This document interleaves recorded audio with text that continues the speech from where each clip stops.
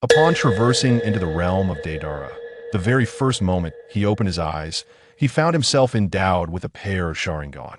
Hey, could I not opt to inherit the position of Tsuchikage and frolic with Kurotsuchi instead? Why am I being coerced into joining Akatsuki right from the outset? Chapter 1. Reluctantly joining Akatsuki. Why must I find myself in this time? Deidara was engulfed by a profound sense of malice. Before him stood a man, aloof and godlike, basking in the sunlight, his blood-red, three-to-mo eyes fixed upon him, a melancholic and gaunt visage clad in the iconic black-and-red cloud cloak, revealing his true identity. Uchiha Itachi, the prodigy who would cast a shadow over Deidara's life in the original narrative. You have lost. Itachi spoke slowly, devoid of any emotional inflection, as if merely stating a trivial fact. Do not jest. Not only was the original Deidara merely a 12-year-old child, but even the current Deidara, facing such scornful derision, felt an immeasurable rage welling within him. I refuse to accept it. My art is the strongest. How could I possibly lose to anyone? Just as Deidara was about to erupt in a fit of hysteria, a voice resonated in his mind, interrupting him. Ding! The ultimate artist system has been activated. Please choose one of the following paths. 1. A direct confrontation. Refuse to join Akatsuki. Return to Wagakure. Become Tsuchikage. Gather the tailed beasts. Resurrect the 10 tails. Summon Kagaya, Otsutsuki, and defeat her to attain peace. 2. Endure humiliation. Agree to join Akatsuki. Assist in gathering the tailed beasts. Resurrect the 10 tails. Summon Kagaya, Otsutsuki, and defeat her to attain peace. Deidara pondered, System, you have brought me to this juncture in time. Do you believe I have a choice? The individuals recruiting him were not only Uchiha Itachi, but also the formidable puppeteer Sasori, who had single-handedly defeated the third Kazekage, and the fearsome Kisame. Hoshigaki, who had effortlessly subdued the 8 tails Jinchuriki. He could not hope to contend with even one of them. Ding. Host, your reasoning is quite sound. Based on intelligent calculations, the system will automatically select the path of enduring humiliation for you. System interface unlocked. Skill tree unlocked. Ultimate artist system. Host Deidara. Shock value 01000. Skill points 1. Host. By using your art to evoke shock in others, you can accumulate shock value. The more powerful the individual, the greater the shock value they can provide. Upon reaching the required shock value for an upgrade, you will earn a skill point, the system explained within Deidara's mind. Brat, make your choice quickly. I detest waiting. Before Deidara could thoroughly examine the skill tree, a low, menacing voice, tinged with a rasp, interrupted him. The speaker was Sasori, who lay in a peculiar position on the ground, revealing only his masked head, which was unmistakably that of a villain. Deidara, now a traveler well-versed in the original storyline, recognized that this peculiar appearance was due to the fact that this body was a puppet, a masterpiece of Sasori. Sasori himself was known for his impatience, particularly when it came to waiting for others. So, what will it be? Will you refuse? Besides Sasori, the shark-faced Kisame Hoshigaki tilted slightly, his right hand reaching behind him to grasp the hilt of his sword, speaking in a tone that conveyed a subtle mockery. The implication was clear. Should Deidara refuse, he would likely find himself on the receiving end of Samahata. Humph. It appears your Akatsuki organization possesses some clout. In that case, I shall join. This way, I can showcase my art to a wider audience. Yes, Deidara replied. Brat, what you call art is merely ephemeral. True art is eternal. Sasori retorted immediately. No. Art is the sublime moment. Art is the fleeting beauty. Art is an explosion. Is the ninja world vast? From the original narrative's perspective, it is indeed quite large. Is the ninja world small? If ninjas were to employ various methods to travel at full speed, traversing between nations would take but a few days. Deidara had already been exiled by a Wagakure to the border of the Earth Country due to his obsessive dedication to explosive art, and Akatsuki's latest base was not far from the land of waterfall. Thus, if he were to travel at full speed, he could reach it in half a day. However, that was unlikely, for the members of Akatsuki were notoriously lethargic, meandering along at snail's pace. Regardless of their strength, their speed likely paled in comparison to that of ordinary merchant caravans. Deidara, your art certainly possesses its conveniences, Kisame remarked nonchalantly as he walked alongside Uchiha Itachi, glancing up at Deidara, who was soaring above on a clay. Bird, of course, my art is perfect. Yes, Deidara responded, then focused intently on examining the system's skill tree. Having joined such a perilous organization as Akatsuki, and considering the myriad crises and upheavals the ninja world would face in the future, strength was imperative. The system's skill tree branched into 4 paths: explosive science, morphology, material science, and ninja arts, each containing numerous advanced skills. Explosive science, mastery level 1. Morphology, optimization level 1. Material science, improved clay. Ninja arts, chakra enhancement. These 4 represented the foundational skills corresponding to each path. The meanings of explosive mastery, improved clay, and chakra enhancement were quite clear, yet Deidara found himself puzzled by the morphology optimization skill, uncertain of its potential effects. Regardless, as an explosive artist, the foremost priority was to enhance explosive damage. Thus, Deidara unhesitatingly allocated his first skill point to explosive mastery level 1. Immediately thereafter, a skill beneath explosive mastery level 1 revealed its true form. Explosive mastery level 1, C2 Enhanced Dragon.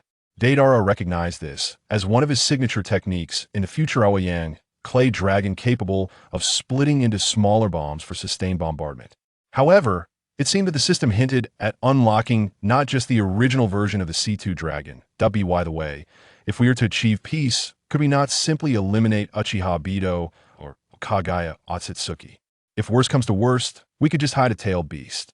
Why must we resurrect Kagaya Otsutsuki and subsequently defeat her? Deidara questioned the system, bewildered. Host, do not forget that several other Otsutsuki remain hidden in the ninja world. If you do not utilize the Ten Tails and Kagaya Otsutsuki to level up, when those Otsutsuki eventually emerge, how will you contend with them? Furthermore, by obstructing the original narrative resurrection of Kagaya Otsutsuki, you hinder Naruto and Sasuke, the destined children, from gaining strength. In that case, even if you wish to cling to their coattails, you would find no opportunity. The ninja world might indeed face annihilation. Thus, it seems I must traverse the ninja world as depicted in the original narrative. Chapter 2. Testing the Waters. Within a clandestine base in the land of Waterfall, Deidara encountered the man who proclaimed himself a godhoa being this is the newcomer. What a mere child, a dismissive, frivolous voice echoed from within. As footsteps approached, 2 towering figures, similarly clad in blackened cloud cloaks, emerged from the shadows. Point 1 was wrapped in a white turban, bearing the headband of a rogue ninja from Tsuchikage, with a pair of menacing green eyes. The other was a portly man whose earlier words had come from his lips. This must be Kakazu and his former comrade. At this time, Haiden has yet to join Akatsuki. It is said that Kakazu has a penchant for eliminating teammates, likely driven by the allure of their bounties. After all, those who ascend to become official members of Akatsuki, despite any lack of finesse, are at least of elite jonin caliber. An elite jonin, despite being merely 12 years old, Deidara possesses the strength befitting such a title. Otherwise, Pain would not have dispatched such a lavish entourage for his invitation. It seems I must teach the newcomer the importance of respecting their seniors. Is that acceptable, leader? The unfortunate soul, lacking in ability but rich in temperament, still managed to temper his pride in front of Pain. Certainly, Pain Awachu colorful projection nodded. He had arrived here via the body flicker technique, while his true form remained in the rain village. Oh, this promises to be entertaining. Itachi, it is rare to encounter something so intriguing. Shall we take a moment to relax? Kisame grinned, revealing shark-like teeth as he addressed Uchiha Itachi. Itachi remained as stoic and silent as ever, yet his silence itself signified agreement. Kisame cared little for his teammate Kachu's demeanor, despite the youth of Kachu's significantly younger age. He regarded him as a close friend and even a mentor, treating him with deep respect. Deidara, Don Hoja, keep me waiting. Sasori spoke in a low voice, TCH. Feeling underestimated, Deidara was somewhat displeased. Pain was clearly testing his capabilities. Let them be awed by my art. Deidara Gochu, right hand, delved into the clay pouch at his waist, with a mouth in his palm opened wide, consuming a lump of white clay and chewing it thoughtfully. Let Kurotsuchi use this ordinary C1 clay bomb as a preliminary test. His right hand opened, revealing a myriad of intricately crafted miniature clay spiders, which he hurled to the ground before infusing them with chakra. Instantly, the swarm of miniature clay spiders expanded to the size of fists, obediently scuttling towards the unfortunate soul, brandishing a large knife. A secret technique? If it were coming from me, I must create some distance. Though the unfortunate soul Kurotsuchi prowess pales in comparison to the others in Akatsuki, he remains a formidable expert compared to the average individual. An elite jonin, even among the 5 great ninja villages, represents a significant combat force, especially considering his rich battle experience as a rogue ninja. Although he could not discern Dargu abilities, he swiftly devised a countermeasure. The unfortunate soul leapt into the air, chakra coalescing beneath his feet as he charged from above the cave. How fast? Deidara was startled. This individual appeared to be a taijutsu-oriented ninja, while he specialized in ranged attacks. He must not allow the enemy to close in. Commanding the clay spiders to advance towards the charging foe, Deidara simultaneously reached into his clay pouch to fashion new clay bombs. Cursed. The combat terrain is confined within this narrow cave. Were in open space, he could easily mold a bird for aerial advantage, essentially securing victory. Futile. You little brat. The unfortunate soul taunted before swiftly forming a series of hand seals. Fire style. Fireball jutsu. As he puffed his cheeks, he expelled 4 or 5 fireballs, targeting not Deidara himself, but rather the encroaching clay spiders. This one Kawaja do. It seems I must trigger an early detonation. Deidara Kurotsuchi clay is vulnerable to lightning techniques, yet that does not imply it is defenseless against other elemental attacks. As long as the offensive is sufficiently powerful, it can destroy the clay, especially these hastily crafted small bombs, which would surely melt if not detonated soon. Art is an explosion. Huh. Deidara raised 2 fingers to his chest, and with a fierce shout, he detonated the clay spiders. The resulting explosions sent rocks tumbling from the cave, momentarily obscuring everyone else's view with dust. Nice. The potency of the clay bombs has increased by 50%. A smile graced Deidara Kurotsuchi's face. He had not anticipated that even a basic level of explosive mastery would yield such significant benefits. He eagerly anticipated the skills that lay ahead. That I told you it was futile, little brat. The unfortunate soul emerged from the dust cloud, his body merely dusted with debris and unscathed. After all, this was merely a probing attack. No one expected to defeat an elite jonin with such trivial tactics. Don't think you can escape. Fire style. Fire Phoenix, Immortal Jutsu. A raging inferno erupted from the unfortunate soul Kurotsuchi's mouth. A branked ninjutsu, one of the most frequently employed techniques among high-level combatants. Its power should not be underestimated. Witness the likes of Madara, who also utilizes brank fire techniques, but with such strength that it achieves strength effects. He did not aim the fireball directly at Deidara. Instead, he sought to cut off Deidara Kurotsuchi's escape route. As a taijutsu ninja, he was well aware that he could not rely on ninjutsu or jinjutsu to overcome his foes. Now that Igwahi within this distance, Igwaji E1.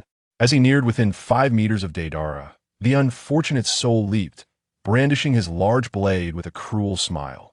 Don't underestimate my art, you scoundrel, what?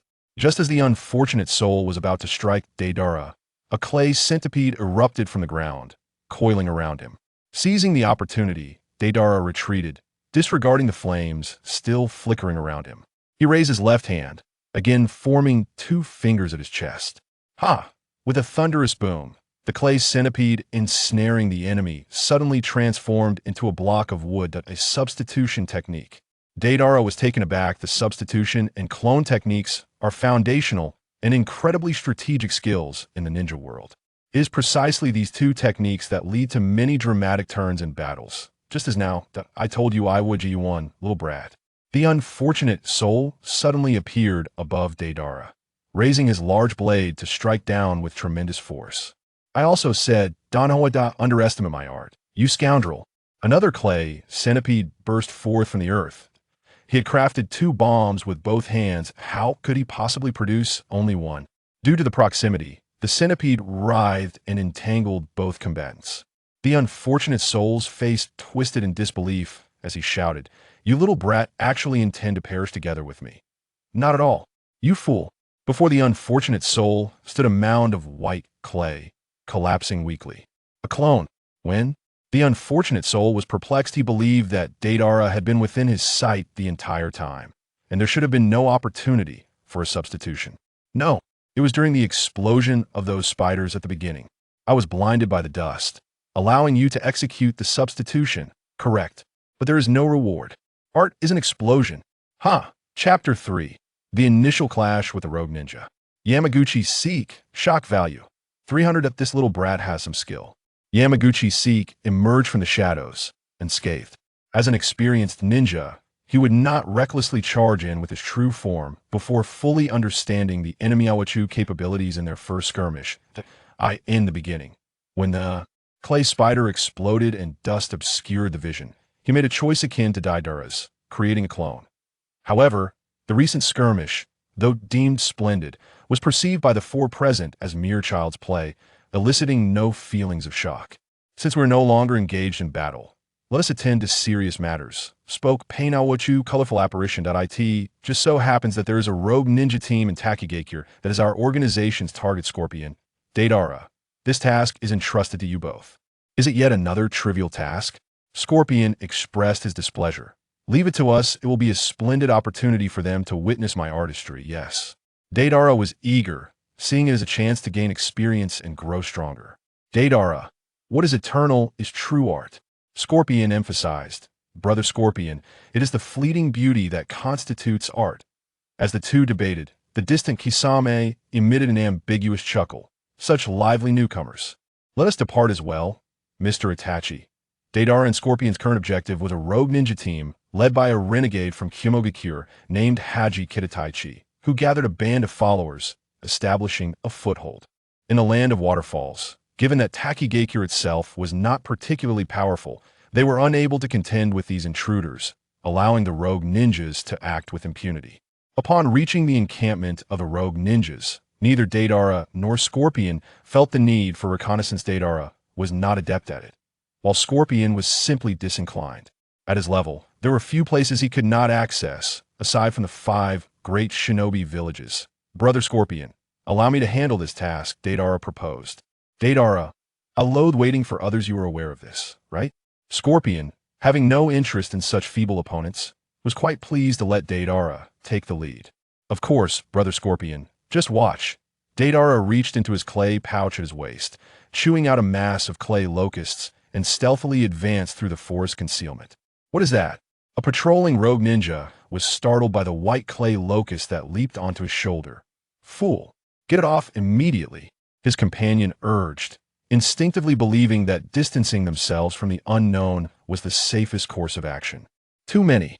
Wait, you have them on you too. It was too late. Art is an explosion. Drink boom. The 2 rogue ninjas were reduced to ashes. Shocking value, 100 for Kaido. Shocking value, 100 for Photon Xiong. The meager shocking value gained from their demise indicated that strength significantly influenced such metrics. Who goes there? The rogue ninja camp erupted in chaos, clearly alerted to the disturbance. Be cautious.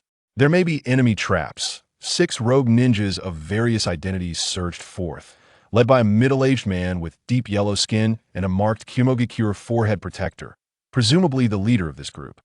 Haji Kitataichi, Lord Kitataichi, Kaido, and Photon Xiong are likely dead. A rogue ninja, having picked up a tattered forehead protector from the ground, reported gravely to Haji Kitataichi. The enemy is over there. One rogue ninja spotted Scorpion in the distance. Is it just one person? Haji Kitataichi furrowed his brow, his expression darkening as he contemplated. No matter what, we must deal with the immediate threat. 2 young rogue ninjas, lacking caution, rushed toward the motionless Scorpion, armed with kunai. Fools, do not act rashly. We have yet to clear the area of enemy traps. Haji Kitataichi shouted from behind, but it was too late as the 2 young ninjas stepped onto a tree branch. A swarm of white clay spiders suddenly sprang from behind, clinging to their legs. Drink! A light shout was heard, and the white clay spiders instantly transformed into lethal explosives, sending the two into the afterlife.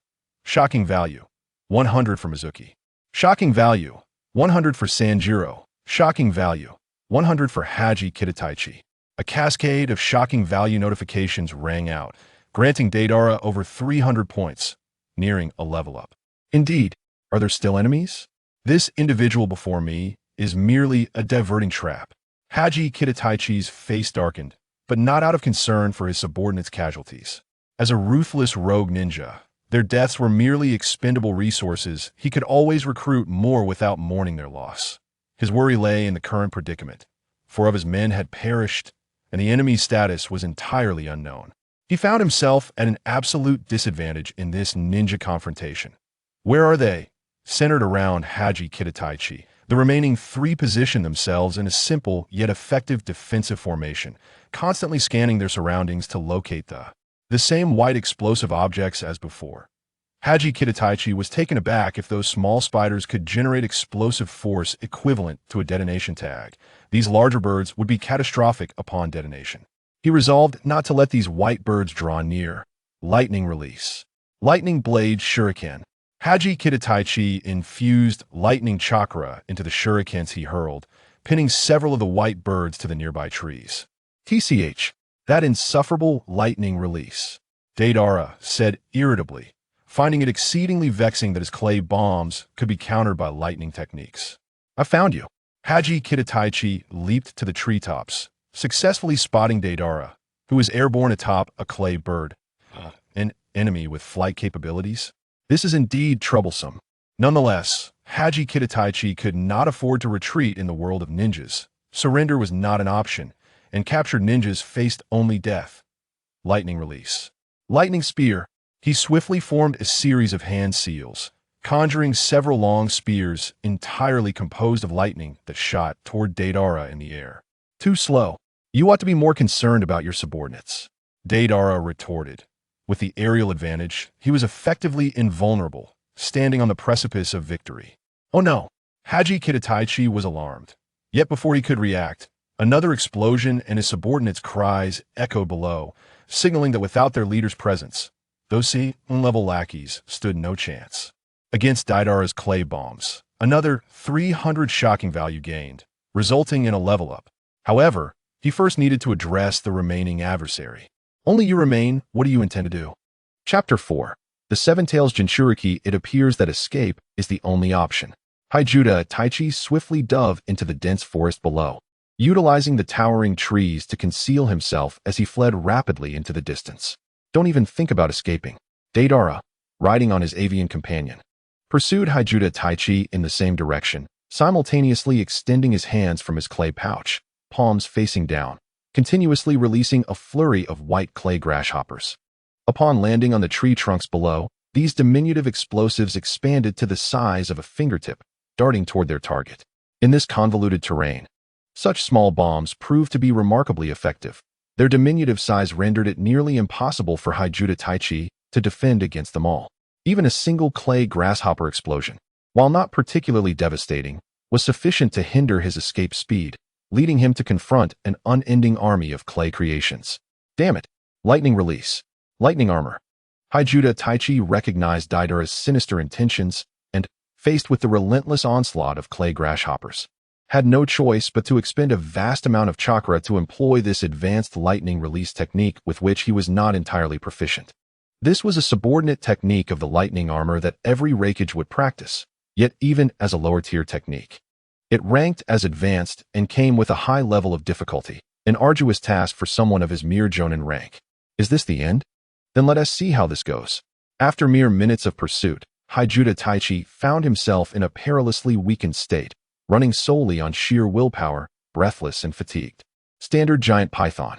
A clay python, exceeding 10 meters in length, materialized, coiling its massive body with astonishing speed to intercept Hajuda Taichi, ensnaring him against a large tree, rendering him immobile. Be amazed by my art, Deidara exclaimed, his shock value reaching 500. Most powerful artist system. Host, Deidara. Shock value, 350-2000. Skill points, 1. Unlocked skill, Mastery of Explosion level 1. Nice. I've leveled up. Deidara unhesitatingly allocated his skill points to enhance the giant dragon technique, now possessing a formidable trump card that would enable him to contend with a ninja of near Kage caliber. Deidara, you're too slow. I said not to keep me waiting. Scorpion, manipulating the flowing crimson, approached from behind, uttering his customary catchphrase. Brother Scorpion, waiting for art is also a form of enjoyment, Deidara retorted. Damn it, that is not art. Enough. Since we VE completed our task, let us find a place to rest before the leader issues further commands. I wish to thoroughly contemplate new art. Deidara believed that enhancing his strength should not rely solely on the system. He must also harness his innate talent. Especially now that he had unlocked the enhanced giant dragon technique, it was imperative to develop his own unique clay techniques. Let us go. I still have 2 puppets to create. Scorpion, equally weary of trivial matters, readily agreed. The 2 ventured through the forest, finally settling in a nearby small town. Ah, this is truly comfortable. Brother Scorpion, don't you need to eat? Deidara, with a skewer of dumplings in his right hand, munched on one with his mouth while another mouth in his right hand consumed the last dumpling, and a mouth on the left sipped tea. This trifecta of dining was Deidara's unique skill. You can eat by yourself. I'll return to my room to craft puppets. Scorpion, feeling as though he had become a puppet himself, believed he should no longer have emotions or concern for the judgment of the world. Yet, today he discovered he was mistaken. He could not endure the peculiar stares of the surrounding diners. Wow, that is impressive. A small chubby boy gazed enviously, amazed by Deidara's ability to eat at triple speed. For him, a food lover, it was the utmost temptation. Of course, Deidara replied, flashing a friendly smile at the little boy as he bit into another dumpling. After satisfying his hunger and thirst, Deidara returned to his room. Seeking to amuse himself, Brother Scorpion, what will you do about sleeping at night with that appearance? Scorpion, occupied with puppet parts, paused for a moment, seemingly suppressing his anger. This is merely my puppet. What do you mean, with that appearance? Oh, a puppet. Deidara feigned surprise. The puppet was human-sized, and since Brother Scorpion remained inside, wasn't he curled up like the insects underground? I'll kill you, Deidara. The long, flat metallic tail of the crimson-flowing puppet extended menacingly, its tip gleaming ominously as it lunged toward Deidara. Hey, Brother Scorpion, this is a hotel. You'll have to pay for the damage. Deidara shouted while dodging. Hey, Brother Scorpion, you're serious about this. I was wrong. Subtlety. However, amidst their playful banter within the hotel room, a powerful surge of chakra suddenly descended upon them, accompanied by a middle-aged man, dressed as a ninja, being hurled through the air, and an ominous dark red tail that obliterated the entire hotel. What is happening? Such formidable chakra. Deidara was momentarily taken aback. It's a tailed beast. It seems the 7 tails from Tsuchikage has gone berserk. Scorpion was no stranger to the overwhelming malice and chaotic chakra, having witnessed the rampage of the one-tailed Shikaku back in Tsuchikage. Recognizing their location in the land of waterfalls, he was quick to deduce the identity of the rampaging beast. Oh, things are becoming intriguing. The good news is we won't have to pay for the hotel, Deidara remarked with a grin. Shall we take a look? The 7 tails must be a splendid subject for art. Deidara's face lit up with excitement, perhaps influenced by his inherent fervor for art, despite being a time traveler. He could not resist the thrill of the moment. Boring, Scorpion replied dismissively. The Akatsuki was still in its infiltration phase, and Nagato had yet to issue orders to capture the tailed beasts. Thus Scorpion held no interest. Brother Scorpion, are you afraid you can't handle the 7 tails? Deidara teased. Every ninja, depending on their training, could face different adversaries and scenarios. A typical example was Kakashi, who, armed with his Raikiri, the Sharingan's ability to replicate thousands of jutsu, and his high battle IQ, could easily contend with humanoid foes, earning himself the nickname Konoha's copy ninja. However, if tasked to fight a tailed beast, even if it stood there to be struck, he would struggle to breach its defenses. Scorpion faced a similar dilemma. His puppetry and toxins were effective against humanoid foes, but against a tailed beast, they would be futile. It was likely that only the puppets of the 3rd Kazekage, utilizing magnet release, could stand a chance, yet that would still be a case of exploiting one's strengths against another's weaknesses. It was no wonder that in the original narrative, it was Deidara who engaged Gaara. Given the circumstances at that time, Scorpion might not have succeeded. Of course, on the contrary, someone like Deidara was particularly suited for battling tailed beasts. Chapter 5. Enhanced giant dragon Deidara, do you wish to die? Scorpion said darkly, his tail swaying ominously in the air, ready to strike at any moment. Yet, to Deidara, this was merely a display of indignation. Brother Scorpion, now it seems you cannot escape. The ninjas from Tsuchikage, engaged in battle with the Seven Tails Jinchuriki, had suffered heavy casualties, leaving Deidara and Scorpion emanating the most potent chakra as the prime targets for the Seven Tails' wrath. Boom! A dark red tail descended upon their location, reducing the entire street to rubble. What a nuisance! Scorpion manipulated the crimson stream of clay to leap atop a house, fixating his gaze on the rampaging Seven Tails Jinchuriki in the distance, whose expression was anything but amiable. Brother Scorpion, since you cannot defeat him, allow me to handle it. Let him witness my artistry, exclaimed Deidara, soaring into the sky atop a colossal clay bird. First and foremost, he aimed to draw the rampaging Seven Tails outside, for the town was filled with innocent civilians. Though he had chosen the path of enduring humiliation, he could not simply disregard the lives of ordinary people. Almost there. Perfect timing to test my latest unlock technique. Deidara retrieved a sizable chunk of white clay from his pouch, raised it to his lips, and bit down hard, chewing rapidly. To create such a large clay bomb, he needed to utilize his mouth. After all, are you following me? Deidara observed the approaching Seven Tails in the distance, who had already revealed 3 of its tails. Behold my art, enhanced dragon of destruction. A thunderous roar echoed throughout the forest as a 20-meter-long clay dragon, with a wingspan equally impressive, emerged into the sky. Its physique was not the slender and powerful form one might expect of a dragon. Rather, it appeared somewhat rotund, which was precisely its unique trait, as it served as a bomb mother capable of continuously producing clay bombs by shrinking its own form. The shock value was significant. Scorpion 500, Seven Tails 800. The Crimson Sand Scorpion gazed at the enormous clay dragon, rivaling the size of a tailed beast, feeling a surge of astonishment for the first time. Is this the artistry of that little brat? Quite impressive. Had Deidara finally astonished a ninja of Scorpion's caliber? Witnessing the System S enhancement, Deidara could not help but smile. It felt splendid to flaunt one's abilities in the presence of such formidable foes. Let us see my art in action. Deidara felt slightly strained. Creating such a massive clay dragon was a considerable burden on his chakra. He maneuvered the clay dragon higher into the sky, crossing his hands to form the necessary hand seals for earth release. The dragon's throat began to rumble, and a small dragon, roughly the size of a car, materialized at the dragon's mouth before being expelled. Go! The small dragon dove rapidly towards the Seven Tails below, and before it could evade, Deidara detonated it, illuminating the night forest with a brilliant blaze. The Seven Tails roared in response, leaping from the explosion, unsurprisingly unscathed. After all, it was a tailed beast, impervious to such minor attacks. Don't just stare at the sky, pay attention to your feet. As Deidara's words echoed, a massive clay centipede, several meters long, emerged, ensnaring the rampaging Seven Tails. This was a trap he had laid when luring the Seven Tails to this spot, finally proving effective. Exploding right next to you. Even a tailed beast cannot ignore this. With another deafening boom, flames reflected on Scorpion's face as he mused. Has the fourth tail appeared? This form of rampage is quite unprecedented. For Scorpion, witnessing the increase in the number of tails of the rampaging Jinchuriki was a rarity. After all, the Shikaku of Tsuchikage had only one tail and did not exhibit such progressive transformations. Perhaps weary of being on the defensive, the Seven Tails suddenly sprouted 4 chakra wings from its back and took to the skies. This is problematic. The Seven Tails can fly. How could I have forgotten? Deidara lamented, realizing that he needed to activate the unique technique of his enhanced dragon to prevent the Seven Tails from closing in.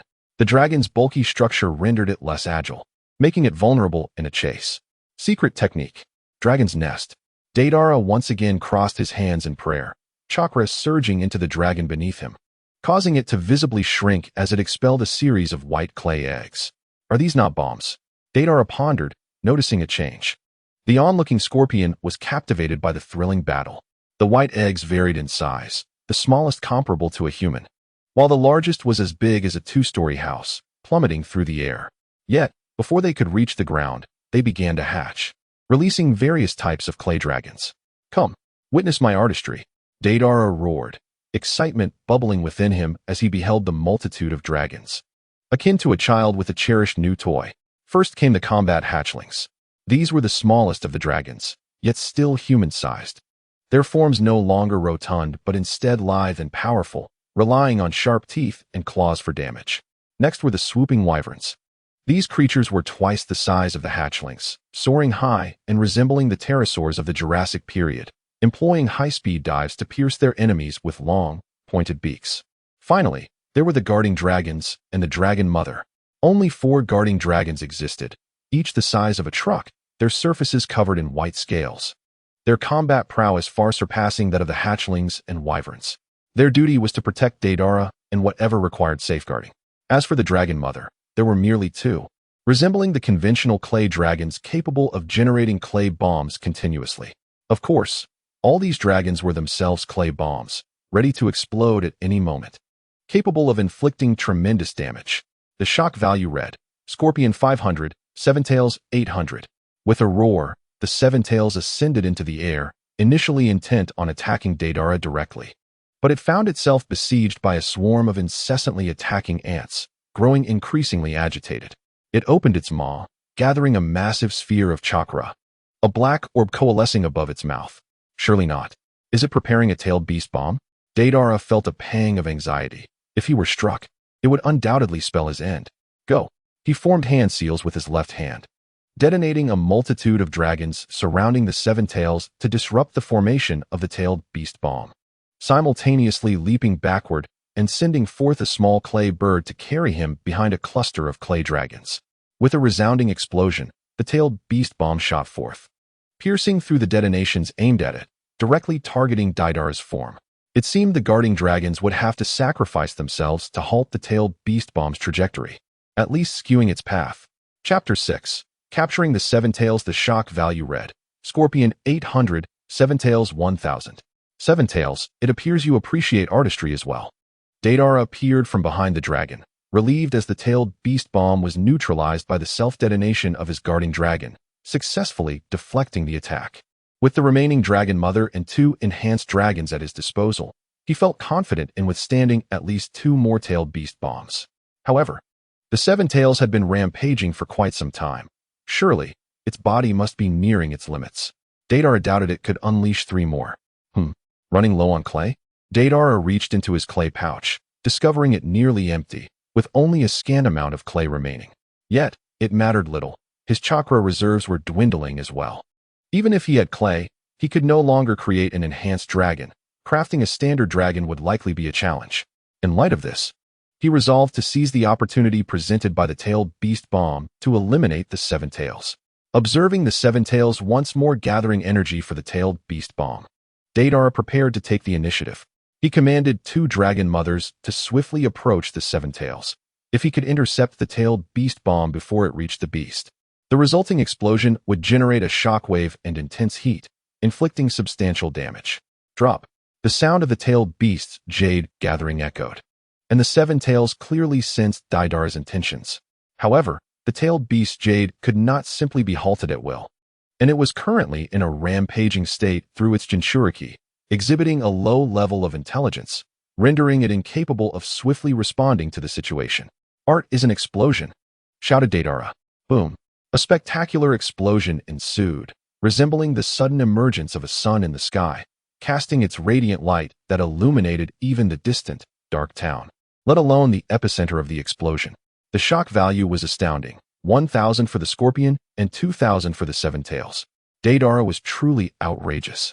The Scorpion maneuvered his red stream puppet underground as a powerful shockwave emanated from the Seven Tails center, obliterating a vast expanse of forest into a massive crater with a radius of at least 100 meters. Success. Indeed, my art is the finest. He descended on a clay bird to the unconscious Jinchuriki of the Seven Tails, finding an old man with a pallid complexion, seemingly nearing the end of his life. Wait, wasn't the original Jinchuriki of the Seven Tails a little girl? She should be around the same age as Naruto and Sasuke.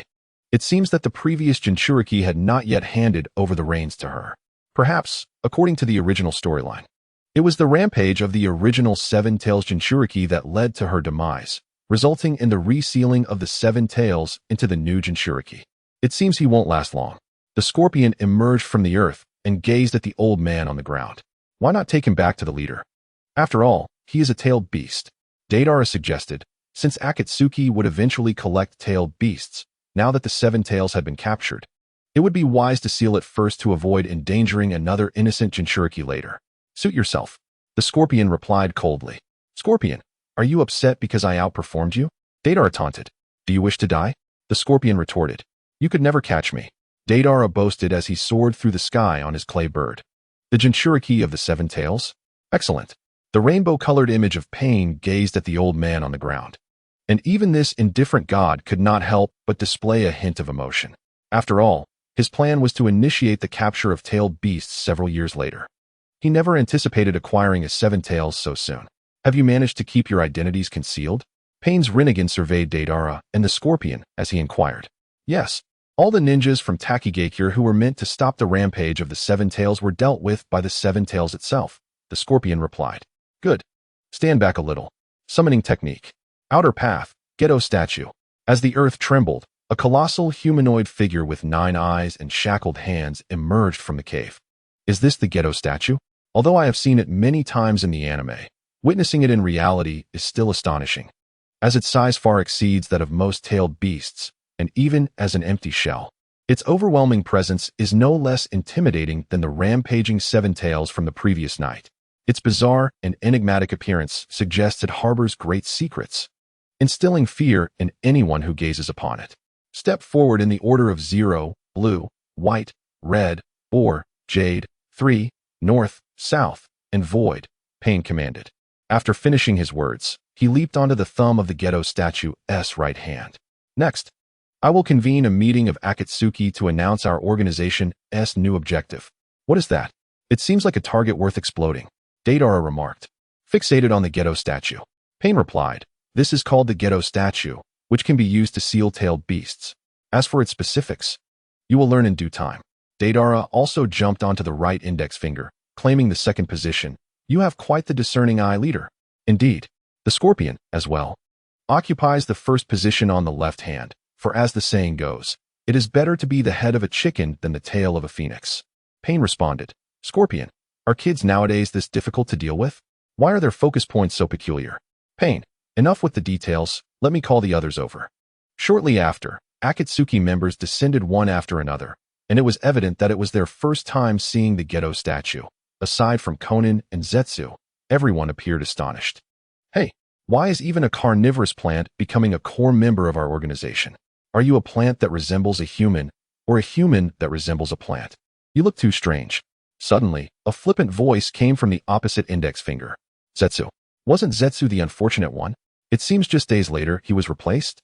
However, if you are willing to believe in the evil god, the deity will redeem you. The one who spoke was Haiden, confirming that the Akatsuki members had gathered, except for the vacant position left by Orochimaru's defection. However, Orochimaru's desertion was one thing.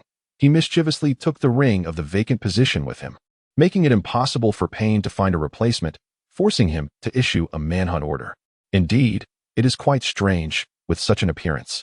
Can you photosynthesize like a plant? Deidara inquired, fully aware of Zetsu's identity, yet choosing to feign ignorance for amusement. You, a murderer, and you, with 3 mouths, have no right to speak ill of others.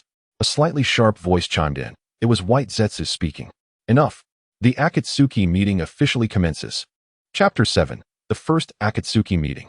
Pain stood on the thumb of the ghetto statue's right hand, his circular Rinnegan scanning the crowd before he spoke in a tone that remained cold, yet carried a hint of fervor.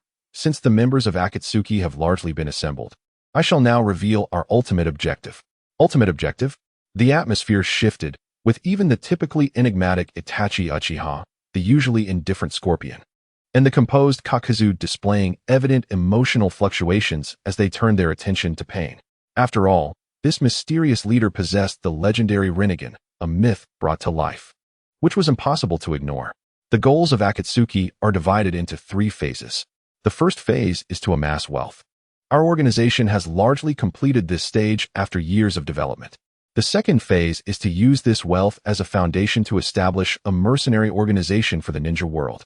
Hey, if that's the case, how does that differ from other ninja villages? Isn't it simply completing tasks for rewards? Do you aspire to be the leader of a small, uninvited ninja village? How dull.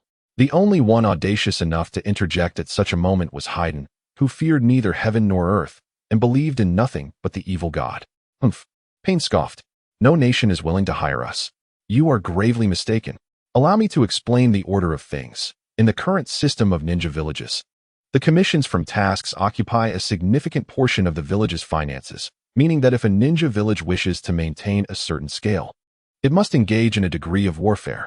Yet, in this era, minor conflicts occur frequently, while major wars have vanished, causing ninja villages to shrink, particularly the smaller ones. To maintain their previous scale, they lack funding, but if they reduce their size, they cannot respond to emergencies. At this juncture, our Akatsuki organization emerges, squeezing out those smaller villages through price manipulation, gradually monopolizing all warfare with the tailed beasts, which will ultimately lead to the larger ninja villages being unable to sustain themselves. In this manner, we will achieve the third phase of our organization's objective, to conquer the world. Deidara was uncertain of Nagato's true intentions. He refrained from articulating his aspiration for world peace. Perhaps it stemmed from a deep-seated mistrust of the Akatsuki members, or perhaps he harbored doubts about the likelihood of success, feeling a sense of shame. Regardless, had Deidara not been aware of the ensuing narrative, he would have willingly applauded this grand speech. For the blueprint of the organization was indeed splendidly conceived, and the vision enticingly operational. However, the reactions of the assembly were telling. They exhibited a palpable skepticism towards Payne's proclamations and discerned his reservations. For instance, what was the purpose of that bizarre outer path statue? Although the blueprint was impressively drawn, what tangible benefits would they reap in the future? Payne appeared indifferent to the sentiments of his peers, likely viewing them merely as tools, for they were not truly his allies. Uchiha Itachi, too, harbored ulterior motives, while the remaining members were formidable warriors, not easily swayed by mere rhetoric. He was neither Naruto nor Orochimaru, lacking the gift of persuasive speech. Thus, the task of sealing the seven tails commenced, requiring a duration of 3 days. The sealing technique was promptly transmitted to all, and everyone was cautioned to be wary of their original forms during this period, stated Payne. Deidara then received a segment of sealing technique information through the ring on his hand, specifically the illusionary technique known as illusionary Dragon 9 seals. Initially, he found it quite impressive, but as time progressed, it seemed rather absurd. Figures like Obito and Madara could seal beasts in an instant. What? 3 days? I still need to pray to the evil god. Haydn protested. Silence, Haydn, Kakuzu reprimanded. Hey, Kakuzu, this is unavoidable. The doctrine mandates it, and it annoys me too. I have to pray every day? Be quiet, or I shall end you. You'd have to catch me first, Haydn retorted nonchalantly. We have to maintain the connection for 3 days. Deidara hastily activated the system. The Ultimate Artist System host, Deidara Shock Value, 27,504. 000 skill points. 2 unlocked skills. Mastery of Explosions Level 1. Enhanced Giant Dragon after completing the sealing of the 7 tails. He successfully leveled up twice due to the shock value garnered from both Scorpion and the Beast, a piece of good news. The bad news was that it seemed each level required an additional 1,000 shock values, which implied that leveling up would soon become a daunting task. Nevertheless, overthinking was futile. He should consider where to allocate his points. The 3 options available were special sensory landmines, super high temperature, and extended detonation range. All branches derived from the enhanced giant dragon. Among these, super high temperature was the main branch, leading to an extensive skill tree upon unlocking. The other 2 were mere offshoots. However, Deidara believed the current enhanced giant dragon sufficed, and he pondered other skill segments, such as chakra enhancement in the ninja studies category, which was particularly appealing. At merely 12 years of age, his chakra reserves were limited. He nearly exhausted them when battling the 7 tails Jinchuriki. After much contemplation, Deidara allocated his 2 points to the first skill of material studies, improved clay, and the first skill of ninja studies, chakra enhancement. Why does it feel like my chakra hasn't increased? Host. Chakra enhancement provides feedback in a gradual manner. Henceforth, all your chakra growth will be doubled until you reach an age where it can no longer increase. This was indeed promising. Although immediate enhancement was lacking, the long-term benefits would undoubtedly be formidable. And what about the improved clay? Deidara realized he could directly inquire about the effects of skill points rather than waiting to experiment. Improved clay is a newly optimized variant of your original clay, possessing enhanced resistances, reduced material consumption, and slightly increased explosive power. Wait, what does this lightning-resistant clay, requires lightning blade tooth, mean? Deidara discovered that the next skill under improved clay bore this name. Could it be that he would soon overcome the weakness of being easily vanquished by lightning techniques? Literally, lightning-resistant clay enhances resistance to lightning techniques, eliminating the flaw of becoming inert upon contact with lightning. However, it does not overlap with improved clay. They are two distinct types. Moreover, did you notice the unlocking conditions in the parentheses? It requires not just a skill point, but also the collection of the lightning blade tooth from the 7 ninja swords, which must be sacrificed to the system to unlock this clay. That sounds worthwhile. Once the 7 tails are sealed, I shall set forth to acquire the lightning blade tooth. Chapter 8. Land of Grass. Brother Scorpion, do you intend to turn him into a puppet? Deidara inquired curiously upon witnessing Scorpion retrieve the corpse of the 7 tails Jinchuriki. Although the tailed beast had been extracted, remnants of its chakra would likely linger within the body, making it a fascinating artistic acquisition. Scorpion, for once, engaged in an extensive dialogue, indicating his interest. However, Deidara speculated that the puppet crafted from this Jinchuriki would only reach the level of the golden horn and silver horn, capable of slight tailed beast transformation, but not capable of unleashing tailed beast bombs. The complete 7 tails Jinchuriki fell to my artistry, and now, Brother Scorpion, your artistry has descended to scavenging my leftovers? It seems our artistic prowess is clearly defined. Deidara, go perish. After a full 3 days, Scorpion finally completed the puppet of the 7 tails Jinchuriki. Stepping out of the cave and basking in the sunlight, Deidara felt as if he were emerging from a long slumber. Brother Scorpion, have you uncovered the whereabouts of the lightning blade tooth? This 3-day wait wasn't in vain, at the very least. Scorpion must have dispatched orders to investigate its location. Scorpion's intelligence network was extensive, with many subordinates scattered throughout the ninja world.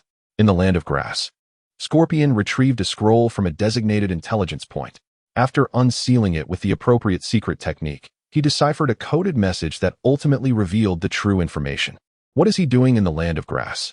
Deidara recalled from the original narrative that the lightning blade tooth had fled from the Land of Water and taken refuge in a secluded mountainous area of the Land of Fire, where he had become a local lord, even adopting a child named Ranmaru before being defeated by Naruto and Neji.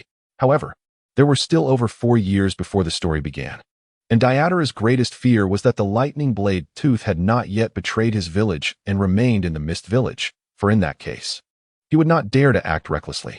However, in the Land of Grass, it mattered little. I heard there's a girl from the Uzumaki clan who can heal with a bite. Perhaps he aims to recruit her as a subordinate. Is this the introduction of Karui? Deidara realized that the lightning blade tooth had engaged in such schemes before becoming a local lord in the Land of Fire. These intricate details were absent in the original work. Will he succeed in acquiring her? Deidara inquired, following closely behind Scorpion with curiosity. A lost dog. Though the grass village is small, it still possesses some strength, Scorpion replied. At Deidara's urging, the two abandoned their leisurely pace and accelerated their journey. The Land of Grass was adjacent to the Land of Water, and within half a day, they reached their destination. That green-haired, dark-eyed, wide-mouthed fellow, is that the lightning blade tooth? Although many memories of the narrative had blurred, upon seeing the lightning blade tooth, Deidara still retained a vague impression. Undeniably, his appearance was quite distinctive, reminiscent of the peculiar aesthetics of the first generation of the 7 ninja swordsmen. Before us stands the formidable Black Ho-Raya, wielding 2 thunderous blades, facing off against a group of grass ninjas. Among them is a small girl with striking red hair, adorned with oversized black-framed glasses and dressed in simple attire. Her limbs marked by numerous bite marks, her expression one of fear and distress. Hey, you with the green hair, could you lend me your blades? And you lot from the grass village, hand over that little girl. If you know what's good for you, spare yourselves. Deidara boldly stepped forward, his audacious words momentarily shattering the tense standoff between the 2 factions. Laughter erupted from the grass ninjas. What a little brat. Who does he think he is to speak so arrogantly? Very well, let us deal with you and that traitorous ninja over there. One of the grass ninjas, armed with a kunai, responded with bravado. After all, they were on familiar ground in the grass village, which was renowned as one of the stronger villages among the small ninja clans, giving them confidence against the likes of the 7 ninja swordsmen. You want my blades? Then come and take them at the cost of your life. Black Horea retorted angrily, feeling insulted by the audacity of this inexplicable youth. Is it a fight you want? Then allow me to show you the essence of my artistry, Deidara declared, reaching into his clay pouch. 2 large mouths emerged from his palms, each consuming a lump of clay. Ordinary spider. A multitude of clay spiders surged forth, splitting into 2 directions to attack both Black Horea and the grass ninjas. How dare this little brat belittle us? One of the grass village's higher-ups remarked, irritated that the youth had chosen to assault both parties simultaneously, clearly showing his disdain.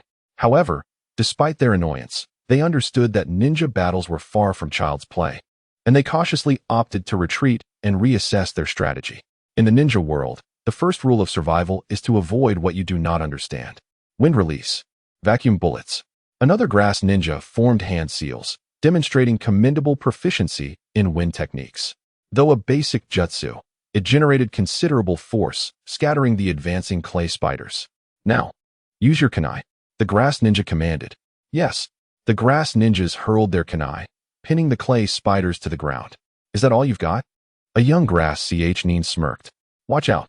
Suddenly, a higher-ranking ninja kicked this nin aside just in time, as a multi-meter-long clay centipede emerged from the earth, missing its target due to the grass ninja's timely warning. That's of no concern. My art never relies solely on mere damage. Deidara grinned, envisioning the explosive potential of the distance. Explode. Huh.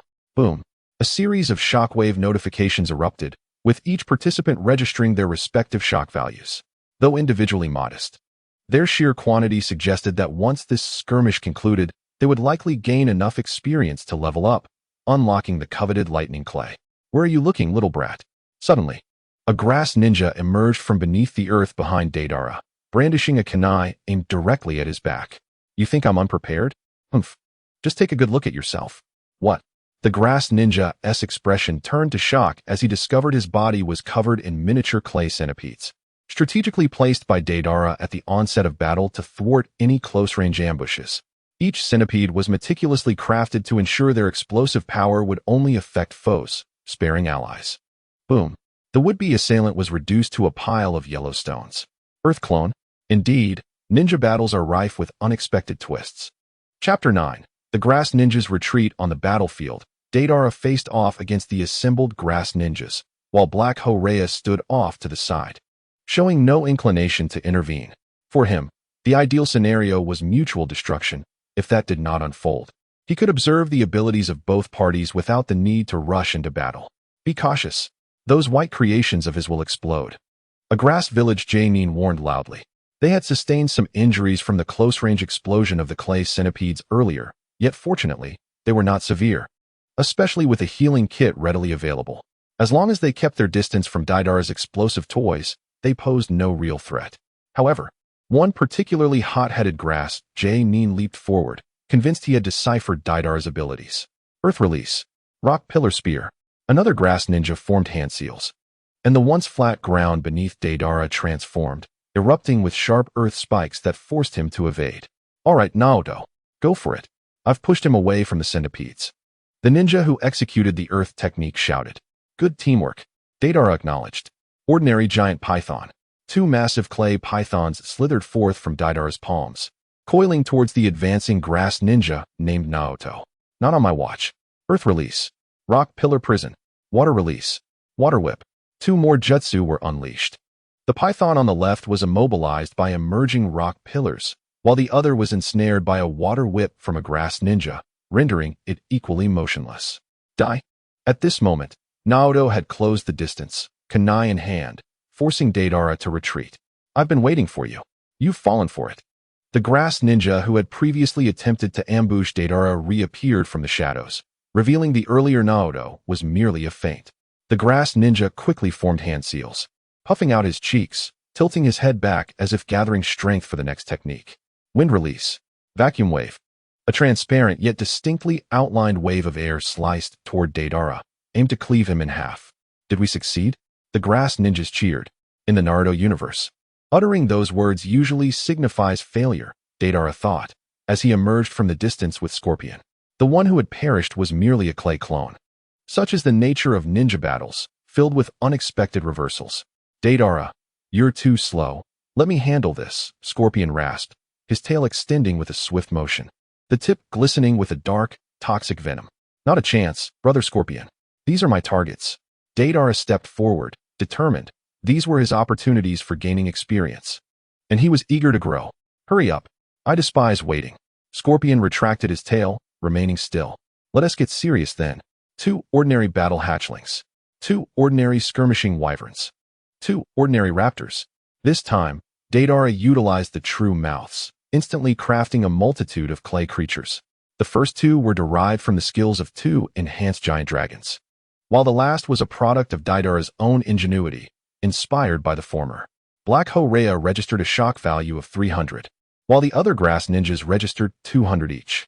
The atmosphere thickened with tension. Previously confident in their numerical advantage, the grass ninjas now felt the weight of doubt. In the sky, a looming mass of clay dragons gathered, while on the ground, a swarm of clay velociraptors emerged, each capable of unleashing devastating explosions that were impossible to counter. Flee! The timid grass ninjas had already begun to run for their lives. How infuriating! Earth style? Earth wall. Water style? Water wall. As the clay creatures charged forward, some grass ninjas attempted to resist, but against such overwhelming numbers, their efforts were utterly futile. With a commanding shout from Deidara, the situation escalated. Quickly bring that little girl over for a bite. I'm injured, cried one grass ninja, lying on the ground with a severed leg, yet the others were too preoccupied to concern themselves with him. 2 had managed to escape? Never mind, it mattered little. The grass ninjas were quite formidable, and Deidara, wary of the girl, refrained from deploying a large-scale explosion. Otherwise, a single massive clay bomb would have wiped out the enemy entirely. Perhaps stunned by the brutality of the battlefield, the young girl, only 7 or 8 years old, bore a face of fear and anxiety, her cheeks smeared with dirt and wood shavings, and 2 new bite marks etched into her skin from the grass ninjas who had failed to save their own lives. Don't kill me. I'm useful. I can heal. Biting me can heal you. Really. To assure Deidara of her sincerity, she raised her slender, bite-marked hand into the air, her distressed demeanor evoking pity. Deidara, somewhat exasperated, scratched his head. Is it really that terrifying? I'm the one who saved you. He lifted the girl from the ground. Hey, Scorpion, could you keep an eye on this little one? I fear she might accidentally get blown up by me. He presented the girl to Scorpion, who replied with evident annoyance. Deidara, I'm not a babysitter. Come on, Scorpion. She is so pitiful. Just take care of her.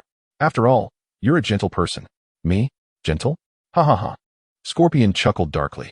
However, Deidara was confident that Scorpion would not neglect her, for in the original narrative, Scorpion was merely a tragic figure who had lost both parents at a young age, obsessively pursuing immortality only to meet his end at the hands of his own grandmother. Chio, a truly lamentable fate. That green-haired, dark-circled, big-mouthed rogue from the Mist Village. Surrender now and hand over your blade while you still can. Deidara called out to the distant observer, Kurotsuchi Rhea. Ha! Kurotsuchi Rhea covered his eyes with one hand, tilting his head back in unabashed mockery, as if he had heard the most amusing joke. I think it's you who should surrender. I have already seen through your abilities.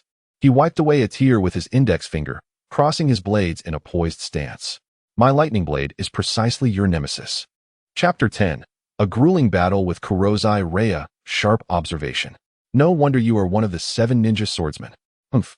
I have been watching from the sidelines and clearly noted that any lightning-style ninjutsu striking your grotesque creations will render them incapable of detonating. Coupled with the earth-style seals you have been using, your abilities must be some variant of earth-style. Earth-style is weak against lightning-style. So as long as I employ lightning techniques, your powers become utterly useless. Kurotsuchi Rhea delivered a triumphant analysis, his face adorned with a confident smile. Hey, green-haired fool.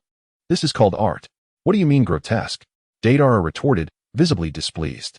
This is irrelevant. I have no intention of engaging in a verbal spar with you. Kurotsuchi Rhea tightened his grip on his twin blades, thrusting forward with remarkable speed, all the while boasting, my lightning blade is one of the highest masterpieces of ninja tools, requiring only a small amount of chakra to continuously unleash lightning-style ninjutsu. I have slain countless foes with it, and you are merely one among them. Prepare to die. This is troublesome. I cannot allow him to get close. Deidara formed a clay bird, initiating an aerial evasion strategy. He had refrained from flying earlier against the grass ninjas, fearing they would flee upon seeing his victory was assured, and he could not deploy large clay bombs while the girl was present. But now, there were no such concerns. Facing an adversary like Kurotsuchi, who had a complete advantage, he had to be cautious to avoid disastrous consequences. I told you it's futile. Lightning style. Lightning Fong. Kurotsuchi crossed his blades and, after a brief moment of gathering energy, unleashed a wave of electric attacks that obliterated the surrounding clay creatures. Can he actually fly? Kurotsuchi paused, watching Deidara ascend into the sky, his brow furrowing slightly as he sensed a challenge. But do not think this means I am out of options. The power of the lightning blade surpasses your imagination. Lightning style. Lightning strike. Boom. A bolt of lightning struck near Deidara, shattering a large boulder beneath. This lightning was not solitary. It was one among many, all summoned from the clouds above, relentlessly pursuing Deidara in the sky. Had it not been for the maneuverability and agility of the clay bird, he would have surely been struck. Darn it. This is troublesome. Deidara felt increasingly cornered. Even his enhanced clay dragons would be mere targets against lightning style, risking immediate obliteration. No. Stay calm. There must be a way. He forced himself to think clearly. The young artist seemed to be at a disadvantage. From a distance, Scorpion contemplated whether to intervene. If a large scale is ineffective, I shall resort to overwhelming numbers. Deidara simultaneously chewed on 3 clay mouths, producing a variety of minuscule bombs to rain down upon the ground. Even when enlarged, these mini-bombs were no bigger than a pinky finger, rendering them exceptionally diminutive, and their explosive power was significantly less than that of a detonation tag. Yet, aside from certain exceptions, most ninjas possessed high offensive capabilities but low defenses. A single stab to the heart, even with a kunai, could be lethal. This was why, even in battles involving the strongest ninjas, throwing shuriken and kunai remained common practice. Therefore, if Deidara's bombs could find their mark, they would still prove effective. I see. You plan to circumvent my lightning style this way. Kurotsuchi observed the clay creatures cascading from the sky like snowflakes, contemplating his next move. Maintaining a broad lightning attack would be taxing on chakra. Even if he eliminated this pesky child, he still had to contend with another foe. And exhausting himself was not a prudent choice. Then let us try this. Kurotsuchi raised his left hand, extending 2 fingers, hidden mist technique. A thick fog enveloped the area, completely concealing Kurotsuchi's form. This was no ordinary mist. It was a chakra-infused vapor, impervious even to the Sharingan, rendering conventional sensory abilities ineffective, particularly for someone like Deidara, devoid of any sensory capabilities. Darn it. Truth be told, I'm contemplating surrender, Deidara mused. Feeling cornered for the first time since his inception, aside from the singular instance when he was swiftly defeated by Itachi Uchiha, his abilities were completely countered, and he could no longer even discern his opponent as shadow.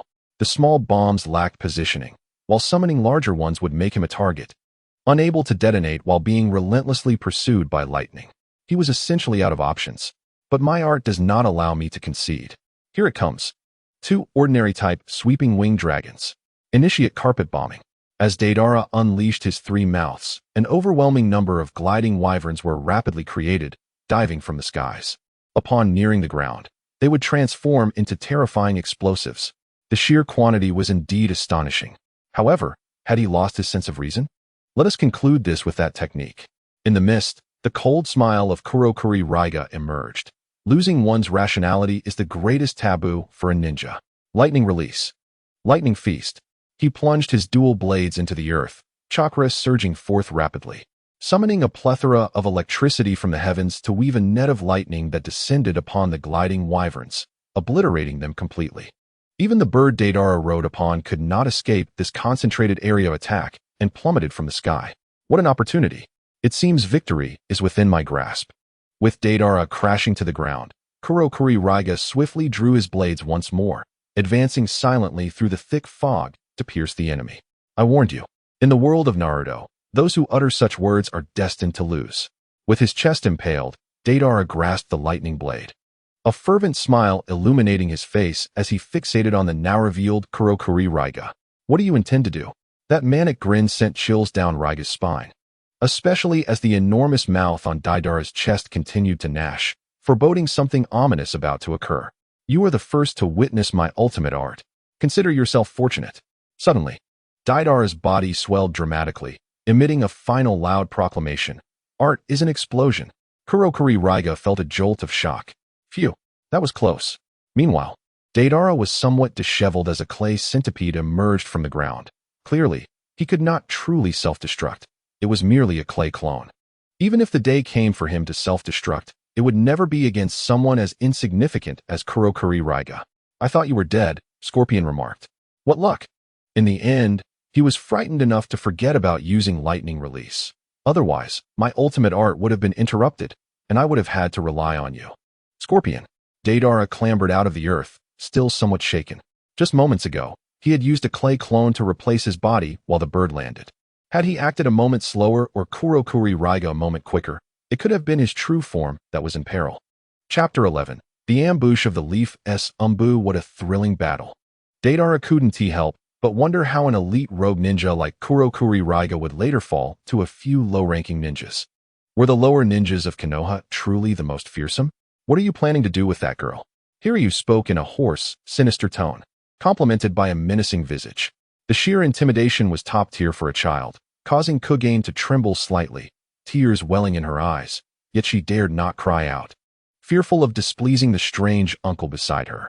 To her, being taken by these two odd individuals was perhaps worse than remaining in the grass ninja village as a mere pawn. We shall bring her back to the organization. In the current ninja world, members of the pure Uzumaki clan are rare, and this little girl appears to possess some remarkable abilities. She is indeed a rare treasure. Deidara responded. Surely Pain would not refuse to adopt an orphan of our clan. Indeed, is she doomed to a fate as a pawn? And to be captured by a more vicious rogue ninja organization? Kugane sat down in fright. Hey, why are you crying, little girl? We are the good guys. Deidara looked at Kugane with some displeasure. Didn't those protagonists treat Kugane with gratitude after rescuing her? Why was her reaction different with him? Forget it. I'll perform a magic trick for you. Watch closely. Deidara clapped his hands, successfully diverting Kugane's attention, grinning with pride as he announced, Behold my secret technique. Triple lick. Wow, truly a man-eating demon. Kugane could no longer contain herself and burst into tears, overwhelmed by the three tongues emerging from three mouths, a sight too horrifying. Reminiscent of the ghost stories parents tell to frighten their children. Deidara's face darkened, retracting his tongues sheepishly. What an ungrateful little girl. Whoosh, whoosh, whoosh. From the distant shadows, several ninjas clad in gray vests and adorned with various animal masks silently appeared. They were members of the Umbu from Konoha, drawn to the commotion to assess the situation. Captain, what should we do? A female Umbu with long purple hair stepped forward, seeking guidance from the white-haired leader. We should retreat. This is not our mission, and there is no need to complicate matters. Another Umbu suggested. From their perspective, it appeared that two rogue ninjas were attacking a grass ninja, and the target was likely the sobbing little girl. Although they were curious about the girl who instigated the conflict, in a major ninja village like Konoha, they often could not engage in unscrupulous actions openly. Thus, even if they rescued the girl, they would ultimately have to return her to the grass ninja village to maintain appearances, rendering their efforts futile and unnecessary. No, you two check the ninja. We will capture these rogue ninjas. The white-haired Umbu leader decisively countered, his gaze fixated on the red-haired girl, momentarily lost in thought. The command from the white-haired Umbu surprised the other members of the team. Their captain was not the type to take a keen interest in altruistic deeds. Nor would such a person be allowed into the Umbu, tasked with handling darker matters. However, despite their astonishment, ninjas are known for their adherence to orders, especially within the specialized Umbu team. So the squad members began preparing, checking their ninja tools, confirming chakra status, simulating potential battle scenarios, observing the terrain, and assessing the capabilities of their opponents. Gray Fox, Sanrin, you will engage head-on with my shadow clone. Tenzo, Raikawa, you two will be responsible for restraining them. My true form will seek an opportunity for a decisive strike, starting with that blonde-haired one, as he possesses the ability to fly, and judging by the previous battle, he should be in poor condition. Yes, yes. Deidara, will you handle this yourself again? Just as Deidara was struggling to entertain the child, Scorpion interjected abruptly. Deidara was taken aback, but quickly realized that more enemies were approaching. The commotion from the earlier battle had attracted some ninjas, which was expected. But which side were they from? Grass ninja? Regardless, he was too exhausted to fight. After 2 intense battles, his chakra had dwindled to nothing, and his clay was nearly depleted. Scorpion, it was just a bit of fun. Why so angry? Isn't this an opportunity? Deidara could certainly detect the underlying tone in Scorpion's voice. Since teaming up with Scorpion, he had always been the one to take action first, much to Scorpion's annoyance, who also wished to showcase his own art. Incoming, be cautious. A volley of shuriken, enveloped in flames, soared from a distance. Their speed and precision far surpassing that of an ordinary ninja, showcasing the thrower's solid fundamentals. Do not underestimate the importance of such basic skills. They remain vital until one reaches the level of Uchiha Madara or Senju Hashirama, where one can summon creations at will without reliance on such fundamentals. Clang. The sound of metal clashing echoed as the tail of the crimson flow puppet gracefully intercepted the shuriken, while Deidara deftly molded another clay bird with his right hand, preparing to ascend into the sky alongside the unsuspecting Conan. It seemed he intended to exploit the aerial advantage once more. Not so fast. Konoha's flowing sword technique, Crescent Moon Knight. The masked purple-haired Umbu sprang into action, leaping high into the air and wielding her long blade with remarkable speed. The blade spun rapidly, creating an illusion akin to a full moon, before it hurtled towards the ascending Deidara with astonishing velocity. Brother Scorpion, help! Deidara cried out. Not because he felt incapable of withstanding the attack, but because he recognized the white-haired Umbu leading the charge, Kakashi Hitaki, whose identity remained unmistakable despite the mask. Given the circumstances, Deidara realized that he was the primary target, and even at full strength, he doubted he could withstand Kakashi's assault. Deidara, it appears your art is rather ineffective. Scorpion's tone, though still somber, carried a hint of satisfaction. Deidara's recent arrogance had certainly irked him, especially after the incident with the Seven Tails Jinchuriki. Nevertheless, he wasted no time, maneuvering the crimson flow puppet to position itself between Deidara and the approaching Kakashi, ready to intercept the imminent threat. Not so fast. Would release. Thorn killing technique. From the shadows, Tenzo made his move. Suddenly, a mass of thorny vines erupted beneath the crimson puppet, ensnaring it and rendering it immobile. Would release. Scorpion exclaimed in surprise. In the ninja world, would release was renowned, and the last user had been exceptionally powerful. However, there was no time for astonishment, though temporarily restrained. The crimson puppet was merely a vessel, and soon an arm extended from beneath its crimson cloak, elongating impossibly and multiplying until it reached a size that required several people to encircle. A puppet, is it? Watch me sever it. The purple-haired Umbu maintained her speed, unwavering in her confidence in her swordsmanship. And what of this? With a swift motion, the severed arm began to emit a purple toxic smoke, rapidly enveloping the area. Retreat. Chapter 12. Kakashi Hitaki. Phew. I'm saved. Deidara sighed in relief as he soared into the sky once more, leaving the remaining tasks to Scorpion. However, he seized the opportunity to hurl some clay bombs, hoping to accumulate more shock value. Fool, do not lose focus on the battlefield. Suddenly, Scorpion's voice, laced with urgency, pierced through Deidara's daze, akin to the sensation of being roused from sleep. What is happening? Deidara felt an overwhelming force thrust him through the air. Yet he remained stationary. Where was this sensation coming from? And how could anyone strike him while he was airborne? Before he could ponder further, the scene shifted dramatically. To his shock, he had not ascended at all. The clay bird was grounded, with Conan seated atop it, while he had been propelled backward. Raikiri. A flash of blue lightning erupted behind Deidara as a masked white-haired Umbu zipped past him, striking his right arm and leaving a gaping wound that bled profusely. With a crash, Deidara landed awkwardly, finally realizing he had fallen victim to a Genjutsu cast by the Sharingan. The sequence of events had unfolded in an instant. Had Scorpion not intervened at the critical moment, he would have met his demise. Ouch, that was close. What a fright. Deidara's current feelings were a mix of pain and panic. Apart from the wound on his right arm, his left side bore bruises and abrasions. This was his first injury since traversing into this world, and it was alarmingly close to death. Indeed, battles among ninjas were not the innocent games of children. They were deadly affairs. Did I fail to deliver a lethal blow? Such a pity. Kakashi mused regretfully, creating distance between himself and Deidara and Scorpion. After a brief skirmish, he realized that Scorpion's abilities exceeded his expectations, and as a puppet master, he was particularly adept at countering humanoid foes, with poison, toxins, and various traps. Even a minor hit could prove fatal.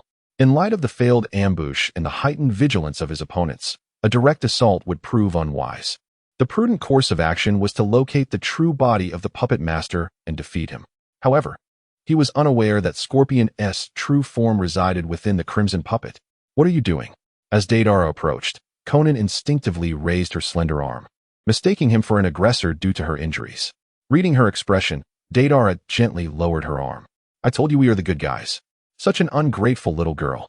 Conan gazed up, her red eyes peering through her black-framed glasses with surprise, and for reasons unknown, she felt a welling sensation in her chest, not of sorrow, but of something else entirely. She nodded, her voice carrying a youthful timbre. "Brother Scorpion, be careful. That's Kakashi Hitaki," Deidara shouted from his newfound height, warning Scorpion of the formidable opponent below.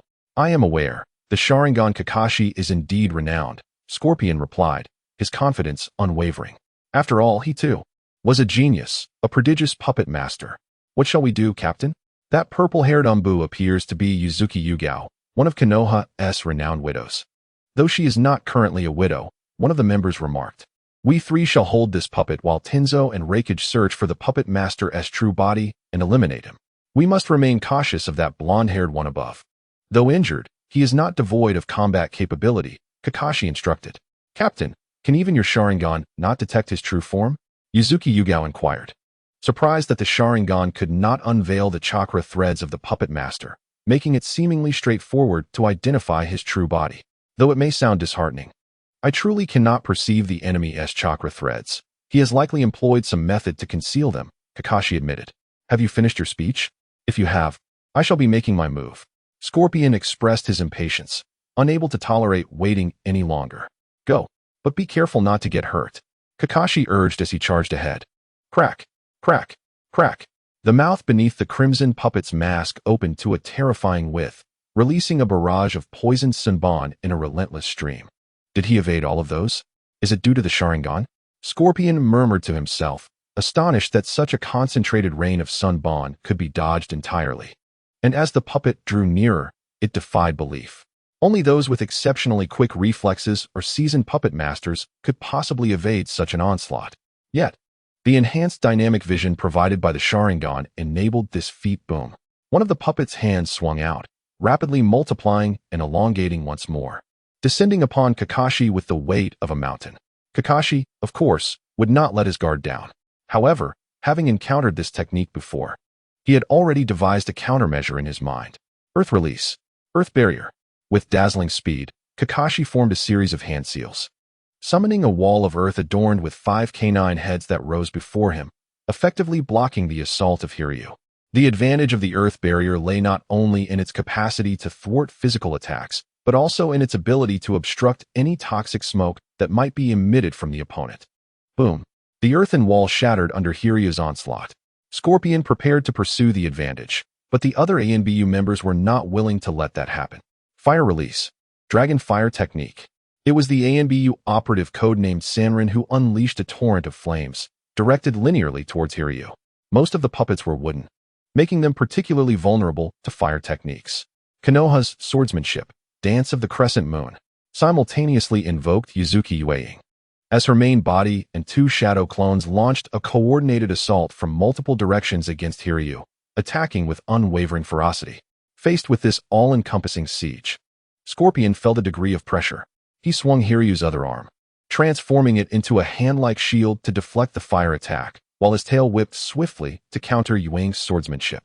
Raikiri, the familiar voice resonated. And from a god's eye perspective, Deidara comprehended the sheer speed of Kakashi's Raikiri thrust, realizing how perilously close he had come to death moments before. Such a technique necessitated the assistance of the Sharingan's dynamic vision to be executed successfully. To put it succinctly, even now, with Kakashi charging his Raikiri, Deidara found it exceedingly difficult to evade. Swish. Kakashi brushed past Hiryu, carving a long gash from the right shoulder to the back. Chapter 13. Nagato is a bit troubled. Swish. Hiryu continuously exhaled purple toxic smoke, forcing Kakashi and Yuzuki Yueying, who were close in proximity, to retreat. Boom. Another explosion echoed as the sound of detonation tags resounded, and amidst the cloud of dust, Scorpion maneuvered Hiryu to retreat swiftly. Observing this from above, Deidara had no choice but to follow Scorpion in retreat. "Captain, they've escaped. Do we pursue?" queried the ANBU operative codenamed Raikwan, emerging from the forest. He had been searching for the puppeteer's true form alongside Tenzo, but had found nothing. "No, I shall return to Konoha," Kakashi replied. Earlier, he had been reminded of his mentor by the sight of Kankuro's crimson hair, recalling the woman known as the Red Hot Pepper. Having lost his mother at a young age, and with his father committing suicide when he was still a child, he had managed to encounter a good teacher and forge bonds with two teammates, only to see them all leave him one by one. One could say that Kakashi's tragic circumstances in the world of Naruto were profoundly severe. Comparatively, both Nagato and Obito seemed to pale in their suffering when placed beside Kakashi. Especially Obito, whose plight was vastly different, as he had suffered the loss of a loved one in a world rife with conflict. A fate that could easily be found amongst many. This was the lament of an era, deserving of sympathy, yet it was not a justification for malevolence. Thus, upon glimpsing Kankuro, Kakashi's heart surged with a long-lost warmth, and he sought to grasp it, to hold it for as long as possible, which led to his uncharacteristic command to attack. However, after this fierce battle, he gradually regained his composure. "What a pity, they fled too swiftly. We couldn't retrieve that little girl," Mickey remarked. After all, they were facing Captain Kakashi. "Fleeing was undoubtedly the most advantageous choice," Raikwan replied, expressing his unwavering trust in Kakashi's prowess. "No, that puppeteer is formidable. Their withdrawal likely has other motives," Kakashi responded. Although it was a brief encounter, an expert could discern the underlying pressure exerted by the opposing puppeteer. In a one-on-one confrontation, Kakashi doubted he would be a match. Furthermore, the blonde-haired individual should not be underestimated. While they had been distracted from a distance, perhaps the other members had not seen clearly due to the distance, but Kakashi, with his Sharingan, had caught glimpses of their destructive ninjutsu, which would prove exceptionally troublesome to counter. But where did these two even emerge from? Judging by their attire, they seemed to belong to an organization, and the sudden appearance of such a mysterious faction in the ninja world could not bode well. Upon returning, a thorough report to the third Hokage was imperative. Meanwhile, on the other side, as it became evident that Kakashi and his ANBU did not give chase, the pace of Deidara and Scorpion slowed. "Brother Scorpion, you fled so unceremoniously. It's rather uncharacteristic of you," Deidara remarked. "Deidara, is this how you repay your savior?" Hiryu raised his head, his menacing glare causing Kankuro to shudder. "After all, we are teammates. If you find yourself in trouble in the future, I will come to your aid," Deidara replied. "Teammates?" Scorpion pondered silently for a moment, choosing not to pursue the matter further. "The leader has instructed us to act discreetly during this period. You haven't forgotten, have you? That Kakashi of the Hatake clan is a crucial figure in Konoha. If we were to kill him, our organization would surely be exposed. Do you think the leader would let you off the hook?" Scorpion began to elucidate the reasons for their retreat. "Huh, is that true?" Deidara questioned, his eyes widening in confusion as he racked his memory and was certain he had no recollection of such an edict. "Could it be that my timeline was erased?" "Fool, what were you doing when we sealed the Seven Tails?" Scorpion retorted. "The leader's orders regarding important matters cannot be conveyed at such times. It's only natural that one would not pay attention. Speaking of which, the Akatsuki's secret bases were numerous. Deidara thought he would have to return to the land of Waterfall, only to discover that there was also one in the land of Grass. Of course, it was yet another cave. When Nagato received the signal transmitted from Deidara's finger, he inexplicably felt a tinge of annoyance. While the other members of the Akatsuki organization slacked off daily, if Nagato did not reach out, they would prefer to forget him entirely. Why was it that Deidara, this little brat, was constantly contacting him? Just the other day, the Jinchuriki of the Seven Tails had been sealed for merely 2 days, and another call was already coming through? "Little brat, do you not realize your leader is a god? I am not your family's babysitter. What is the matter?" The colorful image of pain appeared in the cave, adorned with a pair of notably captivating Rinnegan eyes. "Well, I found a little girl outside, of pure Uzumaki lineage, and she seems to possess a rare quality that can heal with a mere bite. I figured such a talent must be brought back to the organization. Thus, I brought her back. I would appreciate it if you could take her in, Leader, Deidara explained, pulling Kankuro from behind him and poking her cheek.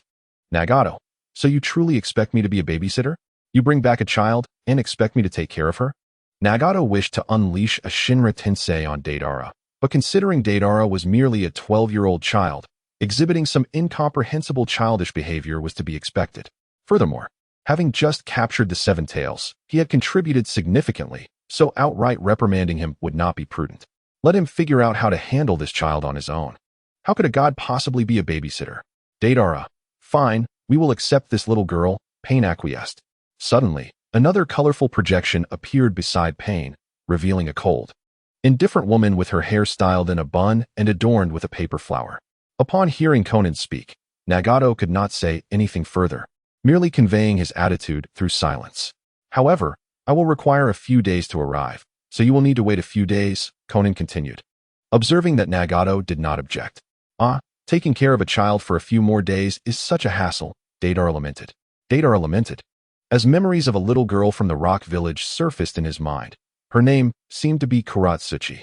She had incessantly clung to him, to the point where he found himself with no time to devote to his artistic pursuits. Children, particularly little girls, were the bane of his existence. However, he thought, once Kurotsuchi grew up, things would improve. A will belonging to a traveler began to emerge, overshadowing the original memories. Hurry up, I despise waiting for others, Scorpion said impatiently. Adhering to his principles, even in the presence of the leader, he would not yield. In the land of rain, a place often described as one that only knows how to weep, the rain fell yet again.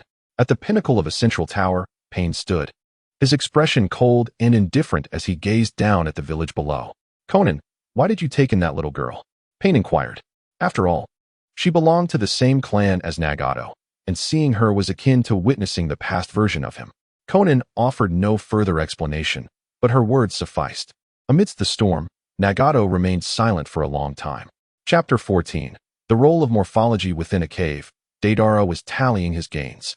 Following his battle with the Grass Ninja and Kurokairai, he had accumulated 5,000 shock points, enough to unlock the lightning-resistant clay. The strongest artist system host, Deidara shock points, 27, 505,000 skill points, 0 unlocked skills, Explosion Mastery Level 1, Enhanced Dragon Type 2, Improved Clay, Chakra Enhancement, Lightning-resistant clay. Advanced clay requires 100 research points. Gazing at the next point for lightning-resistant clay, Deidara found himself puzzled. System, how does one acquire these research points? Upon unlocking this skill point, the system will initially provide you with a rough prototype. You must then either research it yourself or enlist the help of others to truly grasp the method of crafting this clay material. The speed of unlocking through research varies depending on individual research capabilities. Research. The first person that came to Deidara's mind was Orochimaru, the foremost scientist in the shinobi world. If he were involved, it would surely progress quickly. However, that matter wasn't urgent, now that he had the lightning-resistant clay. Deidara planned to temporarily set aside the materials science segment and reinvest his points into the study of explosions, which was the essence of art. By the way, system, are there skill points to enhance genjutsu resistance? Deidara suddenly recalled his other critical weakness. His utter lack of resistance to genjutsu had led to his earlier humiliation at the hands of Itachi Uchiha and nearly cost him his life against Kakashi. Indeed, genjutsu resistance lies within the ninja studies segment. Once you unlock the ninjutsu enhancement skill, you will be able to see the points for enhancing genjutsu resistance, the system replied. That's good, Deidara said, satisfied as he closed the system interface. Upon opening his eyes, he was startled to notice a small girl with red hair beside him, gazing up at him with a pitiful expression. Hey, what is wrong with you? Are you bored? Scorpion, why don't you bring out one of your puppets for this little girl to play with? Deidara called to Scorpion, who was busy assembling puppet parts nearby. Deidara. Scorpion's movements halted abruptly, feeling an unparalleled affront and insult. His puppets were fearsome instruments of death. Even a single one unleashed could wreak havoc on the unsuspecting. Did he not remember how Kankuro cherished even the discarded works of the Red Sand Scorpion? And now he heard Deidara suggesting his puppets be used as toys for a child? He truly wished to string Deidara up with the tail of his puppet. Forget it. Scorpion, you're so stingy. Let me make you a Barbie doll out of clay instead. Deidara bit off a small piece of clay with his right hand and began to chew slowly. Look, a Barbie doll. He spat out a small clay figure, which suddenly transformed into a figurine the size of a regular collectible. Ugh, that is so ugly, Kurotsuchi exclaimed, her face twisted in disdain as she instinctively recoiled, wanting to reject it, yet feeling hesitant. Ugly? Little girl, do you know what you're saying? It is indeed somewhat unsightly. Deidara scratched his head, noting that while the facial features of the Barbie doll were passable, the exquisite clothing he intended to depict appeared comically absurd, resembling a haphazard lump of dough. A realization dawned upon Deidara. Perhaps morphology was meant to enhance the precision of clay puppets. Why were his clay creations predominantly simple, mostly centipedes, spiders, and pythons? The elaborate dragon forms relied solely on the system's unlocks, as he lacked the skill to sculpt intricate clay figures. Thus, if he learned morphology, he should be able to create a variety of clay creatures. Indeed, host. Furthermore, not only will you be able to craft more clay beings, but you will also be able to optimize the structures of existing clay entities, rendering them more lifelike and powerful. For instance, a clay spider that can spin silk, or a clay grasshopper with enhanced jumping abilities. Eventually, as your mastery of the skill progresses, you could even create clay puppets or even clay mechs. This was certainly worthy of admiration. Just imagining the prospect of crafting an army of clay mechs to do battle brought a smile to his face. And he could not help but exclaim, "Do you wish to dance, Uchiha Madara?" Recovering the discarded Barbie doll, he noticed Kurotsuchi still gazing expectantly at him. With a hint of exasperation, Deidara asked, "What do you want?" I'm hungry," Kurotsuchi replied softly. "Well, there is plenty of food stored inside. Go help yourself. But remember to bring me some." Deidara gestured toward the interior of the cave. "Does that scary uncle not eat?"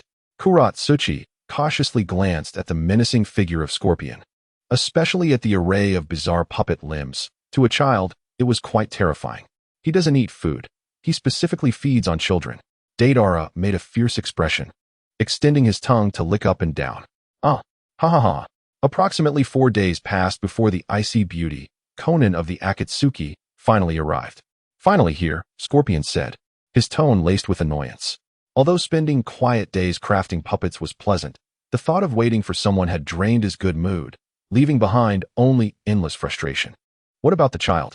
Conan inquired, her expression devoid of any emotion, making it hard to believe she wasn't one of Nagato's 6 paths.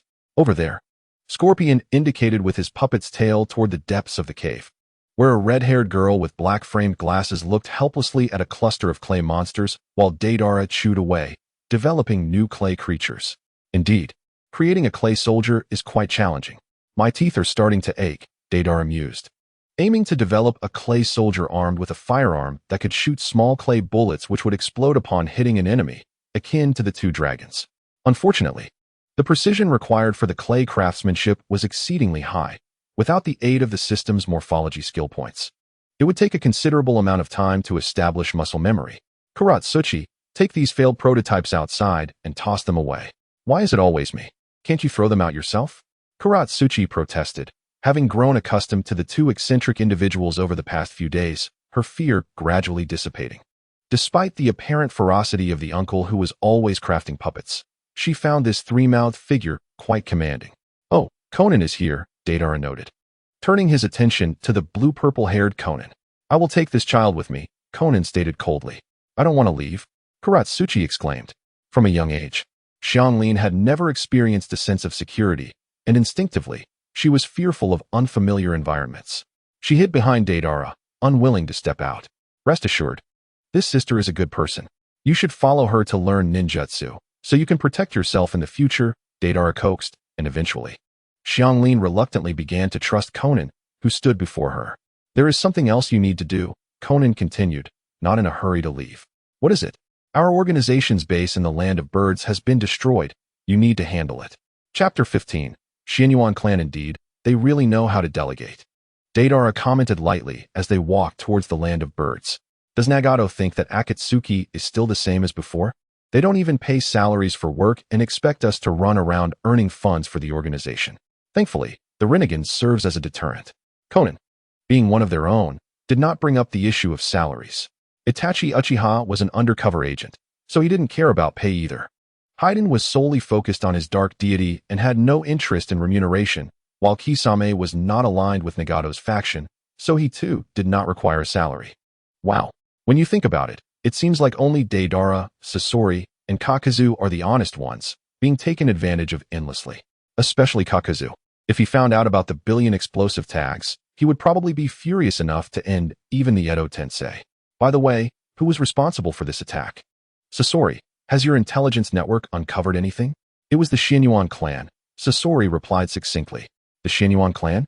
Deidara's alertness heightened immediately. While their strength may not be formidable, their capabilities are quite peculiar, particularly that one who manipulates insects. Even the fourth Reikage fell victim to them. Had it not been for Tsunade's timely intervention, he might have been replaced. What should we do? Should I unleash a grand performance on them? Fool. The crucial part is to interrogate them to uncover who hired them. If you eliminate the Xinyuan clan, where will the leads come from? Sasori retorted. Then we must be cautious. The abilities of the Xinyuan clan members are rather uncanny. Deidara warned. I understand. They are known as the hunters of ninjas, Sasori replied coolly. From a certain perspective, he too was an immortal. Even if his body were destroyed, he could simply switch to another puppet, rendering him indifferent to many conventional threats. But you, Deidara, must not fall victim to their tricks. Do not worry. My art is the strongest. Shut up, Deidara. That is not art. Eternity is art. In addition to their secret base, Akatsuki had several peripheral outposts, originally intended for revenue-generating activities to provide various services for core members, including intelligence gathering. However, it was evident that Nagato lacked leadership skills, resulting in a dismal operation of the entire Akatsuki's peripheral organization. It was embarrassing that they could not even compare to some third-rate organizations while being the strongest in the ninja world. In stark contrast, look at Orochimaru, who busied himself with research and nurturing children, managing to establish the Sound Village and numerous bases across the ninja world, effortlessly overshadowing Nagato. Of course, that was a digression. Deidara and Sasori arrived at the former base in the Land of Birds, situated in a small city, but it had been severely damaged. In a short span of time, it had already been taken over by another gang. I really don't know. I truly don't know. After eliminating the last member of the gang with his puppet, Sasori confirmed that no useful information could be gleaned from this place.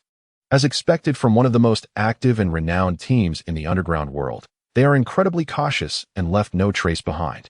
Sasori continued his search.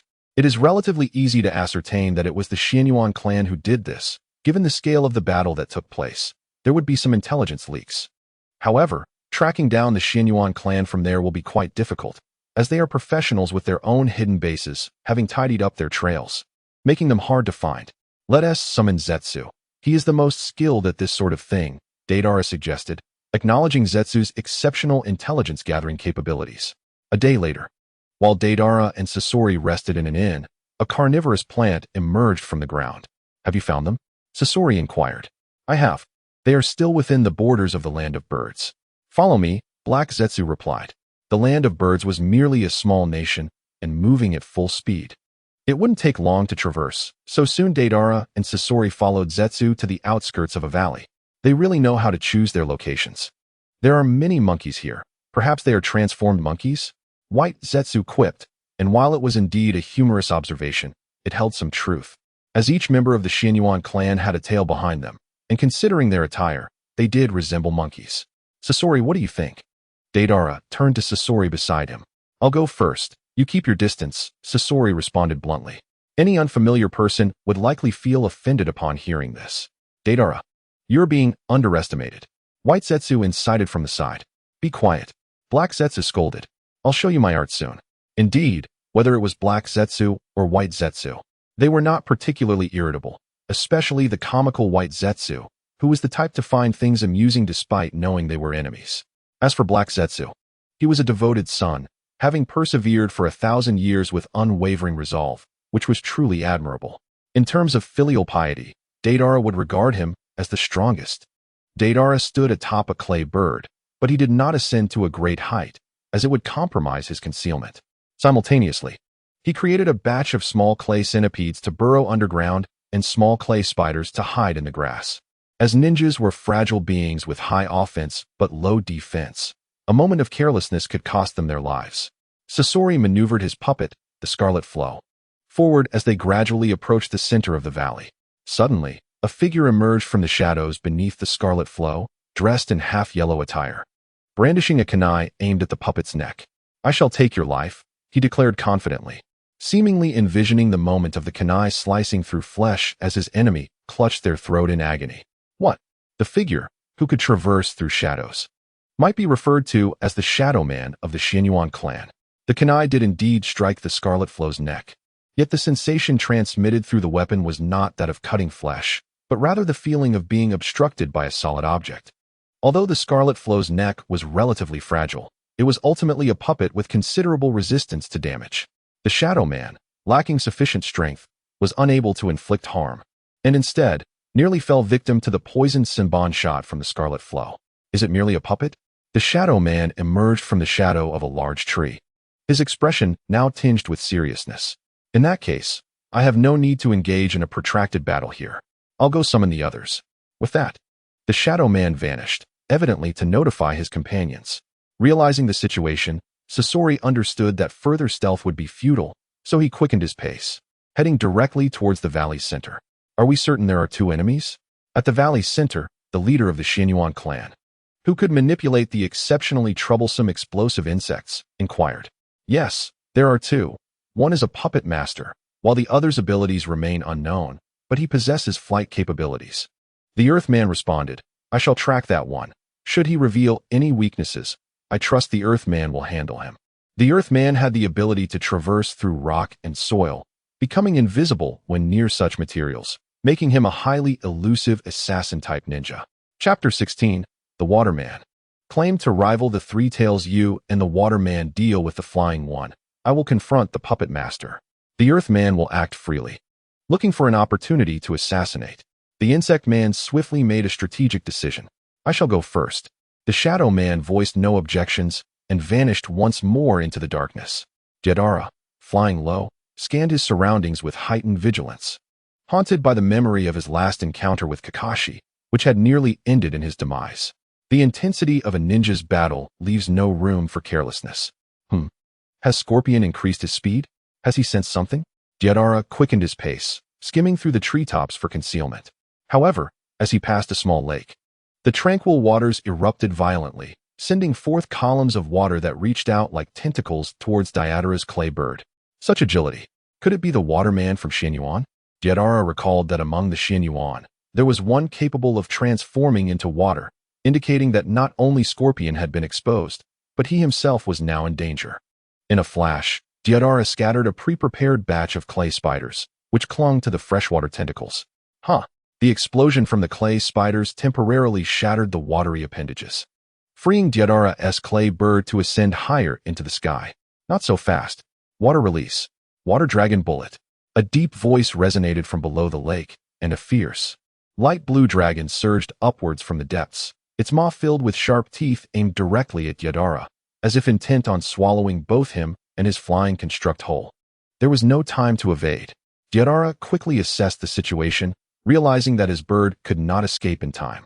He used it as a springboard, leaping upwards and landing on the ground beside the lake. Yet before he could catch his breath, countless light blue hands emerged from the water, relentlessly striking at his position, transforming Deidara into a frantic fly dodging a relentless swatter. This onslaught seemed endless. Deidara, slightly exasperated by the continuous attacks, was not idle during his evasions. Two ordinary combat hatchlings, a swarm of dragon hatchlings, each the size of a human and adorably chubby, surrounded him before charging toward the looming light blue hands with reckless abandon. "Art is an explosion," he proclaimed. Boom, boom, boom. The successive explosions dismantled the Waterman's assault, granting Deidara a brief respite. Now he needed to ascend. Once airborne, he could manage the situation. "Stay vigilant on the battlefield." A voice suddenly echoed in Deidara's ear as a faint, transparent figure materialized, brandishing a kunai aimed at his chest. "I've been prepared for you," Deidara replied calmly, highly cautious now. The clay centipede he had buried earlier had detected the Earthman's presence, but the latter's swift movements underground made it impossible for the centipede to lock onto him. However, with a direct confrontation, an opportunity had finally arrived. What? Earth release. Hardening technique. The Earthman's body transformed into a dark, metallic sheen, glimmering ominously. This was a high-level, highly practical earth technique, capable of rendering its user nearly immune to physical attacks. Impressive, but can you evade my strike? Another assassin from Xianyuan, the Shadow Man, emerged from beneath Deidara's shadow, also wielding a kunai aimed at his chest. TCH, a mere substitute. The Shadow Man scoffed at the sight of Deidara's form morphing into pliable clay. At this moment, Deidara, stepping forth from a different direction, wore a troubled expression as he faced the three Xianyuan members. His abilities were ill-suited for such intricate tasks. Capturing a live target while restrained proved to be exceedingly challenging. He had initially intended to spare them, but it was becoming clear that to avoid failure, he would need to act decisively. Allow me to showcase my true art. With that, Deidara finally achieved flight, gazing down at the three Xianyuan members below. How audacious! The Shadow Man retorted derisively. Perhaps my and the Earthman's abilities are tailored for assassination, lacking direct combat prowess. However, the Waterman's skills are perfectly suited for such scenarios. Once submerged, he can meld with the water, rendering him nearly invincible while unleashing unimaginable power. In a sufficiently large lake, he could rival the strength of the Three Tails. I trust you comprehend what that implies? The Shadow Man's confidence in his comrade's abilities was palpable. To him, the lake, though not vast, was substantial enough that defeating the Waterman in such an environment was sheer folly. Deidara smiled faintly at the mention of the Three Tails. Rivaling the Three Tails, you say? According to the original narrative, I captured the Three Tails myself. I'm not intimidated by the authentic article, let alone a counterfeit. Coincidentally, he had recently captured the Seven Tails, and now he was eager to see how this imitation of the Three Tails could withstand his artistic prowess. Enhanced Giant Roar. A thunderous dragon's roar reverberated through the valley as a colossal white clay dragon, comparable in size to a tailed beast, emerged, exuding an overwhelming aura of dominance that left no room for defiance. The Waterman was shaken, his shock value at 300. The Shadow Man's shock value was also 300. The Earthman's shock value was recorded, while both Black Zetsu and White Zetsu registered at 500. Is this truly Deidara's art? It is indeed shocking. White Zetsu marveled. It seems his clay creations are all capable of explosion. One can hardly fathom the consequences of such a colossal detonation. Perhaps this valley would be entirely flattened.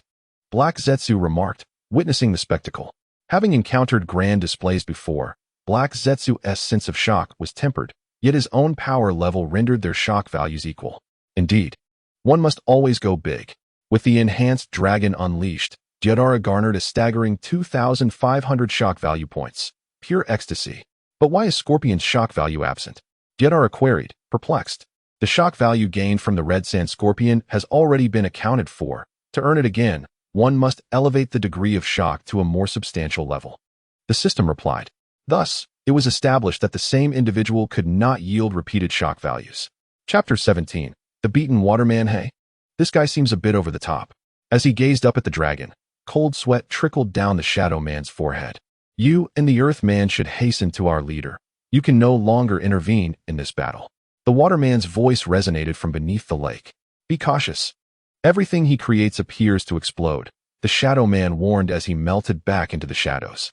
Rest assured, even the fiercest explosion holds no threat to water. The Waterman assured.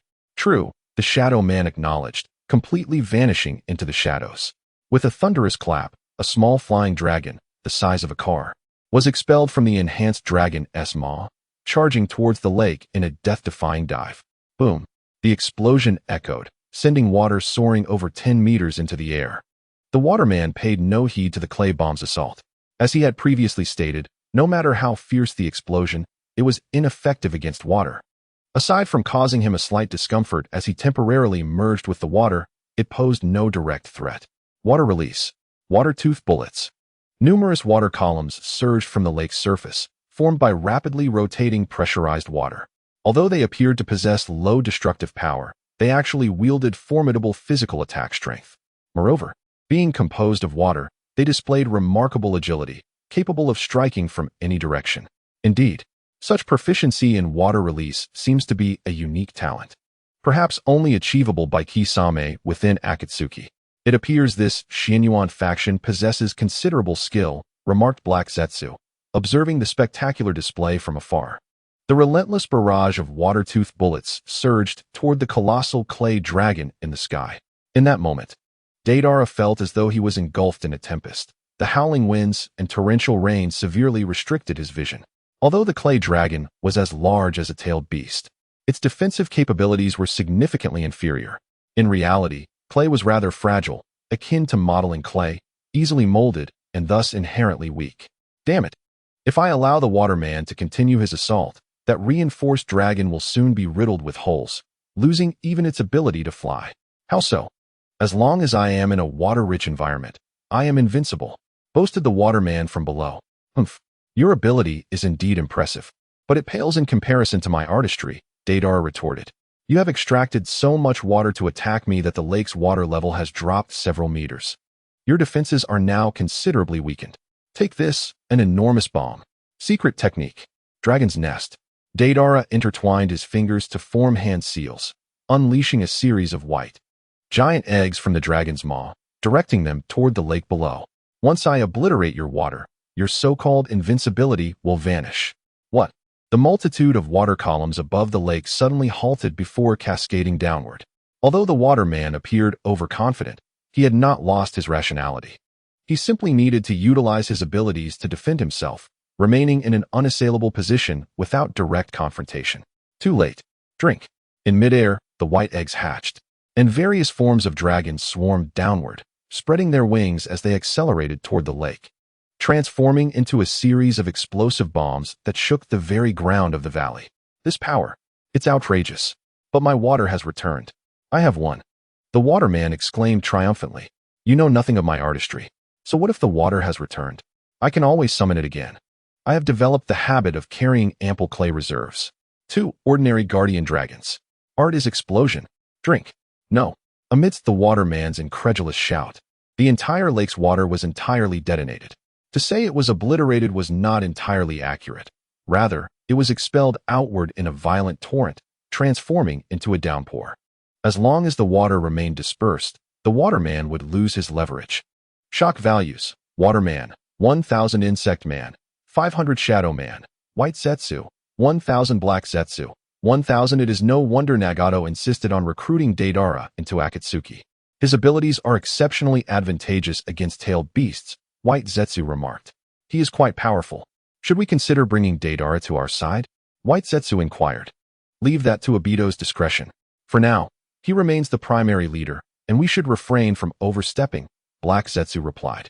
As the mastermind behind a convoluted scheme, Black Zetsu understood that for a plan to be executed flawlessly, one must grant those self-important fools sufficient authority and freedom, allowing them to believe they still maintain control. Otherwise, provoking their vigilance could lead to adverse outcomes. After the light rain, an unusual rainbow emerged within the valley. Eventually, Scorpion arrived, bearing several new scars on his crimson-hued form. Deidara, you are far too reckless. Do you realize that your explosion frightened the rest of the Xianyuan faction into fleeing, leaving me to expend considerable effort just to retrieve them? Scorpion complained. Deidara shrugged, displaying an expression of indifference. What can I say? My art is simply captivating. By the way, have we obtained any information? Deidara inquired, shifting to more pertinent matters. It concerns the daimyo of the Land of Birds. Akatsuki inadvertently offended the daimyo's interests at their base, leading to a bounty of 10 million placed on our heads, Scorpion replied. What? An outer base of Akatsuki is worth 10 million? That's less than a third of Asuma Sarutobi's value. How embarrassing. Deidara reported the outcome to Nagato through the ring on his hand. I understand. I will have Zetsu handle the matter concerning the daimyo of the Land of Birds. Nagato's cold voice resonated within Deidara's mind, an oddly familiar experience, reminiscent of the system's notifications. Speaking of which, after this encounter, I must have leveled up. Deidara eagerly opened the system. Ultimate Artist System Host. Deidara Shock Value. 52, 506, 000 skill points. 1. Unlocked skills. Explosive Mastery Level 1. Reinforced Dragon. Improved Clay. Chakra Enhancement. Lightning Resistant Clay. He had acquired another skill point. In the realms of morphogenesis and explosive theory, Deidara hesitated momentarily before ultimately deciding to enhance his explosive power as initially planned, leaving the remainder for later. Come forth. Super high temperature. This skill would enable clay bombs to generate extreme heat upon detonation, harming the enemy. Chapter 18 Itachi. Don't ask me. I have no objections. Speaking of which, these individuals possess considerable strength. It would be a shame to eliminate them outright. Perhaps it would be better to recruit them into the organization, Deidara mused as he gazed at the 5 members of the Xianyuan faction, bound by ropes. Scorpion interjected. Are you trying to recruit everyone you encounter? Every time you emerge, you seem intent on bringing something back to the organization. I'll reach out to the leader and inform him about this matter. I forgot to mention it earlier, Deidara said, once again contacting Nagato through the ring on his hand. It was undeniably convenient. As the wielder of the Rinnegan, Nagato, who considered himself a god, was not perpetually as pristine as he appeared. His physical form had been drained by the Rinnegan, rendering him so weak that he could hardly walk. Thus, he often encountered troublesome situations in daily life. For instance, during meals, he had to manipulate Pain's 6 paths to feed his original body. If outsiders were to witness this scene, his image would surely be tarnished. After taking a bite of food handed over by Deva Path, Nagato frowned slightly. Conan had gone out to retrieve the last survivor of the Uzumaki clan, leaving him to fend for himself in the kitchen. Unsurprisingly, the flavor was mediocre, to the point where he found it unappetizing. This is all Deidara's fault. He constantly complicates matters. What? A signal is coming through the ring again? Already in a foul mood, Nagato felt his irritation grow as his meal was interrupted. Leader, are you there? Leader. Deidara's voice echoed in Nagato's mind. Not that brat again. Didn't we just talk? Nagato's demeanor remained cold. What is it? He inquired with indifference. On the other side. Upon hearing Pain's voice, Deidara scratched his head in confusion, sensing that Nagato seemed to be in a rather poor mood, although his tone remained as indifferent as ever. Indeed. Leader, I believe the members of Xianyuan are quite capable. We should consider recruiting them into the Akatsuki, Deidara proposed. Unnecessary. Nagato responded coldly. Recognizing the dismissal, Deidara understood that Nagato had misconstrued his intention, thinking he aimed to integrate Xianyuan into the core members of Akatsuki. Leader, what I meant was to allow Xianyuan to become our peripheral members. After all, our external influence is rather weak. We need to recruit a couple of formidable individuals to bolster it, Deidara clarified. After a brief silence, Nagato finally responded. I will convene a meeting to discuss this matter and hear the opinions of others. Thus, the second full meeting of Akatsuki after Deidara's induction was held under such circumstances. This time, Nagato manipulated Pain, not knowing which base he was in, and summoned the others through their consciousness. Hasn't it been a short while since the last meeting? Why are we gathering again? Haiden complained. Where are Kakuzu and Haiden? Why haven't they arrived yet? Scorpion inquired. They are currently engaged in battle. We need to wait a moment, Pain replied. Honestly, I despise waiting for others, Scorpion remarked impatiently. After approximately half an hour, the colorful consciousness forms of Haiden and Kakuzu appeared on the corresponding fingers. Kakuzu. Haiden, you two are too slow, Scorpion said, his tone displeased. Kakuzu cast a glance at Scorpion with his beady green eyes, his face wrapped tightly, revealing no emotion. You should ask Haiden about that. Well, judging by his tone, he seems quite impatient too. Hey, I find it annoying as well. But the doctrine dictates this. I cannot show disrespect to the Lord of Evil, Haiden retorted, remaining true to his usual brash demeanor. All right, everyone quiet down. The Akatsuki meeting is now officially underway. Pain swiftly interrupted their bickering. As Pain spoke, everyone instinctively focused their attention on him. So, leader, what is the purpose of this gathering? Haiden inquired curiously. After glancing at Deidara, Pain gradually began. It concerns the expansion of Akatsuki's external influence. Deidara wishes to enhance our periphery, and I would like to hear your thoughts. Deidara, please share your perspective. Isn't it obvious? Deidara placed his hands on his hips, adopting a tone of undeniable certainty. Leader, we are all elite renegade ninjas, commanding respect wherever we go. Yet we find ourselves occupied with trivial matters daily. It's rather degrading. And this is in light of Akatsuki's current small scale. If you truly aim to rule the world in the future, can we solely rely on our small group? With the 5 great shinobi countries and numerous smaller nations, can we manage it all? It's like those menial tasks in the villages. You cannot expect elite ninjas to undertake such mundane jobs daily. Furthermore, as the strongest organization in the shinobi world, it is humiliating that we cannot even rival third-rate forces. The moment Deidara finished speaking, Haiden immediately echoed his sentiments. Deidara is right. While you sit there issuing commands, we are the ones exhausting ourselves running around. Sometimes we even delay our prayers. The Lord of Evil might be displeased with me. Haydn, ever the blunt one, spoke without reservation, directly confronting Pain. Pain remained silent, proceeding to inquire in order of the rings: 0, blue, white, red, or jade, 3, north, south, void, before reaching Deidara, who was followed by Conan. Conan, what are your thoughts? I believe Deidara is correct. Compared to Nagato, Conan was much more pragmatic, as she did not harbor the grand ambition of achieving peace for the entire shinobi world like Nagato did. Her concerns lay solely with Nagato and the late Yahiko. Therefore, she often examined issues from a different perspective than Nagato's idealism. Nagato may naively believe that achieving invincibility would bring about peace through suppression. But Conan understood that even in such a peaceful environment, countless matters and conflicts would still need resolution. Mishandling them could lead to even greater discord and ultimately, war. It was akin to how modern society still grapples with numerous criminals and ideological confrontations. Itachi Uchiha, what are your opinions?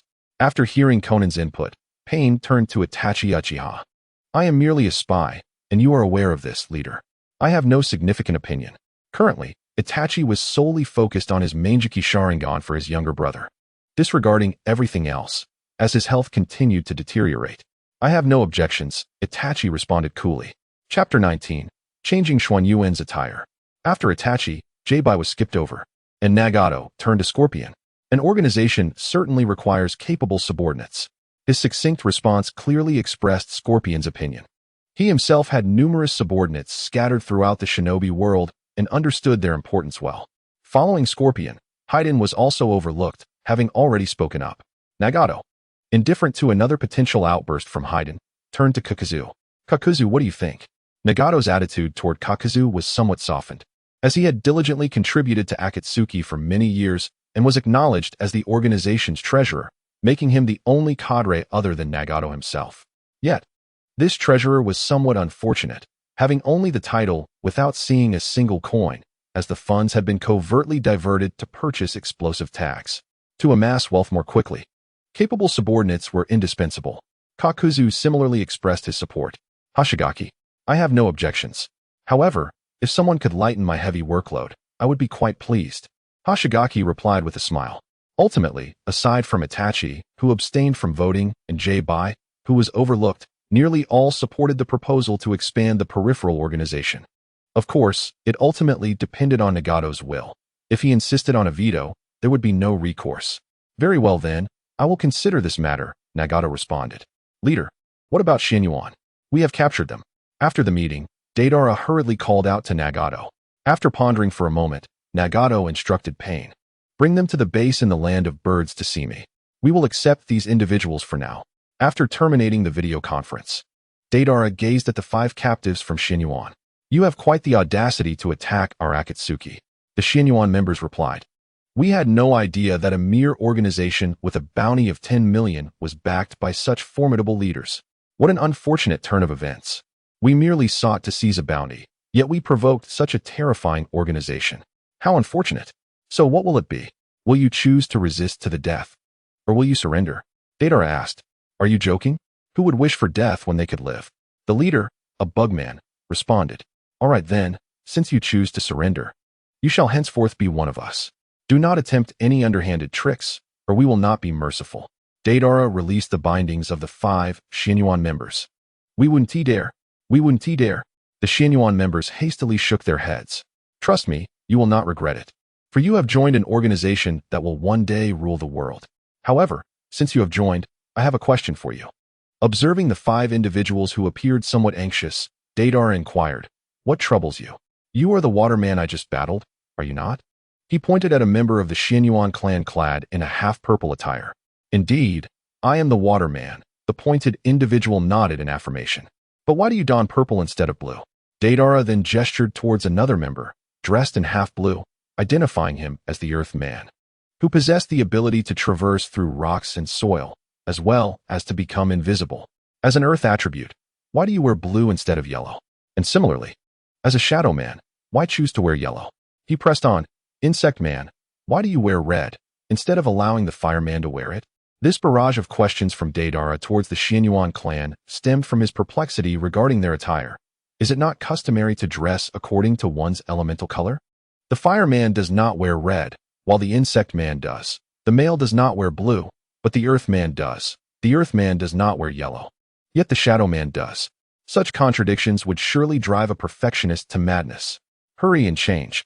After a flurry of chaotic exchanges, Deidara and Scorpion escorted the 5 Xianyuan members back to the secret base in the land of birds.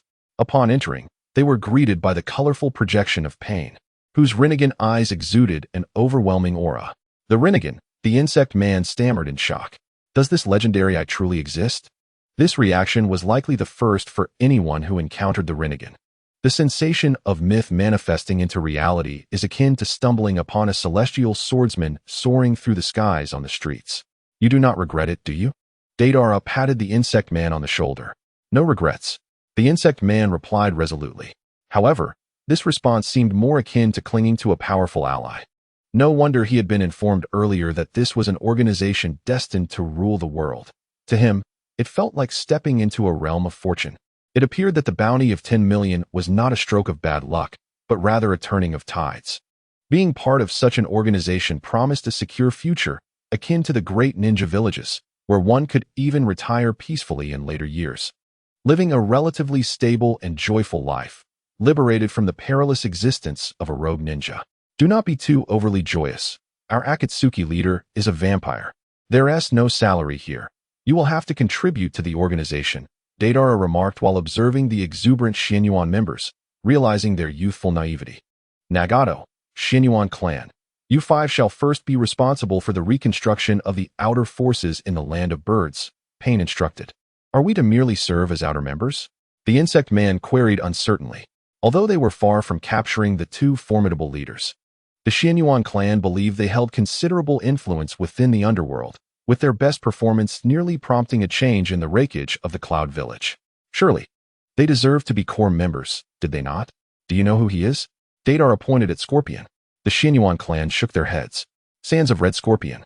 The strongest puppet master in history, an S-rank ninja, Deidara elucidated. Do you know who I am? He pointed at himself again. The Xianyuan clan again shook their heads. I am the disciple of the 3rd Tsuchikage of the Stone Village. Had I not defected, I would have been the 4th Tsuchikage, also an S-rank rogue ninja. Do you still believe you are qualified to be core members? The Xianyuan clan shook their heads once more, realizing that they were indeed outclassed and should content themselves with being outer members. If there are no objections, we shall disband, Pain declared before vanishing without a trace. At that moment, Scorpion spoke up. I need the waterman to accompany me. Brother Scorpion, do you have something to discuss? Deidara asked curiously. My Hiriko is missing a defensive component. I have heard tales of a peculiar turtle in the waters off the Land of Thunder. Its shell is remarkably hard, and I have long wished to capture one. However, the vast sea makes it challenging to locate. The waterman's abilities are well suited for this task, Scorpion explained. Deidara recalled that in the original narrative, Hiriko indeed had a sturdy shell on its back, but following several battles, he had not observed it, which explained the recent scars on Hiriko's back. Scorpion had evidently recognized this issue and sought an enhancement. Nonetheless, based on the original design, it appeared that Scorpion had failed to find such a turtle and had to resort to using a less durable shell, which ultimately was shattered by Sakura's punch. Chapter 20. Off the coast of the Land of Thunder, the trio journeyed through the Land of Rain, the Land of Fire, the Land of Iron, and the Land of Waves, ultimately reaching the outer seas of the Land of Thunder. Underneath the azure sky, the boundless ocean stretched as far as the eye could see, appearing endless, a breathtaking and rare sight for ninjas accustomed to the inland. As the lengthy and gradually tedious journey progressed, Deidara's thoughts began to wander. What lies beyond this infinite sea? Is it a new continent? Or does it lead directly back to the other side of the ninja world? Furthermore, the ninja world must be a planet, right? If one were to travel west from the Land of Thunder, reaching the easternmost land of Earth should have been discovered by now. Yet no one in the ninja world seems to acknowledge this issue. Why is that? We've arrived. Scorpion halted before a deserted island, consulting a map to confirm that the location of the peculiar turtle was indeed here. This land was virtually uninhabited, a wilderness where even merchants traveling by sea seldom passed through. Perhaps it was for this reason that some rare and extraordinary beasts could still be found here. In the past, the ninja continent was home to numerous exotic and summoning beasts, but their habitats have long been encroached upon by humans, and ninjas must now resort to summoning techniques to encounter them. Waterman, you go check beneath the water first, Scorpion instructed the waterman, who had already donned a blue outfit. Yes, Lady Yuki, the waterman replied before gracefully vanishing into the sea as though melting away. Approximately half an hour later, the waterman resurfaced, crawling onto the sandy shore, perhaps slightly blinded by the glaring sun, squinting as he approached Deidara and Scorpion. What did you find? Scorpion inquired. I searched a vast expanse of the nearby sea and found no trace of the peculiar turtle, the waterman responded. Brother Scorpion, are you certain the intel is accurate? Deidara questioned, scrutinizing the rough map with skepticism. Certainly, the intel was provided by a spy within the Cloud Village. The ninja village has a secret base offshore where each generation of Jinchuriki trains, so the Cloud Village possesses extensive information regarding this area. According to the intel, every April and May, one might occasionally spot a peculiar turtle in these waters, its shell incredibly hard, capable of withstanding tailed beast bombs to a certain extent. This information was left behind by a former Jinchuriki of the Two Tails, Scorpion assured, exuding confidence in the authenticity of his information. Then let us expand our search area. If we still cannot find it, we shall remain here for a few days. I trust that with the waterman's abilities and my clay creations, we should be able to locate this peculiar turtle, Deidara declared, conjuring a throng of sea serpents to dive into the ocean. However, Deidara's clay creations were not fully autonomous and lacked independent thought and intelligence. They were mere inanimate objects and could not stray too far from him, thus relying primarily on the waterman. For several consecutive days, the trio captured numerous turtles, yet none were the desired peculiar turtle. Just as they were on the verge of giving up, a small black dot suddenly emerged in the vast ocean, shrouded in mist, rendering it indistinct. Something is approaching. Is it a boat? The waterman queried, puzzled. Certainly, it could not possibly be a ship. Who would navigate a vessel to such a desolate place? Deidara remarked. However, did not Lady Yuyue mention that the Hidden Cloud Village has a secret marine base nearby? Perhaps it is indeed the people of the Hidden Cloud Village? Have you ever seen a ship equipped with special effects? Though the exact nature of it remains unclear, the swirling mist surrounding it indicates it is anything but ordinary. Brother Scorpion, let us investigate further. Deidara proposed. Let us proceed. Hiryu nodded, for in the face of the unknown, curiosity often accompanies fear. Boom. A clay bird materialized, and Deidara leaped onto its back with poise. I shall go ahead, you must keep up. Without looking back, he soared toward the distant black dot on the horizon. TCH. That brat Deidara. Scorpion scoffed, maneuvering Hiryu to race across the surface of the sea. Hey, Lord Qinglong. Lady Yuyue. Wait for me. The waterman shouted from behind. Though he possessed the ability to merge with water, his movement was not swift enough to catch up with the two ahead. As the saying goes, one can only run so far while gazing at the mountain, when one is in an entirely open and flat environment. The vastness of the view can create an illusion of proximity to distant objects. Deidara and the others found themselves in such a situation. Flying atop the clay bird for quite a while, the distant black dot only slightly enlarging in their vision, still entirely indistinguishable. This state persisted for nearly an hour before the full visage of the black dot finally came into view. Lush trees, towering peaks, jagged rocky shores, and the occasional sighting of colossal creatures reminiscent of the Jurassic era all indicated that this black dot was a thriving island of considerable size. But how could the island be mobile? No, it must be the secret marine base of the Hidden Cloud Village, a training ground for the Jinchuriki of past generations. Deidara suddenly recalled that Naruto had once set foot here to undergo his training as a perfect Jinchuriki. This seemingly vibrant island was, in fact, a giant turtle, with all that greenery flourishing on its back. In light of this revelation, could the extraordinary turtle brother Scorpion sought have any connection to the giant turtle before them? Deidara lowered the altitude of the clay bird to join Scorpion. Brother Scorpion, it is quite difficult to fathom, but this vast island is indeed a turtle. Faced with such a colossal creature, Scorpion was momentarily taken aback. His low vantage point from the water limited his view. And while he had surmised this was the secret base of the Hidden Cloud Village, he had not anticipated that the island itself was a living being. In its presence, even the size of tailed beasts seemed trivial. Perhaps the extraordinary turtle you seek bears some relation to the one before us. Allow me to search the vicinity. However, my search range is limited. For a broader search, we must await the waterman's arrival. As Deidara spoke, he conjured a multitude of clay water serpents, preparing to plunge into the sea. This time, however, the search proved unexpectedly straightforward. Eureka! They were all trailing behind this giant turtle. And there were quite a few of them. Chapter 21. Capturing the extraordinary turtle. As Deidara dove into the water, Scorpion observed the group of sea turtles before him, feeling a slight constriction in his chest.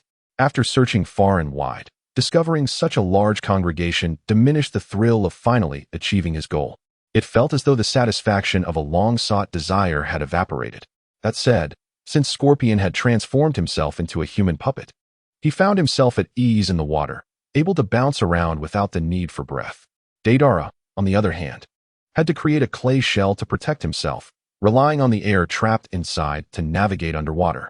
Let us proceed. Hiryu extended his right arm, reaching for one of the extraordinary turtles, its shell roughly the size of a small round table, perfectly suited to Hiryu's physique. Roar! Unexpectedly, upon witnessing a companion being captured, the extraordinary turtles did not flee in panic. Instead, they exhibited fierce aggression, their eyes glowing red as they swiftly propelled themselves with an uncharacteristic speed toward Hiryu. Goodness! These sea turtles are fierce. Deidara hastily maneuvered his clay shell to the side, realizing these turtles were not merely physically imposing, they could also unleash water arrows. His clay would not withstand such an assault, and he would surely suffer a breach. Useless. Hiryu sprouted countless wooden arms, reaching for the horde of red-eyed sea turtles. Initially expecting a challenging battle, but he did not anticipate inflicting significant damage with this maneuver. Yet, as he surveyed the pile of fallen sea turtles and the numerous shattered shells, Scorpion fell silent. Wasn't it supposed to withstand attacks from tailed beast bombs to some extent? Could it be that my casual strike has already dealt damage comparable to a tailed beast bomb? The two resurfaced, and Scorpion retrieved the image of the extraordinary turtle from his intel, examining it closely. Indeed, the turtle depicted in the intel matched exactly.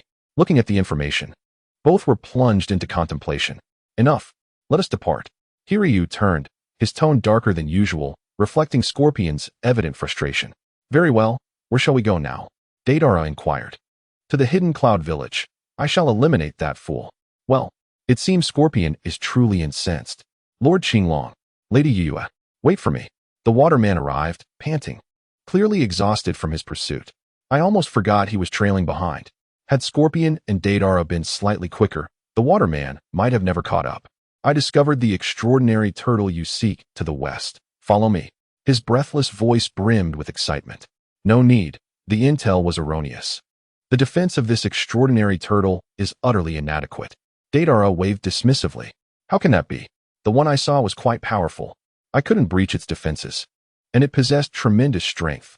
I was unable to bind it with water and bring it back. If you had been a moment slower, it would have escaped. The waterman urged anxiously.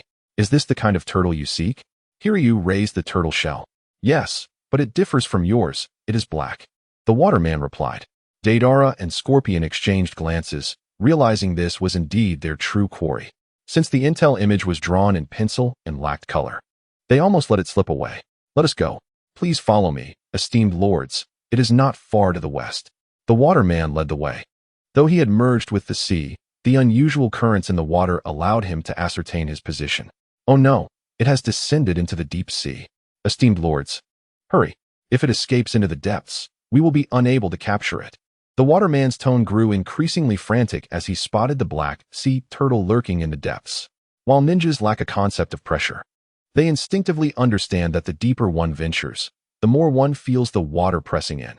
Even the most formidable shadow-level ninja or puppet cannot reach the abyss. Crack, crack, crack. As Hiryu's arm delved deeper, the joints below began to emit ominous sounds of strain. Just as he was about to seize the black sea turtle, it cunningly shot a water arrow at Hiryu's arm, severing it in an instant, thwarting their efforts. The water arrow's power surpassed that of its kin, yet it remained ineffective. Scorpion remained unfazed. The combat style of a puppet master often mirrors that of those wielding ninja tools. An array of mechanisms takes turns. If one fails, 10 will follow. As the severed arm of Hiryu who extended 10 more limbs, it continued to grasp at the black sea turtle below. Simultaneously, the waterman was not idle. Water release. Water dragon bullet. A dragon's head formed from the sea water appeared beside the black turtle, snapping its jaws around the creature and propelling it upwards. Although the turtle's paddle-like limbs swiped fiercely, freeing it from the water dragon's influence. This brief delay allowed Filiu's arms to seize the turtle, each limb grasping a different part, pulling it upwards with astonishing speed. Success. Water release. Water whip. Once the turtle was within the controllable range of the waterman's combat prowess surged, unleashing a barrage of water whips that ensnared the turtle in spirals. Hey, don't say that. Deidara had no time to warn. Below, the turtle began spinning like a top, effortlessly severing the water whips and Filiu's arms. Plunging back into the depths. Grab it. Scorpion urged the waterman anxiously. I can't.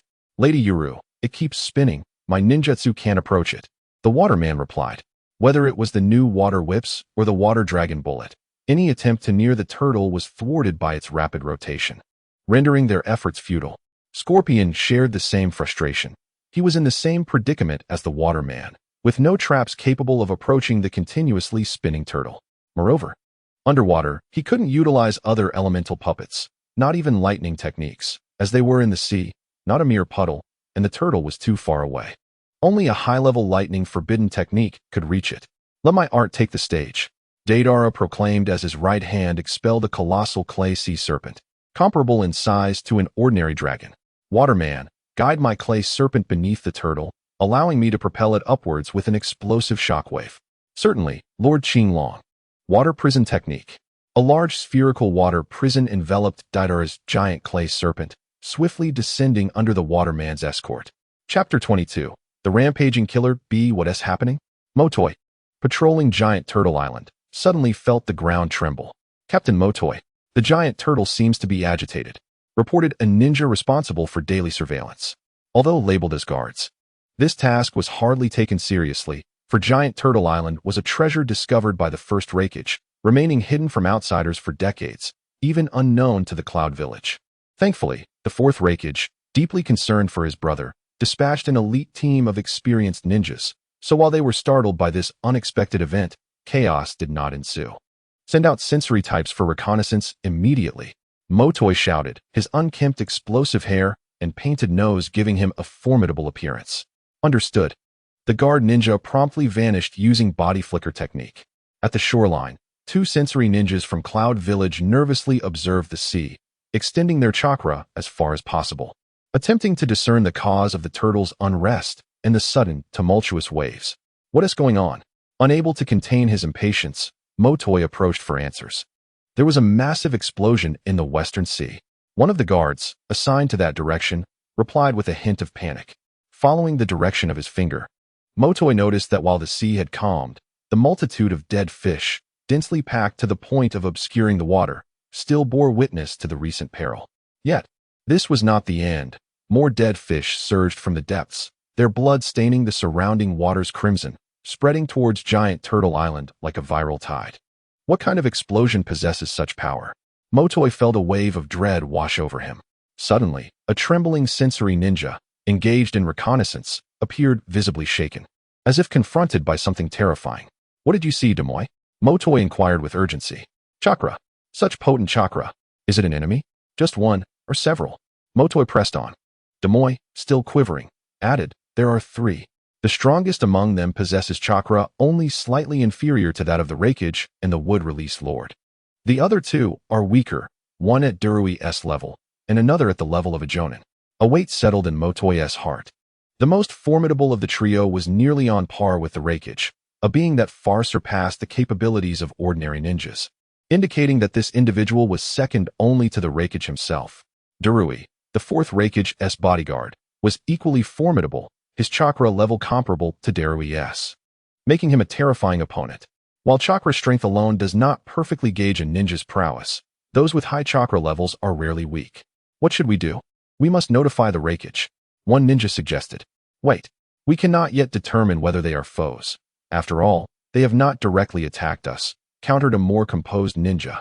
If we wait for them to strike, we'll have no time to react. Those at that level will eliminate us instantly. The ninja who had proposed informing the Raikage clutched the other's collar in desperation.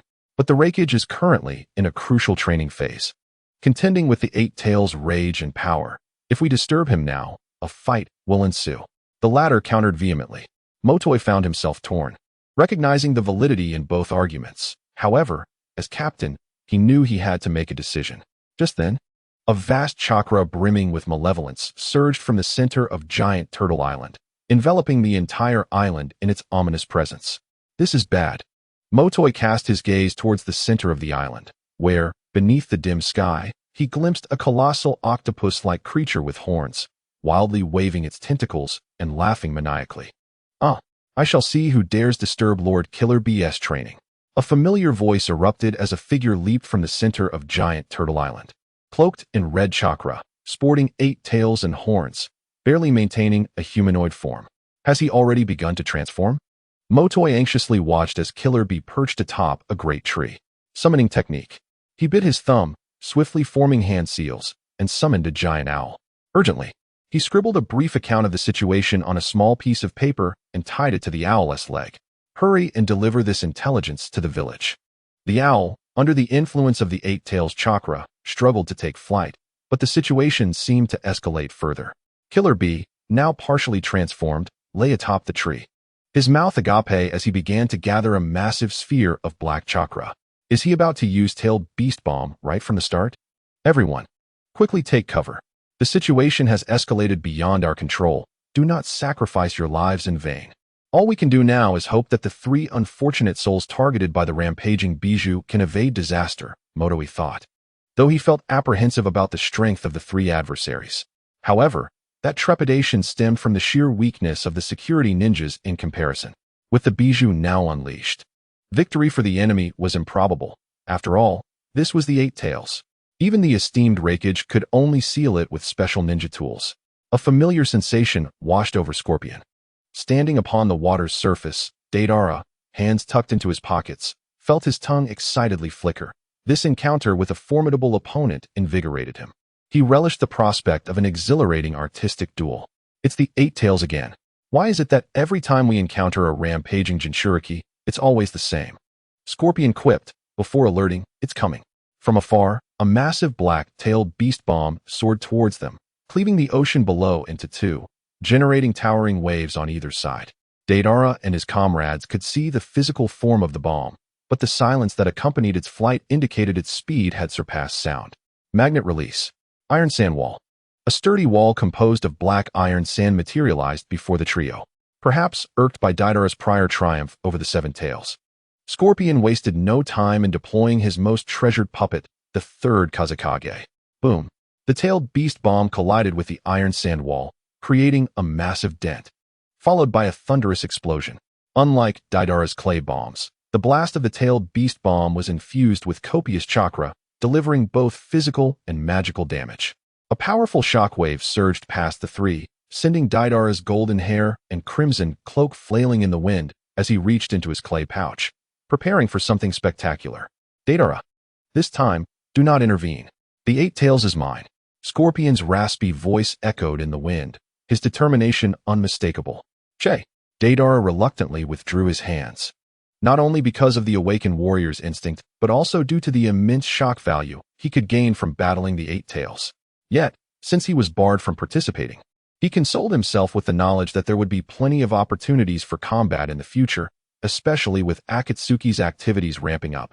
Soon enough, he would face the entire ninja world. Fools in peculiar attire. Allow me to entertain you.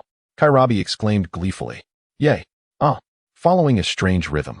An imposing half-tailed Jinchuriki charged across the ocean, 8 red chakra tails thrashing behind him, radiating an overwhelming pressure. Far stronger than the last 7 tails. Deidara mused from the rear. The 8 tails inherently possessed a power that far exceeded that of the 7 tails, and with Kairabi in his full 8-tailed form. The previous Jinchuriki had only managed to manifest 4 tails. Scorpion was in for a fierce battle. Even with the 3rd Kazekage's puppet, handling this would be a formidable challenge. Magnet release. Iron sand ring. Black iron sand formed slender needles in the air, dense as a storm and swift as bullets, raining down upon the advancing Kairabi. That hurts. But it's like a woman's touch, utterly ineffective, Kairabi exclaimed, his body impervious to the assault due to the protective layer of tailed beast chakra. merely registering a twinge of pain. Die. Taste my power. Kairabi screeched as he lunged towards Scorpion, his right hand morphing into a lethal claw, striking the puppet with formidable force, sending it hurtling through the air. And there's still a little minion to deal with. Let the Eight Tails escort you to the underworld. Kairabi charged towards Deidara. Magnet release. Iron Sand World technique. Yet Scorpion would not allow him to reach Deidara. That would imply his incompetence as the Scorpion of the Red Sand, manipulating the puppet back onto the water's surface. He immediately unleashed one of the third Tsuchikage's most renowned techniques. The iron sand transformed into massive, pointed spikes, forming an irregular net aimed at ensnaring his foe. Swoosh, swoosh. The iron spikes relentlessly pierced Kairabi's body. Even wrapped in the tailed beast cloak, he could not entirely disregard such attacks. Within moments, numerous wounds marred his form, swiftly healed by the tailed beast chakra. Yet this was not a sustainable solution. Roar. A half-rampaging Kairabi bellowed like a wild beast. Watch me shatter it. You fool. His clawed hands struck left and right, smashing through the iron pillars ahead, sending violent sprays of water skyward. Yet, this was futile. The pillars comprised countless tiny particles of iron sand that continually reformed, regardless of how many times they were shattered. Roar. The Eight Tails is enraged. Realizing his attacks bore no fruit, Kairabi unleashed another tailed beast bomb, blasting through the iron sand defenses and leaping forth towards Scorpion. Calmly, Scorpion readied himself. As the iron sand world technique dissipated, transforming into colossal iron pillars that descended upon Kairabi in an ancient yet effective manner. Ow! It hurts. You fool. You scoundrel. Kairabi. And scathed, arose from the water, charging once more in a frenzy. Scorpion, now growing impatient, had not anticipated the Eight Tails Jinchuriki's defense to be this formidable. His magnetic attacks failed to inflict substantial damage. I must resort to my ultimate technique. The third Tsuchikage puppet clapped its hands, seemingly gathering energy for the impending assault. Suspended in midair, the black iron sand morphed into a massive, sharp triangular prism, hurtling towards the rampaging Kairabi with tremendous force. Roar. Kairabi, struck directly in the chest, emitted a pained howl. His wild charge abruptly halted, propelled backward by the sharp prism. Still unbreakable? Then let us add some spin. Master B. A sensory ninja observing the battle from Giant Turtle Island exclaimed, disbelief etched across his face. What's the matter? Motoi's heart sank with an ominous premonition. Master B. Master B. It seems he may have been defeated. A trembling sensory ninja replied. Impossible. He has partially transformed into a tailed beast. Even the Reikage would struggle against him. How could he fall so easily? Motoi questioned, more to reassure himself than anything else. It's true. Master B. Another sensory ninja confirmed, Darmoy. Wait, what is that? Suddenly, a cloud ninja pointed towards the distant sea, where a colossal bull with octopus tentacles loomed, cackling maniacally and exuding an immense chakra. This is bad. The Eight Tails has gone completely berserk. A cloud ninja exclaimed.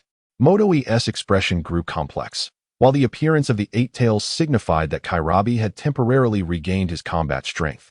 He was now stronger than before. The unfortunate news is that the Eight Tails has completely gone out of control, and with the fourth Reikage absent, there is no one capable of subduing it. It is feared that before long, the Eight Tails will break free from its seal entirely, and at that point, Killer Bee will meet a similar fate. If successful, I shall claim the host of the Eight Tails as my own. Meanwhile, on the surface of the sea, witnessing Killer Bee being defeated by his own third wind shadow puppet, Scorpion remarked nonchalantly, Don't. Please refrain from uttering such words. Deidara covered his face from behind. For this was one of the fundamental laws of the Naruto world, akin to the tenets of no injury without smoke and the no-kill rule, both of which are absolute taboos. As expected, shortly thereafter, a more violent chakra surged from afar, an overwhelming presence that felt as though it could suffocate anyone in its vicinity. After all, what was emerging was the second most powerful tailed beast, the Eight Tails, Gyuki. Chapter 24. Art in comparison to the Eight Tails, I have finally emerged. Cursed humans. How dare you seal me, Lord Gyuki, for so long? This is utterly unforgivable. The Eight Tails bellowed, expressing years of pent-up rage from its long confinement. It turned out that at this moment, Killer Bee had yet to become the perfect Jinchuriki. Deidara sensed something was amiss, though Killer Bee was constantly babbling. His fighting style resembled that of a beast, and he had just been in a state of rampage. As a token of gratitude, allow me to send you 3 little insects to the underworld first, and then I shall return to that island to destroy the waterfall, demolish the temple, and obliterate everything. Ha ha ha. Gyuki's tentacles flailed wildly in the air, laughter echoing with unrestrained joy. One must not underestimate the tailed beast's hatred for humans. The reason why there are so few perfect Jinchuriki and why the tailed beasts frequently go out of control in every village is mainly due to their extreme animosity towards humans. Of course, one cannot entirely blame the tailed beasts. Anyone would harbor such feelings if they were inexplicably captured and imprisoned, subjected to chakra extraction for decades on end. If one were to trace the root of the issue, it would lead back to the first Hokage, Hashirama Senju, who allocated the various tailed beasts among the major ninja villages in an attempt to achieve a balance of power. Although the initial intention was to pursue peace, it has proven to be a complete failure and quite naively absurd. Magnet release. Sand Iron Domain. As the 8 tails charged forward with great ferocity, Scorpion manipulated the third wind shadow to utilize magnet release once again. Such an attack is futile against me, human, the 8 tails taunted loudly. In fact, as it claimed, the Sand Iron Domain might barely breach the defenses of the half-tailed beast transformed Killer Bee, but it fell short against the 8 tails' true form. Boom, boom. The 8 tails' tentacles unleashed a relentless barrage, easily shattering the Sand Iron Domain, while also leaving room to strike at Scorpion. The tide of battle shifted dramatically. Though Scorpion had yet to reveal defeat, it was evident to all that his loss was merely a matter of time. What should we do, Lord Qinglong? The 8 tails is too powerful, came the voice of Waterman from below. Deidara, however, remained unperturbed, teasing, didn't you say you could rival the 3 tails? Why are you so frightened now? After a brief silence, Waterman replied awkwardly, I've never seen a tailed beast's true strength. I just felt that if there were enough water, I should be able to measure up to a tailed beast. Do not lose hope. Though both the 8 tails and the 3 tails are tailed beasts, they are not of the same caliber. If you unleash your full potential, you are still quite formidable. Deidara reassured him. Meanwhile, Scorpion, who was gradually falling into a disadvantage, produced 5 more puppets. Aside from the recently modified 7 tails Jinchuriki, the other 4 were exceptionally powerful treasures from his collection. Of course, he possessed many more puppets, but in the face of a tailed beast, mere numbers held little significance. Is that chakra from him? Is he the Jinchuriki? The sudden appearance of the 7 tails Jinchuriki puppet, unfurling 4 tails behind it, incited even more rage from the 8 tails. Tailed beasts originate from the same source. While some may share a tighter bond, they generally recognize one another. Witnessing the plight of a kindred spirit would inevitably provoke Gyuki's wrath. Die. Tailed beast bomb. The horned head lifted high. Yin-yang chakra began to gather in an 80-20 ratio, transforming into a massive black chakra sphere, which it then launched at the nearby insects with astonishing speed. Extremely strong. This is a complete tailed beast bomb from the 8 tails. If the previous half-tailed beast bomb had already astonished Scorpion, then this one, several times stronger, exceeded all of his expectations. Magnet release. Sand Iron Wall. The black sand iron formed a solid iron barrier once more, as the tailed beast bomb surged toward it. However, the outcome was entirely different this time. What? Scorpion exclaimed in disbelief, unable to comprehend how the sand iron wall, known for its defensive capabilities, could be so easily penetrated by the tailed beast bomb. As if a chunk of iron had been thrust into a block of tofu, failing to provide any resistance whatsoever. Water release. Water barrier. After the sand iron wall was breached, wide walls of seawater emerged. Though these walls were more fragile, their sheer number provided layers of protection, affording Scorpion precious time to escape. One must acknowledge that in an environment rich with water, Waterman indeed experienced a tremendous boost, to the extent that he could momentarily rival a shadow-level ninja. Scorpion, let us strike together, Deidara said as he began to move his mouth. This time, Scorpion did not counter, realizing that he could not defeat the 8 tails alone. Foolish insects, witnessed the might of Lord Gyuki. The 8 tails regarded Deidara and Waterman with disdain, believing that even the strongest of them, Scorpion, was no match for it, nor could the other 2 pose any significant threat. Deidara smiled faintly. 8 tails. Allow me to showcase my art. Enhanced giant dragon. Roar. The roar reverberated across the entire sea. The 8 tail shock value reached 1200, while Uchiha Obito's shock value reached 500. To create such a colossal creature, I admit I underestimated you. But this remains futile. Size alone does not equate to strength. As the clay giant dragon soared through the air, the Eight Tails was momentarily taken aback, for the dragon was of comparable size to itself. However, fear was not in its nature. Many summoning beasts were similarly enormous, but their power did not compare to that of a tailed beast. My giant dragon is not merely for show. Do not underestimate me. Deidara's fingers interlaced, his mouth still slightly moist from creating the giant dragon, his expression displaying excitement and madness. Secret technique: Dragon's Nest, Magnet Release, Sand Iron Bind, Water Release, Water Whip. Scorpion and Waterman acted in unison, aiming for the Eight Tails' tentacles to intercept its assault on the airborne clay dragon. Art is an explosion, Deidara cried out, not daring to hold back against such an opponent. Unleashing a dragon mother directly at the Eight Tails' head, causing a massive explosion. How painful. The Eight Tails' shock value surged to 1,500, while Uchiha Obito's reached 1,000. In the midst of its cries of pain, the Eight Tails broke free from the bindings of Sand, Iron, and Water Whip, but instead of retaliating, it curled its tentacles around its head, continuously vocalizing its distress. Initially, it believed that the creatures conjured by Deidara were merely for attack, and thus it felt no fear. As tailed beasts possessed formidable resistance to damage, even a blow to the head would not be an issue. However, it did not anticipate that the true purpose of that creature was to explode. Moreover, the explosion emitted an incomprehensible heat that scorched its entire head. Chapter 25. Attention of Obito. Damn humans, I will kill you. The Eight Tails raised its bull-like head from the ocean, its face marred with severe burn scars. Tailed Beast Bomb. When faced with a tailed beast bomb hurtling through the air, the most prudent course of action would be to evade. However, the colossal dragon lacked agility and could not escape, thus resorting to the same explosive countermeasure employed against the Seven Tails before. Drink. Boom. The shockwave erupted from the core of the tailed beast bomb and the dragon's explosion, hurling both the Eight Tails and the dragon across a considerable distance. Magnet Release. Sand Iron Wall. Utilizing the third Tsuchikage's magnet release for protection, Scorpion observed the apocalyptic scene before him, feeling an unfamiliar doubt creep into his confidence. Gulp. I'm dizzy. The powerful shockwave caused the ocean under Waterman's control to heave violently, akin to riding an accelerated roller coaster, leaving him in a state of disorientation. I can't do this. I'm completely outmatched. Deidara contemplated retreat, outwardly appearing triumphant after successfully detonating a tailed beast bomb, exuding an air of invincibility. Yet, in truth, tailed beast bombs were not particularly burdensome for the tailed beasts. His clay dragon could only withstand a few more explosions. Regular squid. A gigantic clay squid plummeted into the water, accompanied by Deidara's shout from above. Scorpion. Waterman. Bind the Eight Tails. I am about to create a grand masterpiece. No way.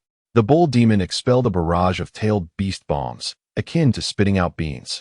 Though individually less potent than the previous one, their sheer number rendered them nearly impossible to defend against. Magnet Release. Sand Iron Wall. Magnet Release. Sand Iron Bind.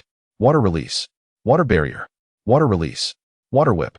Scorpion and Waterman exerted their utmost effort, aided by the clay squid, just managing to bind the Eight Tails.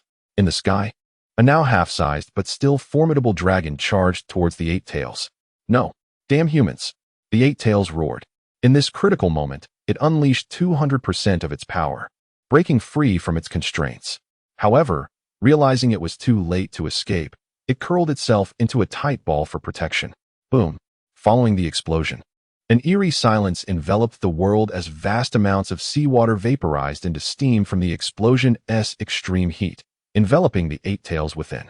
Subsequently, towering waves surged forth, resembling a terrifying tsunami. Had this explosion occurred near the coast, numerous villages and cities would surely have been submerged. Eight Tails, shock value. 2,000 Scorpion shock value. Let us go. Deidara seized the moment to collect some of the Eight Tails' shredded flesh and beckoned Scorpion and Waterman to depart. Deidara held no illusions that this explosion would incapacitate the Eight Tails. Such an attack might injure it, but defeating it was a far-off prospect. Four-tailed beasts were pure conglomerates of chakra, and what constituted a serious injury to them was trivial. Thus, they had to flee now. or else they would be unable to escape once the Eight Tails recovered. In the distance, on Turtle Island, the inhabitants of Cloud Village were frantically seeking refuge from the towering waves that approached, utterly bewildered by the scale of the battle that had caused such chaos. "Watch out! Another wave is coming," Motoi shouted. "Oh no, the giant turtle has capsized," a cloud ninja cried out. Despite its enormous size, the turtle was timid and gentle, lacking combat prowess, and was easily overturned by the waves. Deidara! Deidara! As the giant turtle was flipped, several cloud ninjas were tossed into the sea, vanishing from sight in an instant, likely facing dire consequences. After a while, the ocean finally calmed, and under Motoi's lead, the cloud ninjas hurried to the previous battle site. Fortunately, the unconscious killer bee floated serenely on the water's surface, miraculously untouched by the earlier waves. "He is not dead," one cloud ninja exclaimed joyfully. "Wonderful." The others cheered. Losing the Eight Tails would have been a tremendous blow to Cloud Village. At that moment, a distortion appeared on the surface of the sea, and a figure emerged from a spatial wormhole, adorned with a swirling mask that revealed only a single crimson Sharingan eye. Clad in the Akatsuki's signature red cloud cloak, contemplatively gazing into the distance. Since the Eight Tails had yet to fully awaken from its Jinchuriki form, it could not withstand Deidara's explosion. However, this inadvertently created an opportunity. The Eight Tails had fled from Deidara, and the impending rampage of the Eight Tails was thwarted by the explosion that drained its overflowing energy. At this, Obito Uchiha scoffed. What a fortunate Jinchuriki. But should he take this Jinchuriki back directly? Obito pondered before answering himself. No, it's better for Akatsuki to remain somewhat low-key for now. We should first collect the other tailed beasts in secret before targeting the most well-guarded Eight Tails and Nine Tails. Otherwise, it could provoke a backlash from the 5 great shinobi villages. Nonetheless, he conceded, what an impressive ability, especially in capturing tailed beasts and during large-scale warfare. Obito Uchiha continued to evaluate calmly. It seems I must have a word with him and bring Deidara to my side. With that, he activated Kimui and vanished once more. On the other side, the somewhat disheveled Deidara and his companions arrived at a desolate island, estimating the distance and deciding they had traveled enough, finally halting to catch their breath. In the dim night, the atmosphere was heavy with silence. After all, the trio had initially been filled with high spirits. Even Waterman, boasting his prowess, could rival the Three Tails. Yet this battle against the Eight Tails had dealt them a harsh blow, especially Deidara, who, after capturing the Seven Tails previously, felt invincible. Yet this battle had shattered that illusion. Contemplating the legendary Senju Hashirama and Uchiha Madara, who could effortlessly dominate tailed beasts, and recalling the exponential increase in power of the later Hokage, he realized that there was still a long way to go. However, he believed this encounter would yield a significant amount of shock value. Busy fighting earlier, Deidara had neglected the system notifications, now finally checking it. What is this? Something different has slipped in. A long string of shock value notifications for Obito Uchiha made Deidara realize that Obito had stealthily positioned himself nearby during the battle. Kimui was indeed remarkably discreet. Chapter 26. I am Uchiha Madara, humorous, the Supreme Artist System host. Deidara shock value, 32, 508. 000 skill points. 2 unlocked skills. Mastery of Explosions Level 1. Enhanced Giant Dragon 2. Improved Clay, Chakra Enhancement, Lightning-resistant clay, ultra-high temperature having leveled up twice. Deidara intended to further refine his explosive skills. However, the mainline skill point notification indicated that he needed to sacrifice explosive clay to unlock mastery of Explosions Level 2. Other side skills included a special type induction mine and a longer detonation range. Yet, Deidara deemed these points not urgent, opting instead for Level 1 form optimization and ninjutsu enhancement. Boom. A diminutive clay spider was meticulously analyzed by Deidara after being chewed into existence. Upon closer inspection, he discerned that while the surface bore no significant differences, the intricate details had been remarkably refined, particularly the optimization of the spider's legs, which conferred enhanced agility and jumping prowess, an exceedingly practical augmentation. He then attempted to experiment with the clay soldiers, yet they remained inadequate, indicating that further enhancement of their morphology was essential. Evidently, you are not disheartened. A male voice suddenly resonated from behind Deidara. Who goes there? Do not be alarmed. I am no enemy. Obito surveyed the trio, his demeanor calm, as if dismissing any concern. It's Uchiha Itachi? This was the immediate reaction of Sasori, for among the remaining possessors of the Sharingan in the ninja world, Itachi was the only member of the Akatsuki. However, the individual before them, in terms of physique, attire, temperament, tone, and demeanor, was evidently different from Itachi, prompting Sasori's inquiry. I am not Uchiha Itachi, Obito replied. Then who are you? Why are you wearing our organization's attire? Sasori probed, fully aware that the black cloak adorned with red clouds was reserved solely for the core members of the Akatsuki. The sudden appearance of an unfamiliar individual clad in the same garb was indeed perplexing, especially with those Sharingan eyes that drew attention. Your organization? Obito repeated with an affected tone. No, it should more accurately be termed my organization. Cloaked in the night's shadows, he feigned an air of mystery. It appears you are not inclined to engage in a proper conversation, Obito remarked, feigning surprise as the tail of the scorpion pierced through his chest without inflicting any real harm, akin to striking an illusion. Wait, Brother Sasori, let us hear what he has to say. Deidara, fully aware that the individual before them was Obito, saw no reason to expend energy on pretense. Kimui was a technique of significant caliber, having played a crucial role even in the battle against Kaguya Otsutsuki.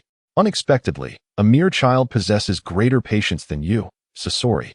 Obito taunted, successfully inciting irritation in both individuals. Speak quickly, or I shall end you. Sasori's tone turned ominous, the scorpion's tail twisting in the air, revealing his impatience. Firstly, allow me to introduce myself. I am Uchiha Madara. Obito began to wield his false authority. Uchiha Madara. Both Sasori and Suigetsu exclaimed in astonishment. Madara Uchiha, alongside Hashirama Senju, was an absolute legend. Whenever calamity struck due to rampaging tailed beasts, these two titans who could crush them like mere chicks were revered even more in the eyes of the populace. Individuals like Hiruzen Sarutobi, who shamelessly claimed to be the strongest of all time, could deceive only the lower-tier ninjas. Those with any considerable strength would not be swayed by such fabrications. How can you prove you are Uchiha Madara? Sasori, a veteran of the ninja world, quickly regained his composure, knowing that one cannot simply accept assertions at face value. As for evidence, I possess none. So it is up to you to believe what you wish. Obito casually settled by the fire, crossing his legs, exuding an air of enigmatic profundity. Let us assume you are indeed Uchiha Madara. What is your purpose for coming here? Deidara, unimpressed by Obito's theatrics, cut straight to the chase. I wish to invite you to join me, particularly you, Deidara. Your abilities are formidable. As he spoke the latter half, Obito turned to face Deidara, his tone adopting a weightier gravity. Sasori felt slighted. What, do I not hold any significance? Observing the enigmatic figure's demeanor, it was clear that his interest lay primarily with Deidara. Without Deidara's presence, he would hardly have noticed Obito at all. To join you? We are already part of the Akatsuki, Sasori retorted coldly. Obito scanned the three of them and clarified, the Akatsuki was an organization I co-founded with Pain. But our relationship is merely one of collaboration. Should the day come when Pain and I part ways, I hope you will stand by my side. An invitation devoid of sincerity, Deidara remarked flatly. Given that you may diverge from the leader, what is your ideology? What do you wish to achieve? To expect others to serve you without elucidating your intentions is rather naive. Unfazed by Deidara's barrage of questions, Obito rose, arms raised as if embracing the vision of his new world. As for my ideology, I aspire to create a world devoid of war, hatred, and conflict, a realm where individuals coexist harmoniously. No, you merely wish to create a world where Rin exists. Deidara internally scoffed at what he perceived to be a foolish and futile aspiration. Such a foolish and futile notion, Sasori sneered, for he too was a victim of war, having lost his parents at a young age and despised conflict. Yet, he understood deeply that the inherent discord among humanity could never be eradicated, and war would persist indefinitely. Mark my words, it shall come to pass. I hope that when that day arrives, you will not find yourselves opposed to me, Obito declared, as the space around him began to warp, and he gradually vanished without a trace. Once the self-proclaimed Uchiha Madara departed, the three of them reconvened around the fire. Sasori, what is your perspective on the claims of that Uchiha Madara? Deidara inquired. A foolish and futile notion, Sasori reiterated his previous assessment. But surely, Sasori, you too harbor a disdain for war? Otherwise, you would not have defected from Sunagakure. living a life of constant turmoil on the run. Mind your tongue. I pursue eternal art. Sasori was indeed a typical individual lost in the brutalities of this era's wars, claiming to seek eternity, yet ultimately choosing to embrace death at the hands of his grandmother, Chiyo, within the embrace of a puppet named Father and Mother, sinking quietly into the abyss. And you, Suigetsu? Deidara turned to the other side. I too believe that Uchiha Madara's vision is overly utopian, yet I cannot help but fantasize about a world devoid of war. It would surely be paradise, Suigetsu responded. Perhaps feeling that his earlier remarks had sounded somewhat juvenile, he added, in truth, the primary reason we, the Xianyuan clan, wish to join the Akatsuki is due to their formidable strength, which might offer us and our descendants a stable living environment. After all, the life of a wandering ninja is exceedingly perilous. Deidara felt a newfound sense of purpose in the world of shinobi, a sensation akin to an evolution stemming from system upgrades. Since he had arrived, as a traveler from another realm, he ought to accomplish something significant. Let us strive together for world peace, Deidara proclaimed with fervor. Boring, Sasori retorted with a hint of disdain. Indeed. Yes, Lord Xinglong, was Suigetsu's enthusiastic reply. Chapter 27. The Enraged Raikage Crash. An intact desk was shattered into fragments. Damn traitor. The fourth Raikage, was seething with rage over the incident that occurred 5 days prior when Killer B was attacked, nearly costing him his life. How is B? Yet, when speaking of his younger brother, the typically tempestuous fourth Raikage displayed a flicker of tenderness. His blonde secretary, Mabui, hurriedly responded. Lord B is unharmed and has resumed his training as the perfect Jinchuriki. Recalling the moment 3 days prior when the intelligence was received, the higher-ups of Kumogakure were profoundly unsettled. The once hidden Turtle Island, concealed for decades, had been invaded, and even the complete Eight Tails had been defeated. Fortunately, the Eight Tails had not been lost, and Killer Bee had survived. If anything were to go awry, the mere thought sends shivers down the spine of Mabui. Given the martial style of Kumogakure, it would likely incite a new upheaval in the ninja world. Have we ascertained the identity of the adversaries? The fourth Raikage inquired. The enigmatic figures capable of directly subduing the Eight Tails have undoubtedly garnered the utmost attention from Kumogakure. The intelligence department has mobilized with unparalleled efficiency, deploying spies abroad and activating numerous clandestine operatives. Thus, despite the brevity of a few days, Kumogakure has uncovered a wealth of information. Among the 3 individuals, we have confirmed that Deidara hails from Awagakure. Originally a disciple of the third Tsuchikage, Anoki, he was subsequently expelled from Awagakure due to his obsessive pursuit of explosive creation, thus becoming a rogue ninja of notable rank. And the other 2? The Raikage's voice grew increasingly impatient, tinged with anger. The identities of the other 2 remain uncertain. After all, the ninjas of Kumogakure were stationed at a considerable distance and did not directly witness the enemy's countenance. Deidara's identity was revealed solely due to the distinctive nature of his jutsu, Mabui lamented. What about the other one? Doesn't he possess any recollection of that moment? When Lord B left the island of the giant tortoise, he was already in a frenzied state, resulting in scant memory of the battle. He only vaguely recalled that one of the enemies wielded jutsu reminiscent of the magnetic manipulation used by Sunagakure. Magnetic manipulation? The fourth Raikage was taken aback by the mention of this term. Throughout the history of the ninja world, only 3 individuals have possessed the ability to manipulate magnetism: the second Kazekage, the third Kazekage, and the fourth Kazekage. The second Kazekage has long since passed, and the third Kazekage has been missing for many years. Currently, the only one capable of such manipulation is the fourth Kazekage. Could it be Raza? The Raikage speculated, referencing the name of the fourth Kazekage. Highly improbable. The blonde-haired female secretary, Mabui, responded. Our intelligence has confirmed that Raza has not left Sunagakure in recent days. And if it were Raza attempting to seize a tailed beast, he would have likely abducted Lord B instead. As a leader of his village, every move he makes is scrutinized by countless observers. It is inconceivable for him to stealthily exit the village to act independently. Moreover, the Land of Wind lies in the southwestern corner of the ninja world, while the Land of Lightning is situated in the northeast.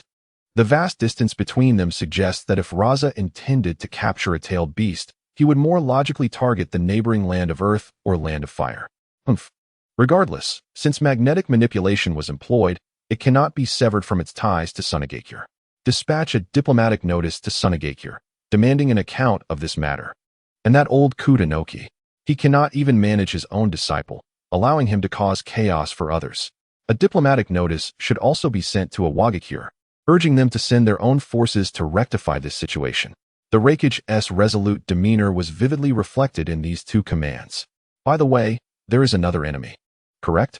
Yes, but based on the intelligence gathered, the final adversary is likely of elite J-Nin strength, posing a significantly smaller threat, and their identity remains undetermined, Mabuyi replied. Very well, I shall go train. Please take care of the remaining documents for today. With that declaration, the Raikage exited the office, a space he seldom occupied for long. Meanwhile, in the land of rain, Nagato had spent 10 long days in contemplation without reaching a resolution. Conan, you support Deidara's proposal, do you not? Could you elaborate on your thoughts? Nagato, as pain, stood in the shadows of the room, addressing Conan. Nagato, no individual, no matter how powerful, can accomplish everything alone. Just as the legendary sage of 6 paths established the ninja religion to achieve peace by relying on the strength of others. Conan's succinct words struck a chord within Nagato. Possessing the Rinnegan and considering himself a god, wasn't he Nagato continuously striving to emulate the revered sage of 6 paths? I understand now. Pain formed hand seals, and his consciousness instantaneously descended upon a hidden base. Summoning technique. Outer path. Bansho Tenin. Let us convene a meeting of the Akatsuki to announce this decision. The third official meeting of the Akatsuki is hereby called to order. Has the frequency of meetings increased lately? It feels as though there is no time left for a moment's respite. Indeed, isn't that so, Itachi? Deidara noticed that the first to speak at every meeting was always Kisame Hashigaki. Uchiha Itachi, with his crimson Sharingan, stood silently, betraying no emotion. What is it now? I have yet to offer my prayers to the evil god today, Haiden remarked with impatience. Ignoring him as usual, Nagato, manipulating pain, addressed the assembly directly. I hereby announce that the proposal to expand the Akatsuki's external influence has been officially approved. From this day forth, all members are to remain vigilant for skilled rogue ninjas and defectors. If any are deemed suitable, they shall be recruited into the Akatsuki. Oh, now we can finally relax a bit, Kisame exclaimed in his unique tone. Indeed, with a few more individuals amassing wealth, the organization's finances will grow at a quicker pace, Kakuzu interjected. Now let us allocate tasks. However, the merciless leader Nagato did not seem inclined to let anyone off easily. Kakuzu, you are well acquainted with the underground ninja factions. You and Haiden will be responsible for their recruitment.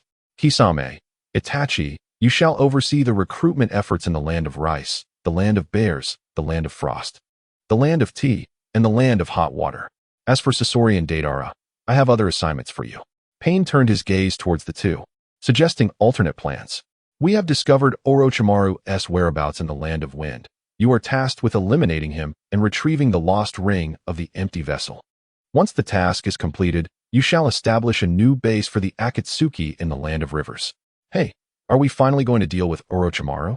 Deidara had long wished to meet the renowned scientific ninja of the hidden leaf, and unlocking advanced clay techniques would necessitate Orochimaru's involvement. Leader, won't you do any work? Are you just going to laze about in the base again? Upon Deidara's remark, the others cast him curious yet appreciative glances. Deidara, well done. You finally voiced what we have all been thinking. Nagato, Chapter 28. Orochimaru. If one were to identify the harshest environment within the ninja world, it would not be the land of rain, where incessant rains hinder agricultural production, but rather the vast desert expanse of the land of wind. The territory of the land of wind is extensive, yet it is largely rendered useless, with only a small fraction of oases suitable for habitation. The remainder is a desolate expanse of yellow sand, periodically ravaged by sandstorms. Aside from a scant few flora and fauna that can endure the desert terrain, it can be described as utterly barren. As the ninja with the most secret bases in the ninja world, Orochimaru also possesses a stronghold in the land of wind, where he has recently become engrossed in the forbidden technique of Edo Tensei, tirelessly conducting research in his base. Boom! A somewhat muffled explosion resonated, causing sand to cascade from the ceiling, landing upon the experimental subject before Orochimaru, momentarily interrupting his fervent actions and revealing a hint of displeasure upon his otherwise fervent visage. Trouble, Lord Orochimaru. Enemies have infiltrated. A subordinate rushed in to report urgently. "Oh, who are they?" Orochimaru extended his long tongue, habitually licking his upper lip, and inquired in a voice laced with an unsettling softness. "Unknown. However, they all wear black cloaks adorned with red clouds, suggesting they belong to a singular organization." The subordinate replied, "It seems the Akatsuki has pursued me the moment I decided to abscond with the empty vessel ring. I knew a bounty would be placed upon my head by the leader of the Akatsuki, thus I remain unperturbed by the current circumstances." He could have easily retained the empty ring of deception, which would have significantly reduced the intensity of the pursuit he faced.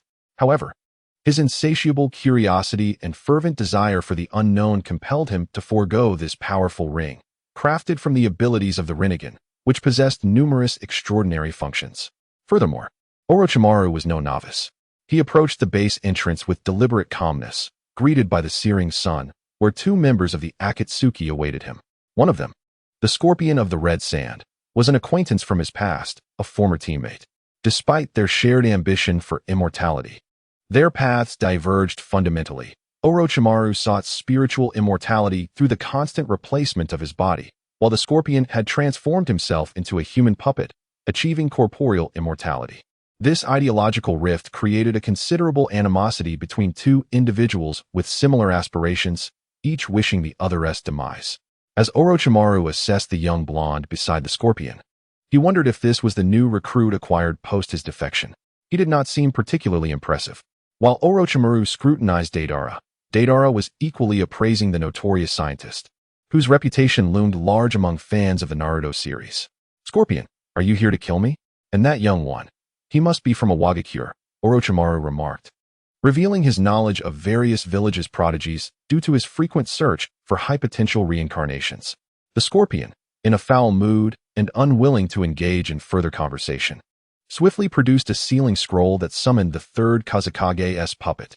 "Orochimaru, you are at a disadvantage here. Your demise is imminent." Indeed, within the swirling sands, the power of magnet release would be greatly amplified, akin to a fish in water. Hee.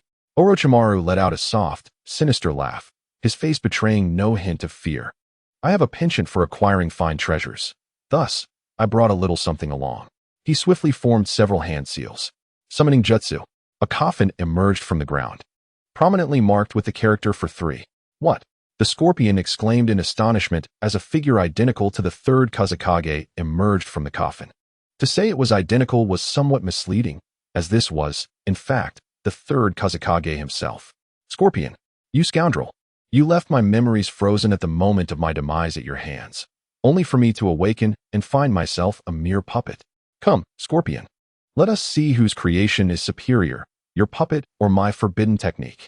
Orochimaru inserted a talisman into the back of the third Tsuchikage's head. "Have either of you considered my feelings in this matter?" The battle ignited fervently before them, and Deidara was not idle. A multitude of clay centipedes and clay sandworms were fabricated, stealthily burrowing into the sands and creeping towards Orochimaru. "Oh, a restless little brat?" Orochimaru observed the serpentine movements of the clay giant without a trace of panic. With a swift extension of his right hand, a dozen enormous snakes erupted from his sleeves, lunging at the clay monstrosity. Serpent's shadow. Boom.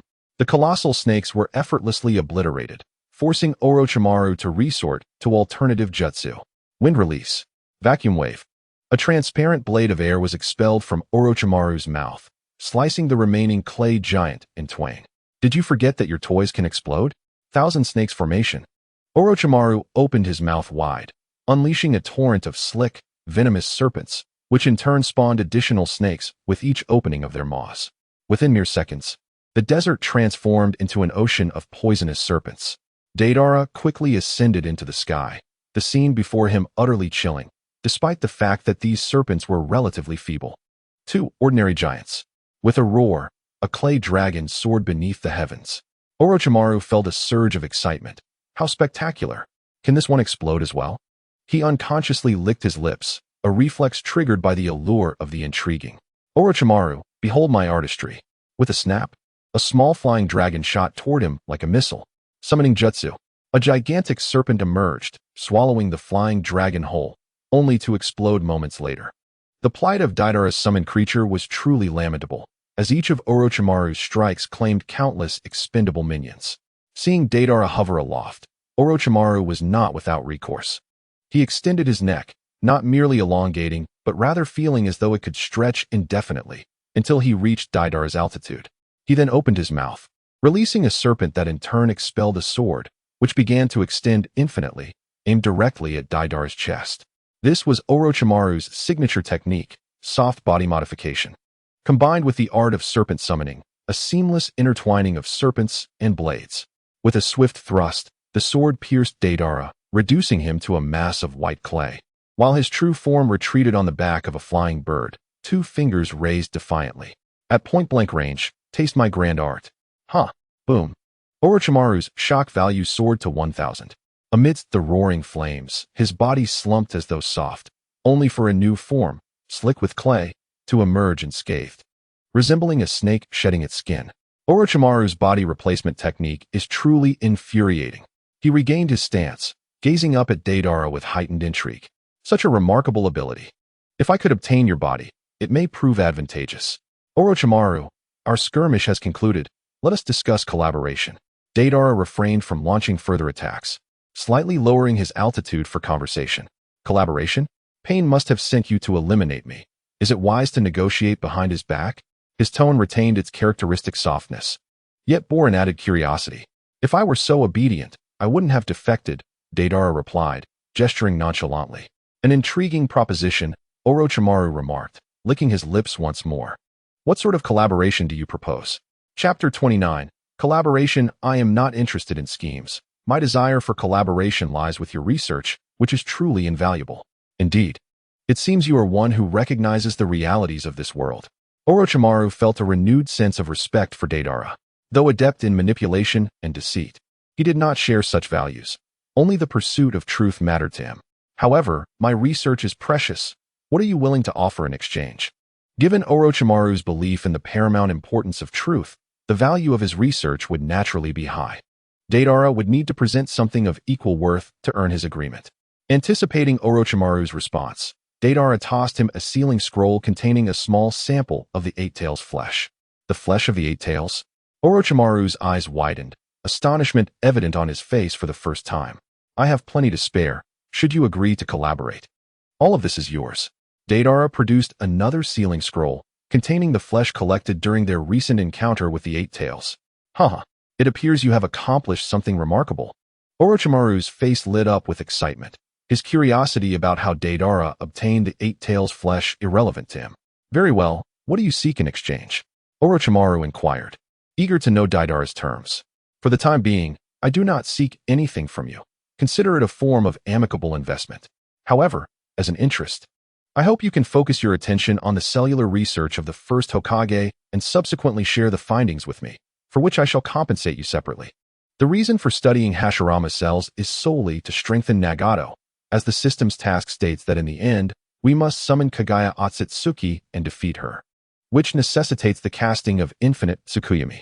Ultimately, someone must undertake this endeavor. Among Madara, Obito, and Nagato, Deidara chooses Nagato, as he is the most amenable to rescue, while the other two are too obstinate for reason. How do you know I am researching the first Hokage's cells? Orochimaru inquired with a hint of wariness. Could it be that aside from Kabuto, he has spies lurking in his vicinity? Upon observing Orochimaru's expression, Deidara realized he had misjudged the situation. Surely, one could deduce such matters? Just as every village seeks to control tailed beasts. I find it hard to believe that the higher-ups of Konoha could resist the temptation of a ninja deity like the first Hokage. Indeed, Deidara, I did not expect you to harbor such profound insights into human nature. Orochimaru remarked as he took the scroll from Deidara and glanced at the already restored sacrificial form of the third Kazekage. It appears my Edo Tensei still possesses flaws. Well then, farewell to you both. Deidara, are you truly willing to collaborate with Orochimaru? Scorpion expressed his discontent regarding Deidara's decision, given that they were archenemies.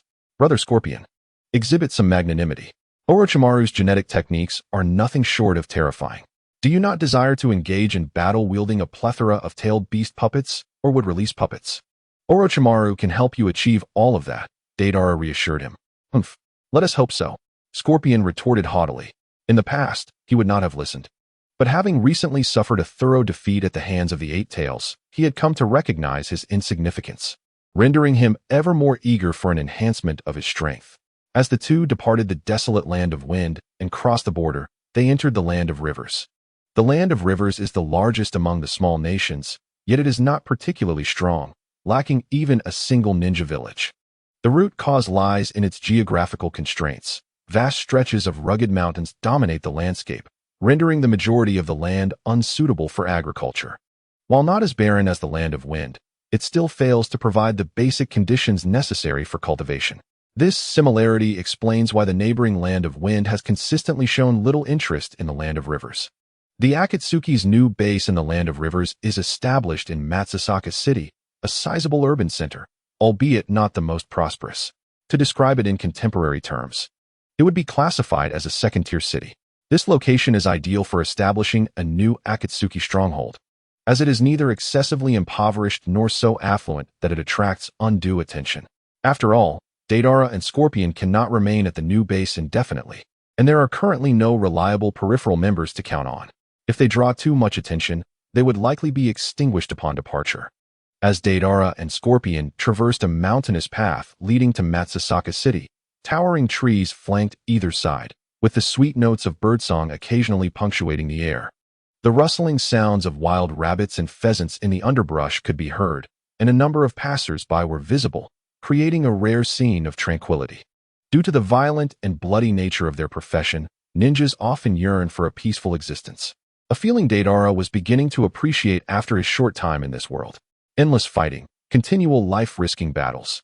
If such turmoil is not properly resolved, it is certain psychological issues will arise. Now he understood why Akatsuki members often strolled leisurely. It was to savor this fleeting serenity. Yet, fate is seldom kind. Suddenly, a large group of wandering samurai, mixed with some ninjas, emerged from the surrounding woods, surrounding Deidara and Scorpion. Their target, however, was not the two of them, but rather a merchant convoy ahead. Following the principle of eliminating witnesses, Deidara and Scorpion found themselves inadvertently fortunate. If they lacked the strength, they would become hapless victims. "Excuse me, what is the meaning of this?" An elderly man with a white beard implored, trembling as he stepped forward. "We are good merchants, and we have paid Zoi. Look, here is our permit." "Get lost, old man." The leading ninja kicked him aside, causing the elderly man to collide painfully with the cargo of the merchant convoy, resulting in a spout of blood. "Grandfather Takuya." A young man from the convoy rushed forward to assist the elder, his fury igniting like flames in his eyes as he surveyed the surrounding samurai and ninjas. "Little brat, no need to pretend. Miss Pure is with you, Isn't. Hand her over, and if you submit to Lord Zoi, not only will you save your life, but you'll also be rewarded by him." "What do you say?" The leading ninja sneered, revealing that today's events were far from a simple robbery. "You'll never succeed. We refuse to yield to that villain Zoi. Besides, Miss Pure is not here. You shall be disappointed." The young man, realizing his identity had been uncovered, promptly dispelled his transformation technique, revealing himself as a young man with spiky brown hair. "Do not worry. Once I eliminate you all, I shall know whether Miss Pure is here," the leading ninja declared, revealing a cruel, bloodthirsty grin as he withdrew a kunai from his thigh pouch. As the leader made his move, his subordinates readied themselves for an assault, tension escalating to a boiling point. "Everyone, scatter and break free. And you two in the back appear to be ninjas as well. I apologize for dragging you into this. In any case, seize the opportunity to escape." The young man shouted apologetically to Deidara and Scorpion. "TSK, more fighting and killing again. Brother Scorpion, it's your turn." Deidara gestured in a show of deference. "Deidara, you are usually the most eager for battle. Now is your moment." Scorpion remained unmoved, showing little interest in these petty foes. Chapter 30. A melodramatic tale. "Hey, what are these two fools talking about? We have the numerical advantage." A boastful Ronin brandishing a katana exclaimed, finding amusement in what he perceived as a ridiculous jest, prompting laughter among his companions. "You truly embody the saying, when the tiger is away, the monkeys dance. Do you think battles between ninjas are determined by numbers? Allow me to entertain you with a few delightful little creatures," Deidara declared as several white clay grasshoppers sprang forth from his mouth, leaping towards the encircling Ronin. "Are you a performer? Like a street artist making candy figurines?" "Haha." The earlier Ronin laughed heartily, though he retained enough sense to recognize the threat. Is this some unknown technique of ninjas? Watch as I slice him, he shouted, swinging his sword at one of the clay grasshoppers, but his speed was lacking, and the grasshopper easily evaded, landing on his shoulder. Huh. The jumping monkey has finally fallen. The world is a bit quieter now. The remaining Ronin and ninjas hesitated, their resolve wavering, while the leader, possessing slightly more courage or strength, remained defiant. Do not fear. We have ninjas too. Everyone together, ugh. The tail of the crimson flow pierced through his chest. He had not finished speaking before succumbing to death. Boring. You cannot kill us. We are under Lord Zoe. Zoe shall not spare you. The last remaining ninja cried out in terror. Truly, it was you who struck first. Alas, their strength was so lacking that Deidara could hardly harvest even a modicum of shock value. A peculiar silence enveloped the scene. The previous travelers from the caravan were utterly taken aback, having prepared themselves for a fight to the death, only to discover that such dire measures were unnecessary. My deepest gratitude to both of you. Maruta, with his brown spiky hair, approached and bowed deeply. Enough. It was merely a trifling gesture, no need for thanks. Deidara waved his hand, ready to set off once more. The tranquility he had finally sensed was shattered, and all he desired now was to soak in a hot spring, enjoy a hearty meal, and then indulge in a peaceful slumber. Hey, what are you doing? Maruta, instead of stepping aside, knelt heavily on the ground, bowing fervently while exclaiming with tears in his eyes, "My lords, please, save the city. What troubles this city?" Upon hearing the matter was connected to the city before him, Deidara decided to pause and listen. Thus began Maruta's lengthy narration, revealing that the former lord had died unexpectedly, and the control of Matsubaka City had fallen into the hands of the malevolent Zoe. Zoe was wicked, ruthlessly oppressing the populace. They had found the daughter of the former lord, Miss June, who was secretly preparing to overthrow Zoe and allow her to assume the role of the new lord, liberating the people from their suffering. Such was the melodramatic tale. I fear I cannot assist you, for we too desire control of this city, Deidara replied while stroking his chin. Maruta's face transformed into one of astonishment, momentarily at a loss for words. Maruta, do not plead with them. At that moment, another tall and lean young man stepped forward, his tone quite ungracious. Though they had defeated Yamato, when they encountered Zoe, they would flee like those hired ninjas of old. The audacity to claim they wish to seize control of this city is laughable. Zoe is invincible. To defeat him, we must rely on our own plans. The lanky youth shouted, revealing the deep psychological scars left by Zoe. Casting a glance at the bothersome youth, Scorpion manipulated the crimson flow to continue ascending the mountain path with an air of indifference. Deidara pressed his temples, following suit. Wait, if you can help me take revenge, I can hand this city over to you. At that moment, an ordinary-looking young woman from the caravan dispelled her transformation technique, revealing the true form of Miss June.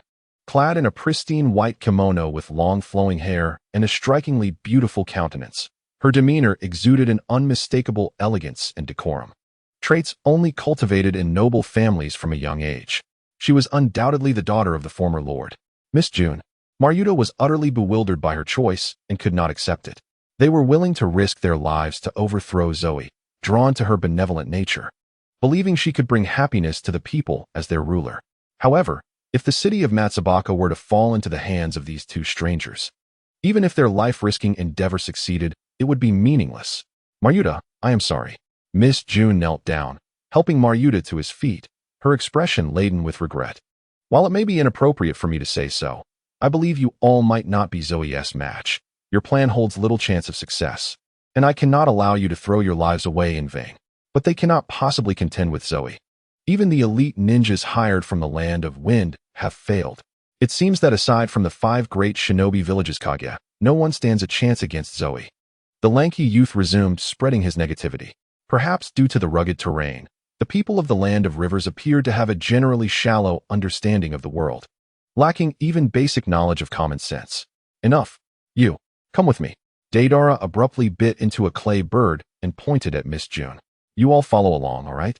I simply cannot endure this any longer. I must see what manner of being Zoe is. As for why to bring Miss June, Deidara thought it would be advantageous to present a proxy, given that the Akatsuki sought peace and would not act recklessly. Miss June should welcome this arrangement. Miss June tightly clasped her hands, gently biting her lip, clearly in a state of hesitation and struggle. Although the lanky youth's words were disheartening, they held a grain of truth. Who could say whether these two unfamiliar ninjas could indeed triumph over Zoe? If they failed, it would be tantamount to walking into a trap. Miss June, I will accompany you. Maruta rushed over to her side. Maruta, thank you. But you have already done enough for me. You need not take any more risks on my behalf. Miss June's tone turned exceptionally soft, suggesting a deeper bond between them. No, Miss June, I vowed to give everything for you, even my life. Indeed, Maruta's declaration was a blatant confession. However, Deidara had no interest in such romantic entanglements. He swiftly flapped his clay bird's wings, pushing Maruta aside. Have you forgotten? The decision of who goes and who stays rests in my hands. Maruta, Miss June. Chapter 31, an artistic solution to problems. Ultimately, Miss June resolved to take a gamble. Despite her name suggesting purity and her seemingly innocent demeanor, having grown up in a noble family, she possessed an inherent political acumen. Why did these two mysterious individuals want her to join them? It was undoubtedly to leverage her name, at the very least. She could appear as a figurehead of a lord. However, if she chose not to go, and these two succeeded, she would gain nothing. Although she was indifferent to power, her entire family was facing calamity, and Matsubaka City had become her last refuge, her hope for her parents, her clan, and the memories of all that was once beautiful. The wind howled in her ears as the ordinary Miss June stood upon the clay bird, striving to mask her fear, maintaining her gaze forward. Her legs weakened at the sight below, a mere glance downward causing her to feel unsteady. What is so formidable about Zoe? Deidara inquired of Miss June, his voice distorted by the roaring wind. His earth-style ninjutsu is formidable, far surpassing that of an average elite ninja. Miss June, not entirely uninformed, could only provide a rough description, as she was not a ninja herself. Zoe's power could easily allow him to dominate the royal capital or larger cities. But do you know why he chose Matsubaka City? It is precisely for this reason that we are utterly powerless against him. Perhaps stirred by painful memories, Miss June's expression turned somber. Where is Zoe's residence within the city? Deidara pointed towards Matsubaka City below. Miss June cautiously leaned out, the exaggerated height making her feel as if she might lose her balance and fall at any moment. There, her left hand anxiously grasped Deidara's clothing while her right finger, as white as jade, pointed to a grand mansion below. That is the former lord's residence. Ever since Zoe killed my father, he has remained within the lord's mansion, seldom venturing outside. Are there innocent people within the lord's mansion? Deidara asked eagerly. No. They are all Zoe's subordinates, who bully the townsfolk and exploit the people. They are all unworthy of pity. Miss Junzi retracted her head. The intense dizziness and the weakness in her legs made her yearn to simply sit down. Yet considering the presence of others and the need to uphold her noble demeanor, she silently relinquished this tempting thought. Very well, let us resolve this matter at once. Deidara chewed a lump of clay into a spherical shape, which with a loud explosion transformed into a room-sized structure. He did not mold it into any specific form, but merely controlled its volume to ensure its explosive power would adequately encompass the lord's mansion. It was then that Miss Junzi noticed the mouth on Deidara's hand, subtly displaying a hint of disdain, perhaps a reaction inherent to all women, as it had been with Kurotsuchi, and also with Shimp, and now with Miss Junzi. However, Miss Junzi's thoughts were swiftly diverted by another matter.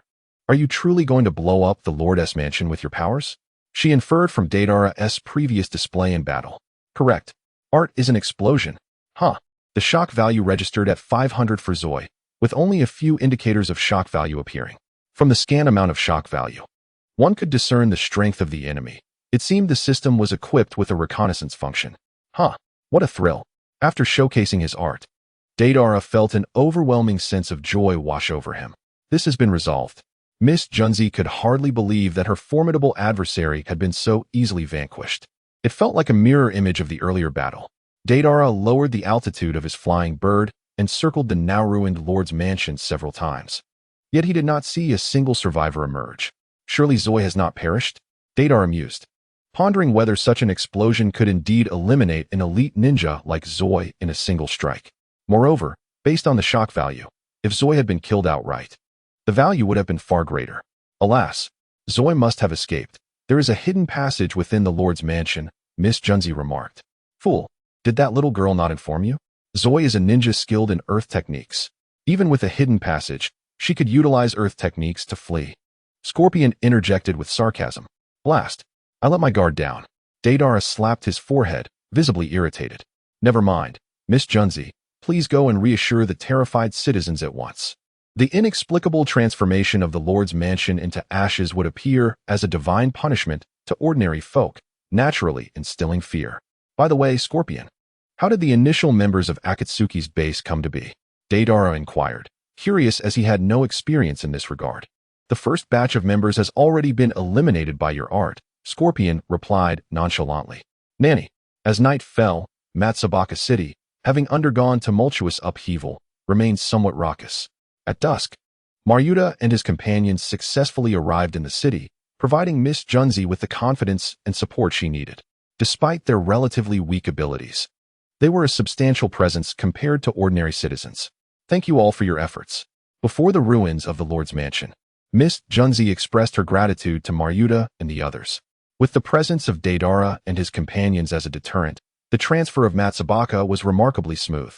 The oppressed populace had long harbored discontent towards Zoi, and with the kind-hearted Miss Junzi's return, they welcomed her warmly. The following day, Miss Junzi brought Maruta to the inn where Deidara and Scorpion were staying. I am immensely grateful to you, she expressed solemnly. It's nothing. Deidara gestured dismissively while busy with a mound of clay. I recall you mentioned wanting control over Matsubaka City? Miss Junzi inquired tentatively, with Maruta also fully alert.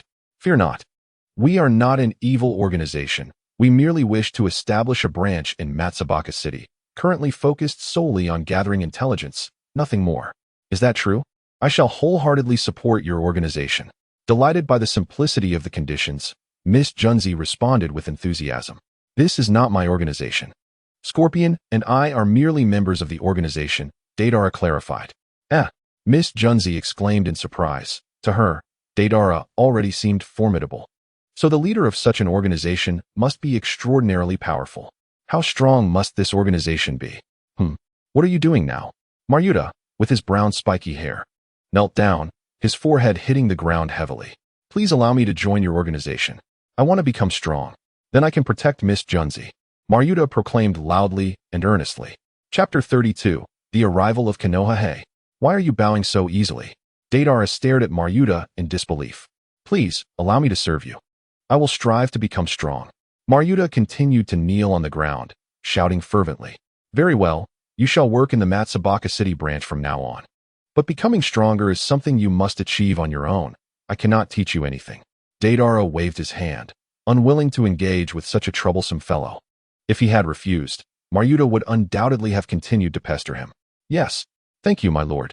Maruta lifted his head, his face a mixture of excitement and gratitude, tears streaming down his cheeks. Deidara sighed. Truly, is this necessary? Deidara and Scorpion remained in Matsubaka City for nearly half a month, originally waiting for Nagato to dispatch personnel from other branches, but instead, an unexpected group of visitors arrived.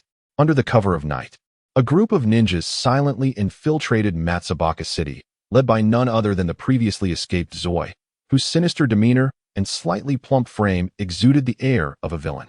Trailing behind him were several ninjas adorned with whirlpool headbands, all of whom had been hired at high prices from Konoha.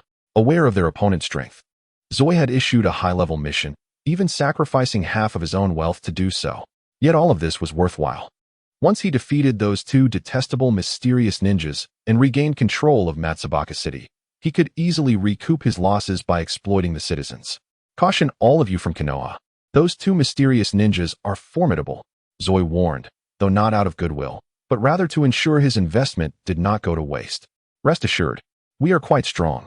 One of the Konoha Nin responded with arrogance, believing there were no formidable ninjas in the land of rivers. However, it was clear that these individuals lacked experience. Chingdo, do not underestimate the battle prowess of ninjas. The leading ninja cautioned. Can, please utilize your Byakugan for reconnaissance. The leader instructed another team member after reminding the somewhat arrogant Chingdo. Yes, Byakugan. Suddenly, veins bulged ominously around Hinata-Kan's temples, creating a somewhat eerie appearance. Yet everyone present was accustomed to it. Moreover, the Byakugan possessed unparalleled advantages in reconnaissance, and such minor drawbacks would not deter its use. What do you see? As Hinata-Kan furrowed his brow, Someone could no longer contain their curiosity. Very strong. Quite strange. Hinata can use 2 brief descriptors in succession. Can elaborate. Yes. Captain Tiendo. Technically speaking, they are not a typical ninja squad, but when executing a mission, there must be someone to issue commands. Thus, Sarutobi Tiendo, with his exceptional prowess, temporarily assumed the role of captain. Their chakra intensity is quite high, but the strongest among them is peculiar, with chakra concentrated solely at the heart.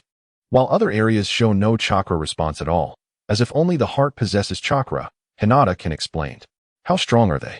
Shimizu Chingdo inquired. Far surpassing Captain Tiendo, stronger than Kakashi, Hinata can provide a familiar reference point. As these words were uttered, the crowd felt a sense of unease. Kakashi was already among the strongest beneath the realm of shadows. Could it be that their opponent possessed such formidable power? Initially, one would assume that missions in the Land of Rivers would entail relatively low difficulty. So how could such a high-caliber adversary emerge? Hey, you're not afraid, are you? Zoe approached, visibly anxious. Rest assured, we will accomplish the task, Sarutobi Tao responded. His impression of the employer was not particularly favorable, yet respect was due as he was. After all, the one who had hired them.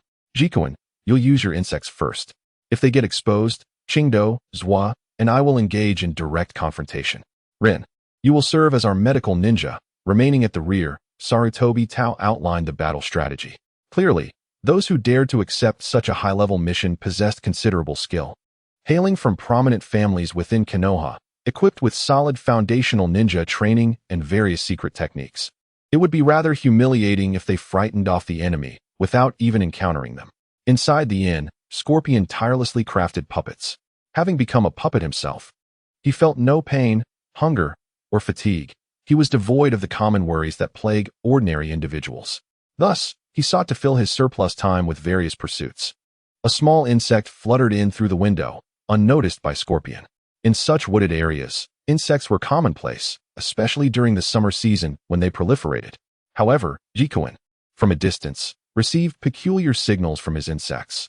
They could not infiltrate the adversary's body, as if they were confronting something not of flesh and blood. What is the situation? Sarutobi Tao inquired softly. One has successfully parasitized.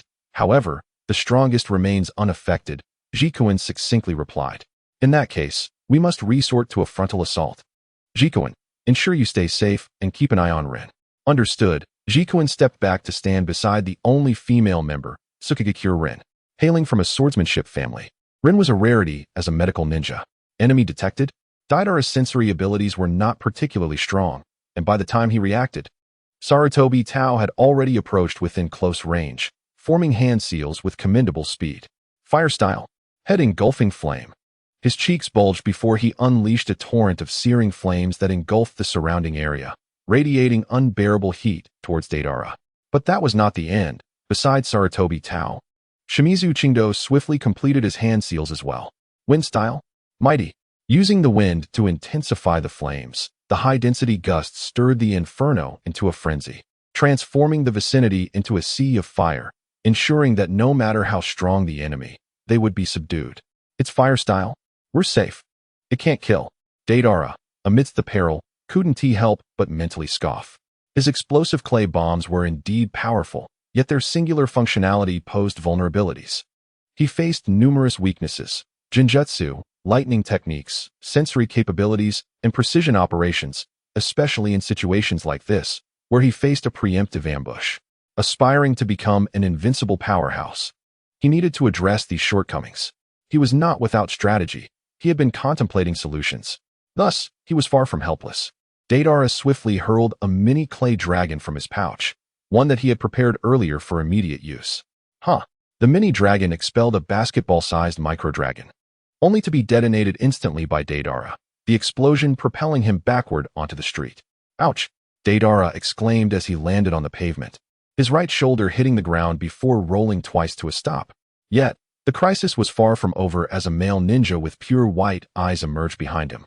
Raising his hand and calmly declaring, "Gentle fist art, 8 trigrams, 64 palms." Panic surged through Deidara. If struck by the Hyuga clan's gentle fist, he would be utterly incapacitated. In that fleeting moment, he could only hastily conjure a swarm of clay spiders with his left hand, a desperate measure born of instinct rather than strategy. What an embarrassing predicament, Deidara. Fortunately, a barrage of poisoned sunbon darts shot from the mouth of Hiryu, arriving just in time. The sunbon, concealed in the darkness of night, were nearly undetectable, but for skilled ninjas, the sound and air currents were enough to discern the trajectory of such hidden weapons, especially against an opponent with Byakugan. Deidara broke into a cold sweat. The feeling of being perpetually ambushed was intolerable. Thankfully, Akatsuki operated in pairs, a wise strategy indeed. Hiryu emerged from another room, creating a momentary stalemate as both sides sought to gather intel on one another to devise more effective plans. So, they are Konoha ninjas, Scorpion remarked, his tone laced with venom. His parents had fallen to the blade of Konoha's white fang, which naturally colored his sentiments towards them. The three adversaries stood together, scrutinizing Deidara and Scorpion. It seems the one lying down is merely a puppet. No wonder it appeared so peculiar. Sarutobi Tao pieced together the events after witnessing Hiryu's sunbon attack. Yet he was no stranger to puppeteers, given the long-standing rivalry between Sunigakure and Konoha, which persisted even in the current truce. Hinata Kanade felt a twinge of unease, sensing something odd about the puppet. Not only were there no chakra threads typically exhibited by puppeteers, but there was also a mass of chakra where the heart should be, raising her suspicions. Kanade, can you locate the puppeteer? Sarutobi Tao inquired. Shaking her head gravely, she replied, I cannot find them. I see, Sarutobi Tao acknowledged, feeling the weight of the situation. In fact, after Kakashi's return, he had reported Deidara and Scorpion's information to the third Hokage. However, due to the intelligence provided by Itachi, the third Hokage understood the severity of Akatsuki, classifying this information as top secret, preventing Sarutobi Tao and his team from gaining access. Then let me cover our approach with powerful ninjutsu. You and Chingdo focus on dealing with the blonde-haired one. After all, in close combat, you would be at a disadvantage against the puppeteer, Sarutobi Tao advised. Deidara observed them whispering among themselves, though he could not hear their words. Their gestures and expressions indicated they intended to deal with him first. It was undeniable that teaming up with Scorpion was a disadvantage, for the enemy always targeted Deidara first. After all, to others, Scorpion appears merely as a puppet. Unless the puppeteer hidden behind the scenes is eliminated, the problem remains unresolved. Yet, they remain oblivious to the fact that the puppeteer's essence resides within Fei Lu Hu's body. Too slow. Scorpion, growing impatient, transformed his right hand into countless appendages, reaching towards Hinata Kanade. Reversal. Undeterred, Hinata Kanade raised his arm and spun like a top at high speed. The chakra erupting from his chakra points forming a robust protective shield, a technique renowned for its absolute defense, be it ninjutsu or taijutsu. With a resounding crash, numerous wooden hands were shattered by the reversal technique, prompting Sarutobi Tendu to form hand seals once more. Fire release. Great fireball jutsu. A wave of searing flames erupted from his mouth, aimed directly at Fei Lu Hu, intending to compel Scorpion to retract his assault. Humph. What a challenge indeed. Deidara began to knead clay with his hands. Battling in a city filled with civilians posed a true challenge for him, as it necessitated a restraint on his use of large clay bombs, forcing him to fight in a manner that limited his own capabilities. Where do you think you're going? Shimura Kyoto unsheathed his longsword, unleashing a blade of energy that sliced Deidara's clay bird in half. TSK. Deidara clicked his tongue, realizing that attempting to take flight mid-battle was fraught with difficulties. After all, his adversaries were no fools, and they would not grant him such an opportunity. As the enemy advanced, Deidara could not allow them to succeed. Losing the advantage of flight was one thing. Losing the advantage of ranged combat would be dire. Special type Snake Swarm. Sarutobi Tendu's shock value soared to 500, while Hinata Kanade's also registered a significant impact. This technique mimicked Orochimaru's Serpent's Wrath, as numerous clay white snakes emerged from Deidara's hands. Indeed, it bore a striking resemblance to Orochimaru's style. What do you have to do with Orochimaru? Shimura Kyoto was momentarily taken aback, as it truly exuded Orochimaru's essence. Having recently clashed with Orochimaru, Deidara chuckled, claiming he was merely imitating his technique. Do not let those creatures close in. He must possess the ability to detonate them. As the captain, Sarutobi Tendu had the sharpest analytical skills on the battlefield. Combining this with Deidara's previous evasion of the fire technique, he quickly discerned Deidara's capabilities. So what? Just like Orochimaru's Serpent's Wrath. Do you have any means to deal with him? Sarutobi Tendu's expression darkened, yet he did not regard this young adversary as formidable as Orochimaru. Wind release. Vacuum wave. A series of highly compressed air orbs were expelled from his mouth, each one devastating the clay-white snakes. Do not even think about flying. Earth release. Earthfall. A massive circular rock plummeted from above towards Deidara, who seemed about to attempt flight once more. He even had the presence of mind to utilize another earth technique to restrict Deidara's movements. It was the first time Deidara had encountered such a proficient earth-style ninja. Truly, the Sarutobi clan's ninjas are exceptional. I find your physique intriguing, Scorpion remarked, clearly captivated by Sarutobi Tendu's performance. The Sarutobi clan has always been a unique ninja lineage, devoid of bloodline limits or secret techniques, yet they possess remarkable mastery over the 5 elemental natures. Each Sarutobi ninja is a master of ninjutsu. The most exemplary among them is the 3rd Hokage, who can wield all 5 elemental styles with unparalleled proficiency, executing intricate combinations to subdue foes with countering techniques. With this prowess, the 3rd Hokage Sarutobi Hiruzen forged a formidable reputation upon the battlefield. This is not the time for idle chatter. Hinata Kanade's voice rang out before Deidara, who was astonished to find himself so close. 8 trigrams. A clay beetle perched on Hinata Kanade's neck, compelling him to abandon the use of gentle fist techniques in favor of swatting away the clay beetle. When did this happen? Hinata Kanade's face expressed shock, for he had been vigilantly observing with his Byakugan. The branch family's Byakugan has a blind spot behind the head, rendering it impossible for you to achieve true omnidirectional observation. Deidara explained. Chapter 34. Despair of the Leaf Ninjas. Following another exchange, the second round of battle commenced. Realizing Deidara's strength was formidable and could not be swiftly subdued, Sarutobi Tendu altered his tactics once more. Fire release. Fire Dragon Jutsu. If the body flicker technique belongs to the foundational skills required of Genin, then the 5 elemental techniques are essential knowledge for J-Nin, whether it be Fire Dragon, Water Dragon, or Earth Dragon. These techniques are among the most exceptional in the realm of ninjutsu, boasting great power with relatively low chakra consumption and high cost-effectiveness. Wind release. Vacuum wave. Shimura Kyoto once again employed wind techniques to sever Fei Lu Hu's wall of hands, clearing a path for Sarutobi Tendu's Fire Dragon. Ordinary type Combat Hatchling. Ordinary type Skirmishing Wing Dragon. Ordinary type Raptor. Deidara was far from idle, conjuring a multitude of clay creatures that swiftly filled the entire street. Hinata Kanade's shock value registered at 1,000, while Sarutobi Tendu's also reached 1,000. Hey, this is quite a predicament. A bead of cold sweat trickled down Hinata Kanade's forehead. As a practitioner solely skilled in single combat, he was utterly ill-equipped to contain Deidara. Gentle Fist. 8 trigrams Air Palm. Hinata Kanade unleashed his sole long-range attack, each strike capable of dispelling a clay creature. Yet, it proved futile. He found himself surrounded by a veritable ocean of clay creatures, encircled 3 or 4 times. Had it not been for his Byakugan, he might have believed he was the last one standing on the battlefield. Deidara, however, was not preoccupied with aiding Scorpion. He knew those two could not possibly contend with Scorpion. His focus lay in identifying the 3 hidden enemies lurking in the shadows. The system's shock value notifications were indeed invaluable, revealing the presence of 3 individuals concealed nearby, which startled him. We may have been compromised, Yamanaka Shikun remarked. Although he wore sunglasses, his vision remained unaffected, as the Yamanaka clan relied on insects to gather external information, rendering human sight merely supplementary over time. Upon witnessing Deidara begin producing a multitude of clay centipedes capable of burrowing underground, he realized their position had been revealed. Otherwise, in such a stalemate, the opponent would not divert attention to such endeavors. What should we do?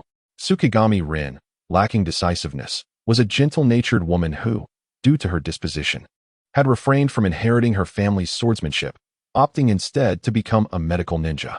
Do not worry, Yamanaka Shikun adjusted his glasses confidently. My insects shall soon take action. Suddenly, as Deidara chewed on the clay, he experienced excruciating pain within his body, as if countless insects were gnawing at him. Wait, insects? There was indeed a member of the Yamanaka clan among the shock value notifications, indicating that a trap had been set upon him prior to the ambush. I cannot endure this. Deidara felt his chakra rapidly depleting and his body gradually succumbing to paralysis. It appeared those insects possessed venom. It became evident that the Leaf Ninja's fierce assault on Scorpion was merely a ruse, with their true target being him. Sarutobi Ten and Nara Shirkato aimed to detain the puppet master, Scorpion, preventing him from aiding Deidara, as the puppet master possessed considerable expertise in antidote techniques. What to do? Deidara's thoughts began to whirl frantically. He could directly call for help, trusting that with Scorpion's strength, he could swiftly eliminate the enemy and deal with the insects. However, that would be rather humiliating. Suddenly, Deidara noticed a skill on his skill tree. Having leveled up from the previous battle, he had acquired a skill point. Morphology, mastery of insect form. Immediate acquisition. Instantly, a mystical sensation enveloped him, as if it were instinctual, granting Deidara the ability to create intricately designed, minuscule clay insects. Chew, chew. Small clay insects, resembling tiny mosquitoes, were produced and burrowed into Deidara's body. I truly am ruthless. I can even explode myself. Gulp. A mouthful of blood was expelled, and Deidara involuntarily sank to one knee. He felt as though his insides were on the verge of complete failure, with every organ suffering varying degrees of injury from the explosion. The good news was that, as a result of the blast, even those insects that had not perished fled from his body in terror. After all, they were merely insects, devoid of intelligence, driven solely by instinct. No matter how they were manipulated through secret arts, in the face of an unexpected situation, they would instinctively scatter. In the distance, Yamanaka Shikun's expression darkened slightly. Although the Yamanaka clan masked their faces with cloaks, outsiders could not discern their features. Yet, as a woman, Tsuki no Rin was sensitive enough to notice the change in the aura emanating from her companion. "What's wrong, Shikun?" Tsuki no Rin inquired. "The insects I had preemptively concealed have been expelled. Remaining hidden serves no purpose. We should proceed," Yamanaka Shikun calmly assessed. The two emerged from their hiding place, swiftly leaping to join Sarutobi Ten and his companions, creating a momentary and peculiar equilibrium. After 3 rounds of combat, the 4th round would truly determine the victor. As the leader, Sarutobi Ten had to reassess the likelihood of victory in this battle. On the surface, one enemy was gravely injured. Yet the other puppet master appeared to be effortlessly in control, suggesting that he harbored even greater strength. While their side had not suffered casualties, the toll was significant, particularly for him, as his chakra reserves dwindled to less than 30% due to incessant ninjutsu usage. Although they were a team of 5, Tsuki no Rin was not a combatant, and Yamanaka Shikun, once revealed, would not contribute much to their fighting capacity. Thus, the outlook was not optimistic. While Sarutobi Ten contemplated, Scorpion and Deidara were unwilling to grant him the opportunity to choose. Having severely injured him, there was no way they would let him escape. Special type, Queen Spider. A colossal clay spider, towering 2 stories high, emerged. Unlike the round-bodied clay spiders Deidara typically created, this one possessed an exceedingly large abdomen. "Allow me to showcase my new art." Deidara seemed to forget his pain as he stood tall, fingers interlocked. Secret art, insect nest.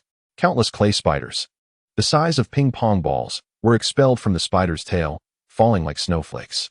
Deidara had long aspired to emulate the enhanced Type 2 dragon and develop a maternal clay creature capable of ground combat, and with his mastery of insect form, this aspiration finally bore fruit. Sarutobi Ten's shock value soared to 1,000. Shikun was frozen in disbelief. Tsuki no Rin trembled slightly. Such a vast quantity of clay creatures was insurmountable. Chapter 35, Capture Alive. Retreat. Sarutobi Ten decisively commanded. "Can you escape?" Scorpion produced a scroll, from which several puppets emerged, sealing off the Leaf Ninja's retreat. What? It turned out the puppet master was inside that puppet, as Scorpion manipulated the additional puppets.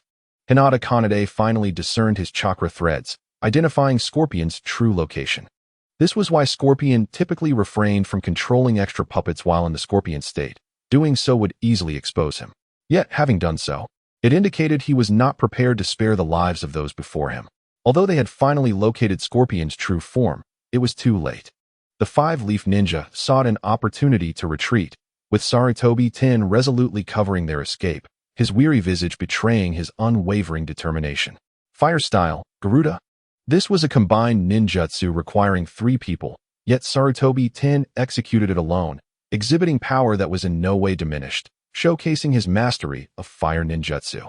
Unfortunately, just as the other 4 could not contain their cheers for their leader, A puppet with light blue hair emerged, extinguishing their hopes.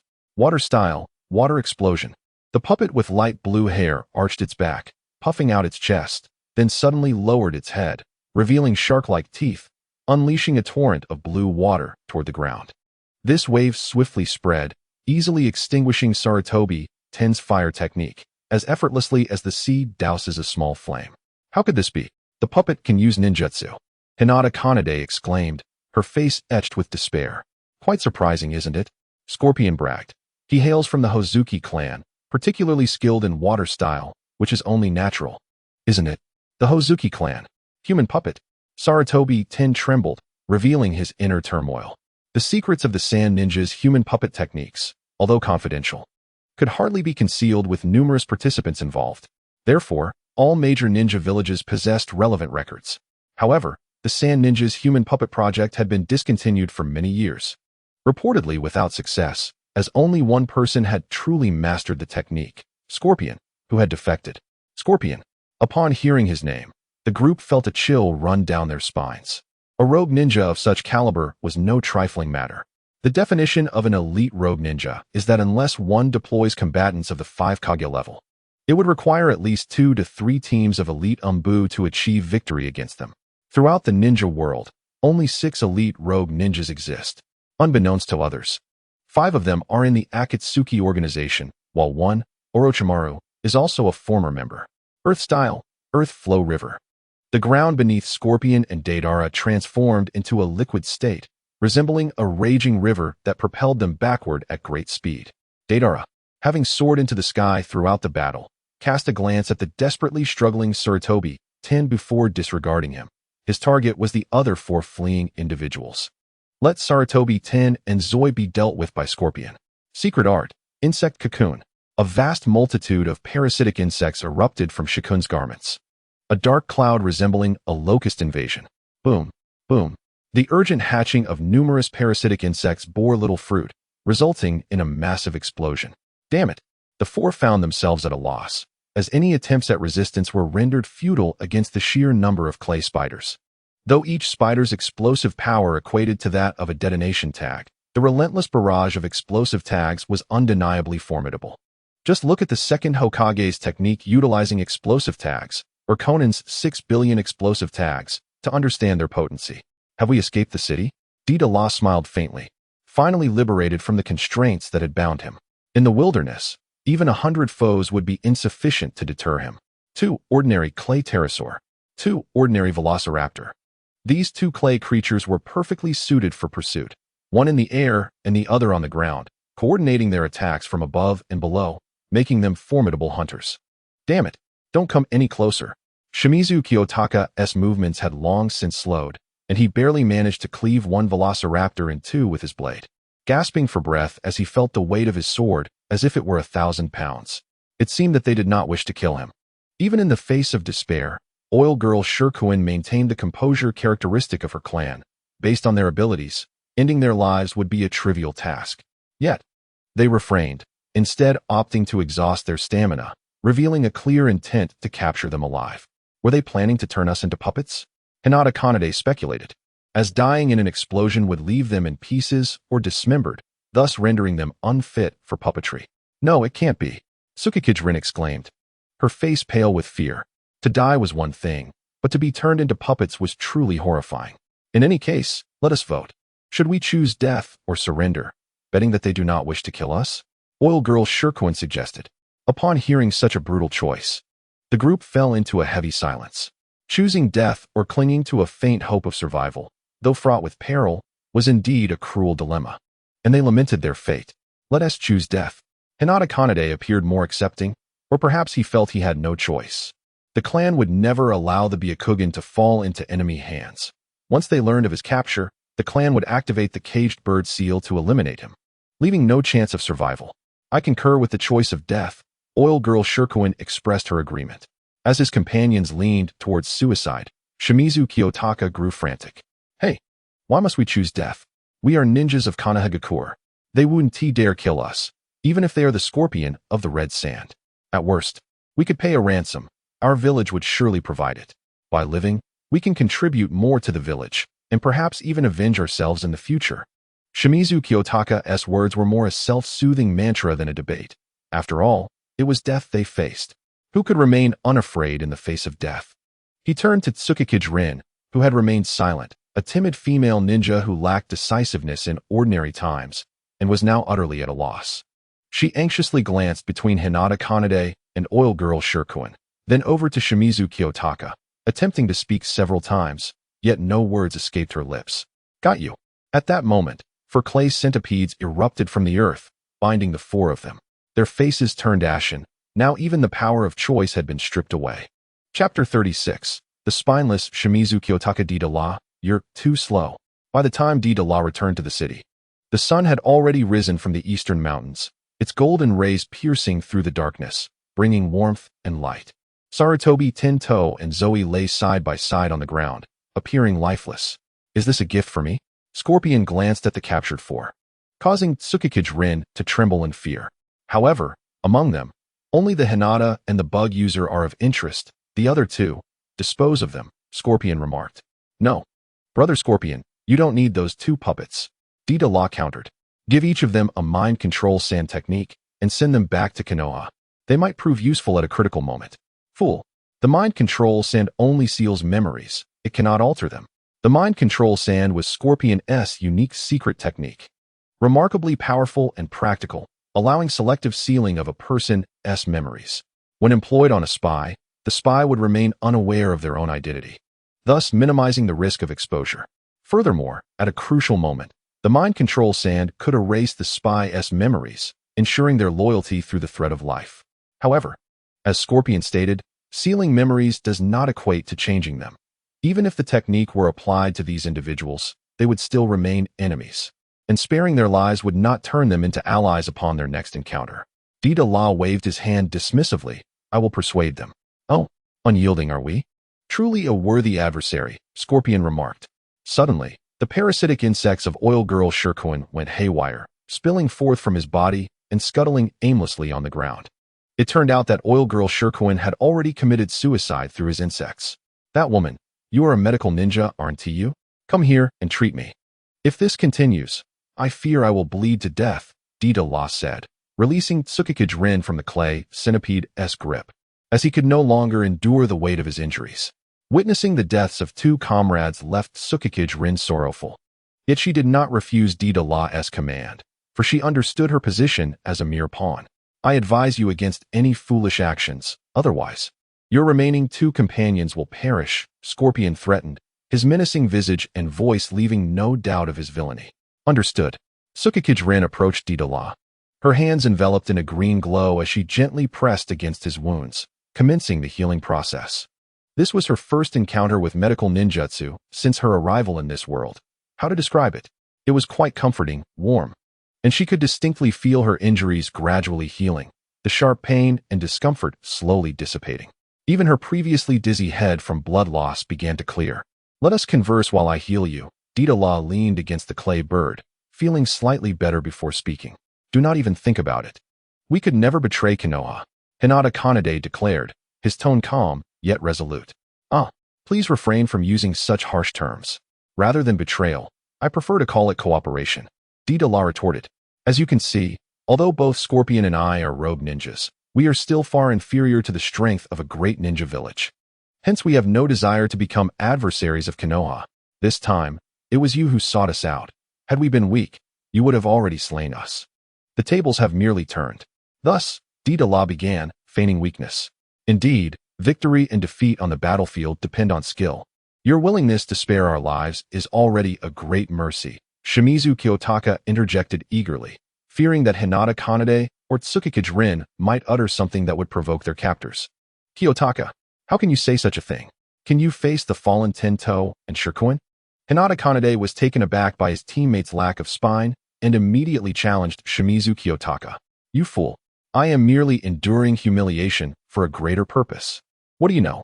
Shimizu Kiyotaka silently cursed, maintaining an outwardly cold demeanor, as if dismissing Hinata Kanade's words. I am simply speaking the truth. Deidara found amusement in the unfolding drama, realizing that Shimizu Kiyotaka was indeed suited to be a traitor to Konoha. You are Shimizu Kiyotaka, correct? Deidara pointed at him. Yes, my lord. Without a hint of shame, Shimizu Kiyotaka acknowledged, even changing his address. You may leave now. I hope that upon your return to Konoha, you will actively promote peace between our organization and your village. Certainly, if you do not wish to befriend us, my companion may resort to arcane methods that could render you brain dead, given his rather volatile temperament. Rest assured, upon my return, I shall strive for the peace of our village and your organization. Shimizu Kyoto rose to his feet, casting a glance at Hinata Kanade, who lay on the ground, and at Tsuchikage Rin, tending to Deidara's injuries. After a brief moment of hesitation, he chose silence and departed alone. What a true ninja embodying the will of fire. Deidara remarked, half in jest and half in mockery. That is not the will of fire. Tsuchikage Rin retorted with newfound resolve. Then, what constitutes the will of fire? Accepting payment and then going out to kill. Is that the will of fire? Deidara looked up at her. Despite her being considerably older, she was firmly subdued by his aura. It was not a suppression of strength, but rather a dominance of belief, comprehension of the world, and depth of thought, reminiscent of many historical figures and thinkers who, despite their frail physiques, commanded worldwide respect. Humph. Hinata Kanade grunted from the ground. You are openly occupying a city. Your actions are indistinguishable from rebellion. Though we accepted payment, it was primarily to uphold justice, to eradicate you treacherous rogue ninjas. Hinata Kanade's emotions surged, her tone elevating, her Byakugan fixed on Deidara, revealing an indomitable spirit. Justice? Deidara burst into laughter. Are you aware that Zoe was originally a rogue ninja? He murdered the former lord of this city and seized control, exploiting the populace. We came to assist at the request of the lord's daughter to oust Zoe. What? Both Hinata Kanade and Tsuchikage Rin displayed expressions of astonishment. If that were the case, what significance did their mission and sacrifices hold? You truly do not know? You are indifferent. After all, the ninja village requires substantial funds to sustain itself. As long as money is involved, your Hokage and higher-ups will turn a blind eye to such matters. You speak nonsense. Do not slander Lord Hokage. Hinata Kanade and Tsuchikage Rin's emotions became exceptionally agitated, a natural reaction when one's beliefs begin to crumble, driven by the instinct to protect one's inner self. You have all undertaken missions to eradicate bandits, correct? Deidara shifted the topic rather than pursuing the previous line of discussion, posing another question. Seeing both nod in unison, a cryptic smile curled on Deidara's lips.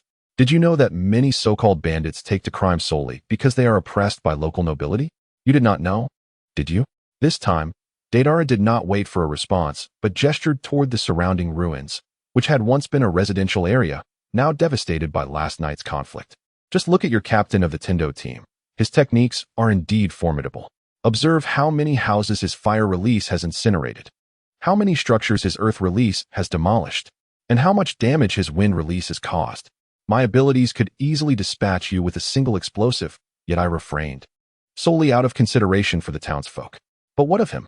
Deidara stood, pinching Tsuchikage Rin's chin, directing her gaze toward a small girl in tattered clothing, her face smeared with soot, weeping inconsolably. Do you see? If my guess is correct, her family perished in last night's battle. Look at the others. See their eyes filled with hatred. Is this justice? Is this the will of fire? Is this what the ninjas of Konoha represent? Admit it. You are merely a band of cold-blooded assassins motivated by monetary gain. Chapter 37. Rebellion of Two. How could this be? Tsuchikage Rin collapsed to the ground. Having never contemplated such matters previously, she had naturally believed her village was just and righteous, but the harsh truth was beyond her imagination. Deidara, sensing a touch of Orochimaru's essence within himself, extended his hand and said graciously, "It is precisely because we have witnessed the brutal reality of the ninja world that our organization strives to create true peace. Join us. For the future of the ninja world. For the peace of the ninja world." Tsuchikage Rin grasped Deidara's outstretched hand, standing up in a daze, overwhelmed by the magnitude of the revelation. "Peace. What must be done?" she asked, her confusion akin to that of a soul lost. "Rin, do not trust him. The truth of the matter must be pursued by ourselves." Hinata Kanade, still bound on the ground, shouted. As a member of the Hyuga branch family, he had witnessed the world's callousness from a young age and had encountered more darkness than the Na'vi Tsuchikage Rin. Thus his beliefs were less easily shattered. To speak of such matters, the cruelty of the main family towards the branch family is beyond what outsiders can imagine. Are you, A mere branch family ninja. Worthy of the will of fire? Deidara taunted, striking at the heart. I am not only a Hyuga branch family ninja, I am also a Konoha ninja. How can I not embody the will of fire? Hinata Kanade countered. If Konoha truly recognized you branch family members, why would they tacitly permit the main family to treat you so cruelly? Surely, no one could tolerate their comrades being enslaved by others, could they? If so, it indicates that they do not regard those individuals as comrades at all. In that instant, Hinata Kanade fell silent, recalling the myriad oppressions of the main family. The various cruelties endured, and the terrifying curse mark known as the caged bird. Listen closely, caged bird, what an ironic name. They do not even attempt to disguise it with a different term. How contemptuous. What a humiliation on a soul level. Do you not wish to rebel against the main family? The atmosphere fell into silence. After a long pause, Hinata Kanade spoke again, his voice returning to its usual calmness.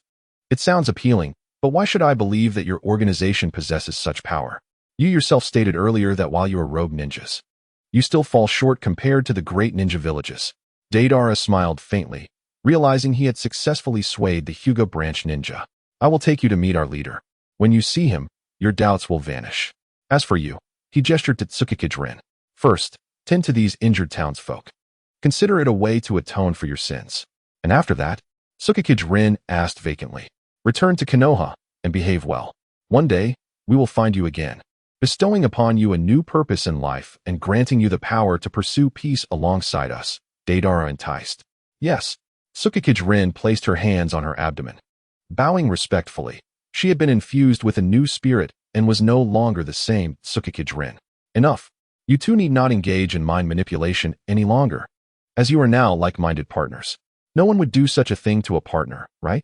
After a day of light recuperation, mainly to allow Deidara to recover, he and Sasori departed from Matsubasa City. With the threat from Zoe resolved, their presence was no longer necessary. And of course, they brought Hinata Kanade along. They were en route to a secret base in the Land of Rivers, taking Hinata Kanade to meet Nagato. The entrance to the base in the Land of Rivers was marked by a small river, with a cliff on the opposite side. Does it seem familiar? This should be the location where the One Tail was sealed in the original storyline. When Nagato received the message from Deidara, he was momentarily taken aback. It felt rather unusual to be free from Deidara's incessant disturbances for the past half-month. This fellow always seemed to bring someone back to the organization whenever he returned. First the Jinchuriki of the Seven Tails, then Karui, followed by the Shinyuan clan. And now yet another member from the Hyuga branch. Why does he always seek to complicate matters? With a hum, the large stone blocking the cave's entrance was moved aside, allowing Hinata Kanade to enter alongside Deidara and Sasori, revealing her classic shocked expression. The Rinnegan. This is the leader of our organization, Pain, Deidara introduced. What do you think? Are we still unable to contend with Konohagakure? Satisfied upon witnessing the Rinnegan, Hinata Kanade solidified her resolve. She was determined to seize this opportunity to liberate the branch family from the oppression of the main family. You've done well, Deidara, Nagato commended. Deidara pouted. What good is that? I still haven't received my pay. Come now, why are you fixated on that meager salary? We are all significant figures here. Should we really concern ourselves with such trivialities? You've all worked hard. Pain, the embodiment of the Deva path, interjected. Tomorrow, I will convene the next Akatsuki meeting. You may rest well until then. Indeed, a break was in order. Deidara chewed and shaped a clay bed to lie on, finding its softness comparable to a luxurious mattress. By the way, since the last battle concluded, I haven't had the chance to check my system. The Ultimate Artist System host. Deidara shock value. 2,710,000 skill points. 1 unlocked skills. Level 1 explosive mastery, enhanced dragon, improved clay, chakra enhancement, lightning resistance, ultra high temperature. Morphological optimization, ninjutsu enhancement, insect form mastery. After deducting the skill point used in battle, he leveled up once more, leaving him with 1 skill point. Deidara perused the skill tree and selected 4 skills he most desired to unlock. Explosive studies. Level 2 explosive mastery. Requires explosive blade spray. Explosive studies undoubtedly form the core of Deidara's artistry. When in doubt, explosions are always a viable solution. However, the requirement to sacrifice the explosive blade spray, which is difficult to obtain in the village hidden in mist, posed a challenge. Morphology. Insect form activation requires Oil Woman Clan's insect control secret technique. Deidara had increasingly valued morphology. With its unlocking, the benefits were beyond imagination. Once he activated insect form, the clay insects he created would gain a degree of autonomy, which was highly enticing. Yet, the necessity of the Oil Woman Clan's secret technique was a setback, especially considering he had just lost one from that clan. Clay studies. Advanced clay requires 100 research points. This was less of a priority for Deidara, so he decided to set it aside for now.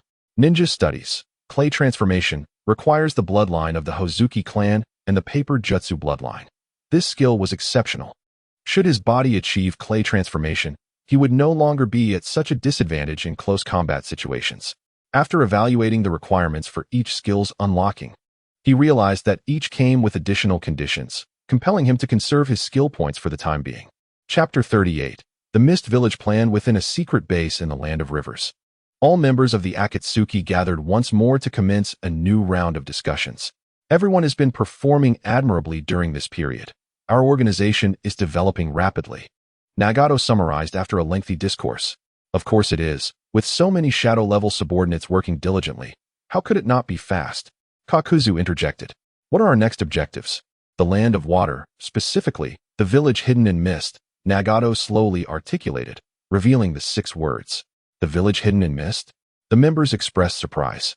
Was this finally an assault on one of the 5 great shinobi villages? Indeed, Pain confirmed with a nod.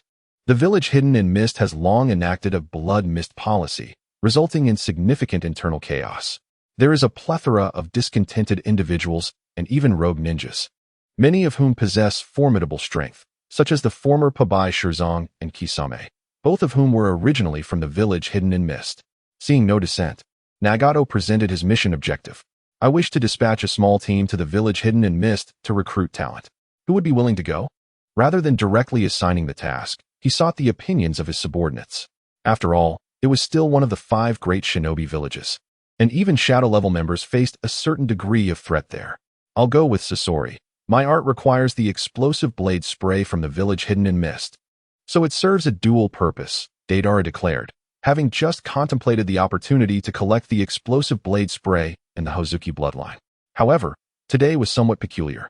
A member who usually refrained from questioning Akatsuki's decisions spoke up. I believe we should send Kisame and Itachi instead. One is originally from the village hidden in mist, and the other has already visited once, making them far more experienced. As for the explosive blade spray, Kisame can easily retrieve it for you, spoke Black Zetsu, his voice low and somber. Deidara's immediate reaction was one of suspicion. Black Zetsu's suggestion to send Kisame raised alarms. Coupled with the issue of Uchiha Obito controlling the 4th Mizukage through Jinjutsu, it seemed there was more to the village hidden in mist than met the eye. Thus, it became even more imperative for him to go. Having chosen Nagato's side, Obito was undoubtedly the enemy. Absolutely not. I am quite interested in the village hidden in mist, Deidara asserted, casting a hopeful glance at Pain, wishing that Nagato would not be so oblivious as to miss Black Zetsu's ulterior motives. Then it shall be Deidara and Sasori, Nagato decisively concluded. Fortunately, Nagato exhibited a degree of keen perception. After the meeting dispersed, Zetsu emerged from the branches of a large tree, the tightly closed pitcher plant nearby faintly resonating with their conversation. What should we do? If Deidara and Sasori head to the village hidden in mist, they may attract unwanted attention. White Zetsu's voice was notably higher in pitch compared to that of Black Zetsu. The unforeseen variable in our plans must be communicated to Obito. He should be informed to speak with Nagato. This mission must include Kisame to ensure our secrets remain safeguarded, Black Zetsu asserted. Moments later, the space beside Zetsu distorted in a whirlpool-like fashion, revealing Obito, his mask obscuring his face save for one Sharingan eye. Zetsu, what brings me here? Obito inquired coolly. Obito, it's bad. White Zetsu interjected. Nagato intends to send Deidara and Sasori to the village hidden in mist. Our secrets are at risk of being exposed. This is different from the previous mission where Pabai Shirzong and Itachi went to the Land of Water to assassinate a noble. They did indeed travel to the Land of Water, but never set foot in the village hidden in mist. They encountered the 4th Mizukage, Kagaya Yagura, on their return and engaged in a fierce battle, resulting in Pabai Shirzong's demise there. But this time, they are heading directly to the village hidden in mist, which is an entirely different situation. What? Obito turned to Zetsu, his Sharingan revealing traces of surprise and shock. Why have they suddenly decided to go to the village hidden in mist? During this period, he had been immersed in planning within the village hidden in mist, delegating the affairs of the Akatsuki to Zetsu. Nagato, on Deidara's suggestion, has decided to expand the Akatsuki's peripheral influence. Given the severe internal strife in the village hidden in mist, many powerful ninjas have expressed dissatisfaction with the village, making it a target for Nagato. Black Zetsu elucidated. Did you not intervene? I opposed it, but instead aroused his suspicion. This matter likely requires your personal intervention to communicate with Nagato. Kurotsuchi also felt a twinge of headache. Although the intricate scheme to save one's mother seemed formidable, the lengthy process inevitably led to numerous complications. When there are many links in a plan, unexpected situations can escalate, resulting in a scenario like this. If not handled properly, the entire conspiracy may fall apart. I understand. I will discuss this with Nagato. As he spoke, he activated his Kimui, and as soon as the words left his lips, Obito vanished without a trace. Nagato. After a swift journey, Obito appeared atop a towering structure in the land of rain. Despite the urgency in his heart, he maintained an outward demeanor of calm. As if everything was under his control, Pain regarded him with a glance, saying nothing. Evidently, Nagato was not surprised by Obito's arrival. Aware that the other party had sensed his presence, Obito wasted no time and directly stated, "This operation involving the Mist Village must include Kisame and Itachi. Are you giving me orders?" Pain turned to face Obito directly. Although he exhibited no unnecessary gestures or aura, both Obito and Konan understood that Nagato was indeed angered. Internally, Obito scoffed at Nagato's pretentiousness. While his true body was being drained by the outer path golem, he still insisted on projecting an image of grandeur. Claiming to be a god, it was one thing to maintain such a facade in front of others, but Obito, who was privy to the truth, viewed Nagato's behavior as pure self-deception, a psychological comfort stemming from insecurity. However, considering that he still relied on Nagato to execute his plan, Obito had to concede somewhat to ensure Nagato felt a sense of respect. "It's merely a friendly suggestion," Obito said, lowering his posture. "Alternatively, we could consider this a transaction. If you agree to let Kisame and Itachi accompany us, I can provide you with a potion. The potion could significantly enhance one's vitality." The implications were clear and enticing. An object that could augment life force was precisely what Nagato urgently needed. Yet who was Nagato? He, who proclaimed himself a god, would never allow himself to barter his subordinates for personal gain. Such an act would be beneath his pride. "I refuse," Pain declared. Obito did not flinch. He had anticipated Nagato's refusal. His aim was to persuade another party. "No, we agree with you." As expected, Konan spoke up. "Konan." Nagato's tone was uncharacteristically firm. "This time, listen to me. That potion is of utmost importance to you." Konan understood Nagato's predicament well. While the Uzumaki clan possessed robust vitality, the outer path golem could drain it even more effectively. Each confrontation and battle was a dance with death, a perilous endeavor. Then, the deal is struck. After Obito placed a small vial of emerald potion on the table, he activated Kimui once more and departed. Chapter 39. Konan understands artistry. Konan. "You shouldn't have done that." After Obito's departure, Nagato remained somewhat irate. However, Konan was unperturbed by Nagato's demeanor, as they were comrades who had shared life and death. "Nagato, I will personally remind Deidara and Sasori. You need not worry. I believe they will understand in due time." Konan said little, not due to a lack of words, but because she knew Nagato so well that it was unnecessary. A few concise phrases sufficed to touch Nagato's heart. Just like this instance. Nagato was fully aware that Obito harbored ulterior motives in the Mist Village, yet his pride prevented him from seeking benefits through the betrayal of his subordinates. Noticing Nagato's silence, Konan did not linger any longer. Her body began to crack and transform into numerous sheets of paper, soaring into the sky towards the Land of Rivers. In the secret base of the Land of Rivers, Deidara and Sasori were not hasty to depart, having already learned from Nagato that Kisame and Itachi would accompany them. The agreed-upon meeting was set for 7 days hence in the Land of Waves, allowing ample time for the 4 individuals preparing to journey to the Mist Village. After all, it was one of the 5 great ninja villages, and caution was necessary. Although Deidara believed that if the 4 of them attacked together, they could easily topple the current Mist Village. As it stood, Kisame and Itachi were more hindrances than assets. In such circumstances, thorough preparation was essential. After all, they might have to confront those too, and considering the worst-case scenario. He and Sasori could even be ambushed by Uchiha Obito and Kurosetsu. A rumbling sound echoed as a large rock at the cave entrance shifted upward, and the icy demeanor of purple-haired Konan entered. "Konan, what brings you here?" Deidara mumbled, his mouth full of clay, rendering his speech somewhat garbled. "Damn it, why can I eat and drink, yet not speak while chewing clay? This time, you must be cautious of Kisame and Itachi," Konan stated without pleasantries.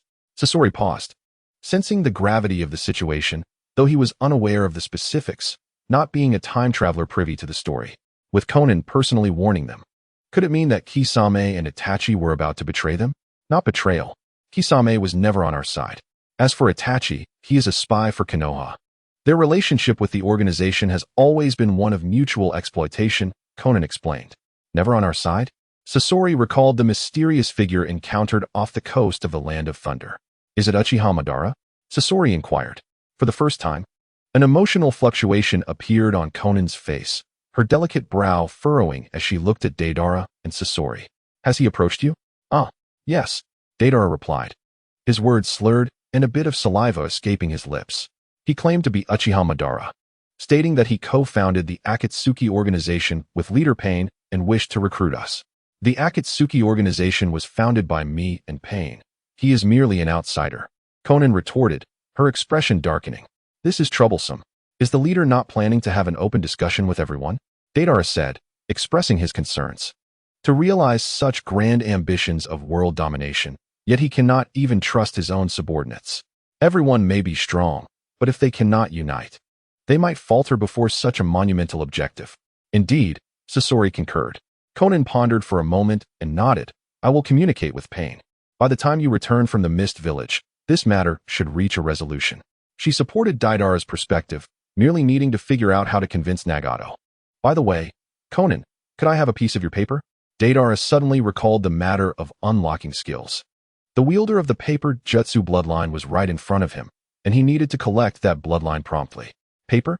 Xiaonan was somewhat puzzled as she pinched a piece of white paper that gradually appeared between her thumb and index finger. Deidara took it, glanced at it, and concluded that it was a creation of Xiaonan's abilities, unable to extract the paper element from her bloodline. "No, that is not what I meant. I want a piece of paper made from your body," Deidara insisted. The mention of body made Xiaonan's expression darken unexpectedly.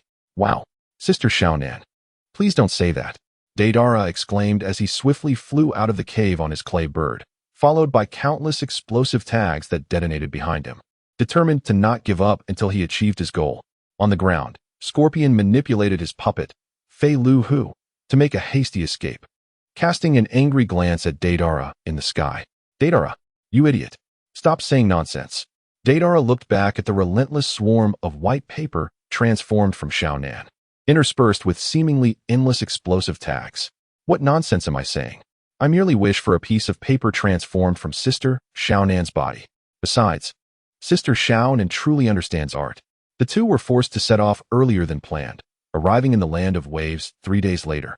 A small nation steeped in poverty and weakness, entirely ruled by the maritime tycoon Kato. Even the daimyo of the Land of Waves was nothing more than a puppet, living off Kato's meager charity. "Brother Scorpion, let us take a temporary respite here," Deidara suggested as they wandered through a town that resembled a dilapidated market more than an actual town. The single inn appeared ready to collapse at any moment. Upon entering, they found the furnishings to be exceedingly old, with the floor creaking beneath their feet. Deidara glanced at Scorpion, concerned that the weight of Fei Lu Hu, being a puppet, might cause damage. The innkeeper, an elderly woman, seemed to realize that her strange guests exceeded the weight limit, her face displaying a mix of tension and fear at the sight of the fearsome rogue ninja. "I will use chakra to alleviate the weight. The floor will remain intact." Scorpion sighed, resigned to the situation. Chapter 40, Poverty.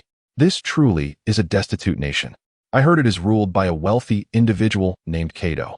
Why don't we reclaim his ill-gotten gains for the organization? After all, we have 4 days of idleness ahead of us," Deidara proposed. "It's not that simple, Deidara," Scorpion replied, casting a glance at him. "These wealthy individuals have connections to the political leaders, nobility, and even the daimyo of various nations. If you were to kill him, his assets would merely fall into the hands of his collaborators. If you wish to pursue that path, you will face their collective animosity. Their extensive networks and abundant resources pose a threat that rivals even the bounties of the 5 great ninja villages. I see. Deidara finally recalled that in the ninja world, daimyos and nobles still held significant power. Even the Kage of the 5 great ninja villages had to report to them. Although this reporting was merely a formality of respect, it underscored the high status of the daimyos. After spending another day crafting clay bombs and feeling adequately prepared, Deidara strolled through the streets. There was little to explore. The town offered only agricultural products and simple food, while jewelry and trinkets were luxuries beyond their means. Growing bored, Deidara wandered aimlessly outside the town. Suddenly, he heard the sound of shuriken embedding into wood and, following the noise, discovered a young beauty practicing her throwing technique on a patch of grass. Isn't that Haku? Deidara mused, captivated by her beauty. Just as he was lost in thought, she sensed his gaze and turned to him, her voice gentle yet questioning. Who is there? My apologies. Did I disturb you? Deidara stepped out from behind a tree, his eyes fixated on her neck, curious to see if she had a throat. Perhaps feeling the intensity of his gaze, Haku instinctively recoiled. But her high-collared attire made it difficult for him to discern. Who are you? Haku inquired, maintaining a cautious stance. After all, Deidara's striking black and red cloak marked him as a rogue ninja, naturally eliciting wariness. I am Deidara, he replied, raising his hands in a gesture of peace. I merely happened to pass by and was intrigued by the sound of your shuriken practice. Whether it was Haku's innocence or Deidara's charm, she relaxed her guard and responded with a shy smile. I apologize for the disturbance. I have someone I must protect, so I need to grow stronger quickly. Why do you keep looking at me like that? Haku asked curiously. Deidara stroked his chin, posing the monumental question. I am curious to know if you're male or female. Haku gasped, covering her mouth in surprise at the unexpected query. Who asks such questions right off the bat? She blushed, her shyness making her all the more alluring, almost irresistible. Yet, Deidara remained fixated on his epic question. So, I'm genuinely curious. Could you enlighten me? Seeing that Deidara was not joking, Haku awkwardly fidgeted, realizing that this peculiar individual would not relent without an answer. I am Haku. Came a masculine voice from nearby as a man with a bare upper body and a white bandage around his mouth emerged from the woods, wielding a large sword. Kisame Hashigaki, one of the original 7 ninja swordsmen of the mist, the second wielder of the decapitating sword. He had defected due to his disdain for the blood mist and had failed to assassinate the 4th Mizukichi. He appeared ruthless, yet deep down, he possessed a tender side. Who are you? Kisame demanded, gripping his sword while scrutinizing Deidara. Known as the monster of the mist, he was not one to take chances. He would not hesitate to strike if he sensed any hint of danger. Deidara, visibly displeased, glared at Kisame, interrupting his epic question.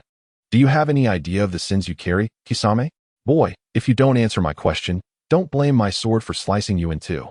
Kisame threatened ominously, his temper flaring. Fine, Kisame does possess some strength. Perhaps I should recruit him into the Akatsuki, with Haku on board. Unraveling this monumental question would be much simpler. Monster of the Mist, I have heard of your reputation. I now offer you the opportunity to join our organization, Deidara proposed. Humph, you know not what you speak, boy. Kisame scoffed, dismissing Deidara's invitation, unable to take him seriously given that he was only 13 years old.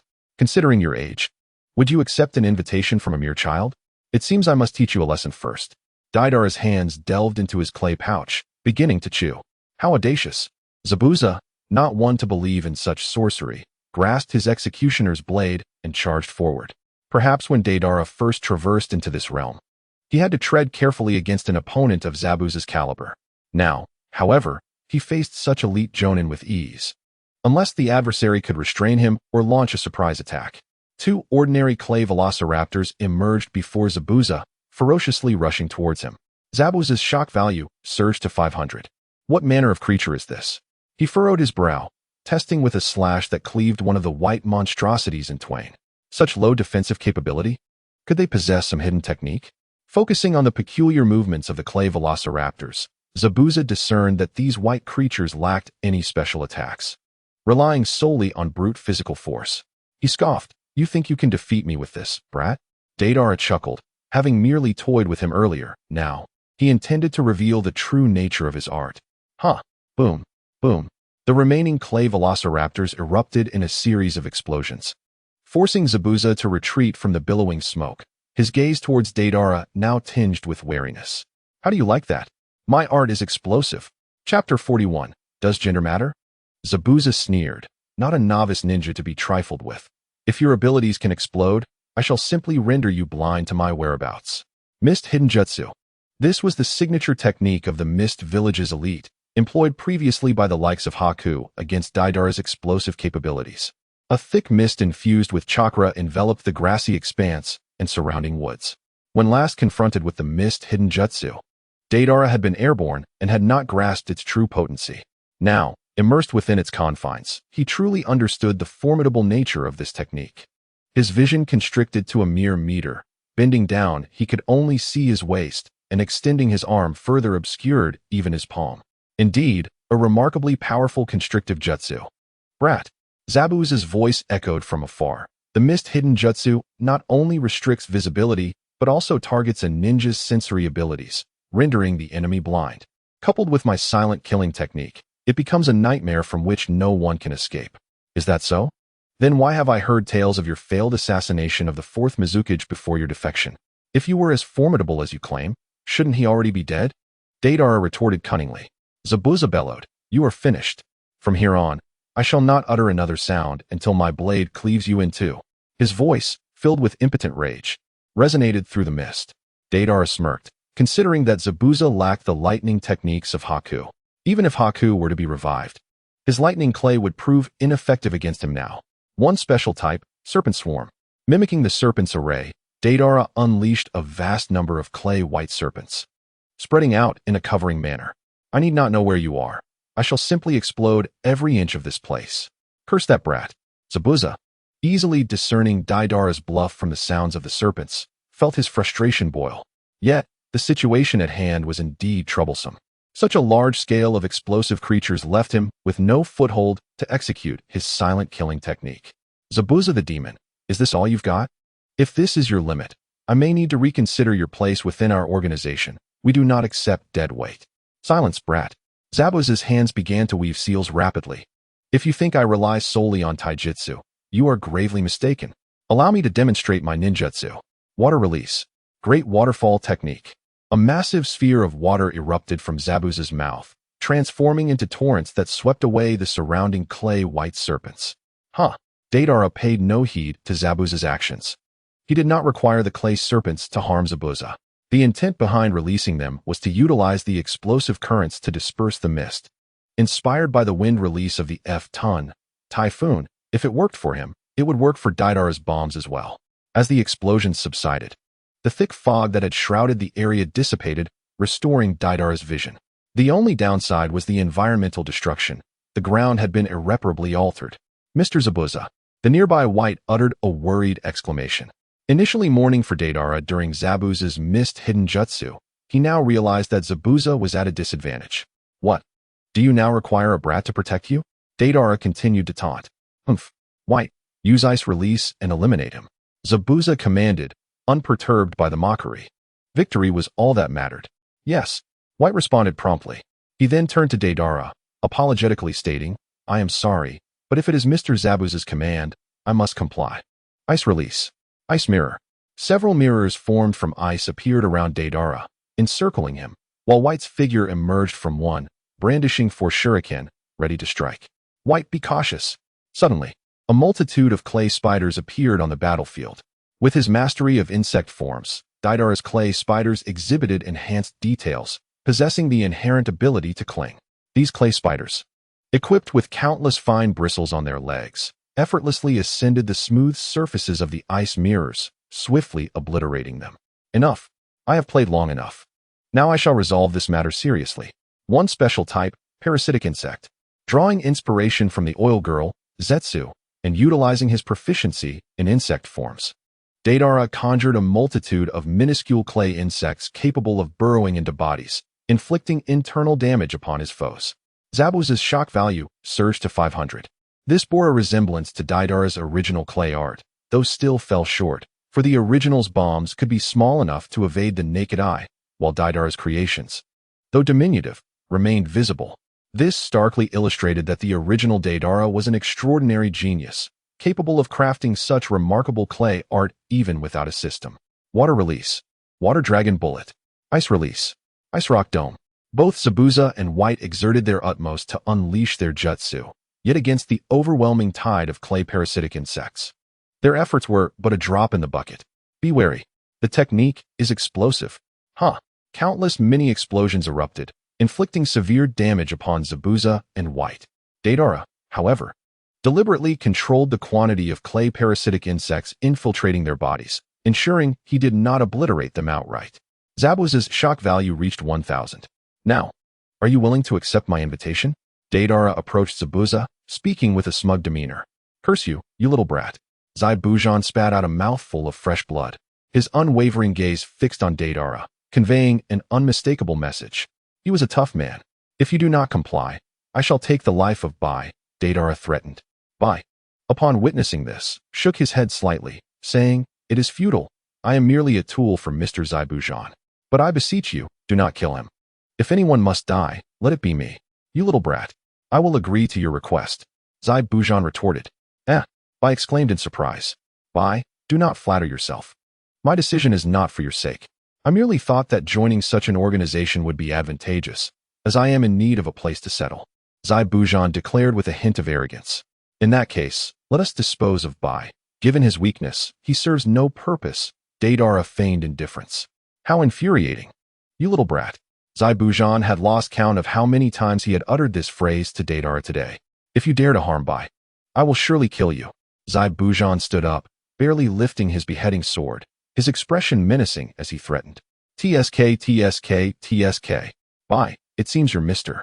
Zabuza does not merely consider you a tool. Deidara chuckled in a sardonic tone. Indeed, Bai lowered his head, his cheeks flushed like blooming cherry blossoms. A sight to behold. Suddenly, Deidara had a revelation. Did Bai's gender even matter?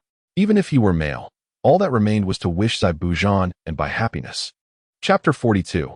Infiltration of the Mist Ninja Village System. Why did I not receive Bai's shock value just now? Does he not find my art astonishing? Deidara queried, perplexed. The system's voice resonated in Deidara's mind. Host, you are now level 10. Hence you can no longer gain shock value from elite ninjas below the rank of Jonin. What? How can this be? Deidara contemplated whether to make a grand move in the Mist Ninja Village to harvest shock value. However, it now seemed utterly unfeasible, and future level-ups would undoubtedly become increasingly arduous. Upon returning to the inn, Scorpion was tirelessly crafting puppets, and at times Deidara found himself envious. How wonderful it must be to never tire, to neither sleep nor eat. Deidara, you've brought something back again, Scorpion remarked with rare sarcasm, perhaps perceiving this as Deidara's new attribute. Any time he ventured out, he must return with something. You two take a break. I will contact the leader, Deidara said, observing Zabuza's tense expression.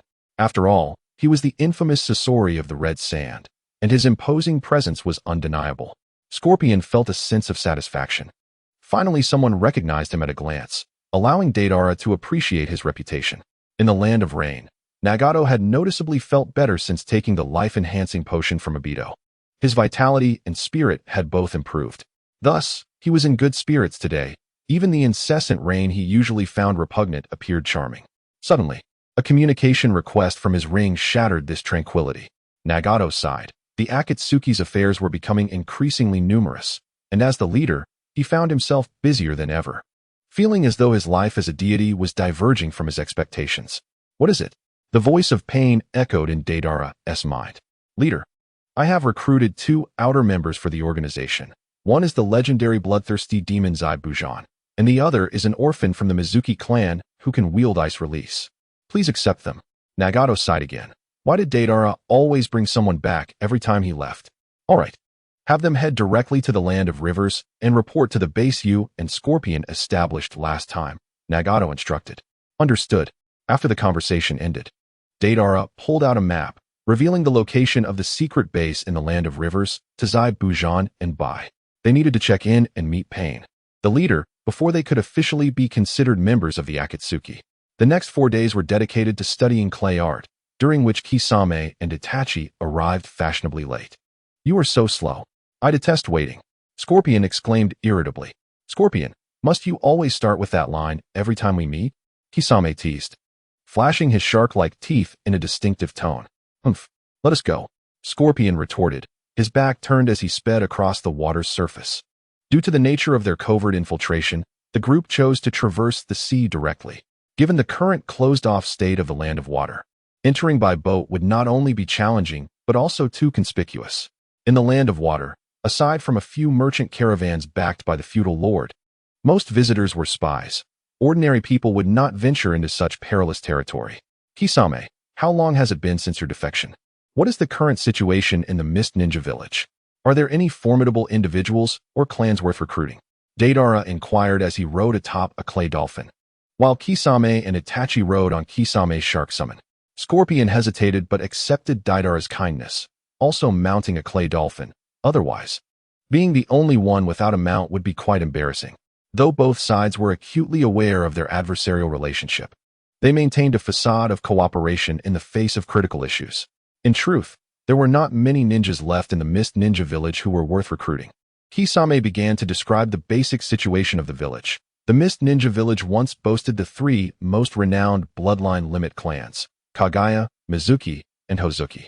The Kagaya and Mizuki clans have long been exterminated, leaving only the Hozuki clan to survive, albeit barely, due to the influence of the second Mizukage. Realizing he had spoken a sensitive topic, Kisame glanced at Itachi. Seeing Itachi's expression remained unchanged, a mix of melancholy and silence, he continued. Besides the three major bloodline limit clans, there were also the 7 ninja swordsmen. Except for the guy known as Killer B, all have perished. No, Killer B is dead too. I personally dealt with him, Deidara interjected. Kisame turned to glance at him, devoid of admiration or hostility, his emotions inscrutable. Very capable, Deidara. You flatter me. Now, let us discuss the second generation of the 7 ninja swordsmen. Among the second generation, the strongest was the Hozuki clan's prodigy, Hozuki Mangetsu. He mastered all 7 ninja swords and displayed extraordinary talent from a young age. So the village entrusted him with the care of the idle swords yet to find their masters. Unfortunately, he fell in battle. Kisame's tone carried an unusual wistfulness at this point. If you say he was the strongest among the swordsmen, that implies he was superior to you? Deidara seized the opportunity to ask. Who knows? Kisame replied with a smile. After Mangetsu, there was Ringo Yuri, but she tragically succumbed to illness. Then it was myself, followed by Zaibujan, who you have already recruited. It seems the Mist Ninja Village is indeed facing a dearth of talent, Deidara lamented. Before my defection, I heard they had found a successor for the twin sword Hiramakirii, named Chojuro, but I do not know if he passed the succession test. As Chojuro's name surfaced in Deidara's mind, an alluring image of the future 5th Mizukage, Mei Terumi, came to mind. What of Terumi Mei? Deidara inquired curiously. Kisame cast him a surprised glance upon hearing the name. I did not expect you had heard of her. Indeed, Terumi Mei is arguably the most remarkable genius in the Hidden Mist Village at present, possessing the rare distinction of 2 bloodline limits, making her an exceptionally formidable ninja.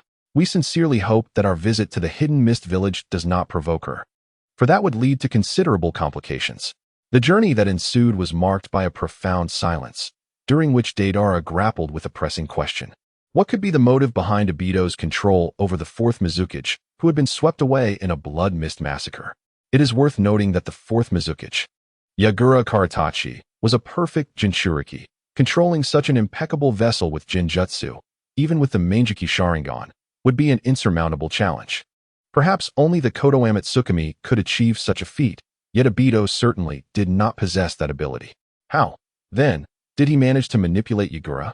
It could possibly be a means orchestrated by Black Zetsu, having lurked for millennia and surely accumulating some valuable resources. However, the cost of such a maneuver would undoubtedly be steep, and the substantial price they were willing to pay must be accompanied by even greater rewards or temptations. What then could this temptation be? Upon arriving in the Hidden Mist Village, the 4 transformed their appearances using transformation techniques and gathered at an inn. How should we commence this operation? Deidara pondered aloud, his demeanor inviting cooperation. After some contemplation, he realized that only by immersing himself within the Hidden Mist Village could he truly grasp the palpable anxiety that enveloped its inhabitants. The Blood Mist policy did not solely target those with bloodline limits. Many ordinary ninjas were also suffering under its weight. instilling fear that one might awaken to find themselves eliminated. With Yagura's reckless actions, there must undoubtedly be numerous resistance organizations covertly operating. Is that not so? Deidara inquired for confirmation. Kisame nodded affirmatively. Indeed, despite the upper echelons of the village's relentless crackdown, these resistance groups proliferate like weeds, impossible to eradicate entirely. Thus, I believe our optimal course of action lies in harnessing the strength of these resistance organizations, gathering those discontent with the blood mist policy, and swiftly extracting them. Deidara's notion was audacious. If he succeeded, it would equate to a direct fracture within the hidden mist village. A commendable strategy, Kisame remarked, his expression unchanged, indicating that this plan would not disrupt the elusive key point. Kisame, Deidara, what are your thoughts? Feasible, replied Sasori. Nonchalant, Itachi added. Very well, then, let us proceed. Sasori and I shall investigate the tavern for information, while Kisame and Itachi maintain perimeter vigilance. Deidara outlined the division of labor. I would prefer to accompany you to the tavern, allowing Sasori and Itachi to handle the watch. After all, I am familiar with the intricacies of the hidden mist village. Kisame countered. Deidara cast a glance at him, recognizing that his seemingly amiable words masked a desire to surveil him. Reluctance to acquiesce could lead to an immediate rift, which would derail Deidara's plans.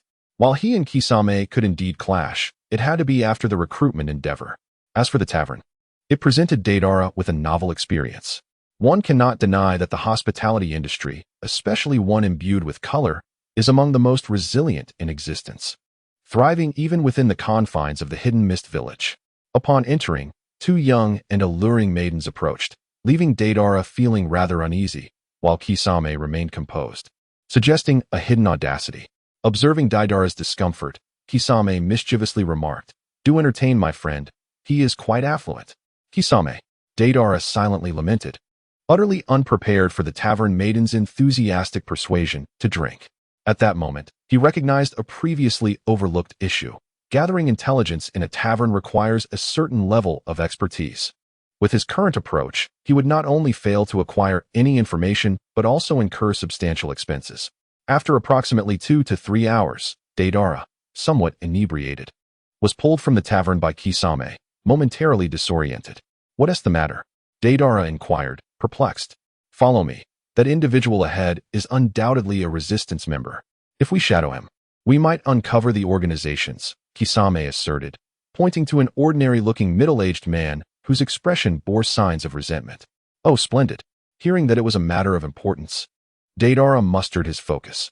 Although the sake's potency was mild, the enthusiastic maidens had led him to drink far too much. The two stealthily trailed the middle-aged man, soon realizing his suspicious behavior, as he deliberately circled around while cautiously scrutinizing his surroundings. Finally, he halted before what appeared to be an ordinary residence. Knock, knock, knock. A gentle series of knocks echoed, yet no response came. Just as Deidara was about to lose his patience, the door swung open, revealing an elderly man with clouded eyes. Upon recognizing the middle-aged man, he visibly relaxed. "Ah, it's you. Come in quickly." After the middle-aged man entered, the old man scanned the area for any potential followers before quietly closing the door behind him. Of course, Deidara and Kisame had already slipped in undetected. Their prowess ensured they would go unnoticed. The middle-aged man, with the old man's assistance, revealed an entrance to a secret passage before descending into its depths. Deidara and Kisame, emulating his actions, followed suit once the old man vacated the area. The passage was narrow, permitting only one person at a time and devoid of light, engulfing them in utter darkness. Deidara found this quite disconcerting, whereas Kisame appeared to adapt well to the obscurity, likely owing to his training in the mist techniques. After all, navigating through dense fog relies heavily on auditory cues. As Deidara cautiously advanced, he discreetly formed clay centipedes, leaving them on the walls. He hesitated to unleash them, knowing Kisame could easily detect them through sound. They would only spring into action after they had traversed a sufficient distance. With skill comes audacity. As they navigated the darkness with little concern for traps, for those of their caliber, as long as it was not a lethal trap, they could maneuver freely even in a severely injured state. The faint sound of weeping echoed from ahead, and both Deidara and Kisame understood they were nearing the end of the passage. This location was likely a gathering point for an underground resistance organization, and it appeared that several individuals were present. Within the concealed subterranean chamber, 8 figures were gathered, besides the earlier middle-aged man. The most striking among them was a ninja with blue hair, emblematic of the Hozuki clan, much like how the Uzumaki clan is recognized by their red hair. Suddenly, he perked up, his ears twitching as he glanced toward the tunnel entrance, his expression turning grave. "Stop crying. Enemies are approaching," he warned, prompting the others to freeze momentarily before they all stood, gripping their weapons in a defensive stance.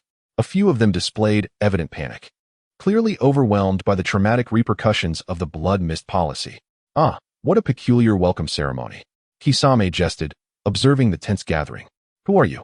The Hozuki ninja inquired sharply, initially assuming they were members of the village's Umbu, but quickly realizing that the 2 before him did not fit that mold. "Fear not. We are not foes.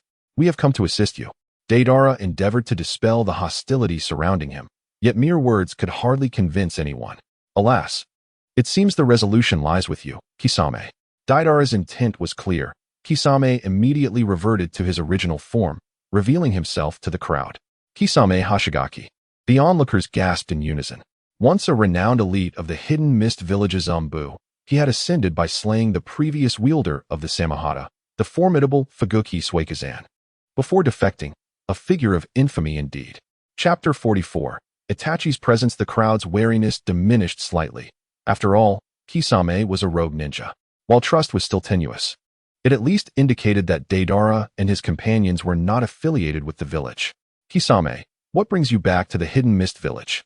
inquired a ninja from the Hozuki clan, suggesting a prior acquaintance between them. "Jinjetsu, I'm not the one in charge here. You should direct your inquiries to him." Kisame gestured towards Deidara. Observing this, Deidara also shed his disguise, revealing his true self to the assembly. Jinjetsu's eyes narrowed as he noted the identical attire worn by both Deidara and Kisame. Had Kisame joined some clandestine organization? "I come on the orders of our leader to bring you peace," Deidara proclaimed. "Humph. Enough of these lofty ideals. Let's get to the crux of the matter," Jinjetsu scoffed, clearly uninterested in grandiose promises. "You've had enough of the blood mist regime, haven't you? Rather than living in constant fear of losing your heads in the hidden mist, why not defect and join our organization?" Deidara plainly articulated his intentions. The crowd appeared intrigued, though hesitation lingered. If escape were as simple as he suggested, the ninjas of the mist would have long fled. The oppressive oversight from the blood mist faction rendered the village akin to a vast prison, with no easy means of escape. "How can I trust in your strength?" Jinjetsu inquired. Despite his reservations, the prospect of hope compelled him to grasp at it. "We can demonstrate our capabilities, but such discussions should not occur here.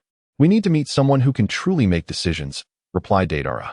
"I understand." Jinjetsu mused for a moment before continuing. "Tomorrow at noon, at the bottom of the lake in training ground number 7, I will bring someone who can make decisions." As the assembly dispersed from their clandestine meeting, Deidara discreetly retracted his clay centipede, relieved that it had not been necessary. No one wished for unforeseen complications at such a juncture. The following day, the 4 gathered by the lake at training ground number 7. Gazing at the crystal-clear waters, Deidara couldn't help but remark on the choice of location. The Hozuki clan had a knack for selecting prime spots. While their bloodline allowed them to transition effortlessly between water and land, the rest of them lacked such abilities, making it a nuisance. Deidara crafted a large clay centipede, tunneling down to the lake's bottom. There, he found a hollow chamber, supported by a thin layer of earth above, leading to a vast hidden room. Awaiting Deidara and his companions within were 3 individuals, a middle-aged man from the Hozuki clan, and beside him, an elderly man and a middle-aged woman. The trio sensed the disturbance in the earth and turned towards the source of the sound, where a large hole had been created by the clay centipede, allowing Deidara and his companions to emerge sequentially. All 4 wore matching attire. Were they members of the same organization? The middle-aged man from the Hozuki clan pondered quickly. Kisame's prowess was undeniable, and the strength of the other members could not be far behind. Suddenly, a thought struck him. Wait, the Sharingan. The only Uchiha still active in the ninja world is that one, right? Itachi. I didn't expect such a dangerous figure to be part of this organization. Despite his myriad thoughts, the reality of the moment only lasted a fleeting instant, and the gathered individuals became noticeably more cautious, as respect was earned through strength. I am Deidara. May I ask for your names? Deidara stepped forward, initiating the conversation. Hozuki Rikuyu, clan leader of the Hozuki. The middle-aged man introduced himself. These are Elder Kawakuchi and Lady Amifu, both leaders within our organization. Rikuyu continued, introducing the others. Let us speak plainly. We can assist you in escaping the hidden mist village, provided you agree to join our organization, Deidara stated, eschewing any preamble. I have a question first, Rikuyu replied. What is it? Is he indeed Itachi Uchiha? Rikuyu inquired, eyeing the lanky, brooding figure of Itachi. Indeed, Deidara confirmed with a nod. I have no objections. I believe in your strength, Rikuyu responded, appearing reassured by Itachi's presence. Truly, Mr. Itachi is impressive, Kisame remarked. Yet Deidara instinctively felt a twinge of annoyance. This was a remnant of his predecessor's animosity. Although both were of the same generation, Itachi's reputation overshadowed Deidara's, leading to significant resentment. Though Rikuyu expressed faith in their strength, such negotiations were seldom straightforward. As anticipated, he continued, while I trust in your strength, I know little of your organization. If you are like the hidden mist village, enforcing a tyrannical regime, we would merely be exchanging one prison for another, sacrificing ourselves in vain. I propose that you take a few of us with you first. Once we receive their feedback, we can proceed with the real plan, Rikuyu suggested. Deidara flatly rejected this. No, that would be too cumbersome. Our organization has sent us for a decisive resolution. Otherwise, this trip would be in vain. Seeing that cooperation was faltering, Deidara took a step back. I can assure you that once we liberate the hidden mist village, aside from those with notable strength who must join our organization, the ordinary ninjas will have the option to decide for themselves. After all, their organization had no desire for burdensome liabilities. The three exchanged glances, engaging in hushed discussion. After a few minutes, Rikuyu turned back to Deidara and nodded, agreed. With the cooperation established, Deidara added, furthermore, I hope you can reach out to other resistance groups. Since we are leaving, why not do so together? Rikuyu contemplated this, recognizing the advantage of a larger coalition for increased success. He nodded in agreement. Very well. We will immediately contact them. 3 days from now, we will reconvene here with the leaders of other resistance groups to finalize our collaboration. Chapter 45. Terumi Mei. With the matter of defection nearly settled, the next priority was acquiring the explosive blade, Hiramakerii.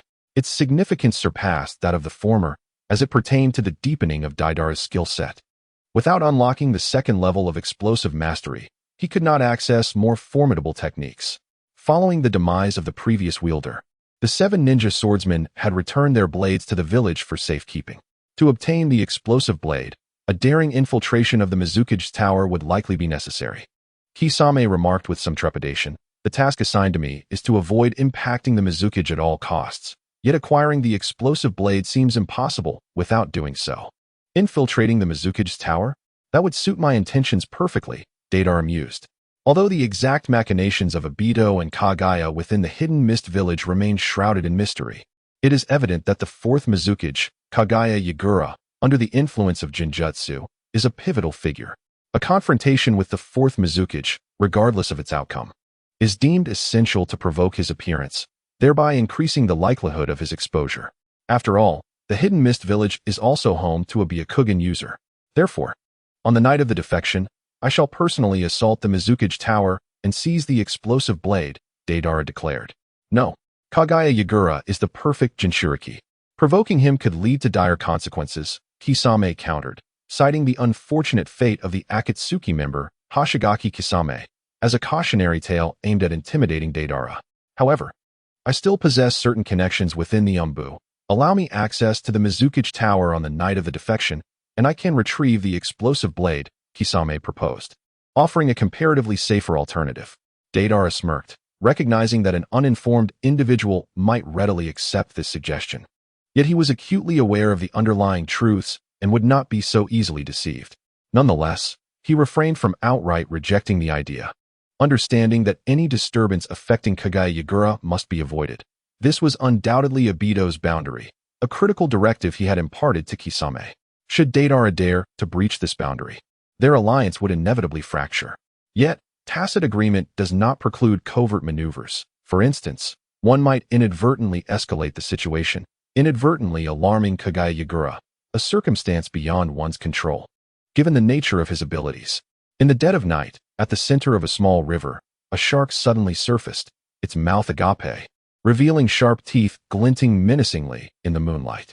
A pale blue hand emerged, followed by a man with a shark-like visage, Kisame's water clone. Shortly thereafter, space around Kisame began to warp, and Obito, wearing a vortex-patterned mask, emerged from within. "Kisame, what is the situation?" Obito inquired, his Sharingan surveying the oppressive and perilous atmosphere of the hidden mist village. He was the architect of all that unfolded, yet his heart remained untouched by turmoil. Having already eliminated his master and mistress, why would he concern himself with strangers? Kisame recounted Deidara's plan, mentioning the significance of the explosive blade. Deidara places immense value on the explosive blade. If he cannot acquire it, he is unlikely to relent, he concluded. Obito, indifferent, nodded slightly. It is merely a ninja blade. If he desires it, let him have it. You may simply retrieve it from the Mizukage Tower. As for the defectors, Obito hesitated, feeling the sting of potentially losing such significant resources. Yet, in the current predicament, there appeared to be no superior alternative. Revealing their intentions or dispatching Kagaya Yagura to intervene would only result in needless casualties. Deidara's abilities were exceptionally suited for large-scale warfare. Should he unleash his full destructive potential, he could reduce the entire hidden mist village to rubble. Very well. Allowing those who resist authority to depart might alleviate some of the governance pressure within the village. Obito mused. The continuation of the blood mist policy had garnered increasing opposition. Permitting some individuals to leave could serve as a release valve for mounting tensions. He could only offer himself a half-hearted consolation, for he controlled only Kagaya Yagura and, centered around him, had gathered a cadre of ambitious individuals and rogues as beneficiaries, forming a ruling group to impose oppression. However, the intensity of oppression breeds an equally potent backlash. The hidden mist village's proverbial spring has been compressed to its limits. With even some initial supporters of the blood mist policy, previous beneficiaries, beginning to voice their discontent and covertly collude with the dissenters. This is a perilous sign. The last instance of such unrest was the Uchiha clan in Konoha, culminating in an inevitable bloodbath, a situation in which he was one of the masterminds behind the Uchiha massacre. Kisame nodded beside Obito, refraining from further inquiries. His form transformed into a blue stream, merging with the river, sending news of his meeting with Obito back to his original body. In the current climate of the hidden mist village, the most prudent course for Deidara and his companions is to remain sequestered, quietly awaiting the appointed time for their meeting. Yet, the whims of fate often diverge from one's intentions. At the inn where the four had taken refuge, a striking woman with flowing auburn hair entered, clad in a low-cut blue dress that accentuated her voluptuous figure. Following her was a man, a youth bearing two large blades and wearing glasses, whose demeanor appeared both shy and insecure. Accompanying him was an older gentleman, garbed in a long azure robe, his right eye concealed beneath an eye patch. This was none other than Terumi Mei, CHJR, and AO. Kisame grew alert. He did not underestimate the leading woman before him. Terumi Mei was likely the second most formidable figure within the hidden mist village, surpassed only by the fourth Mizukage, Kagaya Yagura. Had it not been for the three tails, the hierarchy of power might have looked quite different. Kisame, no need to wear such a worried expression, Terumi Mei stated as she approached the room of the four, gently pushing the door open. May I inquire as to who you are? Kisame, in his transformed guise, feigned ignorance in an attempt to deceive her. Kisame, have you grown so indifferent to village affairs so soon after your defection? Transformation techniques are ineffective before my Byakugan, AO interjected, stepping forward, his right eye visibly swollen. Having activated his Byakugan. In truth, while the Byakugan cannot perceive transformation techniques, it can detect an individual's chakra and, for skilled users, retain a memory of their chakra signature, thus rendering any disguise ineffective. Really, you should have mentioned it earlier. Was it Kisame Hashigaki who informed you? Kisame complained, lifting the transformation technique. Well, it is fortunate that you were able to locate us directly. I can detect your chakra with my Byakugan, even from outside the village. Finding you was quite simple. Ao replied.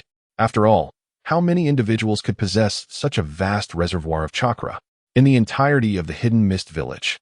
Only Kisame and the fourth Mizukage could lay claim to such power. Moreover, with the presence of the other three individuals, their gathering was hard to overlook. Why have you come here directly? The scheduled date is not today, Kisame inquired cautiously. To fight, Terumi succinctly replied. Chapter 46. I find you intriguing. Young handsome man to fight? Terumi Mae's unexpected response took everyone by surprise. Could this alluring woman truly be a battle enthusiast? I recognize Kisame's strength, but I harbor doubts regarding the rest of you. Unless you can demonstrate sufficient prowess, I will not support your endeavors. After all, without adequate military might, it is merely a path to sacrifice, Terumi stated earnestly, her gaze piercing as she analyzed the group. Kisame turned to Deidara, who nodded in agreement. No problem. This is Uchiha Itachi. You must have heard of him. Let us engage in a spar. Deidara gestured toward Itachi. Quite the handsome young man, she remarked. Zhao Mei cast a glance at Itachi, covering her lips with 2 fingers, exuding an air of desire for his physique. However, she expressed her reluctance to engage him in battle, stating her preference to fight him instead, as he was the leader after all. Unexpectedly, Zhao Mei shifted the conversation to Deidara. Deidara, unfazed by the prospect of a fight, saw it as an opportunity to garner shock value. Yet, he was aware that his abilities were too conspicuous. Should a confrontation ensue, he would undoubtedly be exposed. You needn't worry about that. Zhao Mei reassured him regarding her concerns. Training ground number 9 is my exclusive practice arena. Due to the considerable destructive power of my ninjutsu, I often leave the place in ruins, prompting the village to allocate this training ground solely for my use. Here, you can unleash your techniques without fear of arousing suspicion. And I can also set up a sound-dampening barrier to minimize noise transmission. However, I doubt a standard barrier would suffice. Zhao Mei found Deidara's response rather arrogant and shot him an exasperated glance. Then why not refrain from using overly powerful techniques? Wouldn't that be akin to tying your own hands in battle? This is unreasonable. Did your mother ever teach you to reason with women? With that, she turned away before allowing Deidara a chance to respond. My apologies. CHJR, burdened with dual swords, awkwardly offered his apology.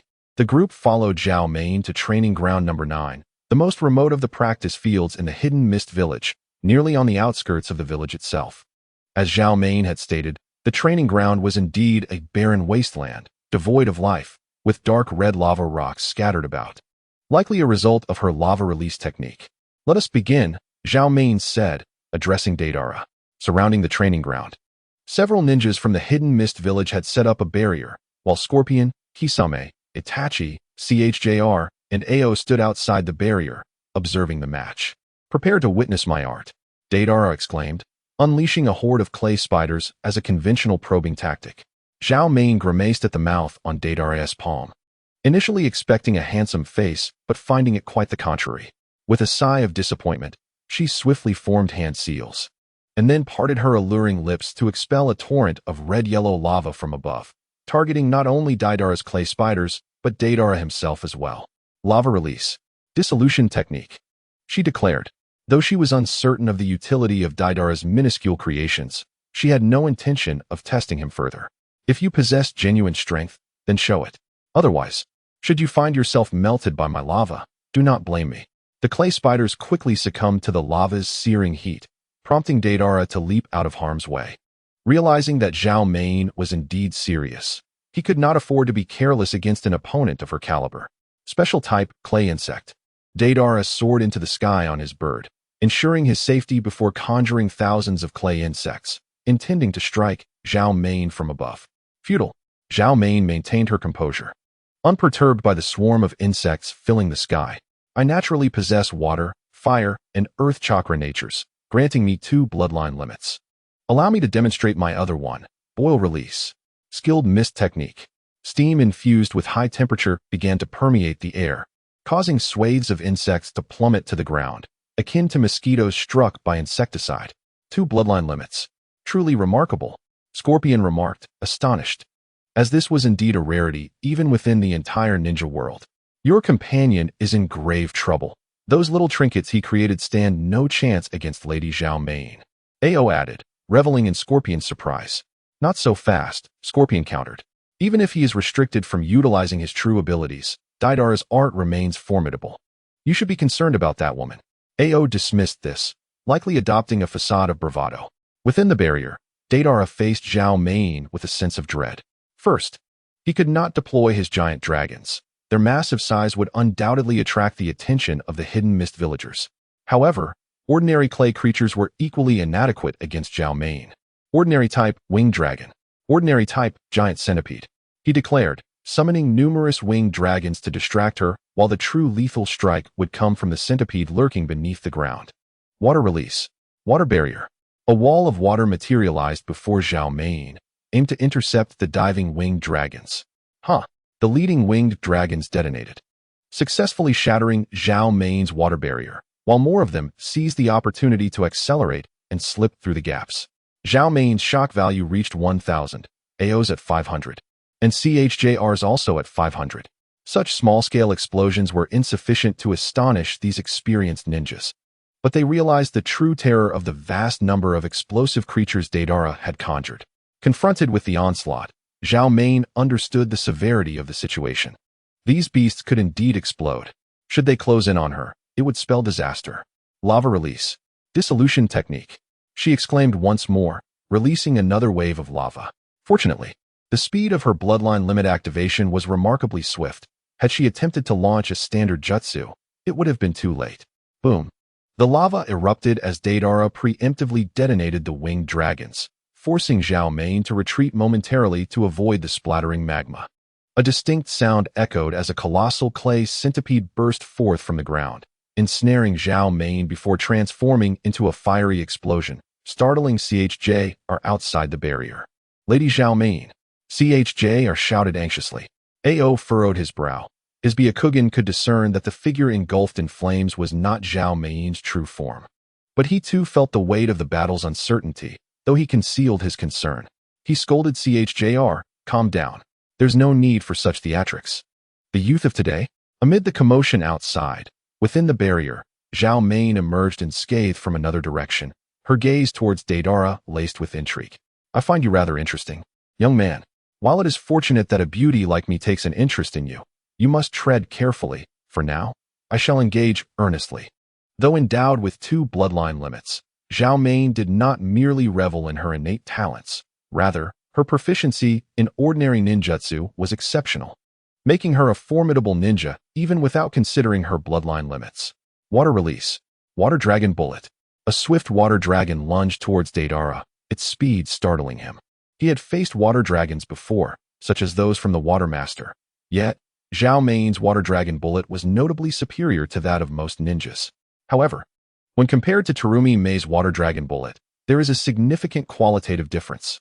Both in terms of strength and speed, it is impeccable. Special clay technique, multi-snake hand. Drink. Nearly 10 giant clay serpents erupted from Deidara's right hand, ensnaring Terumi Mei's water dragon bullet and obliterating it in a single blow. And this? Lava release. Lava dragon bullet. A colossal dragon composed of magma lunged toward Deidara.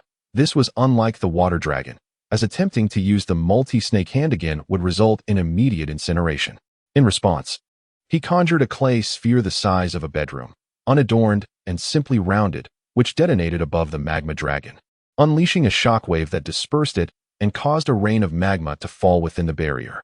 Sometimes, it is unnecessary to employ overly elaborate techniques. Sheer force can often suffice. Had he not feared the barrier's inability to withstand it, Deidara would have unleashed a grand artistic display, compelling Terumi Mei to kneel and sing in submission. Terumi Mei's shock value, 1,500. Chuji's shock value, 500. Ao's shock value, 500. Kisame Hashigaki's shock value, 1,500. Itachi Uchiha's shock value, 1,500. Now, I shall take this seriously and allow you a glimpse of the tip of my artistic iceberg. Deidara's mouth began to move. The scorpion outside the barrier knew that Deidara was about to unleash something significant, as only exceptionally powerful clay creatures required his true mouth to create. Special type, mother spider. A plump clay spider, towering 2 stories high, emerged in the training ground, its abdomen swelling and releasing numerous small clay spiders, spreading rapidly like a virus throughout the area. Terumi Mei's shock value, 2,000.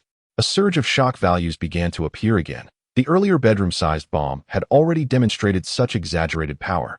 And if this giant spider were to explode, the consequences would be dire. The key was that this giant spider not only exploded but continuously produced small bombs, embodying a terrifying war machine. If deployed on a large battlefield, Deidara could single-handedly take on an entire ninja army. Faced with this situation, Terumi Mei's expression grew grave as she opted for a classic response from the Mist Village ninjas. Boil release. Acid fog hidden technique. Not merely a fog concealment technique. This was a blend of her boil release bloodline limit, producing highly corrosive acid fog that could rapidly erode all living beings within its range, providing both concealment and a protective barrier to safeguard her.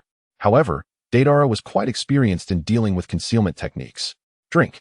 The clay centipedes that had lain beneath the ground burst forth, the explosive airflow easily dispersing the acid fog and revealing Terumi Mei's figure. Lava release. Dissolution technique.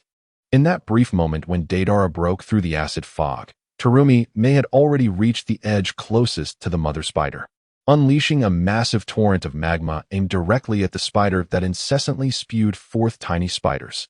A flaw has been revealed. Normal type, pterosaur. A swarm of pterosaurs was conjured, diving toward Terumi Mei's back. Due to the extensive use of lava release, her casting time was extended, and she inevitably exposed some vulnerabilities. It seems I have won. Drink. Deidara cursed himself for uttering such a thought. Indeed, the pterosaurs bombarded Terumi Mei, transforming her into a puddle of clear water, revealing that it was merely a water clone. Had her previous actions been a deliberate baiting tactic? Water release. Water severing wave. As expected, a delicate voice rang out from behind Deidara, and a high-pressure water column struck him with lightning speed, cleaving him in two mid-flight. Never underestimate the destructive power of a high-pressure water column. Its might is formidable. In reality, high-pressure water streams are employed to slice through diamonds, making this water technique unique among water-based jutsu, with lethality surpassing that of the renowned wind release and speed rivaling lightning release. A proficient user of this water technique could be deemed an elite jonin. Returning to the matter at hand, the dismembered Deidara morphed into a mass of white clay, his true form emerging from the remnants of the pterosaur. Thus, this illustrated a classic exchange within ninja combat. You are dead. You are dead. It turns out to be a clone. At this juncture, both Terumi Mei and Deidara should have reached a tacit understanding to pause, as their duel was merely a test of strength, and continuing would risk the barrier's integrity. Yet, Deidara pressed on, summoning a multitude of clay dragons to assault Terumi Mei relentlessly. What an unyielding young man. If only those around me possessed such tenacity, Terumi Mei sighed wistfully. Since childhood, she had exhibited a longing for love, yet whether it was a curse or her own exceptional nature, her suitors often withdrew after a brief pursuit, leaving her single and troubled about her marital prospects. Deidara found himself speechless, pondering how she could be so preoccupied with such thoughts during battle. Alas, he already had a romantic interest. Otherwise, he would not have minded assisting the ninja world in addressing a remaining maiden. Suddenly, Terumi Mei froze, for she noticed the clay spider on the ground spelling out a message. The fourth Mizukage is compromised. The fourth has a problem? Terumi Mei gasped. But her response was swift. She expelled a torrent of magma, ostensibly countering Deidara's clay creations while actually obscuring the view of the spectators beyond the barrier. Upon realizing Terumi Mei had received the message, Deidara's clay clone stealthily emerged from the ground while his true self continued to engage Terumi Mei, creating an opportunity for the clone's conversation. Terumi Mei, you must listen to me. Shuji Yagura is in trouble. He has been controlled by Jinjutsu. Chapter 48, Obito's Response. This is impossible. Terumi Mei's first reaction was disbelief. How could the fourth Mizukage, a perfect Jinchuriki, be under Jinjutsu? Could it be that even the three tails within him was compromised? On this matter, Deidara did not argue. As someone well-versed in the storyline, he found it utterly astonishing, let alone anyone else. Setting that question aside, Deidara inquired, do you not find the fourth Mizukage's behavior exceedingly abnormal? Abnormal? Of course it is. Before becoming the Mizukage, Shuji Yagura was a kind individual. His sudden personality shift was indeed suspicious, albeit not overly so. After all, many people in this world disguise themselves for the sake of ambition, and once they attain their desires, they shed their fa-aids. This encapsulated the perspective of most inhabitants of the Mist Village regarding the current Mizukage, Shuji Yagura, a petty, ambitious man who had achieved his goals. Is this not a matter worth discussing discreetly? Terumi Mei employed another lava release technique, posing a question. Because one of my companions is intertwined with this issue, I must evade their scrutiny, Deidara responded.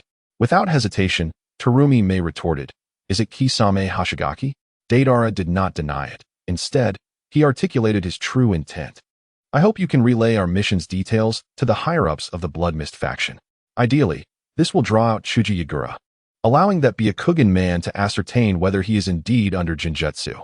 Even if the citrus warehouse remains hidden, we can still assist you in eliminating some of its supporters. In any case, you shall not suffer any loss." This passage encompasses two pivotal points. The first is that the Water Shadow building is equipped with a plethora of protective measures, one of which is the anti-perception barrier. After all, who would allow outsiders to casually discern the true state of their shadowy establishment? That would indeed be foolish. This also explains why Qing has yet to detect the control over the citrus warehouse. It typically conceals itself, and when it does emerge, it deliberately avoids perceptive ninjas under the manipulation of Abido. The second point is that, within the village, aside from the rebellious faction from the Akatsuki clan seeking to defect, there exists another group eager to restore order. The leader of this faction is the living relic from the Warring States era, Master Chang Yuan, with Terumi Mei as his chosen successor. After a brief contemplation, Terumi Mei swiftly acquiesced. "Very well. If the opportunity arises, we shall take action. Regardless of whether the citrus warehouse is under control, its transgressions are irredeemable, and toppling it poses no dilemma." As for the Blood Mist faction's awareness of the situation, Terumi Mei felt no apprehension regarding any potential inability of Deidara and his comrades to cope. Though this charming young man bears an unusual visage with three mouths, his prowess remains commendable, not to mention he is accompanied by three capable allies. Following their discussion, this tentative skirmish concluded, and they exited the training ground, which now resembled the surface of the moon, riddled with craters, rendering its appearance even more unrecognizable. "Let us depart." Chang Ten, Qing, Terumi Mei beckoned her two subordinates. As she turned to leave, she unexpectedly blew a kiss to Deidara. "I look forward to our next encounter. You certainly have a way of charming the ladies, Deidara." Scorpion teased, not out of jealousy, but rather because since arriving at the Mist Ninja Village, he felt overshadowed, an uncomfortable sentiment for one so proud. After this brief interlude, no further incidents occurred. At the appointed time, Deidara and his trio encountered a gathering of individuals at the bottom of the lake in Training Ground Number 7. All leaders of various resistance organizations. After a cordial exchange, they collectively expressed their urgency to defect, exclaiming, "We can no longer endure this existence. There is no time to waste. Let us choose tonight." They arranged to convene on the western side of the village, where they would be met.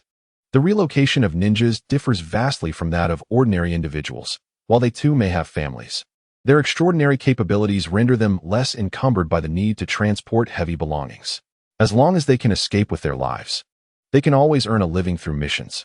In the northern part of the village, a grand mansion housed a significant figure from the Blood Mist faction. Due to fears of potential riots and assassination attempts, the mansion boasted a formidable security presence, loyal subordinates forming the foundation of his power within the faction. It resembled a gang structure, with each minor leader commanding their own cadre of followers. The quantity and caliber of these followers determined the weight of their leader's words. On this day, he received intelligence indicating that the opposing faction had united, intent on orchestrating a significant upheaval. Initially skeptical, he soon received corroborating reports from his infiltrators, confirming the alarming truth. The opposition was indeed plotting to defect in considerable numbers.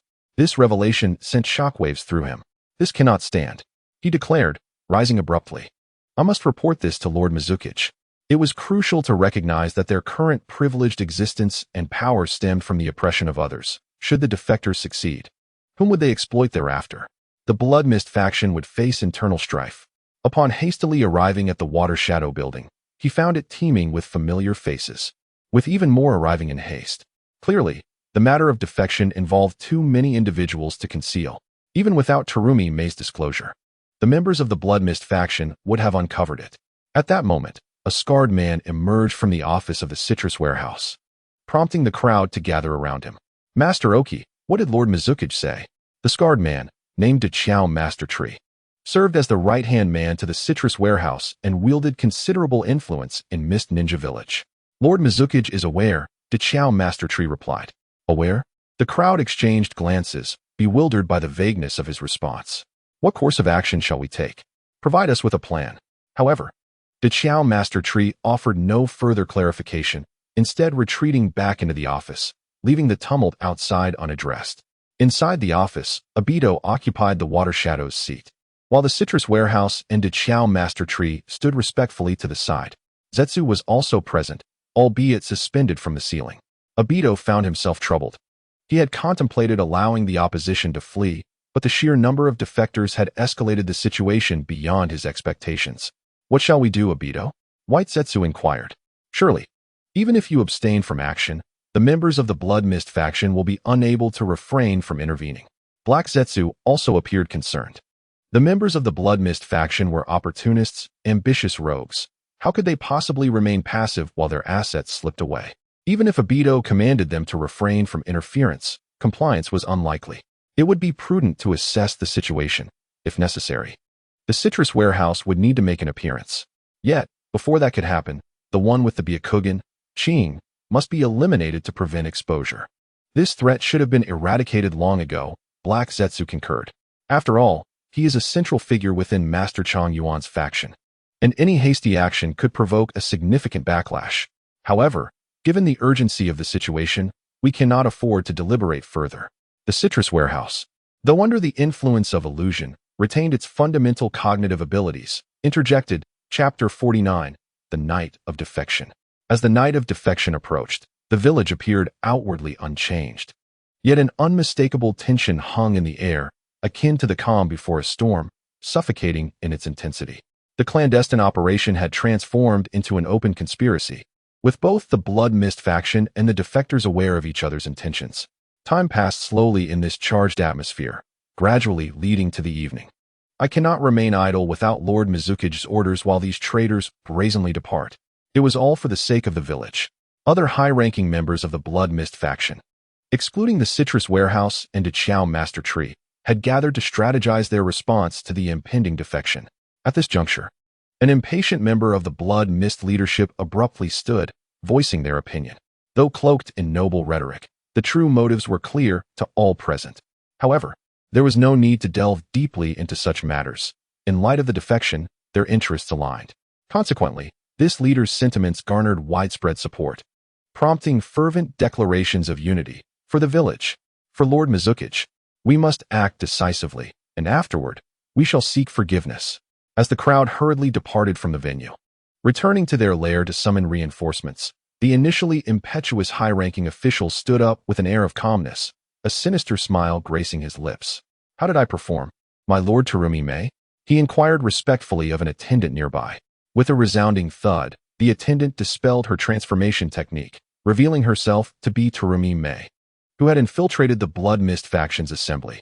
The individual before her, a high-ranking member of the Blood Mist, was in fact an undercover agent dispatched by the Yuan faction. Under Terumi Mei's directive, he had incited the others to act independently, plotting to use them as pawns. Well done, Terumi Mei reassured him, though her expression grew increasingly troubled. The unusual behavior of the fourth Mizukage, Kagaya Shizuru, compelled her to re-evaluate the incredulous possibility that Deidara had suggested. Could he truly be under Genjutsu? If not, why did he still hesitate to reveal himself at such a critical juncture? No, she must return and consult AO. Perhaps there would be an opportunity to utilize the Byakugan to investigate the fourth condition today. Upon her return to the secret base of her faction, a female ninja rushed in, panic evident on her face. This is bad, my lord. The urgency in the ninja's voice instilled a foreboding sensation within Terumi Mei. AO has. The ninja struggled to articulate her words, perhaps due to her haste or shock, prompting Terumi Mei to press further. What has happened to AO? He was suddenly attacked by a mysterious assailant, but fortunately, Lord Chojuro saved him, preventing loss of life. However, AO has sustained severe injuries. He has also lost his Byakugan. Furious, Terumi Mei clenched her teeth, her body trembling with rage, not solely due to the assault on her invaluable subordinate, but also because of the audacity of the mysterious assailant to mock the entire Mist Village. How many lives have been lost because of him? How many families have been left destitute? The current decline of the Mist Village was entirely his doing. Although AO had lost his Byakugan, Terumi Mei recognized that the actions of the assailant, given her awareness of the fourth's issues, starkly confirmed Deidara's assertions. Eliminate that scoundrel. This was the singular thought consuming Terumi May at that moment. On the western side of the Mist Village, a considerable number of defectors had already gathered, with more arriving. According to the estimates of Akatsuki's Hozuki Ryuman, the total number of defectors was around 5,000, including over 2,000 active ninjas, a staggering figure. No village aside from the 5 great shinobi villages could boast such a number of active ninjas concurrently. Only the former Takigakure and Amigakure had surpassed 1,000 during their peaks. In the aftermath of the prolonged Blood Mist Massacre, this figure constituted approximately 30% of the active ninjas in the Mist Village, meaning that Deidara and his allies had absconded with nearly a quarter of the entire village's strength.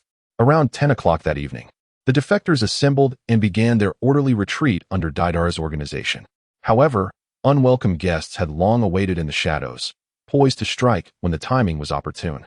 While the concept of ambushing during a retreat was not widely accepted among the Hokage, the members of the Blood Mist faction, having risen to high ranks in such a brutal environment, were far from incompetent. Should they choose to attack before the retreat commenced, they would face a united front of defectors, resulting in significant casualties. Yet, the situation had changed. Those who had already fled would not return to assist their comrades. As the front line surged ahead, the rear, feeling vulnerable, could only push forward desperately, transforming what appeared to be a massive exodus into a disordered flock of lambs ready for slaughter. They could then pursue relentlessly until every last one of these rebels was captured. Their cunning was commendable, yet they seemed to have forgotten a crucial truth. In the face of absolute power, all schemes and machinations are rendered futile. Drink. Countless clay constructs reduced several Blood Mist ninjas to mere ashes. Hiss. The crimson-haired Tsuchikage unleashed a deluge of sunbon, while simultaneously releasing a cloud of purple poison. Lethal with just a single inhalation, effectively sealing off a vast area and securing numerous exits. The battle appeared effortless. Often, a mere glance, or even just a finger, would ensnare the enemy in Jinjutsu, causing them to collapse inexplicably. What should we do, my lord? They are formidable. The ninjas of the Blood Mist, having suffered considerable losses, hesitated to advance, seeking help from their superior. Do not hold back your strength. Deploy the elite. A senior member of the Blood Mist ordered. Although the strategy had been well devised, the increasing number of defectors was alarming. Upon reaching a consensus, squads of elite Ch-9 level Blood Mist ninjas were dispatched. On the battlefield, elite Ch-9s served as the backbone, akin to the elite troops of ancient warfare, while J-9 held positions akin to captains or commanders. Water release. Water trumpet. They shouted in unison, executing a common yet effective ninjutsu, though not particularly potent or wielded by the strongest. The sheer number of practitioners unleashed a colossal wave towards the left, targeting Itachi, creating an overwhelming force. Observing from the sidelines, Deidara felt an unexpected thrill. With Uchiha Itachi present, the enemy's primary target was no longer him. Perhaps they deemed Itachi, given his illusionist demeanor, as ill-equipped to handle such large-scale assaults, viewing him as a soft target. Chapter 50. Kagaya Shizuru emerges whoosh. Faced with the surging wave, Itachi could not afford to withstand it head-on. While he indeed belonged to the category of illusionist-type ninjas, possessing notable skill in fire-release ninjutsu, his techniques were rendered ineffective against such a formidable water release. To withstand it, he would have to resort to Susanoo, yet Itachi was not as foolish as that reckless fool who squandered his ocular power and blinded himself. He leapt gracefully, skillfully evading the oncoming wave as he fluidly maneuvered through the torrents. Second team. Use water iron cannon. The commanding officer, surprised by the agility of this illusionist ninja, noted that he adeptly avoided the waves without a single drop touching him. Water release. Water iron cannon technique. Countless water spheres shot like cannonballs towards Uchiha Itachi. Due to the simultaneous efforts of dozens, they fell like rain, leaving no chance for evasion. We hit him. A mist ninja exclaimed in excitement. Yet, in an instant, the struck Itachi transformed into a swarm of crows, reappearing at a different location. This was not a mere body flicker or space ninjutsu.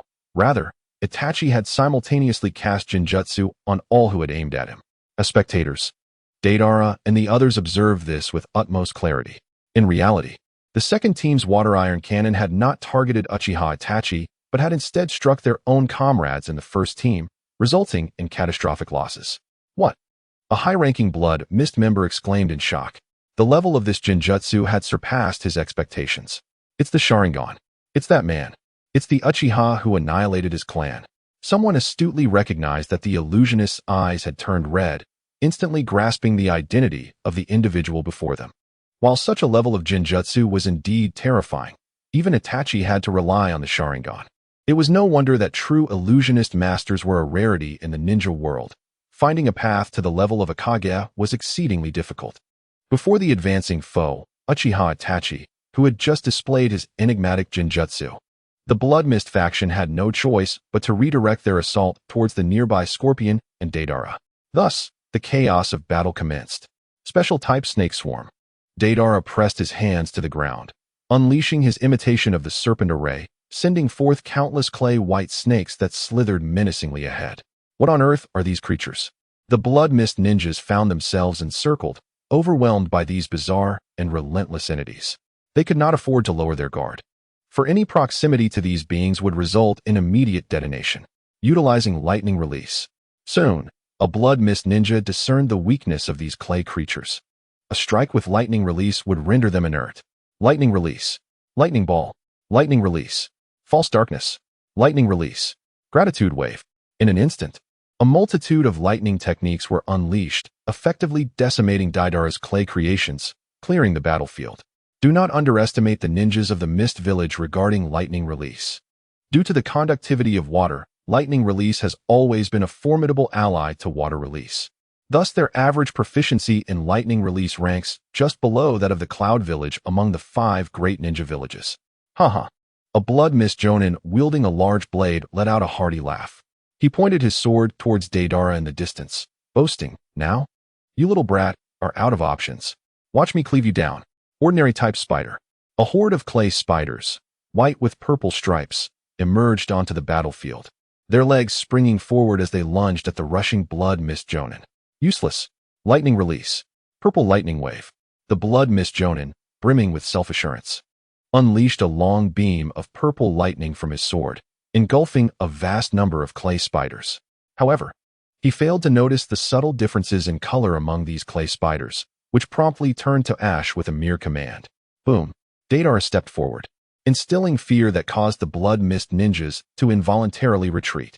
Let me show you my lightning-resistant artwork. You are among the very first to witness it. Deidara's words were somewhat muffled as he spoke. Special type Spider Queen. This clay art, ideally suited for large-scale battlefield engagements, was finally being employed in its rightful context. A few meager shock value notifications reached Deidara, who found the current state of the Mist Village rather dull. Their elite jonins were few and far between, hardly providing any substantial shock value. Scorpion, observing nearby, reflected that Deidara is quite capable. He has truly developed clay that can withstand lightning release. He wished to keep his own identity concealed in plain sight, knowing Deidara was well equipped for such scenarios. Nevertheless, he would not be weak if he were to step in. Deidara mounted his clay bird, soaring into the sky, gazing down at the Mizukage Tower in the center of the Mist Village. Still no movement? Is Obito truly allowing Kurama to remain hidden? He intended to confront Terumi Mei directly and storm the Mizukage Tower. Even if he did nothing, the way Kurama had been hiding like a turtle that night would surely jeopardize his position as Mizukage. After all, following this night, the Blood Mist faction would be significantly weakened and undoubtedly fragmented, while the faction led by Terumi Mei would deeply ingrain their suspicions. However, if possible, Deidara wished to afford no time to Obito and Kagaya. As long as time remained, uncertainties could arise, and who knows what they could conjure. At that moment, a surge of potent chakra erupted from the Mizukage Tower. Deidara felt a swell of excitement, having faced tailed beasts twice before. He recognized this chakra as belonging to the Three Tails, signaling Kurama's imminent emergence. It's Lord Mizukage. The ninjas of the Blood Mist cried, their morale, previously disheartened, now soared as if they had found their backbone. They could not fathom that their elite ninja forces were being so thoroughly overwhelmed by just 3 opponents. And it appeared their adversaries were not even fighting seriously. Has the ninja world become so terrifying after just a few years of seclusion for the Mist Village? Outsiders, you will pay for this. The youthful face of Kurama, enveloped in the chakra of the Three Tails, wielded an enormous, hooked weapon resembling a long, unyielding umbrella. Finally emerged. I have awaited you for long. Deidara responded solemnly, reaching into his clay pouches to begin crafting. Chapter 51. Confrontation. While Kurama may not have emerged from the Mizukage Tower, he likely had a preliminary grasp of the battlefield.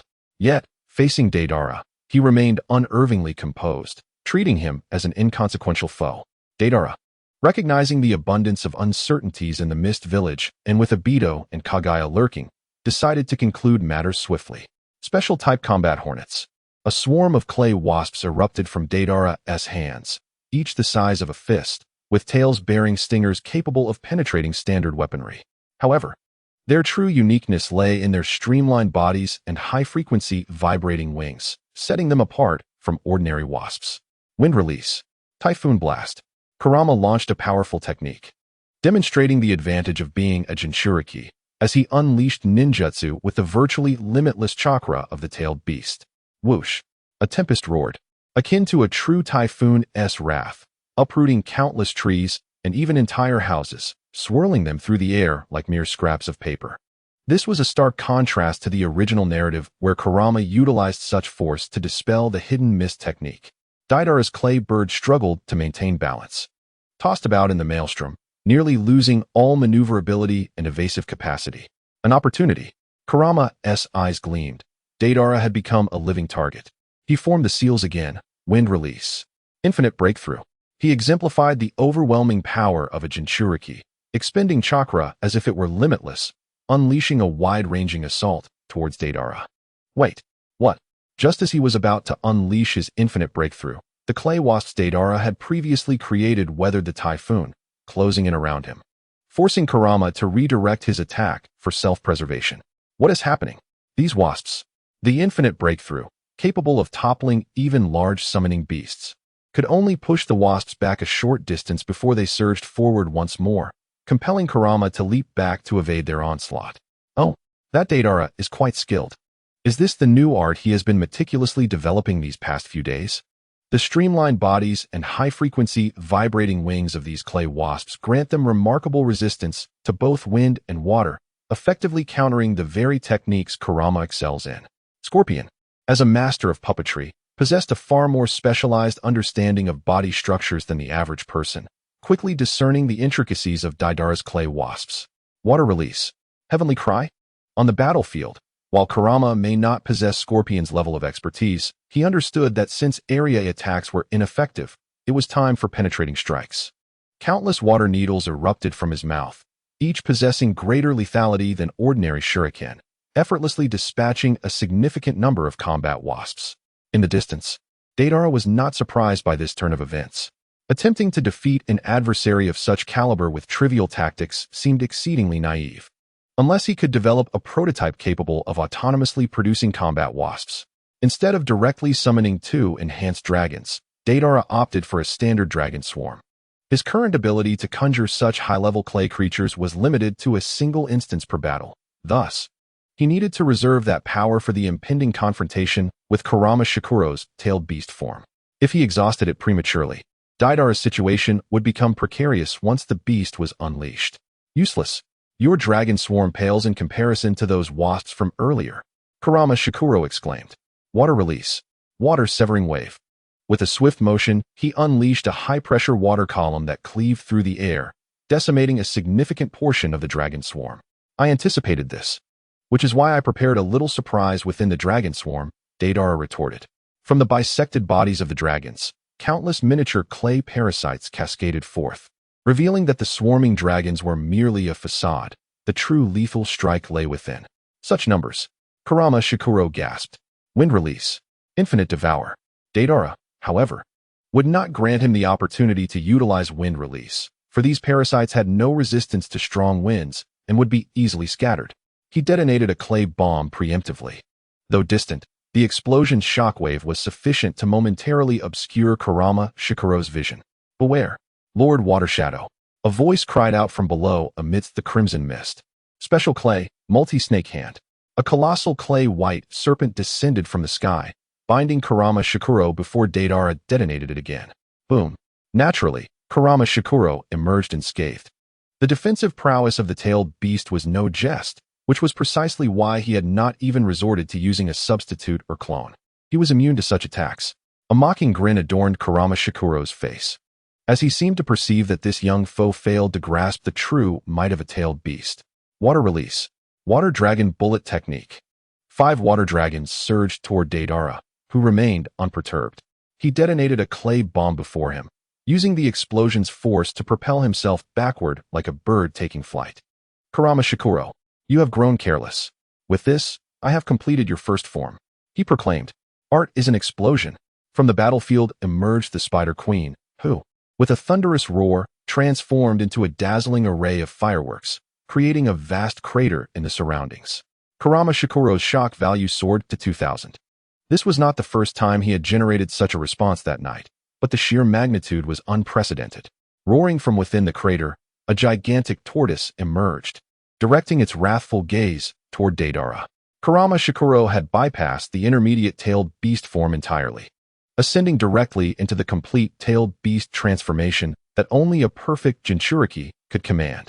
This was precisely what Deidara desired. The longer the battle endured, the more detrimental it would be for him, as he could not engage in a war of attrition against a Jinchuriki. Deidara soared high above, his expression betraying a clear excitement as he began to chew rapidly. Kurama Shikuro, allow me to unveil my masterpiece, he declared. 2 enhanced dragons, with another resounding roar. A dragon of considerable size comparable to the 3-tailed beast materialized in the sky, its presence commanding awe despite lacking a traditionally imposing stature. Its potential for explosive destruction rendered it a formidable opponent, matching the pressure exerted by a tailed beast. Kurama Shikuro's shock value remained at 2,000, alongside the 3 tails and several others, each generating equal measures of awe. A cascade of shock value notifications flooded the air, reminiscent of coins tumbling down, filling Deidara with elation. Surely, after this onslaught, he would ascend several levels. Chapter 52. The disadvantaged Deidara summoned 2 enhanced dragons but did not rush to attack. Instead, he flew toward the outskirts of the hidden mist village. Kurama Shikuro, this space is far too confined. Let us relocate to a more suitable arena. Outside the village lay the vast ocean, his domain, and he deemed it audacious for Kurama Shikuro to challenge him there. As a perfect Jinchuriki, Kurama Shikuro maintained his consciousness even in complete tailed beast form. Thus, the voice emanating from the 3 tails remained his own, despite his fierce roars. He would not refuse a more advantageous battleground, especially against such a formidable opponent. Kurama Shikuro guided the 3 tails to exit the hidden mist village, while within the village, Terumi, Mei, and Chj are stood at the entrance of their hidden stronghold, observing Deidara's summoning of the dragons with keen interest, preparing to engage in the fray. Terumi, Mei, have you made your decision? Are you truly going through with this? The elder asked, his age evident in his wrinkled visage and frail form. Yet, none present would underestimate this venerable figure. His wisdom was unparalleled, having single-handedly established the reformist faction and safeguarded the village through the bloodshed of the 4th Mizukage. Terumi, Mei did not turn, her calm tone laced with a simmering fury. Elder, both for the sake of justice and personal vendetta, I shall defeat Kurama Shikuro tonight and put an end to this brutal era of blood mist. This is also the perfect opportunity. As you can see, their strength is formidable, and with their aid, our chances of victory will increase significantly. Go forth. The elder's voice echoed in agreement. Clatter, clatter, on the frigid streets. Terumi, Mei, and Chj are sprinted swiftly, but before they could distance themselves, a swirling spatial rift emerged. A beetle, adorned with a swirling mask, materialized out of thin air, blocking their path. Lady Terumi, be cautious. Chj are warned, his dual blades at the ready, his expression grave. He recognized this enigmatic figure as the assailant who had attacked Ao earlier. In the distance, Zetsu lurked, hidden while observing the unfolding battles. Oh dear, how difficult it is to decide. Which battle should we observe?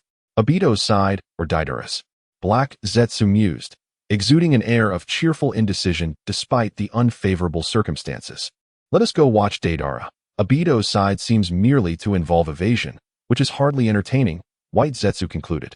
Naturally, he preferred to keep a close eye on matters to ensure prompt intervention should any unforeseen events arise.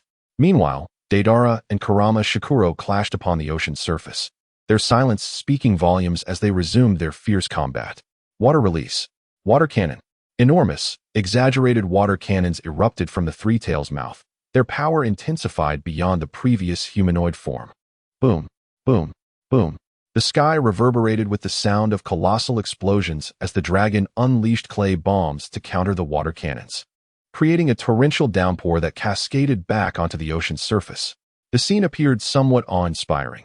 However, for Kurogane Yagura, who could flawlessly wield the power of the three tails, the previous attack was merely a trivial probe. Water release. Water Fong bullet. The last time Deidara witnessed this ninjutsu was during his battle with Suigetsu, where Suigetsu had used it to put Deidara's colossal dragon in a precarious position, not to mention now it was being executed through the genuine three tails. In an instant, countless pressurized columns of seawater spiraled upward, twisting wildly like the tentacles of a gigantic sea creature, intent on dragging the dragon from the sky to devour it. Secret technique. Dragon's Nest. The Dragon S form shrank by half, gaining superior agility and maneuverability, while the remaining half transformed into various dragon swarms, launching an offensive against the multitude of monstrous tentacles. Your abilities are indeed intriguing, but how long can you withstand this? Amidst the cacophony of what resembled thunderous explosions, Yagura's voice emerged, dripping with mockery and disdain. Water release. Super Water Dragon Bullet. Dozens of water-formed dragons erupted from beneath the sea, collectively lunging at the aerial enemy. The scene of these dragons clashing with the colossal dragon transported the onlookers into a realm akin to myth, transcending the limits of ordinary ninjas. Above in the sky, Deidara found himself somewhat breathless. He had anticipated that Yagura would be formidable, but he had not expected such overwhelming strength, a true combination of a Kaga-level powerhouse and the perfect Jinchuriki. For standard Jinchuriki, they could typically harness only a fraction of the tailed beast's power, yet that was already considered a strategic weapon among the major ninja villages. For these Jinchuriki, their potential was tethered to the tailed beast's strength, and aside from the 8 tails and 9 tails, they were generally not regarded as particularly formidable. This was precisely why the Akatsuki members could effortlessly capture Jinchuriki. However, some exceptional Jinchuriki possessed remarkable innate power, and with the addition of the tailed beast chakra, they became exponentially stronger. Yagura was such a Jinchuriki. If it were merely the 3 tails, it would only release tailed beast balls, posing limited threats. Yet paired with Yagura's ninjutsu, it could be said that Deidara was now confronting a 4th Mizukage, who was not particularly prominent in the original work, but was undeniably powerful even among the Kage ranks. It was no wonder he could force Itachi to retreat in disarray, even sacrificing Pakken in the process. In hindsight, it was likely that Obito had manipulated Yagura with Genjutsu, misleading Itachi into believing he had severely injured Yagura with a single Amaterasu. After all, the members of Akatsuki could be considered his subordinates. Otherwise, Itachi would not have been able to escape so easily, having relinquished his Susanoo. Of course, there might have been another factor, fear that Itachi, in a moment of desperation, would unleash Tsukuyomi and uncover the truth of Yagura's Genjutsu control. Returning to the battlefield, Deidara felt overwhelmed.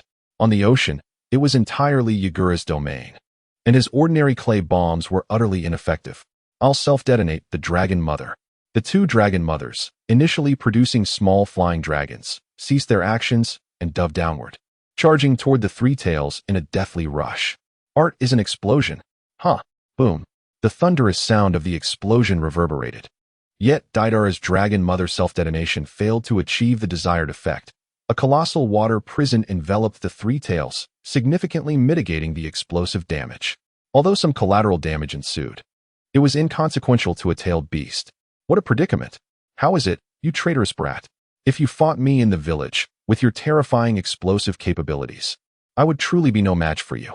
But upon the sea, I hold the advantage. No one can defeat me. Yagura's voice resonated with a recognition of Deidara's strength. But even more, it brimmed with murderous intent. A black-tailed beast ball materialized. This high-density energy sphere, composed purely of chakra, could obliterate a small mountain with just one. However, Deidara was well-versed in countering such attacks, and compared to the 8 tailed beast ball, the 3 tails was significantly less potent. Yagura, I must concede that you are the strongest adversary I have encountered thus far. But this is where it ends. You are fortunate to witness my new art. This was a superlative technique, possessing tenfold the power of a tailed beast ball. Let this serve as your end. The 2 guardian dragons surged forth, neutralizing the 3 tailed beast ball. Deidara produced a pre-prepared clay puppet, its shape resembling a bullet, broad at the base and tapering at the top, adorned with two circular eye-like holes and a mouth, accompanied by elongated wings, akin to a rudimentary clay doll. Yet, this was merely a misunderstanding born from ignorance. Though its exterior bore little embellishment, its interior was filled with highly compressed explosive clay, requiring Deidara days of chewing to achieve such density. This was the pinnacle of Deidara's artistic endeavor, a masterpiece that could only be deployed on the battlefield through prior preparation. Number 18, Ordinary Type. Whoosh. The puppet expanded to the size of a two-story building, plummeting from the sky toward Yagura below. Is this it? Judging by its size, its explosive potency should not compare to the earlier dragon's assault. That brat actually dares to claim it possesses tenfold the power of a tailed beast ball. Yagura gazed upward at the rapidly descending clay puppet, his mind swirling with doubt. Yet, as a cautious ninja, he knew he had to respond. Water release. Water severing wave.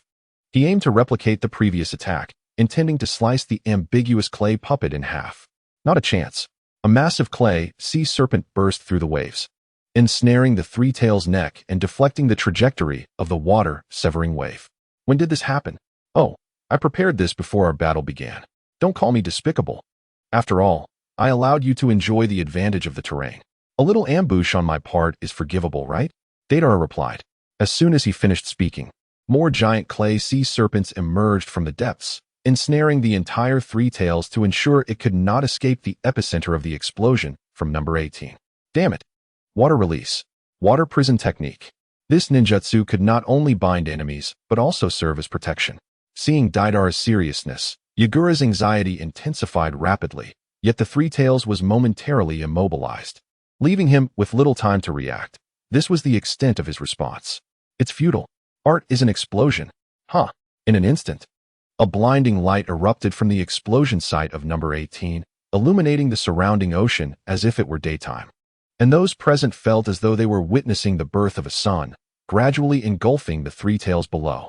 After a few seconds, a sound more thunderous than a clap of thunder finally resonated, accompanied by a forceful blast akin to a gale force wind technique and scalding steam more terrifying than ordinary fire techniques. Number 18. This was a true clay bomb of a catastrophic caliber, which is why Deidara classified it as a level 3 technique. If this bomb were to detonate within the Hidden Mist village, it could utterly flatten the entire village. After all, this number 18 was far more potent than its counterpart in the original narrative. The Scorpion of the Red Sand possesses a shock value of 3,000, as does Uchiha Itachi and J-Bai. The shock value prompt for Kisame Hashigaki has arrived, which even includes Scorpion, who had already been thoroughly shocked by Deidara's various techniques, and he too has delivered a substantial amount of shock value. That brat Deidara, Scorpion grumbled, maneuvering his H-Bai to evade the tsunami generated by the explosions. Deep down, he felt an indescribable sensation. It seemed that the boy had surpassed him. Damn it, I must grow stronger. After all, I am the strongest puppet master, the Scorpion of the Red Sand. Suddenly, he realized, oh no, KKCHZ has been defeated. White Zetsu gazed out at the sea, and as the waves gradually calmed, the three-tailed beast had long since vanished, with KKCHZ now returned to human form, quietly floating on the surface, appearing to have lost consciousness. Deidara's artistry is truly terrifying. Such a magnitude of explosion, even Madara-sama would find it hard to ignore. Wouldn't he? White Zetsu continuously expressed astonishment, almost as if cheering for Deidara. Black Zetsu felt helpless, but accepted that White Zetsu was simply carefree. As long as they could follow orders, that was enough. Fortunately, we prepared a contingency plan. If we hadn't firmly arranged for Kisame to act together this time, it could have gotten really messy, Black Zetsu remarked, relieved at his own caution. Indeed, Deidara seems to be at his limit now. He cannot possibly defeat Kisame. White Zetsu concurred. Meanwhile, after catching his breath in the sky, Deidara gently descended on a clay bird to the surface of the sea, preparing to retrieve KKCHZ when a large bandage sword suddenly appeared, swiftly lifting KKCHZ onto its blade. Kisame, that is my trophy. If you wish to fulfill the leader's task, you must catch a tailed beast on your own. Deidara feigned ignorance of Kisame's true intentions, for his ability to gain the upper hand stemmed from his profound understanding of the narrative, exploiting the information disparity to cause trouble for Obito and Black Zetsu. Otherwise, Had they been aware from the start of Deidara's extensive knowledge of their plans, they would have swiftly erased him without giving him a chance to maneuver. Sorry, not this time, Deidara, Kisame replied, his small eyes fixed on Deidara, a smile playing on his lips. Yet, unlike his usual demeanor, this smile held a menacing undertone, akin to a shark poised to strike. What do you mean? Are you betraying the organization? Deidara questioned. Betrayal? Kisame pondered. Whatever the case, KKCHZ cannot be entrusted to you, for I was once a ninja of the Mist Village. I cannot stand idly by as my Kage is taken before my eyes. Kisame offered a justification. Well, then we shall see what happens in battle, Deidara stated, his hands once again reaching into his clay pouch. Are you sure? After all, you have just finished an intense battle. Your stamina must be depleted. Kisame inquired with concern. Kisame, do not underestimate my art. Deidara maintained his facade of anger. In reality, this battle was merely a performance. But he had to engage nonetheless to avoid arousing suspicion from Obito and Black Zetsu. I certainly do not underestimate it, Kisame replied, casting KKCHZ aside. But on the sea, I have the advantage. Chapter 54. Sparring with Kisame. As it appeared that Deidara and Kisame were about to clash on the sea, Scorpion swiftly directed H-Bai toward them. Before their departure, the leader had specifically dispatched Konan to warn them to be cautious of Kisame. And it seemed that warning had proven true. Fire release. Grand fireball technique. A searing fireball flew from behind H-Bai, prompting Scorpion to swiftly evade and glance at Uchiha Itachi. Uchiha Itachi, are you also betraying the Akatsuki? Scorpion interrogated. But I am a spy. Although he could not clearly hear the dispute on the surface due to the distance, as long as he could delay the Akatsuki's collection of tailed beasts, he would wholeheartedly support it. Furthermore, from a personal standpoint, he would side with Kisame even in ordinary conflicts. Scorpion, let them settle their own matters, Itachi spoke up. With a flourish, Scorpion unleashed several sealing scrolls, summoning the third Kazekage, puppets of the H-Zuki clan, and several other formidable puppets. They surrounded Itachi, and Scorpion ominously declared, Uchiha Itachi, my puppets are not afraid of your genjutsu. Itachi surveyed his surroundings and, with a stoic expression, replied, then let us see. Above the sea, hundreds of sea serpents were conjured by Deidara, their streamlined bodies swiftly gliding through the water, charging toward Kisame. Unfazed, Kisame positioned his Samahata behind him and began hand seals. When it comes to creating creatures, I am quite adept as well. Water release. 1,000-feeding shark. In an instant, countless blue sharks surged forth from Kisame. Not mere cannon fodder like Orochimaru's summoning techniques, but rather water projectiles crafted from his chakra. The fierce expressions and sharp teeth of these creatures conveyed their perilous nature. Boom. The sound of continuous explosions erupted as hundreds of sharks were obliterated, yet nearly half of them survived, continuing their assault on Deidara. Deidara, you truly seem fatigued. Cannot even defend against this technique? Kisame stood across from him, refraining from launching a follow-up attack. Sensing Kisame's lack of hostility, Deidara secretly breathed a sigh of relief. His current state was unsuitable for further combat. Do not underestimate me. Special Sea Serpent Squad. A swarm of clay sea serpents emerged from Deidara's hands. Although not as large as the previous serpents, their sheer numbers were sufficient to deal with the approaching sharks. Boom, boom. The 1,000-feeding sharks and Deidara's sea serpents met their end simultaneously, both dissipating into nothingness. Deidara remounted his clay bird and ascended into the air. Having diminished the size of his two dragons to 1/3 after the encounter with KKCHZ, the summoned dragon swarm was nearly non-existent. Kisame, if you can defeat my clay giant dragon, then KKCHZ shall be yours. How difficult could that be? Kisame grinned, his right hand reaching behind to grasp Samahata, the bandages erupting as the sword revealed its massive, toothy maw, showcasing its true form. Ka. Samahata vibrated, eager for battle. Oh, are you getting excited? Kisame remarked with a smile, but this opponent may not be very palatable. You might be disappointed. Whoosh, whoosh, whoosh. The sound of air slicing through was heard as the remaining dragons dove toward Kisame. The honest Kisame began forming seals once more, and 6 water serpents leaped from the sea, targeting the airborne dragons. Water release. Water dragon bullet technique. I cannot use Samahata to strike. It must be ninjutsu. How unaccustomed I am. Kisame complained.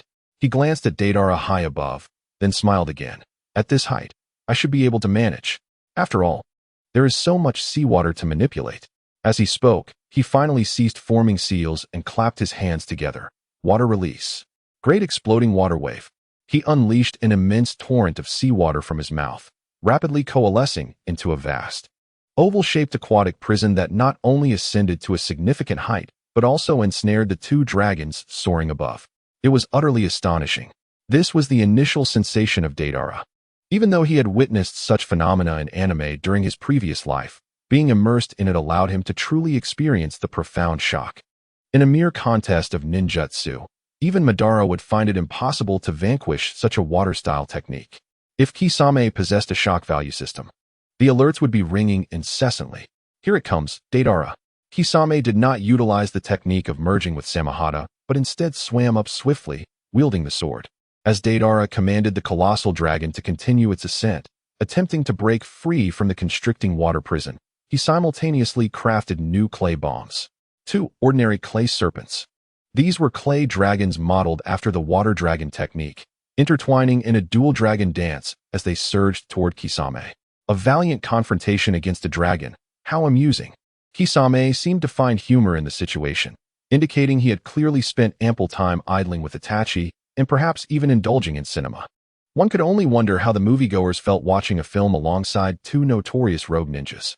With a swift swing of Samahata, Kisame deftly struck one of the serpents at its neck, effortlessly cleaving it in two, for clay constructs had always lacked in defensive capabilities. A resounding boom echoed as Deidara detonated the remaining serpent, the explosion propelling the water forcefully, threatening to collide with Kisame. Yet, with a mere extension of his left hand, Kisame parted the tumultuous waters, remaining unaffected. I am aware that explosions underwater amplify their power significantly. However, I can equally utilize water-style techniques to negate the impact of your detonations. Overall, it is certainly more advantageous to battle beneath the waves. Kisame unexpectedly exhibited knowledge. Recognizing the increased potency of underwater explosions, which left Deidara astonished, realizing one should not judge by appearances, it seemed this beastly figure understood science better than he. Despite the colossal dragon's strenuous ascent, Kisame approached with greater speed, and since the massive water prison centered around him, Deidara found no escape. What to do? After an intense battle, his clay reserves were dwindling. He could only retrieve a pre-crafted clay octopus from his pouch. Infusing it with chakra, it instantaneously transformed into a colossal sea creature, blocking Kisame's path. The enormous clay octopus, with its menacing appendages, loomed before Kisame, who remained undeterred, increasing his swimming speed as he relentlessly severed the octopus's tentacles with each swing of Samahata. Is Kisame not concerned that Deidara might detonate the giant octopus? Such a large clay bomb, once exploded, would likely overwhelm even Kisame's water style, exclaimed White Zetsu, astonished. Foolishness, Black Zetsu replied in a low tone. The bomb's power underwater multiplies. If that giant octopus were detonated, even Deidara could not escape, which is why Kisame dares to advance. Ah, I see, White Zetsu acknowledged, then shifted his gaze to the other skirmish, noting Scorpion and Itachi are also embroiled in a fierce battle. It appears that Itachi has fallen into a disadvantage. Indeed, unless he employs the Manjiki Sharingan, Itachi cannot contend with Scorpion, the strongest puppeteer in the ninja world. While White and Black Zetsu discussed the 2 battlefields, Deidara executed an unexpected maneuver, bringing his right hand close to his chest, poised to detonate the clay bomb. Kisame's pupils dilated. How dare Deidara initiate an explosion? Was he not afraid for his life? No, wait. Perhaps this was not his true form, which allowed such audacity. If so, I am in danger. Kisame refrained from lingering with the clay octopus, swiftly turning to summon a chakra shark, which enveloped him as he hastily swam away. Boom! A muffled explosion resonated, followed by a surge of water, yet it was far less potent than Kisame had anticipated. Confused, he glanced back to see the clay octopus still intact in the water, while Deidara had already reached the edge of the oval water prison, leaping out with a splash. Discarding a new clay bird from midair, Deidara regained mobility and smiled at Kisame within the prison. Kisame, the citrus arrow is yours. Until we meet again. How infuriating. Deidara has outsmarted me, Kisame realized, now fully aware of the ruse. Deidara had feigned a threat to drive him away, simultaneously detonating a small clay bomb that propelled him backward. Thus, Deidara escaped the oval water prison that had been centered around Kisame. Gasping for breath, Deidara stood upon the clay bird, his red cloud cloak billowing in the wind. Slightly disheveled as he arrived at the battlefield of Scorpion and Itachi. Unlike the friendly sparring between Deidara and Kisame, their clash was fierce, and for the moment, Itachi found himself at a disadvantage, as his illusion techniques were ineffective against Scorpion. Deidara hastily urged, "If this continues, Itachi will have no choice but to use the Manjiki. Save your ocular power. Do not risk blindness before you can even confront the foolish Obito." "What is happening, Deidara?" Scorpion inquired, leaping to Deidara's side. "Nothing of consequence. Merely some minor disagreements," Deidara replied, not wishing to elaborate with Zetsu lurking nearby. "Let us move." He directed the bird's head, intending to converse with Itachi. But the time was not right, knowing they were being watched. They hastened their pace and soon caught up with the fleeing renegade forces. "Sirs, where are Kisame and Uchiha Itachi?" inquired the temporary leader of the defector team, Hozuki Mangetsu, drawing closer. Though they had gained a considerable distance, they could still faintly perceive the previous battle scene, leaving them aghast as the waves churned, affecting even their position. "They are covering our rear. We should proceed," Deidara instructed. "Is that so?" Mangetsu expressed unease, having observed the internal strife between Deidara and Kisame. He felt more trust toward Kisame than the unfamiliar Deidara. Yet the latter's extraordinary power deterred him from pressing further. Due to the presence of many ordinary citizens and low-ranking ninjas within the defector group, what should have been a journey of merely a day extended to 5 days before they finally landed in the land of waves. Here, Conan awaited with the Xianyuan clan and several peripheral members, and after a successful handover, everyone sighed in relief. The defection incident had concluded satisfactorily. It was evident that the entire ninja world would soon be shaken by this defection, and the name of Akatsuki would likely spread widely for the first time. "Sister Conan, where shall we settle them?" Deidara inquired. Approximately 1/3 of the entire defection team chose to depart, while the remaining 2/3 opted to stay behind, which is quite a natural occurrence, given that the outside world is completely unfamiliar to them. In such circumstances, it seems more prudent to remain with the current organization, as it has, after all, assisted them in escaping their plight, thus instilling a degree of trust. "Amigakure," Conan replied succinctly. Upon hearing those 3 syllables, Deidara realized that his previous suggestion had been accepted. Nagato was prepared to engage with everyone at least to a limited extent, otherwise he would not have revealed his stronghold. It is worth noting that in the original narrative, he had concealed Amigakure until the very end. By the way, what has become of Conan? Deidara suddenly recalled that after rescuing her, he had entrusted her to Conan and the others, uncertain of her current whereabouts. In Amigakure, Conan responded, "I've heard that the leader of Amigakure is known as Hanzo the Salamander. Why is your leader there as well?" Sasori inquired with some curiosity. Upon hearing the name Hanzo, Conan turned her gaze towards Sasori and calmly explained, "Hanzo is dead. Amigakure now belongs to us." Hiss. Upon receiving this news, Sasori was somewhat taken aback, as it is well known that the Second Great Ninja War was instigated by Hanzo, who led the diminutive Amigakure in declaring war against both Konoha and other ninja villages. Although he ultimately did not achieve victory, it was evident to astute observers that Amigakure had hindered his efforts. Throughout the entirety of the Second Great Ninja War, Hanzo clashed with several village leaders, single-handedly opposing the armies of the major ninja villages, thereby rendering the land of Rain invulnerable. The title demigod was not self-proclaimed, but rather earned. Yet, such a legendary ninja met his demise without a sound. However, contemplating that the leader possessed the fabled Rinnegan, Sasori felt somewhat reassured, as it is indeed said to possess extraordinary abilities. Chapter 56. The Actions of Two in the Land of Mist, following the departure of Deidara and his companions. What remained was utter chaos. Obito stood atop a rooftop, surveying the ruins of the western part of the Land of Mist, where collapsed buildings, devastated streets, and scattered corpses bore testament to the night's brutality. "What shall we do, Obito?" The figure of Zetsu slowly emerged beside him. With so many having fled and countless lives lost, there was now a substantial shortage of raw materials. "Our manufacturing plans will likely have to be temporarily halted," Black Zetsu stated. Obito gazed intently ahead, his Sharingan revealing an inscrutable emotion. This was indeed unexpected, Who could have foreseen Nagato's sudden interest in the Land of Mist? Furthermore, Deidara's abilities were exceptionally suited for such conflict. If it had been Itachi or Sasori taking action, they would have been incapable of inflicting such casualties as had been wrought by Kurotsuchi. What now? The impatient white Zetsu queried again, having waited long for Obito's response. Rather than answer him, Obito shifted to express another concern. If this situation continues to develop, our control over Nagato will diminish. It seems he is gradually slipping from our grasp. Indeed, Black Zetsu concurred.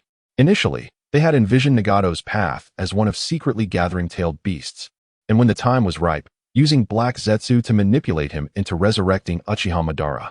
They held no interest in the development of the Akatsuki or Nagato's vision of peace. In their eyes, he was merely a tool to be utilized to execute their plans, with the remainder left to the infinite Tsukuyomi. However, Nagato possessed his own independent will. How could he be expected to follow their every whim? This was indeed a predicament. What do you intend to do? Black Zetsu looked to Obito, as he presumed that Obito had already devised a plan.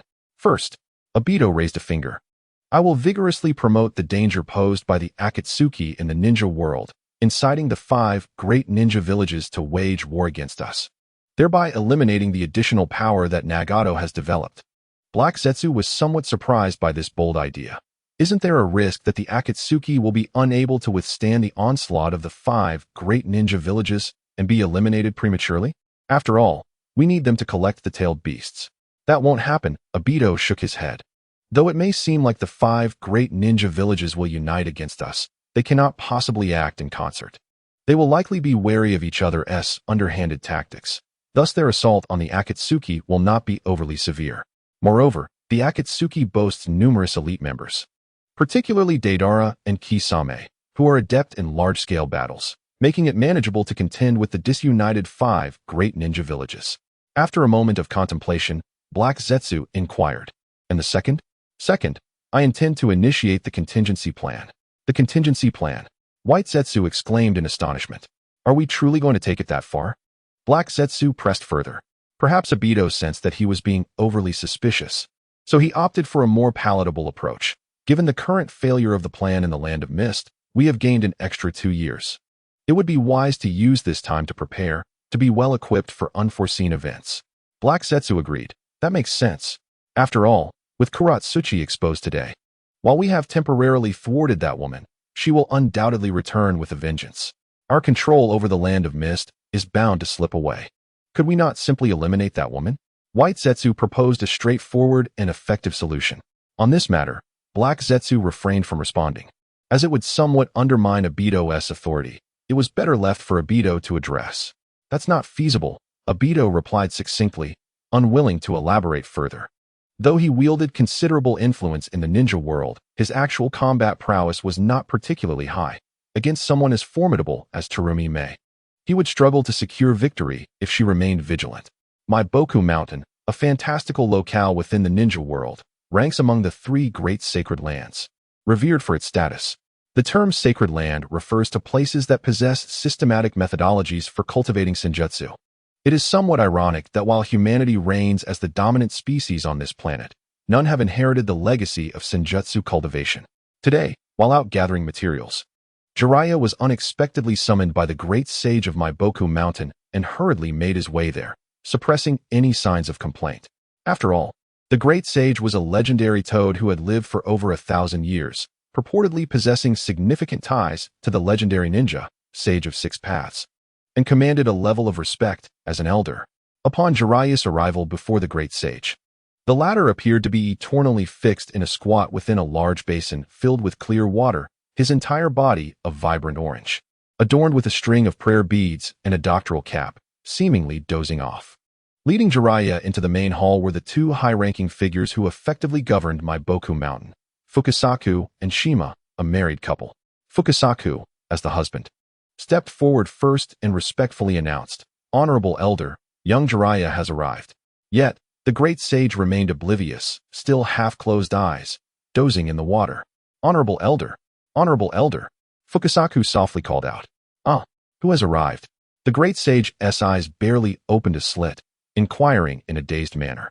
"It is young Jiraiya," Fukasaku replied. "Oh, young Jiraiya has arrived." Initially appearing to grasp the situation, the great sage's voice suddenly faltered mid-sentence, slipping back into a state of confusion. Who was it that arrived? Indeed, has he become rather befuddled in his old age? It is little Jiraiya. His wife, the fiery sage Shima, found each interaction with this seemingly senile elder to be a rather arduous experience. Dear mother of the child, do not speak so. One must show respect to the elder, Sage Fukasaku admonished from the side. Yet, like most husbands lacking authority in a household, his words had little effect on Sage Shima. Ah, little Jiraiya has arrived. The great Sage Fukasaku repeated his earlier greeting. Even Jiraiya could not help but display a hint of exasperation. However, he had grown accustomed to the great sage's idiosyncrasies. Great Sage Fukasaku, have you summoned me for a particular reason? Jiraiya inquired eagerly, wishing to avoid wasting time, especially with thoughts of the charming maidens in the hot springs igniting his impatience. Fortunately, the great sage finally broached the subject. Speaking softly, you have been summoned due to a new prophecy. A new prophecy? Jiraiya's expression turned serious upon hearing this. Indeed, a new sun has risen in the sky, heralding unprecedented upheaval within the ninja world. Even the fate of the prophesied child is at stake. Little Jiraiya, you must prevent this new sun, lest the ninja world plunge into the unknown. Yet, before he could finish his thought, the great sage began to doze off once more. This time, neither Jiraiya nor the two sages felt inclined to disturb him, for the essential information of the prophecy had already been conveyed, and the remaining words were easily surmised. Little Jiraiya, do you have any insight regarding the new prophecy? Sage Fukasaku asked as they exited the grand hall. Jiraiya scratched his head in vexation. Prophecies were inherently cryptic. He had yet to locate the prophesied child from a previous prediction, and now there was this new element that could influence the child's fate. What insight could he possibly possess? I shall endeavor to unravel the prophecies swiftly, Jiraiya replied with a grave countenance. For this matter involved the entire ninja world and warranted his utmost attention. Chapter 57. The Ambush of Konoha Village. Today, the Hokage's office buzzed with unusual activity. The third Hokage, Hiruzen Sarutobi, occupied the central seat, flanked by his advisors, Mito Kazama and Konohamaru, as well as the man known for his vow to protect Konoha from the shadows, Danzo Shimura. Additionally, standing beside them were the head of the J-Nin, Narashikaku, who had long served as the Hokage strategist and the masked captain of the Umbu. Hiruzen, I have received reliable intelligence that the rogue ninja from the land of water will traverse through the land of rivers towards the land of rain. We must eliminate these rogue ninjas. Danzo was the first to speak, ever the most radical among them. Indeed, these were ninjas that constituted a third of the Mist Village's forces, including the formidable Hozuki clan. If they could be eradicated, it would yield significant advantages for Konoha. Mito adjusted his glasses, echoing the sentiment. Even if they do not wish to join Konoha, they must be eliminated beforehand. We cannot allow them to reach the land of rain. Konohamaru took up the conversation, and though her words trailed off, the implication was clear. Should these rogue ninjas establish a foothold in the land of rain, they would become a formidable threat to the land of fire. As for the others, Narashikaku and the Umbu captain remained silent, their standing position indicating that they were not part of Konoha's true power structure, but rather mere figurehead representatives of the third Hokage's authority. It was not that they lacked intention to voice their opinions, but rather, everyone understood that after decades of Hiruzen's rule, his power had become deeply entrenched. In earlier years, representatives from various ninja clans could partake in such discussions and voice their views. However, since the Uchiha clan's annihilation and the Hyuga clan's retreat into seclusion, the influence of these clans had been entirely reclaimed by the third Hokage, solidifying Hiruzen Sarutobi's dominion. After surveying the assembly, Hiruzen did not rush to speak, but instead took a moment to ponder while puffing on his pipe. The others knew this was a sign he was weighing the potential outcomes, and thus remained quietly awaiting his deliberation.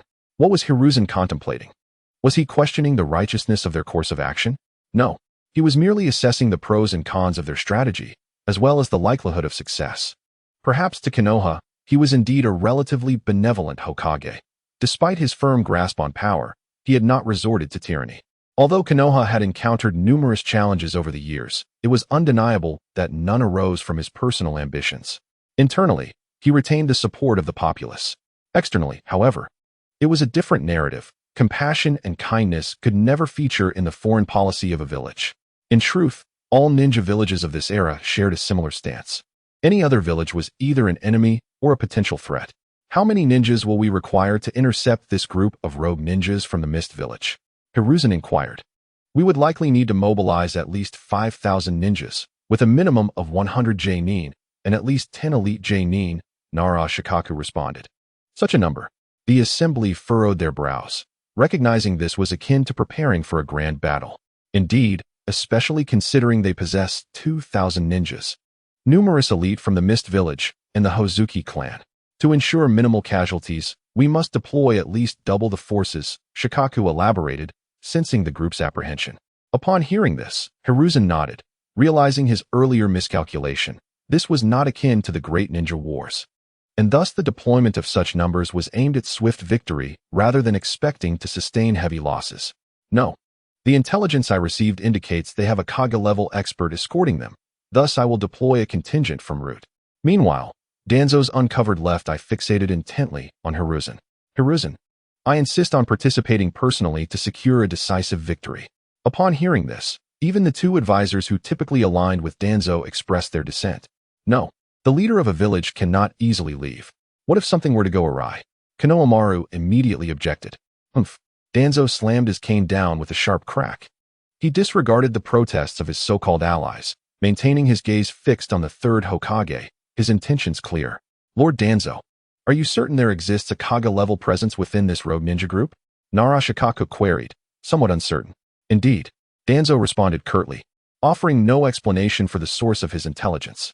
This information was indeed difficult to disclose, as it had been provided by the enigmatic figure involved in the Uchiha massacre. Obito had clearly informed him of the presence of a Kage-level expert within the rogue's ranks. Yet, Danzo remained skeptical, thinking to himself, do you suppose Kage-level experts are as common as cabbages? In the vast expanse of Konoha, there is but one Hokage, and now you tell me there are 3 within a rogue group? What audacity! He assumed that the mysterious informant was likely from a small ninja village, lacking insight, mistaking a Kage-level expert for a mere elite. Nonetheless, he resolved to take precautions, initially intending to confront them personally. He reconsidered and thought it best to allow the stronger Hiruzen to handle it, thereby ensuring a complete victory. He held such thoughts, yet inadvertently overlooked Sarutobi Hiruzen's indecisive and exceedingly conservative nature. Hiruzen was not afraid of death.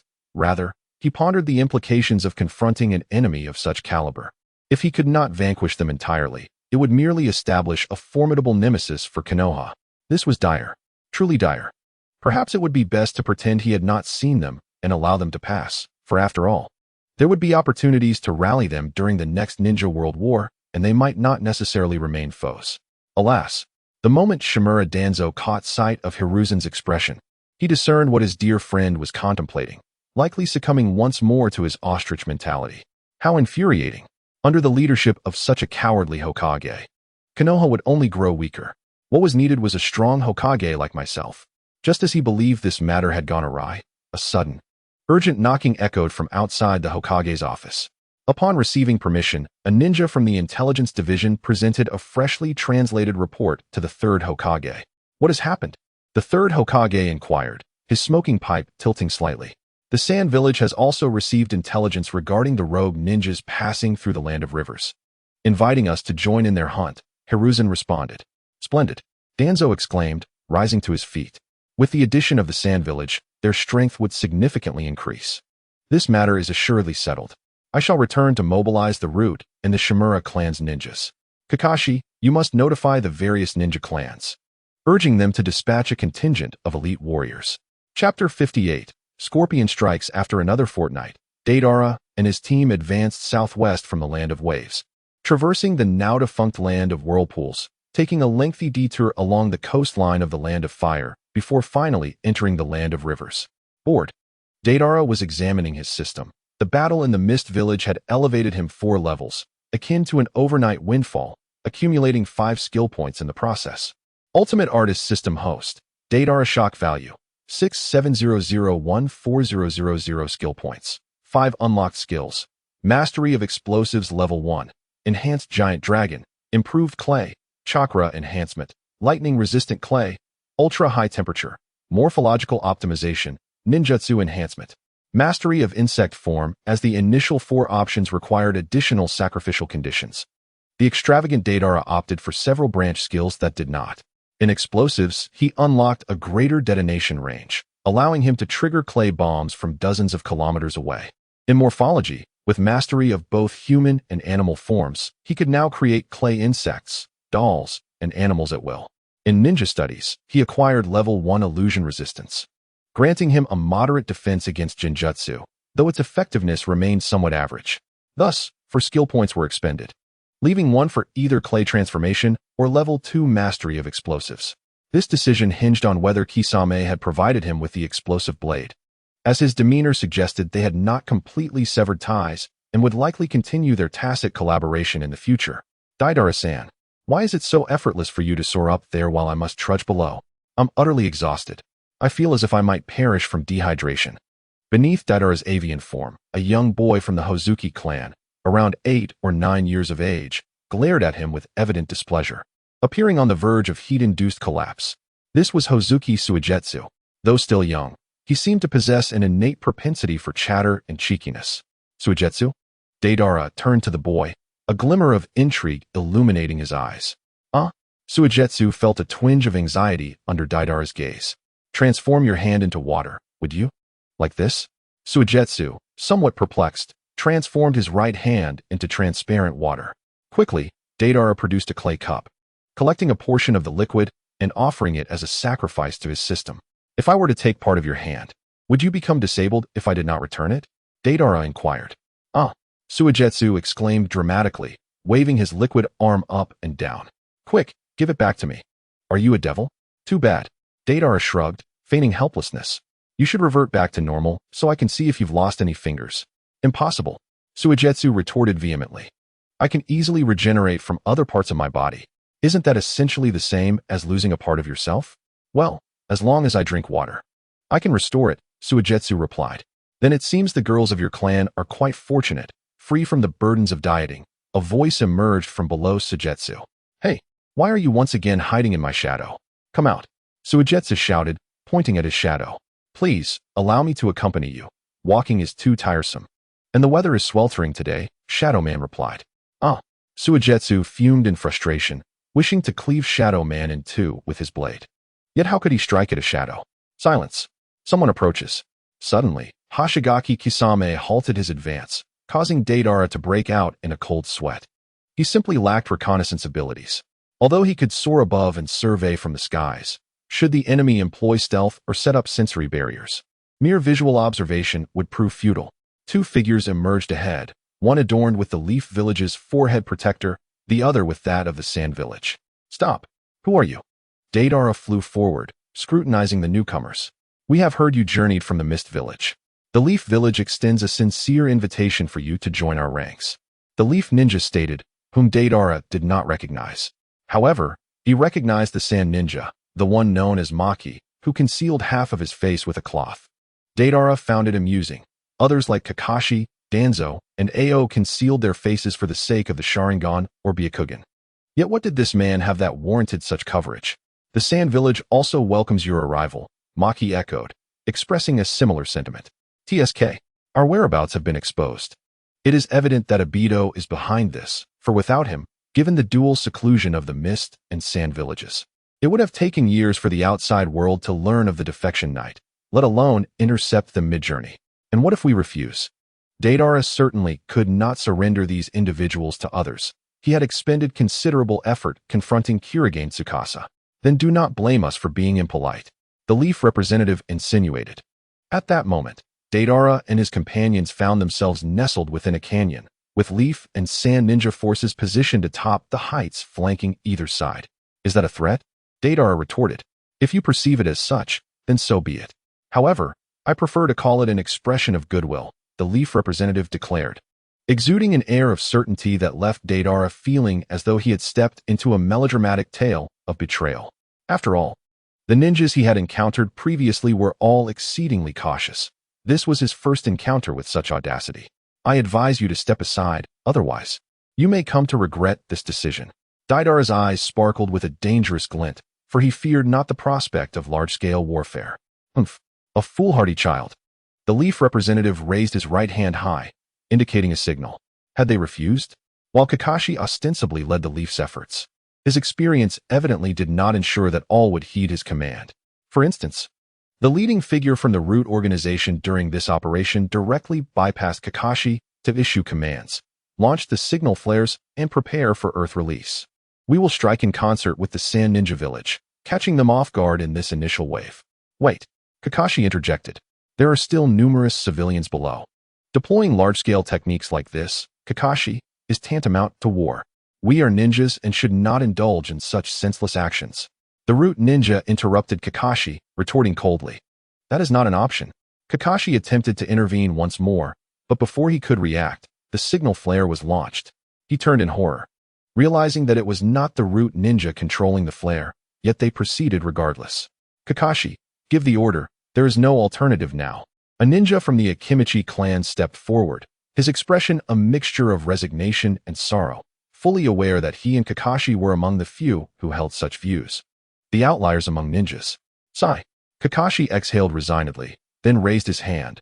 Earth release. Prepare. Fire. Earth release. Rock collapse. On both sides of the canyon, a synchronized roar erupted from hundreds of Earth release ninjas simultaneously executing rock collapse, causing the entire canyon to tremble violently, stones flying, as if heralding the apocalypse. The thundering sounds echoed, and the cliffs on either side continued to crumble, sending countless boulders crashing into the canyon below, instilling panic among the onlookers as they realized the grave danger they faced. Magnet release. Sand iron wall. What? A black metallic wall formed from sand iron soared above, steadfastly catching all the falling boulders without sustaining any damage. Chapter 59. Scorpion finally arrives. Feeling exhilarated from the high ground, astonished voices rang out, clearly taken aback by the sudden appearance and power of magnet release. How about it, Brother Scorpion? Are you feeling exhilarated? Deidara jested. Mind your tongue. However, this means that both the third Kazekage's puppet and your abilities have been exposed. I recall you were quite secretive about this before. Why the sudden recklessness today? Have you grown soft? Mind your words, Deidara. Speak again, and I will end you. Scorpion retorted in a tone laced with indignation. Although he wished to banter further, the battlefield was not the place for idle conversation. Since Konoha and the Sand Ninjas were eager to rush to their doom, a grand confrontation was inevitable. That is the third. A Konoha ninja, sensing the dire situation, had already retreated to the canyon's upper region, while Maki stood frozen in disbelief. After so many years of disappearance, the third Kazekage had finally been located, but his return was under such circumstances. Indeed, this is the third. Maki, long time no see. Scorpion slowly retracted the sand iron wall, pushing the boulders aside to clear the path. Who are you? How did the third end up like this? Although the Hiryu puppet had been created in the Sand Village, Scorpion did not often employ it, and after several modifications, Maki could hardly recognize it. Hiryu, Scorpion clarified. Hiryu? Hiryu, you are Scorpion. Did you kill the third? Maki's pupils constricted, grappling with this unfathomable truth. Yes, I killed him, Scorpion admitted candidly. At that moment, several kunai embedded with explosive tags flew towards them, but Hiryu's tail flicked lightly, deflecting them effortlessly. Konoha has already commenced their assault. Brother Scorpion, you two catch up slowly. I will handle Konoha, Deidara said, soaring towards the canyon's upper region. Maki distanced himself from Scorpion, clearly preparing for the impending battle. So the incident with the Cloud Village was also your doing? Maki suddenly recalled the diplomatic inquiry from the Cloud Village, initially dismissing it as mere banditry. Now, it became clear that there was a hidden hand at play. Indeed, the Eight Tails is formidable. Without the third's magnet release, we would struggle to contend with it. Scorpion stated nonchalantly, devoid of any shame. Today, we of the Sand Village shall eliminate you, traitor. Maki bellowed in fury. Compared to your ongoing senseless war, even at the cost of civilian lives, I find the title of traitor far less burdensome. Scorpion retorted with a cold laugh. Prepare. Air bullets, simultaneous fire. Wind release. Air bullets. Countless compressed air bullets were launched from the heights of the Sand Village towards the canyon, densely filling the sky. Useless. Magnet release. Sand iron wall. Scorpion once again erected the sand iron wall, the black fortress standing immovable against the enemy's onslaught, rendering their attacks futile. We cannot utilize such group techniques any longer. Maki ordered, retreating to the high ground. The third's magnet release is incredibly powerful. The sand iron wall is renowned for its absolute defense, capable of withstanding even the tailed beast bombs from Shikaku. Our attacks stand no chance. Maki elaborated. What then? A sand ninja's Jonin inquired, the unexpected strength of the enemy, especially with the appearance of the third Tsuchikage as a puppet, causing a wave of despair among the sand ninjas. Disperse the attack. That is our only option. Follow me. We shall directly eliminate Scorpion's true body for a decisive victory. Maki designated a small team of seasoned Jonin, their strength reliable, for they could not afford to underestimate an enemy capable of slaying the third. Below in the canyon, Hozuki Yukizumi looked at Conan. Lord White Tiger, what shall we do? Just protect yourselves. After all, the three of us cannot possibly stop all the enemies, Conan replied coolly. This was the truth. Konoha and the Sand Village had likely deployed 6,000 to 7,000 ninjas, including many Jonin and elite Jonin. Even if Nagato were present, it was unrealistic to intercept such a vast number of foes at once. Be careful. On the Konoha battlefield, Kakashi observed Deidara high above and immediately recalled his encounter with the two mysterious figures outside the grass village. Now, one identity was revealed as the rogue ninja Scorpion. As for his companion, he could not be underestimated either. Captain, what shall we do? The enemy is flying so high, we cannot reach them. A Konoha Jonin sought Kakashi's guidance. If we cannot hit him, then let us ignore him for now. Our primary objective is to eliminate that group of rogue ninjas from the Mist Village. The Root Ninja stated, leading a squad directly towards the canyon below. Huh? Are they preparing to disregard me? Deidara felt no fondness for these cold-blooded ninjas and gazed down at the throng of enemies below, feeling a surge of excitement. The thrill of unleashing his art without restraint was truly exhilarating. Enhanced Giant Dragon. Roar. The roar resounded for the first time in the ears of Konoha's ninjas. For many, it would likely be the last. Secret technique. Dragon's Nest. One after another, white giant eggs appeared, transforming into clay dragons that dove towards the canyon below. Watch out. Incoming attack. Earth Release. Earth Barrier. A barrier formed from dozens of Konoha ninjas simultaneously executed Earth Barrier, stretching wide like a fortress wall, attempting to shield against the oncoming clay dragons. What? It explodes. Amidst the Konoha ninjas' astonishment, the expansive Earth Barrier was abruptly shattered by explosions, allowing even more clay dragons to surge through the gaps, rushing towards them. Run. Earth Release. Earth Dragon Bullet. Kakashi reacted swiftly, implementing remedial measures. Yet he could only save a small fraction of those affected. Many were reduced to mere ashes by the explosion. Fear not, someone shouted, attempting to uplift the morale of the troops. However, upon looking up, they were met with a sight reminiscent of snow falling from the sky. A white flurry blanketing the air. Surely this is a deception. As they focused, they realized that what they had mistaken for snowflakes were, in fact, countless white clay spiders. Faced with an enemy so numerous that they resembled falling snow, who could muster the spirit to resist? Do not be disheartened. Utilize Fire Release. Kakashi urged, stepping forward to organize the defense. If those spiders were to descend upon them en masse, it would spell disaster. Fire Release. Dragon Fire Technique. Fire Release. Fire Dragon Flame Bomb. Fire Release. Great Fire Destruction. One after another, the techniques were unleashed, igniting the sky and creating a floating sea of flames on the battlefield. Countless clay spiders melted away as if they were genuine snowflakes. We have succeeded. The crowd cheered, exhilarated. Suddenly, 3 explosive sounds echoed through the air, bombs expelled by 2 dragon mothers and their colossal dragons. Such powerful fire techniques could not dissolve these bombs. Rather, they obscured the vision of the fighters, causing them to rain down upon the throng and inflicting severe casualties. What shall we do? Captain Kakashi, the enemy is overwhelmingly strong. Despite the current low casualties, the morale of the Leaf Ninjas had plummeted. They faced an enemy that could not be touched while they remained passive targets. Acutely aware that their lives were in jeopardy, such a battle, devoid of hope for victory, was profoundly despairing. Follow me, Kakashi called out, leading the charge toward the gorge below. The enemy's power is indiscriminate. If we mingle with our comrades, they will lose the opportunity to utilize their abilities. Chapter 60. Deidara's craftsmanship. Deidara, hovering in the sky, had clearly discerned the intentions of the Leaf Ninjas. Just as he unlocked his advanced animal form, he decided to put it to the test. 2. Ordinary type 10,000 snakes formation.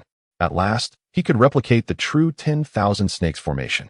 With his hands positioned downward, the mouth in his palm opened wide, and in mere seconds, he expelled thousands of clay-white snakes, obstructing the path of the leaf ninjas. Orochimaru was the immediate reaction of everyone witnessing this move, as the infamous snake master loomed large in their memories. This is not Orochimaru, merely a ninjutsu imitated by the enemy, Kakashi shouted, as Orochimaru's presence instilled greater fear in the leaf ninjas than the unknown adversary. Use Earth Flow Cut. Under Kakashi's leadership, the ninjas channeled chakra into the ground, causing the earth before them to rise, splitting apart like a cake. Consequently, the clay-white snakes were temporarily cast aside due to the shift in terrain. Hurry, get inside, Kakashi urged, leading an elite squad to fend off the relentless tide of clay creatures from behind.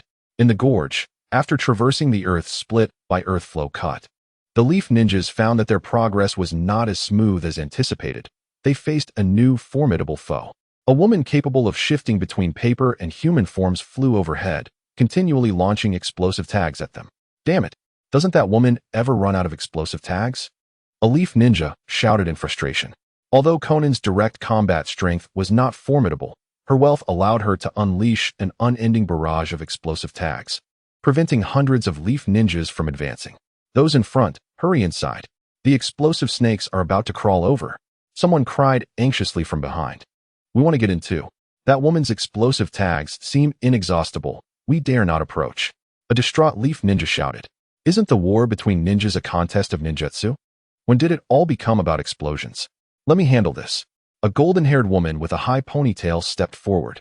She was a ninja from the Yamenka clan, known for their subtle yet effective combat abilities. Mind-body switch technique. As she fell limply, Conan's relentless onslaught of explosive tags ceased. Quick, use fire release on me, she uttered, revealing that she had been controlled. The leaf ninjas, upon witnessing this, wasted no time in forming hand seals. Fire release. Dragon fire technique. Not so fast. A water-wielding ninja in blue arrived, extinguishing half the flames with a single water release. At that moment, several members of the Hozuki clan and mist ninjas joined the fray. Safeguarding Conan. What happened to Lord White Tiger? It was the Yamenka clan's mind-body switch technique. It won't last long before she breaks free. The water-wielding ninja, more experienced, explained. Continue the assault. Use fire release. It's futile. Water release inherently counters fire release, so even if you outnumber us, our water release is sufficient to negate your flames. However, just as the mist ninjas began to form seals, a slender shadow swiftly twisted across the ground, ensnaring several of their shadows. What's happening? Why can't I move? A mist ninja exclaimed in panic as they approached the final hand seal. Success. Shadow imitation technique. Chuckled a hidden leaf ninja from the Nara clan. On the battlefield, one must never underestimate the situation. Your life is mine. Just then, the shadow ninja emerged from the Nara ninja's shadow, brandishing a kunai toward his neck. Konoha, watch out.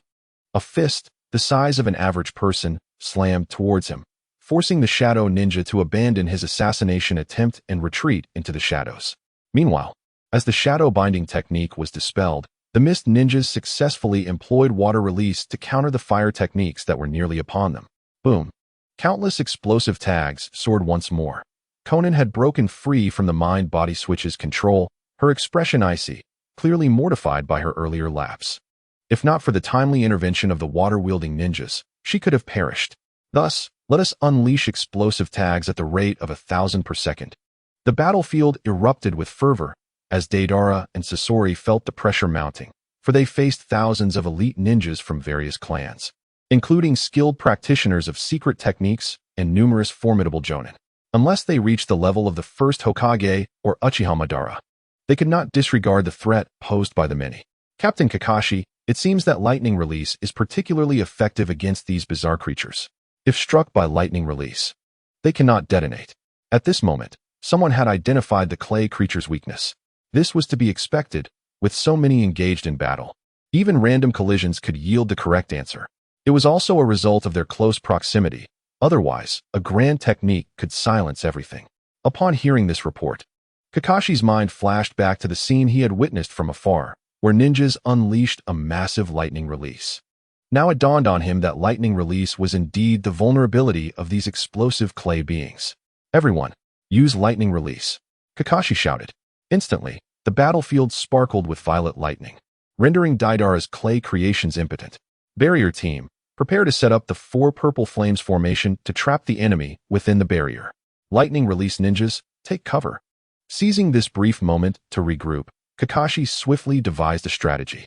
This was indeed the best solution he had been contemplating, for the enemy's ability to fly was exceedingly troublesome.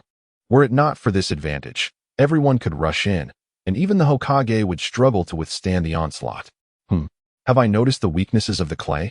High above, Deidara commenced utilizing lightning-resistant clay. This particular clay, while possessing resistance to lightning, was inferior in various aspects compared to the enhanced clay he typically employed, which was why he seldom opted for it.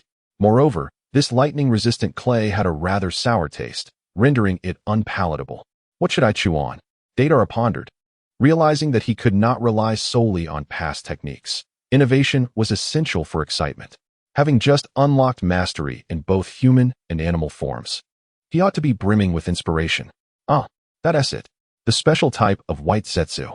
One by one, humanoid beings of pure white adorned with faint purple stripes began to descend from the sky. Their bodies, soft and pliable, collapsed into puddles upon impact with the ground, yet immediately began to wriggle, reforming into new humanoid shapes. Black zetsu. Shock value 2,000 white zetsu. Shock value 500. Look at these imposters of myself scattered across the ground.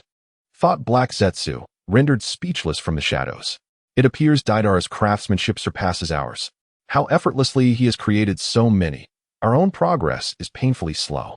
White Zetsu remarked in admiration. Perhaps we should invite him to be our chief stylist. This is simply wonderful. He could surely produce an endless array of companions for me. Chapter 61. Re-encounter with Shimura Kiyotaka. Be cautious. Kakashi keenly detected a slight anomaly in the coloration of the clay. However, his warning came too late, costing the lives of several Leaf Village ninjas. Deploy the 4 purple flames formation. We cannot afford to wait any longer. As the team found themselves unable to approach Deidara's vicinity again, Kakashi decisively commanded. With a unified shout, 4 elite Leaf ninjas simultaneously formed hand seals, and a purple-black barrier rapidly ascended from the ground, trapping Deidara before he could react. When the clay-white Zetsu surged outward, they collided with the barrier of the 4 purple flames formation, instantly turning to ash. Phew! The team breathed a collective sigh of relief. They had finally ensnared the enemy. Although the 4 purple flames formation did not achieve the anticipated perfection, it was likely the enemy would remain trapped for the time being. After all, the strength of a barrier increases as its range decreases. In this case, its forced expansion rendered its defenses weaker, allowing for potential breaches. However, Deidara's explosive damage was inherently area-based. Concentrating damage on a single point akin to Reikage techniques was impossible, so it was not anticipated to pose significant issues. Your abilities must originate from the Rock Village's demolition unit. What are you doing here? Kakashi inquired, his tone bordering on interrogation. Of course, I defected. Was that even in question? Deidara pointed to the scratched symbol on his rock ninja headband, clearly uninterested in engaging in conversation with Kakashi. After all, there was Konan with her endless supply of explosive tags in the valley, and Sasori nearby, rendering the situation relatively safe for the moment. Confess your organization's intelligence. And regarding the Mist Village matters, you might avoid further suffering, another Leaf ninja clad in Umbu attire suggested. Did you truly think you had captured me? Deidara smirked. Though the Umbu ninja wore a mask, Deidara could discern his belief from his tone. The 4 purple flames formation can even contain shadow-level warriors, let alone you. Do you not consider me a shadow-level warrior? Deidara retorted, pulling out a sizable chunk of clay and chewing it vigorously. Before my art reaches fruition, I hope you can answer me one question. Who ordered the cold-blooded slaughter that included civilians? As Deidara continued to consume more clay, an ominous sensation washed over Kakashi. White Ape, enough chit-chat. We need to retreat. He urged the Umbu ninja as they hastily withdrew. Within the barrier, Deidara expelled a white, winged puppet from his mouth. With a resounding boom, the puppet transformed into a towering figure, ominously still within the barrier, its comically exaggerated face emanating an aura of death. Deidara mounted a colossal dragon, ascending rapidly to avoid the impending explosion. The hastily crafted puppet was nowhere near as potent as the one he had faced earlier, yet it should suffice to breach a barrier. This was fortunate. He feared that an overly powerful explosion might endanger his comrades below in the canyon. Art is an explosion. Huh. Boom. The barrier of the four purple flames formation began to contort and distort, resembling a balloon on the verge of bursting. The four elite ninjas who initiated the barrier could barely hold on for 2 seconds before their chakra was completely drained, collapsing to the ground. Their eardrums ruptured from the explosive force, blood streaming from their ears, their vision blinded by the brilliance. Yet all this suffering was fleeting, quickly consumed by the expanding explosion. Accompanied by a cacophony of shock value notifications, countless slower leaf ninjas fell in the wake of the blast, with the powerful shockwave even affecting the sand ninjas across the canyon. Many of the sand ninjas were sent sprawling, their surroundings trembling beneath them. Is this wind release? Or earth release? Was the initial reaction of the sand ninjas. Only a few, like Maki, managed to stand firm long enough to grasp the gravity of the situation. His eyes widened in disbelief, more so than when he had encountered the third Tsuchikage's puppet. What level of ninjutsu could cause such exaggerated destruction? Even Shikaku's tailed beast bomb pales in comparison. Retreat! Retreat! Maki urged, unwilling to linger any longer. He had yet to subdue Sasori, originally hoping to assist once the Leaf Village resolved their skirmish.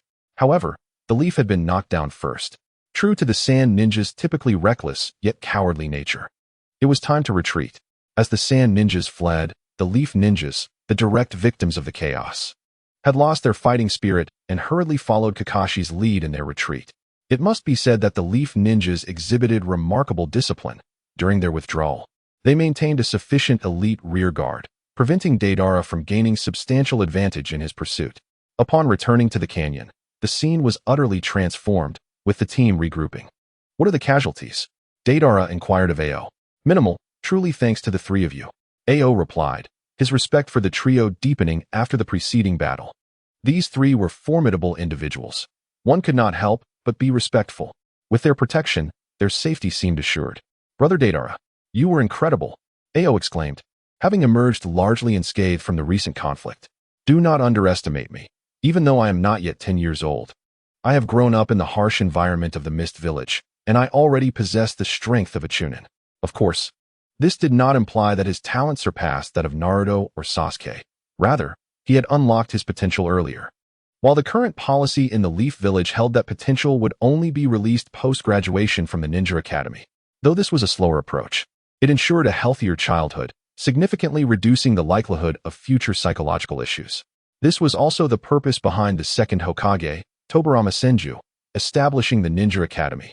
As he had long observed the Uchiha and had considerable insight into the psychological issues faced by ninjas. What do you think? Would you like to learn? Deidara asked with a smile. Really? Is that possible? Ao's face illuminated with surprise. However, your abilities should be akin to a bloodline limit, right? How could anyone possibly learn it? A look of hesitation crossed his face. But your body can transform into water, can it? What relevance does that have? Shueiwa expressed her confusion. You can conceal my explosive device within your body, then charge forward and self-detonate. Boom. The enemy would never expect it. It would be a guaranteed hit. Deidara explained with a mischievous grin. No. Shueiwa shook her head in fear. Even though this wouldn't result in death, it would be far worse than dying. After teasing Shueiwa, Conan approached. No, flew over, and inquired, how should we handle these prisoners from Konoha? Unbeknownst to him, he seemed to have become the most reliable person. Even Conan unconsciously sought his counsel. Deidara glanced at the captives. Most were ninjas from the root.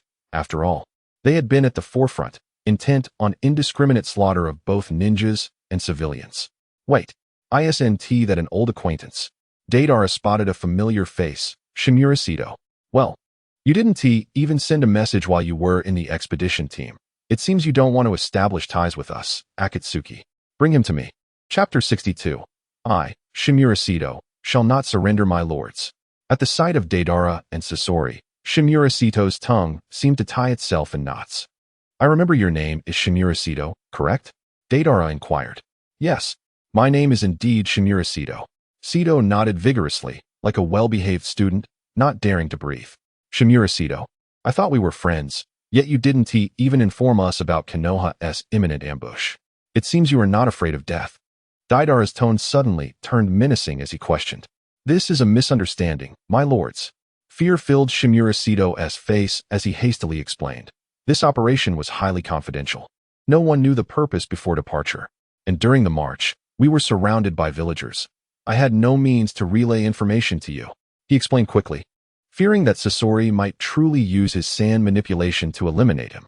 Deidara found Sito's words to be half-truths. The difficulty in sending information was likely genuine. But Sito probably hoped they would perish, removing the thread in his mind. However, it was no surprise that there had been no news from Hinata Kanade and Tsuchikage. It seemed Konoha remained cautious. In truth, Deidara did not wish to pursue this matter further. Shimura Sito still held value, and Deidara had already devised plans for him. His earlier remarks had merely served as a warning. I must have misjudged you, my friend from Konoha, Deidara said with a smile, causing Shimura Sito to feel a chill. No, it's nothing. I have always been generous to friends, so I have a grand favor to offer you. A grand favor? Shimura Sito questioned with confusion. Yes, you just need to do this and that. Deidara whispered instructions into his ear. This cannot be done. Shimura Sito resisted the actions that would harm his village. What is wrong with that, my friend? It's all for Konoha. If you agree to this condition, all those Konoha ninjas can return alive, and you can become the hero who saves everyone. Isn't that a splendid outcome? Deidara spoke, half tempting, half threatening. Hero? The thought of that word, envisioning himself revered and respected, and of being entrusted with great responsibilities due to his accomplishments, caused Shimura Sito to feel a surge of fervor. The slight resistance in his heart vanished. Indeed, it is all for Konoha. In a clearing, over 100 Konoha captives were bound by ropes. Primarily elite ninjas from the Root and Umbu. If they were to perish here, Konoha's losses from this defeat would likely amplify significantly. Deidara urged Shimura Sito forward. Your comrades have already surrendered. I advise you to comply. Surrendering may not grant you freedom, but at least it will preserve your lives. Deidara pointed at Shimura Sito, instantly drawing the ire of the crowd. Humph. Shimura Sito, who would have thought you to be such a coward? You do not deserve to be a ninja of Konoha. Nin scolded angrily. Humph. Even at this juncture, you dare to be so unyielding. Deidara, seemingly incensed, handed a kunai to Shimura Sito. Go. Kill him. Shimura Sito trembled as he took the kunai, as if struggling internally, hesitating to take a step forward. Come. Kill me. You traitor. I, Uchiha Sirin, will never surrender. Not just Uchiha Sirin, but many other Konoha ninjas shouted at Shimura Sito. Die. To everyone's surprise, Shimura Sito turned around, and the kunai aimed at Deidara's back was effortlessly dodged. Deidara kicked Shimura Sito away, sneering, What's this? Weren't you just so afraid of dying? Why are you not afraid now? Humph. Shimura Sito, with righteous indignation, stood tall. What I said earlier was merely to deceive you. One was to find an opportunity to assassinate you. Unfortunately, that failed. Upon saying this, Shimura Sito bore a look of regret, yet showed no fear of the impending death, creating a stark contrast to his earlier demeanor. Oh, so, there's a second point? Deidara feigned ignorance, inquiring. Of course. The second is that I must see my fellow villagers. He raised his hands high, shouting passionately. My Konoha comrades, you must not succumb to this demon before you. You cannot betray our beloved village. You cannot tarnish the will of fire. But you may lose your lives. Deidara threatened. Humph. It's merely death. Konoha has no ninjas who fear for their lives. Shimura Sito passionately retorted. This display left the Konoha ninjas, who had just scorned Shimura Sito, momentarily dumbfounded. What is happening? It turns out Shimura Sito's will of fire is so profound. We misjudged him. Indeed, it's merely death. Konoha has no ninjas who fear for their lives. Very well. I shall kill you all now. Deidara appeared on the verge of a hemorrhage from rage. To the Konoha ninjas, he was merely a wicked and savage villain. Though he had temporarily gained victory in strength, he had utterly lost in spirit. Come, kill me. Aim for my heart. Shimura Sito suddenly tore open his shirt, exposing his upper body. Today, if you kill us, one day the village will avenge us. Ridiculous. You Konoha ninjas were soundly defeated and fled. How dare you speak such bravado? Deidara retorted mockingly. That was merely a moment of negligence. You have no understanding of Konoha's might. We have countless ninjas. We possess powerful clans. We have innumerable battle-hardened elites. And our third Hokage and Danzo Shimura. One is the pillar of Konoha, the other the root, silently safeguarding Konoha from the shadows. With them, our Konoha is invincible. Yes, our Konoha is invincible, inspired by Shimura Sito. Even the typically emotionless root ninjas could not help but shout in agreement. In that moment, everyone felt as if they had transformed into indomitable heroes, narrating a magnificent epic with their lives. Deidara staggered back in fright, his face turning pale. This Konoha ninja, it's all a misunderstanding. Please, depart. I hope that upon your return, you will speak highly of us before the third Hokage and Danzo Shimura, clarifying this misunderstanding. Our Rain Village harbors no intentions of enmity towards Konoha. Deidara, trembling with fear, grasped Shimizu Kiyotaka's hand as if terrified. Humph. The manner of your punishment for disrespect is a decision reserved solely for the third Hokage and Danzo. We have no say in this matter. Shimizu Kiyotaka, with an air of nonchalance that bordered on arrogance, pushed Deidara away. Indeed, you Rain Village ought to await the third Hokage's account for your actions.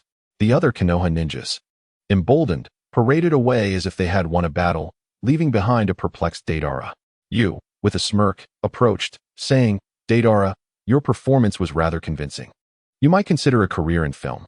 Scorpion, Conan, Akatsuki's Hozuki, and Xianyuan all shared expressions of disbelief, remarking on Deidara's theatricality. Deidara, is releasing them truly better than slaying them? Conan inquired, her disdain for the Konoha ninjas apparent. Just watch. To dismantle a faction, internal strife often poses a greater threat than external foes. Chapter 63. For the sake of Konoha today, the sun shone brightly, and a gentle breeze swept through the air. Yet Konoha was enveloped in a shroud of oppression and sorrow. The unprecedented loss of over 1,000 ninjas on the same day was unfathomable in an era of peace. The memories of the third great ninja war had long faded, and now, abruptly awakened. How could anyone come to terms with such devastation? In the Hokage's office, the same 6 individuals sat in a heavy silence, none daring to break the stillness. Sarutobi Hiruzen, clutching his pipe, drew deeply, his aged visage etched with worry and remorse. Regardless of the circumstances, this grave oversight falls squarely on my shoulders as Hokage. I shall resign and allow for the selection of a new Hokage. After a prolonged silence, Sarutobi Hiruzen finally spoke. This is unacceptable, Hokage-sama. Currently, there is no viable candidate to succeed you. Nara Shikaku responded, his agitation evident. Whether Hiruzen's intentions were genuine or merely for show, his words rang true. Konoha's talent pool had dwindled significantly over the years, with Jiraiya and Tsunade, the legendary Sannin, conspicuously absent. Danzo Shimura narrowed his left eye, a glint of coldness flashing within. What do you mean there is no one capable of assuming the Hokage's mantle aside from Hiruzen? Do you not regard me? Yet, Danzo, ever the master of subterfuge, maintained a facade of composure. Indeed, Hiruzen, let us not dwell on your resignation. We must swiftly devise a plan to address this calamity. The 2 advisors echoed Shikaku's sentiments.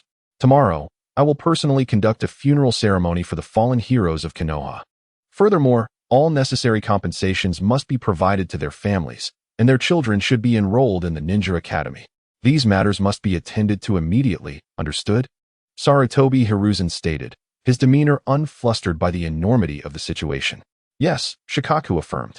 After extensive discussion, the group managed to address the various facets of the crisis. Danzo Shimura opened his left eye, his cane striking the floor with a crisp sound, drawing everyone's attention. The second most powerful figure in Konoha clearly had something to say. Though this battle ended in failure, it has also revealed some remarkable individuals, which is a silver lining, he remarked. Everyone knew whom Danzo referred to. However, the notion that a mere few words could compel the enemy to release captives and even seek a ceasefire was utterly astonishing. Midorame N, incredulous, posed a challenge. How could such a development occur? The room filled with bewilderment as everyone processed the unexpected turn of events. Humph. The feeble-minded cannot comprehend the might of the will of fire, Danzo retorted, before continuing. I have ensured that those individuals were not under any form of manipulation. Their words were genuine. Despite his inherent skepticism, Danzo, after thorough examination, could not deny the authenticity of the situation. After all, aside from Shimizu Kiyotaka's subtle manipulation, the rest had not been coerced, and Kiyotaka himself had been momentarily sealed, believing the scenario to be genuine. Sarutobi Hiruzen remained silent, turning instead to Shikaku. There are indeed no signs of manipulation. The Yamanaka clan conducted the examination personally, Shikaku confirmed. A faint smile creased Hiruzen's aged face. Amidst the heavy news, there was at least a glimmer of hope. Witnessing the emergence of a new generation in Konoha brought him joy. "Where is Shimizu Kiyotaka? Bring him forth," he commanded. An Umbu operative swiftly appeared and just as quickly vanished. Hiruzen resumed his contemplative stance at the window, surveying the village. Despite the recent trauma, Konoha remained vibrant. With new bearers of the will of fire emerging, Konoha was still Konoha. Moments later, Shimizu Kiyotaka was ushered into the room. Hiruzen turned to greet him. But before he could extend his warm welcome, Kiyotaka unexpectedly knelt before him, declaring with fervor, "I implore you, third Hokage, to abdicate." "Nanny, Nanny, Nanny." The 6 individuals in the room were left speechless, their astonishment palpable. Hiruzen's hand trembled around his pipe. This was the first time someone had requested his resignation. Yet, despite his irritation, his gentle nature prevented him from reacting harshly. Danzo, in contrast, would have likely dealt with the matter far more severely. "Pray tell, why should I resign?" Hiruzen inquired, intrigued. "Hokage-sama, I hold your contributions to Konoha in the highest regard. They are undeniable. Yet, your conservatism is excessive. Konoha now requires a strong Hokage to lead us towards a brighter future," Kiyotaka passionately expounded. With a sigh, Hiruzen shook his head in disappointment. While Kiyotaka's fervor for the will of fire was commendable, his views were alarmingly radical, much akin to Danzo's, which could spell trouble for Konoha. "Kiyotaka, excessive aggression will only breed further conflict. Such a course is detrimental to our village." Hiruzen endeavored to persuade the young man. But what does weakness yield? The past incidents with the Cloud Village and the recent ambush by rogue ninjas from the Mist Village attest to this. I have heard that Danzo advocated for a full-scale offensive and even requested your presence in battle. Had you been less conservative and heeded Danzo's counsel, our village might not be facing such a dire defeat today. Kiyotaka's voice rose in passionate protest, reminiscent of a zealous youth confronting the murky depths of politics. Well said. Danzo found himself unable to suppress a desire to applaud, astonished that someone within the village could comprehend his perspective. Truly, Kiyotaka was a kindred spirit. What a profound embodiment of the will of fire. Of course, in discussing the responsibility for the failure of war, he bears some. For even Obito had informed him that 3 shadow-level shinobi were involved, yet he remained obstinate.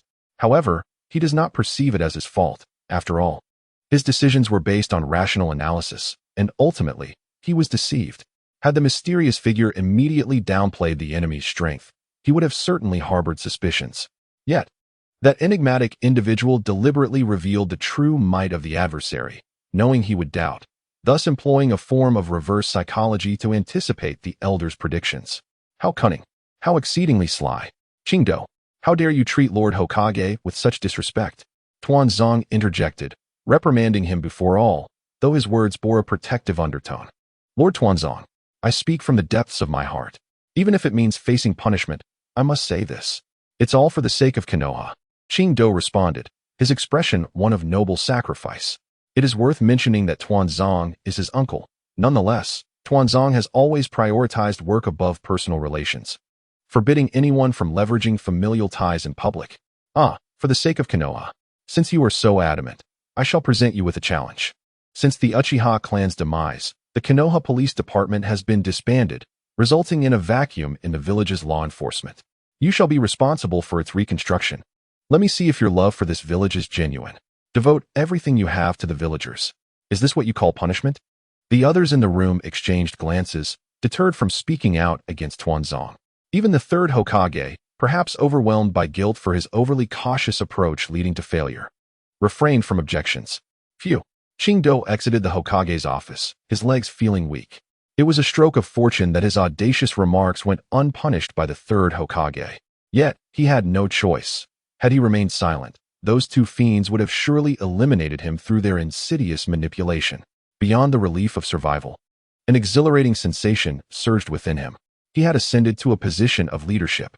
Though it was merely a department in need of reconstruction, from this day forth, he, Chingdo, would be among Konoha's upper echelons. Lord Hokage, do not hold it against me. It is all for the sake of Konoha. Chapter 64. You are like a spineless husband living off your wife. The incessant rain fell from the heavens, marking the longest mission since Deidara's crossing. A whole month had elapsed since the night of his defection, and finally, they had arrived at the Rain Village, a place that had remained closed off since Hanzo's demise, now revealing its fangs once more to the shinobi world. Deidara, Scorpion, follow me, commanded the purple-haired woman, her hair styled in a bun. Her lower half transformed into countless delicate sheets of paper, forming a grand pair of angelic wings behind her as she soared toward the highest spire. Conan, wait for me, Deidara exclaimed, hastily riding his clay bird to catch up, discreetly snatching 2 sheets of paper along the way. What are you doing? Conan queried coldly, glancing back. Oh, just out of curiosity, I wanted to study them, Deidara replied, quickly distancing himself from her, sacrificing the 2 sheets, finally acquiring the paper jutsu bloodline. Coupled with the bloodline of the Hozuki clan he had obtained from Suigetsu, his preparations for clay transformation were finally complete. Unlock. Clay transformation. Deidara tested it out, observing as his right hand became soft and morphed into white clay, rendering physical attacks ineffective against him. He could even self-detonate parts of his body at will and regenerate by consuming clay. However, he still held a certain fear of ninjutsu damage, yet overall, it was an exceptionally powerful ability. At the top of the tower, Nagato awaited silently, his Rinnegan gazing deeply at the world outside. Well done, Deidara and Scorpion. He spoke in a flat tone, devoid of emotional inflection, even in praise. Of course, it was hard work. After all, we were doing it for free, Scorpion quipped unexpectedly, revealing a newfound sense of humor. Nagato, it's all Deidara's fault for corrupting him, he remarked. Do you know what you currently resemble? Nagato's gaze shifted towards Deidara, his silence laden with expectation, like a spineless husband living off his wife. With that, even the usually stoic Conan could not maintain her composure, a hint of a smile breaking through her otherwise expressionless face. Deidara, Shinra-tensei. Ah, leader, are you angry? Deidara's voice trailed off as he distanced himself rapidly. Yet, amidst the banter, serious matters needed addressing.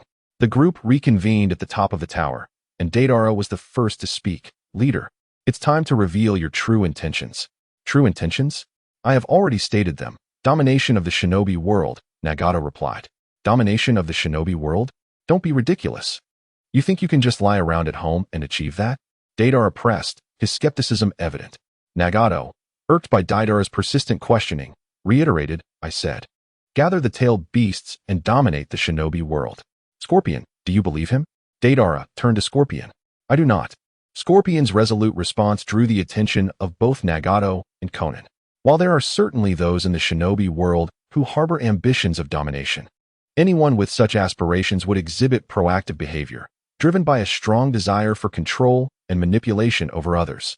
In this regard, leader, you are entirely unlike those power-hungry individuals. Your words, aside from that fool Haiden, are unlikely to be taken seriously by anyone in Akatsuki. Deidara spread his hands in a gesture of exasperation. See, leader, with your homebody demeanor, claiming to dominate the shinobi world is something only someone with Haiden's intellect would believe.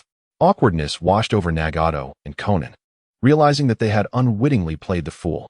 Enough. It's time for you to come clean. What do you truly wish to accomplish? And you must share this with the others in Akatsuki, for they too work diligently and deserve to know the truth. As Nagato gazed outside, the rain began to cease, the clouds dispersing to reveal the long-lost sun, casting warm rays upon the land. The inhabitants of the Rain Village looked up in confusion, squinting at the sun. What is happening? Isn't today Sunday? Why has the rain stopped? Someone asked incredulously. It must be the mercy of Lord Pain and Lady Angel. Thank you. Lord Pain and Lady Angel. Countless villagers knelt, offering their sincere prayers. Observing the scene below, Nagato felt a ripple of emotion, reminiscent of the early days of Akatsuki when he, Yahiko, and Conan dreamed of an ideal world. Had that vision unknowingly begun to manifest in the Rain Village? I wish to achieve peace. Peace throughout the entire shinobi world, he declared with unwavering conviction, feeling an inexplicable sense of reassurance within. For when one dares to articulate their dreams, they have taken the first step toward realizing them. What? Is it laughable? Nagato turned to Deidara and Scorpion. No. It's just profoundly moving, Deidara replied. Indeed, who wouldn't long for peace? Scorpion reflected, recalling his own parents, the brutal shinobi wars, and the countless others who, like him, had lost their families. Upon realizing that their ideals were acknowledged, both Nagato and Konan could not help but display faint smiles. Of course, Nagato's smile remained unseen, for he was presenting himself as Pain before the crowd. So, are you willing to join me in the pursuit of peace in the ninja world? Absolutely, Deidara replied. I have plenty of time, so let's give it a try. This was the haughty Scorpion. Then Deidara, Scorpion, come with me. Pain instructed as he ventured deeper into the tower. Pain, Konan called out, seemingly struck by a sudden thought. Konan, they are now my like-minded partners, and naturally, I must be sincere with them, Pain replied as they followed him into the tower. In the depths of the tall structure, in a shadowy chamber, Deidara and Scorpion came face to face with Nagato's true form, a man nearly drained of vitality. As you can see, this is my true self. I am Nagato. The gaunt man lifted his gaze towards Deidara and Scorpion. Scorpion displayed a look of astonishment, realizing, so this is the secret of the Rinnegan? The back of the red-haired puppet opened, and a handsome boy stepped out. Allow me to introduce myself. I am Sasori of the Red Sand. Scorpion, glancing at Nagato and Konan, wore an expression of shock, feeling he had regained some ground. Scorpion, what is this? Konan asked, astonished. Ah, he exclaimed, filled with myriad emotions. His voice, no longer deep and hoarse like the puppet, had transformed into something clear and pure. This is my eternal art. I have turned myself into a puppet. Chapter 65. The End of Growth in the Concealed Chamber. Nagato shared his vision of peace with Deidara and Scorpion. He had hoped for their agreement. How naive. How impractical. Such were the responses from Deidara and Scorpion. Force can only achieve temporary peace, much like the legendary Senju Hashirama and Uchiha Madara. With their demise, war erupted once more in the ninja world. Your method merely addresses surface issues, not the root cause, Deidara remarked. What brilliant idea do you propose, Deidara? Konan inquired. Unifying the 5 great ninja villages, abolishing the one village, one nation system to achieve true unity is the only path to peace. Even if there are occasional divisions in the future, the time spent in peace will far exceed that of war. This is the everlasting solution, Deidara asserted. Konan furrowed her brows. If we aim to confront the 5 great villages head-on, it could prove quite troublesome, she said gently, considering Nagato's feelings. Do not worry, Konan. God is invincible, Nagato replied confidently. Deidara rolled his eyes. Really now, do you possess any sense of reality? With your frail physique? How many times can Pain's 6 paths exert their power? Take the almighty push, for instance. It may seem formidable, but its lethality against skilled opponents is limited. The Leaf Village merely suffered due to a lack of intelligence. If they knew your condition, they would exhaust you until you could barely stand. But there are 4 other great ninja villages. Deidara continued. Chief, it would be much more persuasive if you could bulk up a bit before making such claims. Almighty push. Chief, I was mistaken. Save your strength for fighting others. It must be said, Nagato was indeed the most naive among Yahiko, Konan, and himself. Thus, after becoming the leader of Akatsuki, he squandered the good hand he had been dealt. Nagato, let Deidara and the others speak. After all, even the sage of 6 paths required the assistance of partners, Konan said, feeling somewhat exasperated with Nagato, often taking on the role of an older sister caring for her younger brother. You previously mentioned establishing a unified ninja village. Did you not already have Amigakure? Isn't this perfect? Moreover, with the recent defection of Mist Ninja, Amigakure's strength has significantly increased. The Land of Rain, being at the crossroads of the fire, wind, and earth countries, has always been a battlefield for great nations. Expanding from here could allow for perfect control over the entire continent. Is this not destiny? Destiny. Nagato relished this notion, for a god bearing the mantle of destiny seemed quite fitting. However, the 5 great nations currently exhibited significant hostility towards the Land of Rain, especially since the recent alliance between Suna and Konoha to eliminate us. This was likely the machinations of Uchiha Madara. Under such circumstances, it would be difficult for Amigakure to develop. Konan voiced her concerns. That is simple. We need to find a powerful ally and let them fight among themselves to weaken from within, Deidara replied. Who should we choose? Konan immediately thought of Awagakure. For Deidara's relationship with his former village was not as dire as that of a typical rogue ninja. He was more akin to a rebellious youth who had run away from home. Certainly not. I cannot trust my former teacher, Anoki. Deidara waved his hand dismissively. He is a cautious and cunning old man. A partnership between Amigakure and Awagakure would only lead to us being used. Then should we consider the wind country? The Suna's strength is too feeble. Of course, it must be the fire country, Deidara declared. The fire country? So your intention in letting those Konoha ninjas go was for this reason? Conan was puzzled, given that the Leaf Village was the strongest and most conservative, unlikely to form an alliance with Amigakure. Indeed, if Sarutobi Hiruzen were to continue as Hokage, such cooperation would be impossible. However, the Leaf Village has a mysterious figure. Shimura Danzo. He is ambitious and self-serving. As long as he can ascend to the position of Hokage, he will certainly not refuse an alliance with Amigakure. Consider the original narrative, the kunai that pierced Susanoo, the manipulation of a meeting with Kotoeme Tsukumi, and the casual exchange of resurrection coins. With a person like that as Hokage, Amigakure would have a chance. But how could Hiruzen easily relinquish his position? It was easier said than done to replace the leader of a village. Leave it to me. I will need to consult Orochimaru. Didn't you mention before that Orochimaru had escaped, and you couldn't find him? Nagato, who had been unable to interject, keenly identified a blind spot. Alas, I feel like a mere ornament as a leader, unable to comprehend what my subordinates are discussing. Deidara forced an awkward smile, having inadvertently let something slip. I had a minor collaboration with Orochimaru. Chief, such talent is rare. It would be a pity to kill him. He is still researching the cells of Senju Hashirama. This time, I will bring some back for you to strengthen your true body, lest you appear as if you are on the verge of collapse. Nagato, get lost. The following day, the long-awaited Akatsuki meeting reconvened. This time, Nagato articulated his true aspirations and beliefs regarding peace.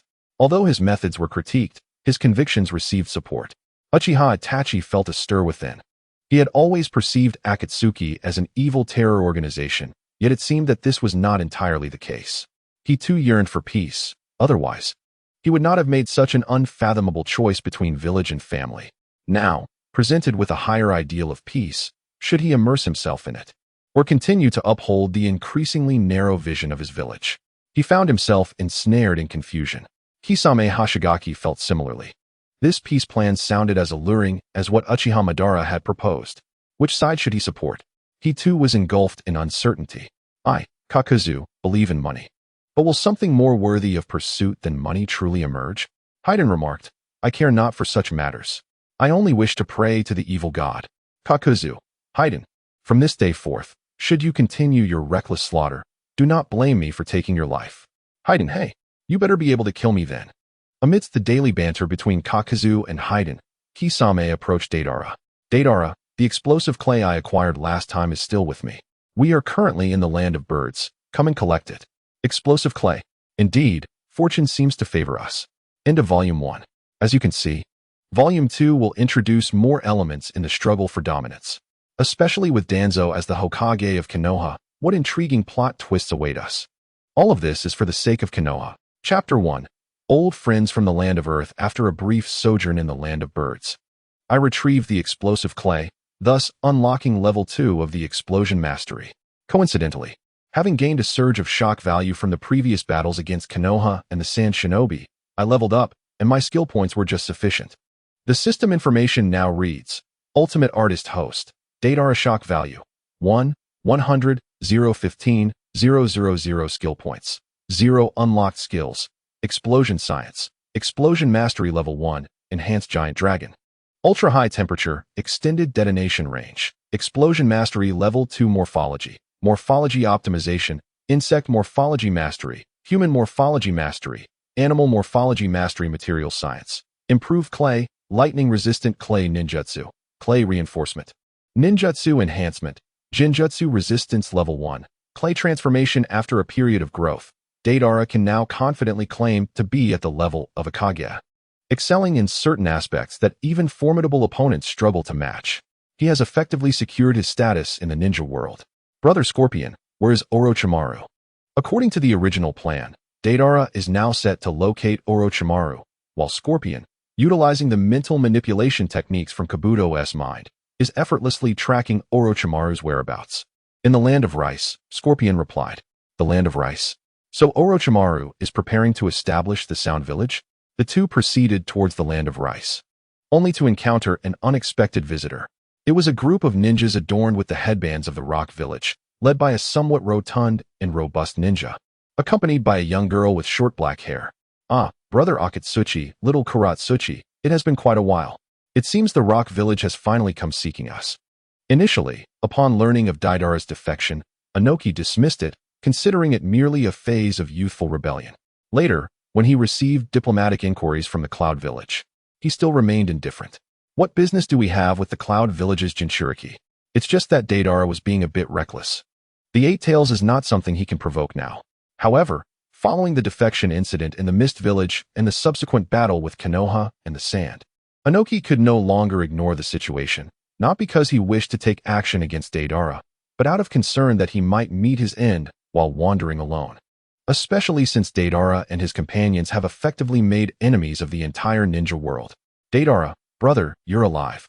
Kurotsuchi's first greeting was indeed unique.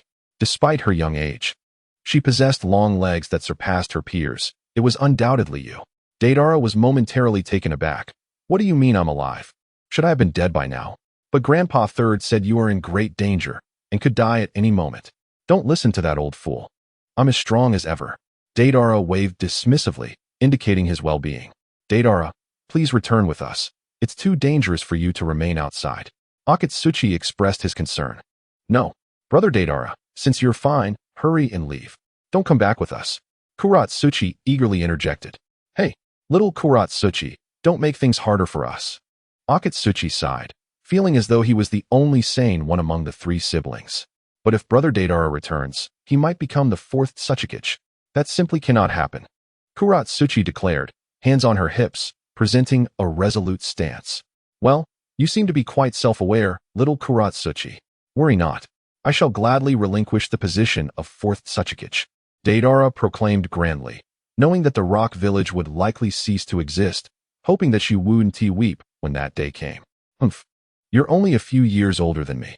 If you were my age, you wouldn't stand a chance against me.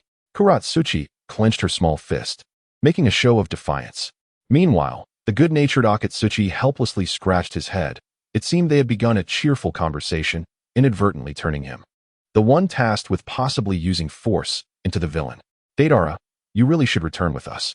The teacher said that if you refuse to come back, we must bring you back by force. Akatsuki stated. Then let us see whose strength prevails. Brother Scorpion, don't intervene. Drawing upon the memories of the original host, Deidara felt a surge of interest. Intimidating little Kurotsuchi with explosives was something he adored doing as a child. Then here we come. Deidara, be careful. Akatsuki warned before making his move. Earth style? Rock pillar prison. Behind Akatsuki, his fellow rock ninjas simultaneously executed the rock pillar prison technique, causing countless earth pillars to rise from the ground, layer upon layer, securely enclosing Deidara within. This earth style is child's play. Huh. Deidara casually tossed a cluster of clay spiders, effortlessly detonating the prison. Earth style? Earth Dragon Bullet. A dragon made of rock lunged at Deidara, a technique unleashed by Akatsuki, whose earth-style skills were undoubtedly exceptional as a disciple of Inoki. One special clay multi-snake hand. Boom. The rock dragon shattered into fragments, while Kurotsuchi, watching from the sidelines, displayed a look of disdain. Brother Deidara, what on earth have you developed? It's utterly disgusting. Perhaps all women detest soft-bodied creatures. Heh. With that thought, a mischievous grin spread across Deidara's face as he slammed his hands to the ground, an endless stream of clay, white snakes surging forth. 2 special multi-snake formation. Akatsuchi's shock value, 1000 Kurotsuchi. Here they come. Don't cry like you used to. Ah, brother Deidara, you're so wicked. Lava release. Lime solidification technique. Kurotsuchi spat out a large amount of lime, quickly petrifying a cluster of clay white snakes before her. However, compared to Deidara's summoned quantity, it was merely a drop in the bucket. Wow. Akatsuki, save me. Why didn't Grandpa Third teach me that flying ninjutsu? I'm going to die. Kurotsuchi cried out in panic. Akatsuki, feeling helpless, swiftly wrapped his right hand in a thick layer of rock, expanding several times in size, akin to the Akimichi clan's expansion technique. He then slammed his fist onto the ground, causing the earth to cave in significantly at his center. Spiderweb-like cracks spreading across the surface. The clay white snakes were simultaneously sent flying, crushed, and a large area cleared. Earth style? Rock fist technique. Akatsuki, known for his incredible strength, was dubbed the shield of the Tsuchikage. Of course, such a claim was somewhat exaggerated. After all, who in the ninja world could overlook that Tsunade of Konoha was the strongest when it came to raw power? Brother Akatsuki, if you don't show your true abilities, there's no way I'll let you take me back. It seems I have no choice. Akatsuki opened his mouth wide, slowly exhaling a massive rock giant, positioning it before the rock ninjas. This was his signature technique, Earth style, rock golem technique. Chapter 2. The collapse of Konoha's plan. Is that all you have? Behold my might. 2 special rock golem technique. With mastery of human morphology, Deidara easily replicated an identical clay doll. The thrill of this imitation was utterly exhilarating. The clay shock value reached a staggering 1,000 as 2 colossal figures clashed, resulting in the clay creature being mercilessly pummeled. Yet, the remarkable resilience of the clay being allowed it to swiftly recover, despite being battered into an unrecognizable form. The rock creature, on the other hand, was akin to a fist striking against soft clay, utterly ineffective. Well, you should return to the hidden rock village quickly, Deidara urged. Inform the 3rd Hokage not to bother me. I have pressing matters to attend to. With a wave of his hand, Deidara dismissed them. Akatsuki wore a complex expression, fully aware of his defeat. Should Deidara detonate such a massive clay bomb, they would stand no chance of withstanding the explosion. He consoled himself, reflecting that it was only natural for a senior to be outmatched by their junior, a trope often seen in films and novels. Wonderful. Kurotsuchi clapped her hands in delight, relieved that no one would contest her for the position of Tsuchikage. Go to hell, Kurotsuchi. At least show a semblance of sadness. Suddenly, a multitude of elongated clay-white snakes emerged, ensnaring Kurotsuchi like a rice dumpling, causing her to scream in fright upon seeing the enormous serpentine figures. No, please.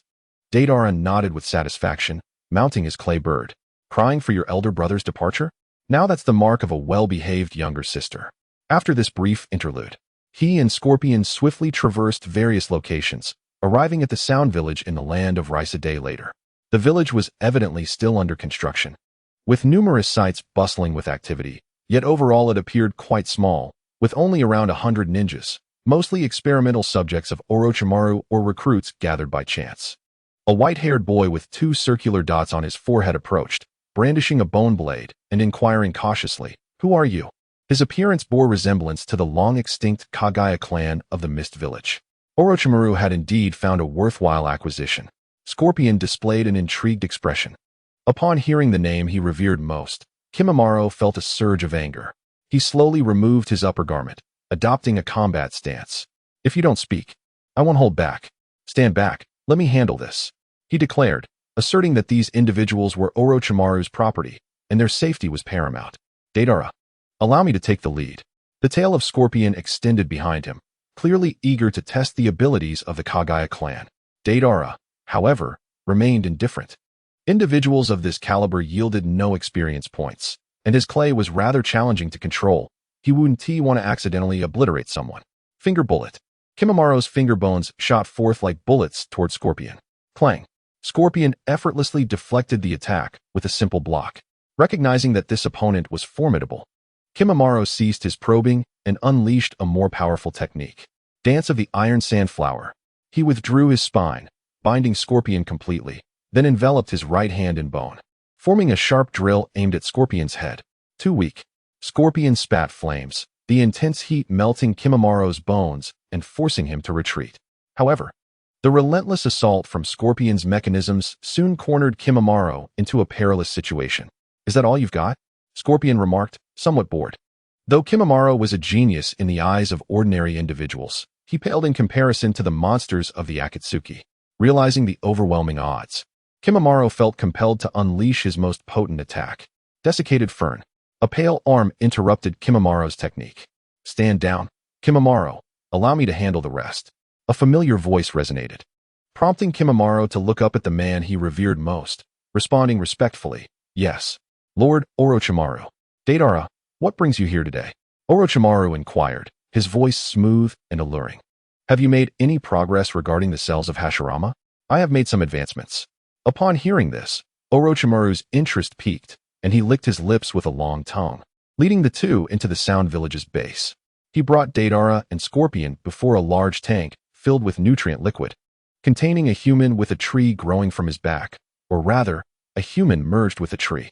The cells of the first Hokage were highly invasive.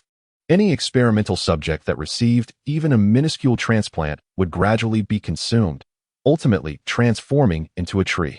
Recently, I've developed some relatively safer cells, Orochimaru explained, his eyes glinting with excitement. This subject is a step forward. Although he hasn't fully resisted cell erosion, he hasn't been entirely consumed either and can perform some basic wood release. Orochimaru elaborated, seemingly envisioning the moment he would fully harness the power of the first Hokage's cells. The optimal approach would involve Deidara capturing a white Zetsu to use as a reference sample, which would undoubtedly accelerate Orochimaru's research. Unfortunately, white Zetsu was elusive and nearly impossible to capture.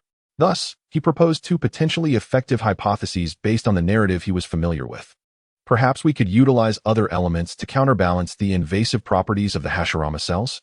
For instance, the Sharingan, as one represents the pinnacle of yin release while the other epitomizes yang release. Their combination could yield unexpected results. Oh, Deidara, you seem quite knowledgeable about this. Orochimaru exclaimed with surprise, not anticipating Deidara's unique insights into scientific matters. This notion held merit, and Orochimaru recalled Danzo from Konoha, who could suppress the first Hokage's cells. Previously perplexed by this, he now speculated it might be due to the influence of the Sharingan, inadvertently creating a balance between them. Indeed, I have also invested considerable effort to defeat Itachi, Deidara replied evasively. The Uchiha, you say? Upon hearing that name, Orochimaru's tongue involuntarily flicked out. He craved Itachi's body, but could not attain it. However, he had now shifted his focus to the Uchiha orphan from Konoha, whose talents were likely commendable as Itachi's younger brother. Do you have another idea? Orochimaru pressed. It is said that the Senju and Uzumaki clans are distantly related. Their cellular compatibility may be significantly better than expected, Deidara proposed. Orochimaru nodded, recognizing the validity of this assertion. Though the Uzumaki clan was dwindling, a few could still be sought after, and he prepared to dispatch his subordinates to procure one. After discussing these matters, Deidara intended to broach the subject of the third Hokage, given that he had originally perished at Orochimaru's hands. And now it was merely a matter of expediting the timeline by a few years. Orochimaru would likely acquiesce. To Deidara's surprise, before he could speak, Orochimaru initiated the conversation. I want you to prepay for the research on the Hashirama cells. What do you desire? Deidara inquired with curiosity. I require your assistance in executing a plan. Orochimaru replied slowly, his tone taking on a more serious note. What plan? The Konoha Collapse Plan. Chapter 3, Kakuzu, hide in the Konoha Collapse Plan. At this juncture, even Orochimaru, known for his composure, could not help but become momentarily lost in thought, reflecting on the fleeting nature of his past.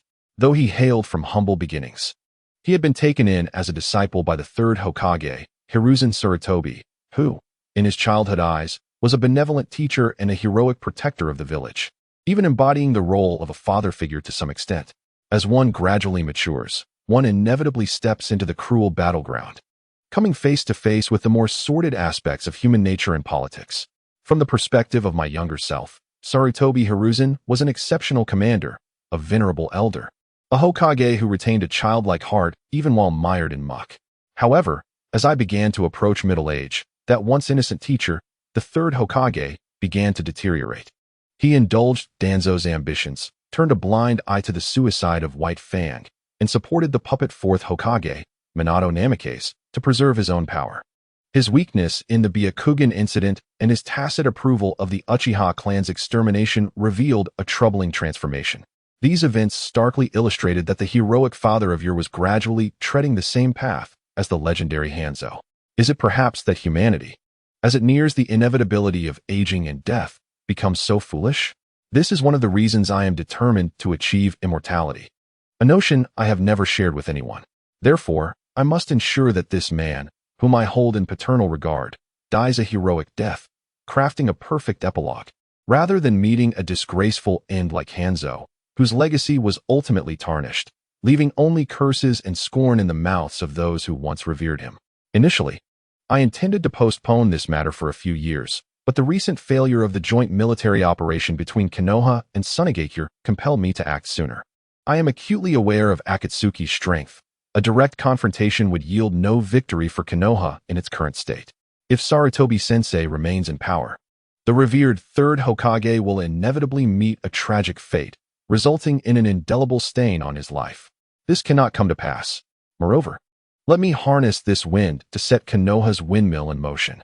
Having been immersed in peace for too long, how can we survive in the future ninja world if we do not awaken from the sweet dream of being the first hidden village? After all, the Rinnegan has appeared. Along with the mysterious figure from the night of the Uchiha massacre and the threats posed by Akatsuki, these are unknown dangers. I increasingly sense the depths of the hidden currents within the ninja world. How foolish. Is this the bond that Jiraiya incessantly speaks of? Even a cold-blooded creature like myself cannot escape its influence. Meanwhile, Deidara and Sasori were equally astonished. The plan to collapse Konoha. Deidara had just thought of this, initially considering he might be extorted by Orochimaru, but it now turned into an advance payment, a veritable windfall. Excellent. Deidara nodded. However, I have a small request. Oh, what request? Orochimaru, emerging from his memories, resumed his enigmatic demeanor. I hope that this plan to collapse Konoha will bolster Danzo's position, allowing him to smoothly ascend to the role of fifth Hokage. Upon hearing this request, Orochimaru quickly realized his impatience. Originally, the other party sought his assistance, yet he had inadvertently offered a substantial concession. Nevertheless, having spoken, he would not renege. Very well. His interest piqued, he licked his lips. Sensing that Akatsuki was about to make significant moves. Is a storm brewing in the ninja world? He despises monotony above all else. How then? Shall we approach the third Hokage? Deidara inquired curiously.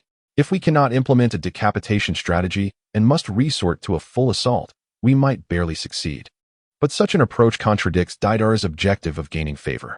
Should Konoha be left in ruins, how can one expect to form alliances? Furthermore, the other four great ninja villages would likely form a coalition to suppress our terrorist organization. In a few days, the daimyo will dispatch a delegation to Konoha to address the recent military failures and to discuss the allocation of additional reconstruction funds. At that point, we shall take their place. Very well, I shall return to the Sound Village in 3 days. For this operation, I will have Kakuzu and Haiden lead the charge. With that, Deidara and Sasori departed. Why Kakuzu and Haiden? Because Deidara hoped that after the war, the Rain Village could ally with Konoha, and it would be prudent for members of the Rain Village to remain hidden during this plan to collapse Konoha. Otherwise, even if Shimura Danzo wished for an alliance, the public outcry would render it impossible. Meanwhile, in Akatsuki, Deidara, Sasori, and Konan had been exposed during the last battle, and Itachi Uchiha, a spy for Konoha, could not be mobilized, nor could Kisame, and Nagato would not easily intervene. Thus, the only operatives available were Kakuzu and Haiden. To prevent Itachi from alerting Konoha, Deidara refrained from convening a meeting with Nagato and instead sought out Kakuzu and Haiden, who were currently wandering in the Land of Fire. When Deidara found them, they were at a money exchange, converting their bounty. Kakuzu, this is 10 million, announced a staff member, having confirmed the authenticity of the corpses Kakuzu brought. Kakuzu did not leave immediately, but opened the box, meticulously counting the bills. Kakuzu. Haiden's tail could not help but flick in impatience, clearly agitated by the prolonged wait. I can't help it, Haiden remarked with a weary expression. Kakuzu insists on counting every single bill whenever he exchanges money. You better pray he doesn't count a second time. He sometimes gets carried away and counts a second or even third time. It's infuriating, Haiden complained. For in his view, money held little value. He preferred to seize what he desired. Killing was his sole interest, embodying a singularly carefree spirit. Hey, Haiden, Deidara whispered, leaning in conspiratorially. Did you know that Kakuzu's money was entirely spent by Konan on explosive tags? What? Is that true? Haiden exclaimed, unable to contain his volume. He envisioned Kakuzu's reaction upon discovering this news, likely inciting a furious outburst. Given Kakuzu's age, a blood vessel might even burst. He probably doesn't know. But if that's the case, doesn't that make Kakuzu the biggest fool? Haiden chuckled at the thought, but quickly stifled his laughter, fearing Kakuzu would notice. Shoo, Haiden. Keep it down, Kakuzu warned, casting a pointed glare. Don't disturb me while I count money. Of course. That's my fault. I'll step outside. Haiden hurriedly covered his mouth and dashed out, eager to avoid revealing his amusement. Chapter 4. Kakuzu is indeed growing old. Ah, A scream erupted as the money exchange staff was ensnared by Hayden's tale. Sasori, what are you doing? I was bored waiting. And I noticed this bounty is worth 500,000, right? Hey, is anyone there? Come out and cash this in. Another trembling staff member emerged, understandably wary. As those frequenting the exchange were not the most virtuous individuals, typically bearing bounties not for their fame, but for their misdeeds. This is your million. Another staff member handed over a box, terrified of meeting the same fate. Kakuzu, don't look at me like that. I bear no bounty upon my person, truly. The actions of Scorpion have undeniably opened a new realm for Kakuzu, facilitating the exchange of the bounties of individuals at the exchange office with remarkable ease. Although the bounty amounts for each person may be modest, the convenience of finding them in clusters is akin to the delightful experience of collecting gold nuggets scattered on the ground. Kakuzu patiently perused the bounty handbook, and upon confirming that the individual before him bore no bounty, he reluctantly stowed his case and departed the exchange office alongside Deidara and Scorpion. Deidara, Scorpion, what brings you here? Kakuzu finally inquired, having found a moment to ask them. Orochimaru intends to assassinate the third Hokage, and I wish for your assistance, Deidara succinctly articulated. Assassinate the Hokage. Kakuzu's body stiffened involuntarily as unwelcome memories flooded back. No. The current Hokage is not the man who once terrified him from 800 miles away with a mere shuriken. The present Hokage is merely an elderly man nearing his end. What is there to fear? Of course, while he felt no fear, Kakuzu possessed little interest in such matters, as they would only delay his earnings. Yet, given that it was a fellow member of the organization seeking his help, and with the leader's prior admonition, he found it difficult to refuse outright. How many days will it take? He inquired. Approximately 5 days, Deidara mused. 5 days for 50 million. An additional 10 million for each day beyond that. Kakuzu proposed a price. Hey, 10 million a day, Kakuzu, you truly are bold. Hayden interjected, offering his critique. Despite their propensity for high bounties during exchanges, the targets were notoriously elusive, compounded by the lengthy duration of each mission, often exceeding a month. But what about you? The 10 million includes your fee, doesn't it? That should be reasonable, considering the perilous nature of the task in Konoha. Kakuzu adeptly negotiated, quickly swaying Hayden's stance. That's a fair point, Hayden pondered, stroking his chin. However, I have no need for money. Just keep your share safe for me. As a donation to this devoted follower who often prays for you, Kakuzu asserted. So, Kakuzu, are you preparing to worship an evil deity? Hayden asked, somewhat surprised. As long as the malevolent deity can provide me with wealth, I wouldn't mind paying homage, Kakuzu replied, his materialistic nature evident. If it involves money, I would even don women's clothing and dance. If only Deidara had a phone, he would have captured this moment to show Nagato and Konan, highlighting this devoted elder tirelessly working to generate more income for the organization, even at his advanced age. Sister Konan, you deceived the octogenarian out of his savings for explosives. Does your conscience not ache? What do you think, Deidara? Kakuzu asked. Of course, there's no issue, Deidara nodded. However, I must first clarify one matter. A congenial smile gracing his face. What matter? If I provide the funds, then for the next 5 days, you will effectively be my employee, correct? Hence, any value you create during this period should rightfully belong to me, your employer. Is that acceptable? Kakuzu contemplated seriously, finding no fault in the arrangement, and nodded. Indeed. You are correct. Since you are covering the expenses, I would be akin to your employee, and therefore the value I generate would belong to you. Excellent. So when we assault Konoha, there will surely be many bountied ninjas present.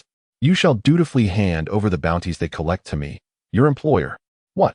Kakuzu's green eyes widened, realizing he had overlooked this detail. In this scenario, Deidara not only would not incur losses, but he would also stand to gain a substantial profit. It seems that in this world, the true profits lie with capitalists. Diligent workers like him are merely destined to be exploited. Feeling outmaneuvered, Kakuzu's spirit waned. Though only his eyes were visible, anyone could discern the aura of defeat that enveloped him. Enough. Let us proceed to the Sound Village to find Orochimaru. The four set off, swiftly traversing the forest. Hayden, noticing Deidara appeared to be contacting Pain through a ring, curiously inquired, Deidara, do you have business with the leader? Deidara, somewhat sheepish, scratched the back of his head. The assault on Konoha is, after all, a matter of organizational business. So I cannot bear the cost of the 50 million myself. I just sought reimbursement from the leader, and he promised to return 100 million to me after this. Huh, wasn't it 50 million? Why has it now become 100 million? Because I informed the leader that Kakuzu demanded 100 million. After all, this is organizational funding, and I thought to seize the opportunity to secure a larger sum. A spray of blood erupted from Kakuzu as he plummeted from the tree. Hey, Kakuzu, what is the matter? You're not actually going to die from anger, are you? It seems the blood vessels of the elderly are indeed fragile. Lying amidst the thick carpet of fallen leaves, Kakuzu felt utterly despondent. This world ruled by capitalists was surely doomed. Upon reaching the Sound Village, even Orochimaru was momentarily taken aback by the murderous glare emanating from Kakuzu. Surely, this group does not intend to change their minds and eliminate me? I must find a way to escape. Orochimaru, do not be so tense. Kakuzu merely experienced a shock. At his age, such emotional fluctuations are to be expected, which is quite troublesome, Deidara hastily explained, alleviating Orochimaru's fears. Is that so? Seeing that they bore no intention to strike, Orochimaru relaxed slightly. In that case, let us depart. The envoy from the Daime is nearing our predetermined ambush site. Chapter 5. Seeking a female ninja, you understand. The familiar gates of Konoha. Seeing them in person for the first time was a revelation. The gatekeepers, Izumi and Zeit, sat yawning. Perennial sentinels whose enigmatic presence rivaled that of Outset Tsuchikage and the lower-ranked ninjas of Konoha. Zeit, look, is that the Daime's envoy? Izumi remarked, catching sight of a group approaching the gates, obscured by the morning fog. It must be. The only major personnel movement reported recently was theirs, Zeit replied, suddenly alert. While he held little respect for these feeble nobles, they were nonetheless the financiers. Lord Hokage had expressly instructed that they must not be treated with disrespect. Quickly, summon TK, Nara Shikaku, and the accompanying Konoha ninjas. They hastily called for assistance. I did not expect you to arrive today. I apologize for the oversight. Please do not take offense, TK greeted, a hint of contrition on her face. Typically, she was responsible for receiving foreign envoys, serving as Konoha's Minister of Foreign Affairs. Not at all. It is we who have delayed our arrival beyond the agreed time. We have no grounds for complaint, the disguised envoy, Orochimaru, replied. The art of disguise truly was impressive, yet Orochimaru's inherent aura was difficult to conceal. Fortunately, many nobles shared a similarly effeminate demeanor, so the Konoha contingent remained unsuspecting. Please, follow me. We have prepared accommodations for you in Konoha, and I will personally host a banquet tonight to welcome you. Guided by TK, the group gradually made their way into the village. Though pedestrians did not disperse, most would instinctively avoid such a situation. Recognizing that they were in the presence of significant figures, few would be so lacking in tact. As Deidara pondered, he evidently overlooked one individual. A child, clad in a yellow shirt and shorts, with 6 whisker-like markings on his face, bounded around the corner. In one hand, he clutched a paint bucket, while the other wielded a brush, splattering vibrant colors as he dashed forward. Naruto, stop right now. A young man, sporting a long scar across the bridge of his nose, chased after him, shouting angrily as he attempted to catch the mischievous child ahead. No way, the child shouted back, continuing his flight. Bystanders hurriedly moved aside, their faces displaying expressions of disdain, whether from the annoyance of getting paint on themselves or their dislike for the child himself remained uncertain. Perhaps under normal circumstances, the child could have continued his escapade for a while longer, but with the delegation of the daimyo present, such unruliness was intolerable. A jonin trailing behind the procession stepped forward, seizing the child's collar and lifting him off the ground before slamming him down in front of the scarred youth. Irika, get him under control, or I'll have the Umbu handle it, Tsunade admonished coldly. Yes, I'm sorry, Lord Tsunade. Naruto is still young. He doesn't understand. Please don't blame him. Irika hurriedly pleaded on Naruto's behalf. All right, let's move on, Tsunade replied. Who is he? The envoy disguised as Orochimaru licked his lips, feigning ignorance. Forgive my intrusion. The Jinchuriki of the Nine Tails, notoriously restless, is quite a bothersome child, Tsunade stated without pretense, as Naruto being the Nine Tails Jinchuriki was common knowledge throughout the village, rendering any need for secrecy moot. This situation could be attributed to Shimura Danzo, who insisted on making the Jinchuriki's identity public, contrary to the wishes of Sarutobi Hiruzen and others who believed it prudent to keep it concealed, aiming to provoke Naruto's darker instincts. Should Naruto exhibit even a hint of malevolence, Danzo would seize the opportunity to bring the Nine-Tails Jinchuriki under his control within the Root organization. By the way, I heard there is still one orphan left from the Uchiha massacre. What has become of that child? Orochimaru inquired, feigning curiosity. Perhaps he too has been affected. For he is merely a child, Tsunade replied, unwilling to elaborate further on Sasuke, not wishing to divulge more sensitive information. Orochimaru refrained from further inquiries and engaged Tsunade in friendly banter. The group was escorted to an opulent inn, which had ceased receiving guests days prior in anticipation of the delegation's arrival. At least a dozen Umbu members were stationed outside, tasked with ensuring the safety of the delegation. Naturally, there could be more, as Deidara's perception abilities were not particularly keen. Once settled in, noticing the evening was still young, Deidara expressed a desire to explore. I want to go too, Haiden exclaimed.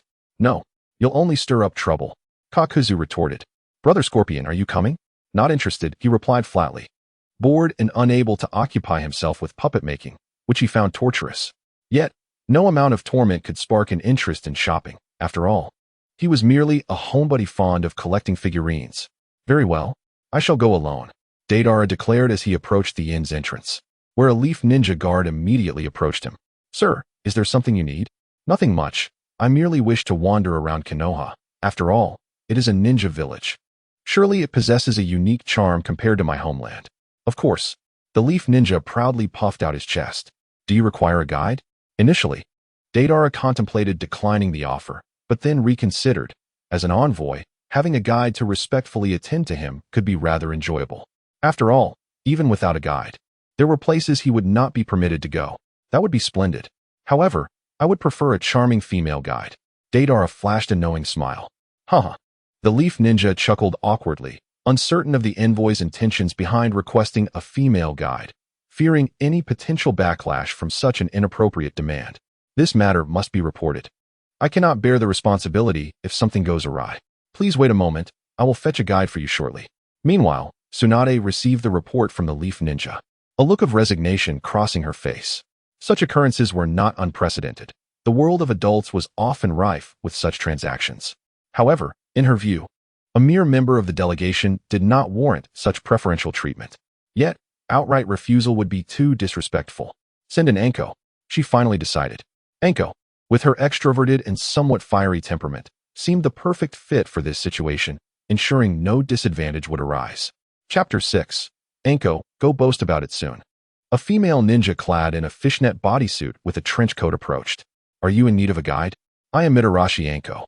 It is a pleasure to meet you. Despite her boisterous demeanor, Anko maintained her respect and decorum in front of the envoy. TSK. Anko. Orochimaru's disciple is indeed alluring, though perhaps not quite as striking as the shadows of her legs. Hey, don't you think staring at someone like that is rather rude? Anko remarked, feeling somewhat offended as the man's gaze roamed over her. I truly apologize. After all, female ninjas are quite different from the aristocratic ladies I usually encounter. Deidara reflected on the last meeting with Miss Junko, recognizing that Anko represented an entirely different type.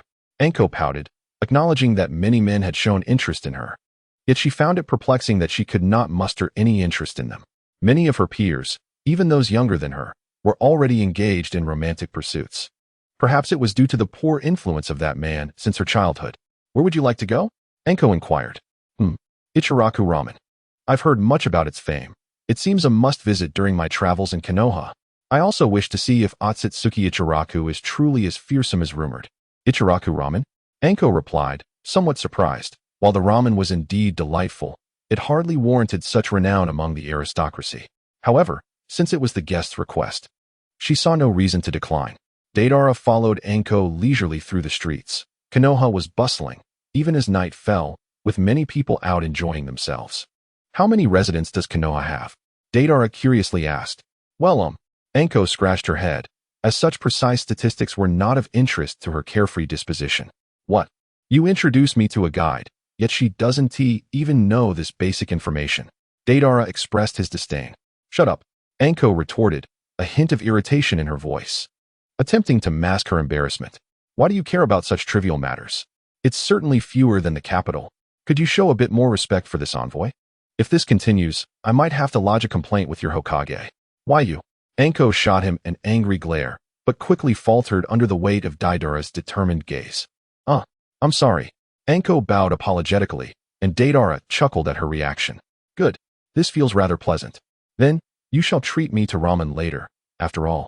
An apology should carry some sincerity. That is fine. Anko sighed in relief, thinking that merely treating him to a bowl of ramen was no great burden. As the two individuals continued on their way, a ramen shop with a fabric curtain adorning its entrance came into view, the enticing aroma of food wafting from within. To be honest, Ichiraka Ramen held a rather modest status in Konoha. If business were truly booming, it wouldn't be such a small establishment, nor would they need to regularly issue discount coupons. Nevertheless, it was all about the sentiment attached to the food. Upon lifting the curtain, they found 3 patrons already seated inside, Irika in the center, flanked by Naruto and Sasuke. Oh, we have guests. What would you like to eat? Asked Akatsuki Ichiraku. Dressed in a white chef's uniform, his daughter Ayam standing beside him, her petite head just peeking over the high table. Deidara scratched the back of his head. What is the most expensive dish? Bring me 3 bowls. Upon hearing Deidara's extravagant request, Naruto, who was happily slurping his ramen, suddenly found his own bowl less appealing. Irika-sensei. Noticing Naruto's eager gaze, Irika smiled awkwardly. Naruto, I can't afford to treat you this time. I'm just an ordinary CHNIN teacher, often assisting those less fortunate. My finances are quite limited. Hey, if you say uncle is handsome just once, I'll treat you to the most luxurious ramen. What do you say? At heart, Deidara was a restless soul, unable to resist the opportunity to tease. Really? Naruto asked, eyes wide with surprise. Of course. For every time you say it, I'll treat you to a bowl until you can't eat anymore. How about that? Deidara crossed his arms, striking a confident pose. On Deidara's right, the scowling Red Bean chimed in. Hey, don't go overboard. That's my money you're using. Deidara feigned innocence. I'm just treating a child to a bowl of ramen. Do the ninjas of Konoha lack compassion? With the moral high ground taken, Red Bean could hardly refuse the ramen, glaring at Deidara in evident displeasure. Hey, little one in the corner, would you like a luxurious bowl of ramen too? Deidara asked Sasuke, who appeared to have coincidentally crossed paths with Irika and Naruto. No, Sasuke coldly replied, not even glancing in their direction. Your demeanor is quite familiar. You remind me of someone I know from the Uchiha clan, named Uchiha.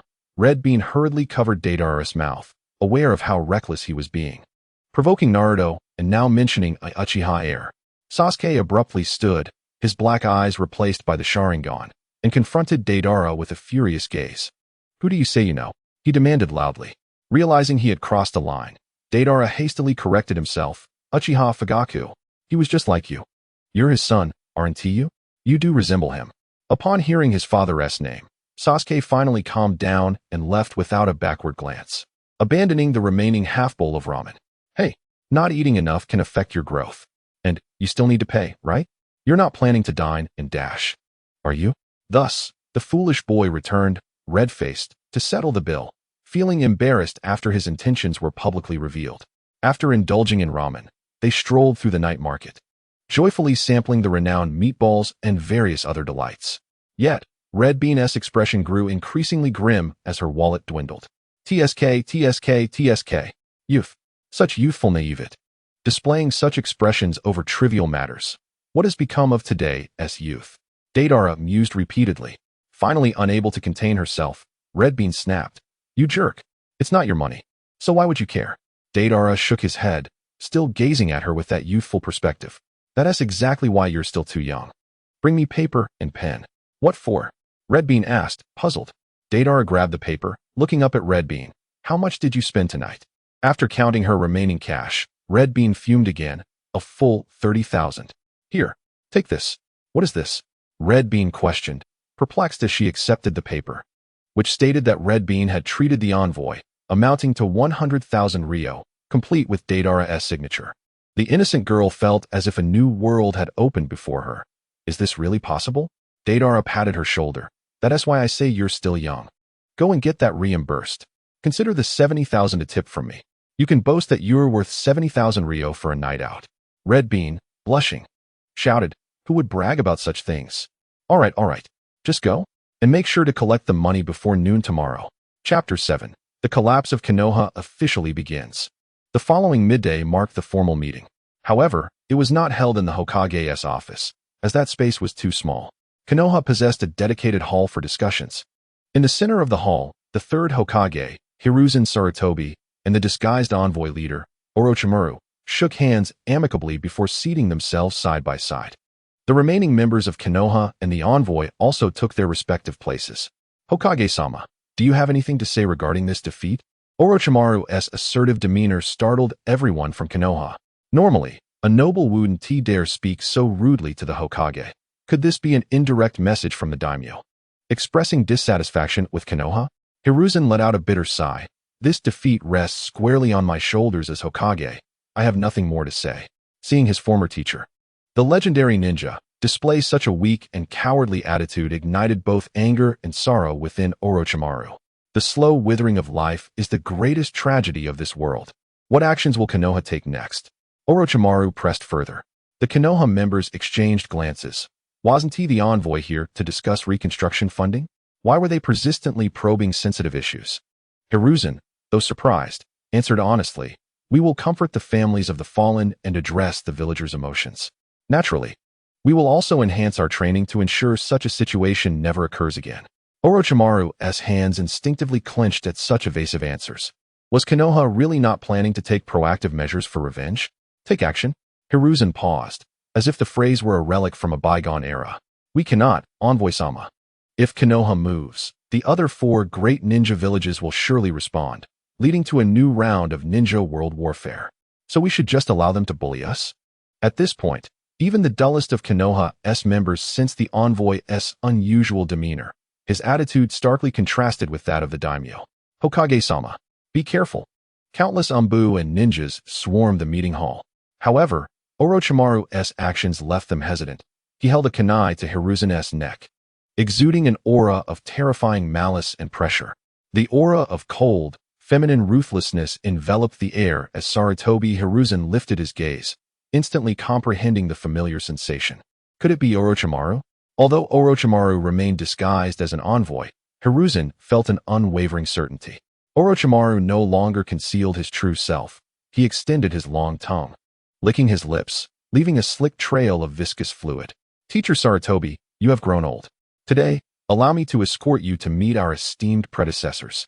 Orochimaru. The assembled shinobi of Konoha were gripped by fear. The name once bore weight, and now it resonated with terror. Each of the legendary Sannin had amassed enough merit during the Great Ninja War to ascend to the rank of Hokage and had confronted the Kage of other villages head-on. Had it not been for Konoha's flourishing strength during that period, any one of the 3 could have easily claimed the title of the next generation's Hokage in any other village. Teacher Sarutobi, let us ascend and reminisce. Orochimaru declared, seizing the 3rd Hokage and breaking through the ceiling to the rooftop. Not so fast. Protect Lord Hokage. The shinobi of Konoha, though filled with trepidation, understood that this was not the time for cowardice. Haha, your adversary is me. A crimson scythe, adorned with a long rope, appeared before them as Haiden, unable to contain his eagerness, revealed his true form, ready to commence his slaughter. Kurohyu, Byako, this is your domain. The rest of you, follow me to assist the Hokage. But what awaited them was a wave of fierce flames. Fire release. Fire style, great fireball technique. Kakuzu had also shed his disguise, standing firm against the crowd. Alongside him were several of Orochimaru's subordinates, experimental subjects without names from the original narrative, rushing towards the rooftop. 4 purple flames formation. A familiar barrier materialized, ensnaring Orochimaru and Sarutobi Hiruzen in a one-on-one duel. Deidara and Sasori exchanged glances. They could not reveal their involvement and had to discreetly sow chaos. For if it became known that the range shinobi were implicated in this plan to dismantle Konoha, it would spell disaster. Kakuzu, Haiden. As they departed, Deidara glanced at the 2 engaged in their battle, deciding to issue them a warning to prevent their demise, which would indeed be a significant loss. Remember 2 things. First, do not provoke a man clad in a green bodysuit who resembles a kappa. Second, absolutely do not remove your clothing. Keep these 2 points in mind, and your safety will be assured. Hey, what nonsensical words is he uttering? How can he be more eccentric than I, a devoted follower? Haiden could not help but scoff. Boom, boom, boom.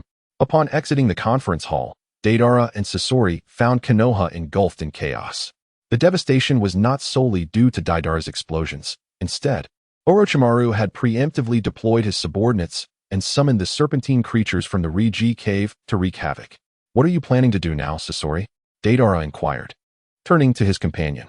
"I intend to collect bloodline limit wielders," Sasori replied.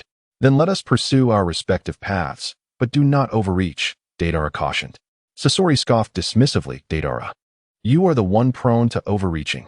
I possess a comprehensive skill set." Indeed, Deidara sighed in exasperation. Yet he was prepared. "Should I find myself in peril and perish? Inform Orochimaru to use the reanimation jutsu on me. I have secrets to divulge." Sasori shot him an irritable glance. Understood. After their separation, Deidara's inaugural target was the oil-manipulating techniques of the Aburame clan. As for Naruto and Sasuke, he had no desire to concern himself with them. Moreover, those two would undoubtedly be under stringent protection, rendering any attempts at interference futile. By the way, how does one reach the Aburame clan's territory? Deidara contemplated capturing someone for inquiry when a familiar voice resonated from behind. "Hidden shadow snake hands." Hiss. Several serpents erupted from Anko's sleeves, lunging towards Deidara.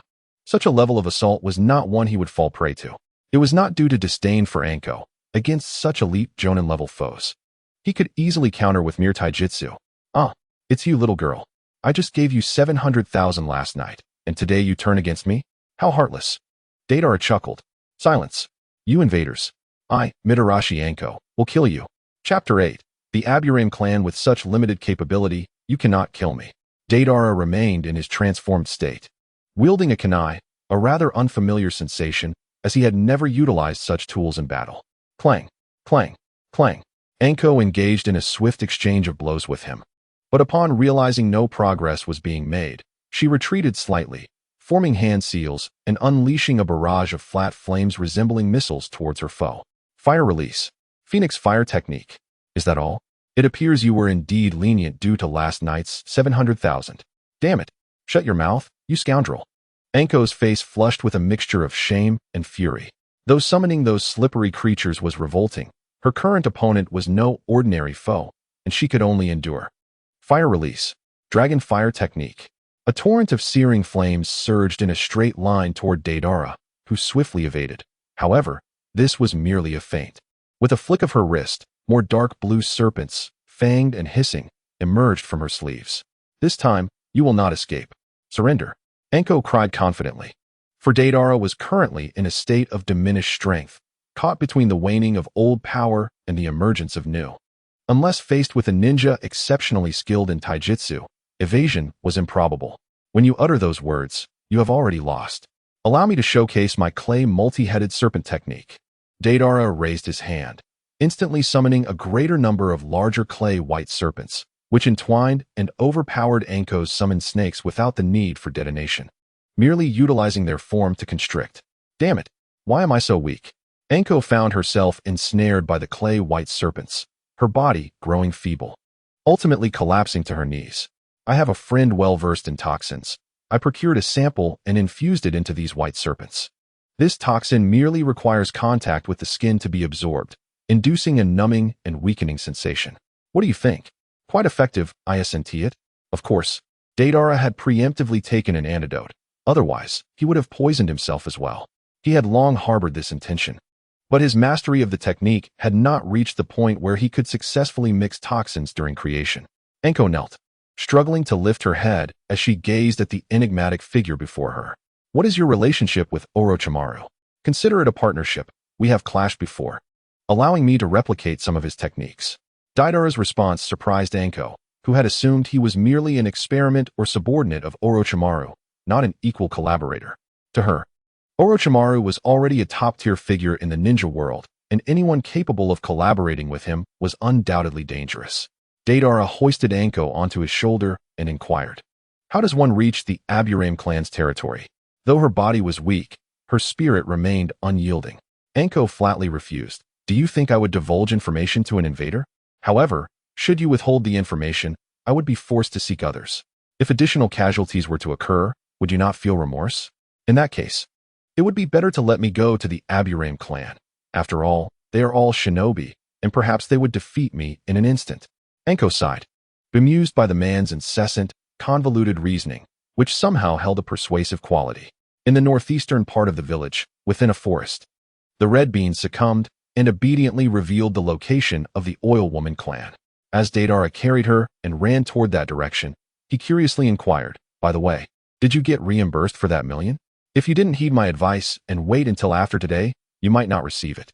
Upon hearing this, the Red Bean let out an annoyed hum, finally grasping that the man insisted she go for reimbursement before noon today because they were merely a counterfeit envoy.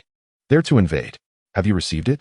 Noticing her silence, Deidara turned to face her, the clay-white snake inching closer to her face. "I have." Faced with the menacing snake head, the Red Bean felt a surge of fear. While it was manageable for her to handle the slippery, cold-blooded creature, it became terrifying when controlled by another. "Keep it away from me." Due to the chaos surrounding Konoha village, Deidara was able to smoothly navigate to the Oil Woman clan's territory, guided by the Red Bean. Who goes there? A ninja, donned in sunglasses and a high-collared trench coat, emerged from the shadows, his head nearly devoid of hair, resembling a horn. Upon Deidara's entrance into the woods, the Oil Woman clan members had already detected his presence. Many seemingly ordinary insects were actually deployed for reconnaissance. Is that the Red Bean? This ninja from the Oil Woman clan recognized the figure Deidara was carrying. "So, you are the enemy?" He assumed a defensive stance. "Yuzuru, be careful. He is formidable." The Red Bean managed to warn, her voice strained. The opposing ninja adjusted his sunglasses and replied, "I will be cautious. Also, I am Yuzuru of the Oil Woman clan." "Huh." The Red Bean glanced awkwardly at Yuzuru, blinking. "I apologize. I'm very weak right now and momentarily mistook you." Yuzuru shook his head. "No need to apologize. You'll probably misidentify me again. Last time you called me Shimi. I'm fine. No need to dwell on that. After all, mistakes are common." She continued, "And our conversation here is not out of mere boredom. My parasitic insect has already infiltrated the enemy's body. And now you shall witness the Oil Woman clan's insect manipulation techniques." As Yuzuru finished speaking, Deidara felt a sharp pain within, akin to being gnawed by countless insects, a sensation he was familiar with, having previously fallen victim to the same trick by Yuzuru's predecessor. However, the situation was different now. With his clay transformation ability, he no longer needed to sacrifice himself to resolve the issue. Instantly, Deidara's entire being morphed into a mass of white clay, akin to slime, effortlessly expelling the parasitic insects, which he then reformed a couple of steps away. "You are a member of Akatsuki," Yuzuru exclaimed in surprise, following their previous battle. Despite Konoha's defeat, intelligence on Deidara, Scorpion, and Conan had been gathered, enabling him to recognize Deidara immediately. Yuzuru's expression grew grave. According to the intelligence, the individual before him was indeed a formidable opponent, an actual shadow-level ninja, one whom neither he nor the Oil Woman clan could contend with. "I do not wish for a major confrontation. I am merely intrigued by your clan's insect manipulation secret techniques. If I could observe them, it might avert a disaster," Deidara stated. Yuzuru firmly declined. "That is not possible. Then we shall have to fight. You can command insects, and I can create them. Let us engage in a duel of insects." A massive white clay egg, approximately 4 to 5 meters tall and 10 meters in diameter, emerged from the ground, studded with numerous holes. Countless clay parasitic insects swarmed forth, swiftly filling the entire forest. "This is my artistic imitation of your Oil Woman clan's parasitic insects. I invite you to appreciate it today." The forest resonated with the buzzing of insect wings as the white and black forces clashed in a fierce microcosmic war. Tiny white and black dots continually fell from the sky, soon blanketing the ground in a thin layer. "Do you not care for your insects? Mine are in limitless supply." While each parasitic insect could defeat dozens of clay insects, they were ultimately rendered ineffective against overwhelming numbers. Cold sweat beaded on Yuzuru's forehead. The enemy's strength exceeded his expectations. Was this the power of a shadow-level ninja? The opponent toyed with him, effortlessly defeating him without even employing his most potent explosive techniques. "But do not underestimate the Oil Woman clan," Yuzuru proclaimed. "The distress signal has already been sent. Our clansmen should be arriving soon." Whiz, whiz, whiz. Numerous shurikens shot forth from the shadows, aimed at the clay insect nest on the ground, each trailing explosive tags. While the Oil Woman clan favored fighting with insects, they were still adept in basic combat techniques. "Ah, you dare to compare artistry with me? Your skills are but a disgrace to the eye." Since the opponent had initiated the attack, Deidara felt no need to hold back, particularly as this level of adversary failed to pique his interest. Special Type Combat Hornet Swarm. A dense swarm of wasps erupted from Deidara's hands, targeting the approaching oil woman ninjas, while the clay insects in the sky began to erupt in explosions, swiftly clearing Yuzuru's parasitic insects. Try my poison smoke insects.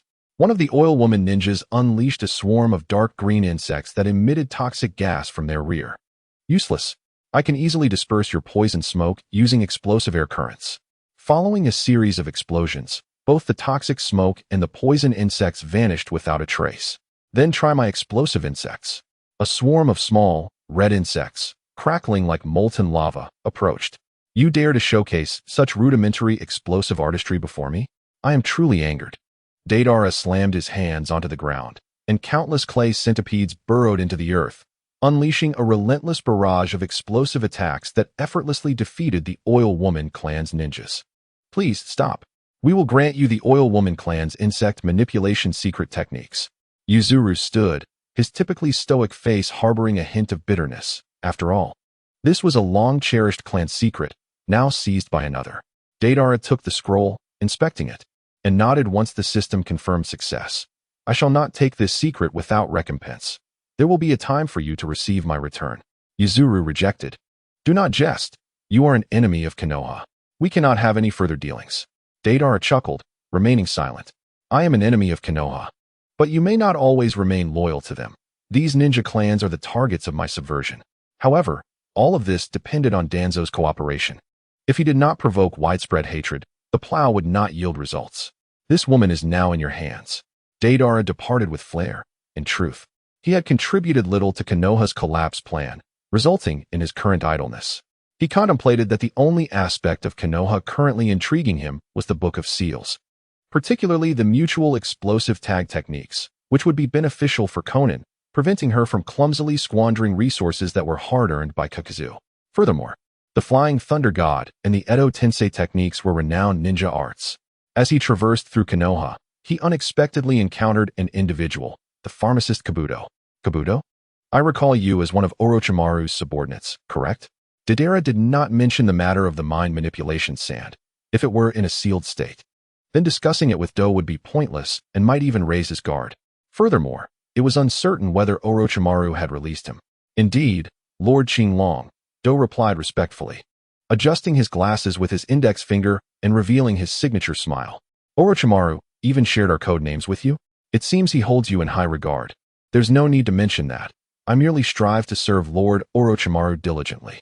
Do was a complex individual, so intricate that even he was unsure of his own identity, making it difficult for others to comprehend him, even Deidara, who had read the original work. By the way, do you know where the sealing scrolls in Konoha are located? Deidara expressed skepticism about the placement of such crucial items in the Hokage's office. Although the security there was quite formidable, it hardly seemed a fitting location for something so significant. Are you seeking the sealing scrolls, Lord Qinglong? That could pose a bit of a problem. Do's eyes gleamed momentarily before he explained. The sealing scrolls and certain classified research and intelligence are hidden in a highly secretive location within Konoha. It is guarded by several barrier squads, with multiple layers of protection, as well as members of the Umbu and Root. Attempting to infiltrate would be exceedingly troublesome. Such tight security? Deidara was somewhat surprised. Of course, the importance of those items is not lesser than that of a village leader. In such circumstances, the guards would not diminish. Rather, they would intensify. Deidara understood, acknowledging that just the sealing scrolls alone contained techniques like Edo Tensei and Flying Thunder God, any one of which could elevate a ninja to the status of a Kaga-level powerhouse. The research on Hashirama's cells and the Sharingan was equally critical. Unless Konoha faced annihilation, the security at that location would not lessen. In fact, if Lord Qinglong wishes to understand the ninjutsu contained within the sealing scrolls, you could simply approach Lord Orochimaru directly. He has previously had access to the complete sealing scrolls while in Konoha, Do kindly reminded him. Deidara paused, realizing, right? I could just go to Orochimaru. Why didn't you say so earlier? He shot a disgruntled glance at Do. Do hurriedly apologized. I was momentarily careless. Please forgive me, Lord Qinglong.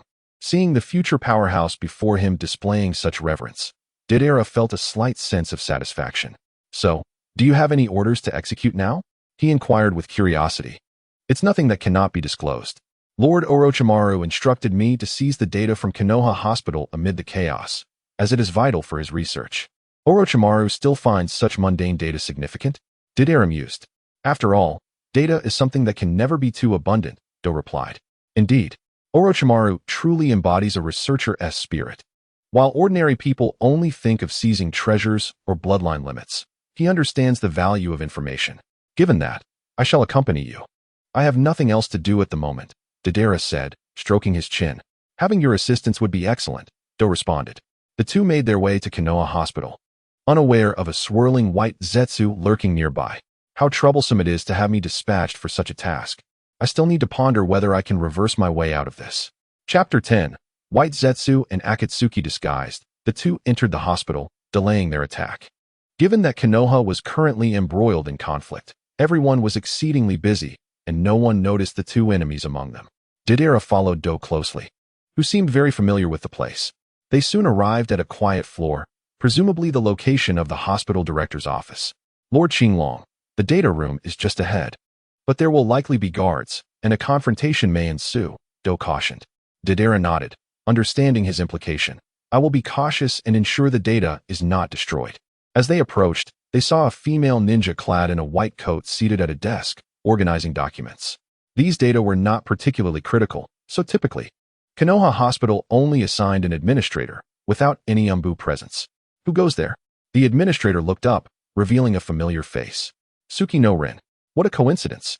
Deidara quickly dispelled his transformation technique, causing Suki no Rin to stand there in astonishment. Deidara-sama, what a surprise to see you here.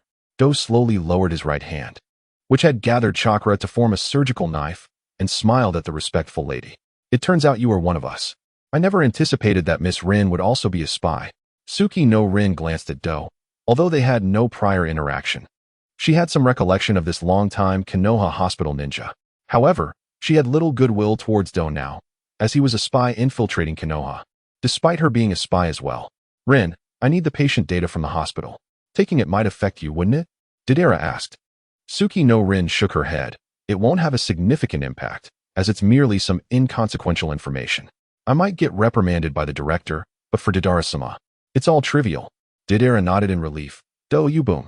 Before he could finish, thick wooden spikes erupted from the wall, aiming with lightning speed at Deidara's abdomen. Deidara instinctively rolled to dodge, but still suffered a long gash. Fortunately, he could turn to clay, or it would have been disastrous. Careful, we have enemies. As Deidara's wound gradually healed with the dissolution of the clay transformation, Do and Suki no Rin assumed combat stances. With a thunderous crash, dozens of thorny branches shot up from the floor, ensnaring Deidara as the adversaries clearly targeted him. Deidara unleashed his clay multi-snake technique, obliterating most of the thorny branches. Yet, a few managed to strike Deidara. However, with his right leg transformed into clay, they caused little harm. Wait, something's off. Wood release can absorb chakra, Deidara realized, feeling his chakra diminish with each brush of the thorny branches. If the attacks continued, even with clay transformation, it would be futile as his chakra would be drained. Is this Orochimaru-sama's experimental subject? I believe it's called Tenzo, Do speculated, slicing through a sneaky branch with his hand. Deidara shook his head in denial. Yamato's wood release was not this formidable. In fact, he had deduced that the one wielding such powerful wood release in the current ninja world was White Zetsu Akatsuki, controlled by Obito. But what was their objective in sending Akatsuki to attack him? Did they perceive him as a threat and wish to eliminate him?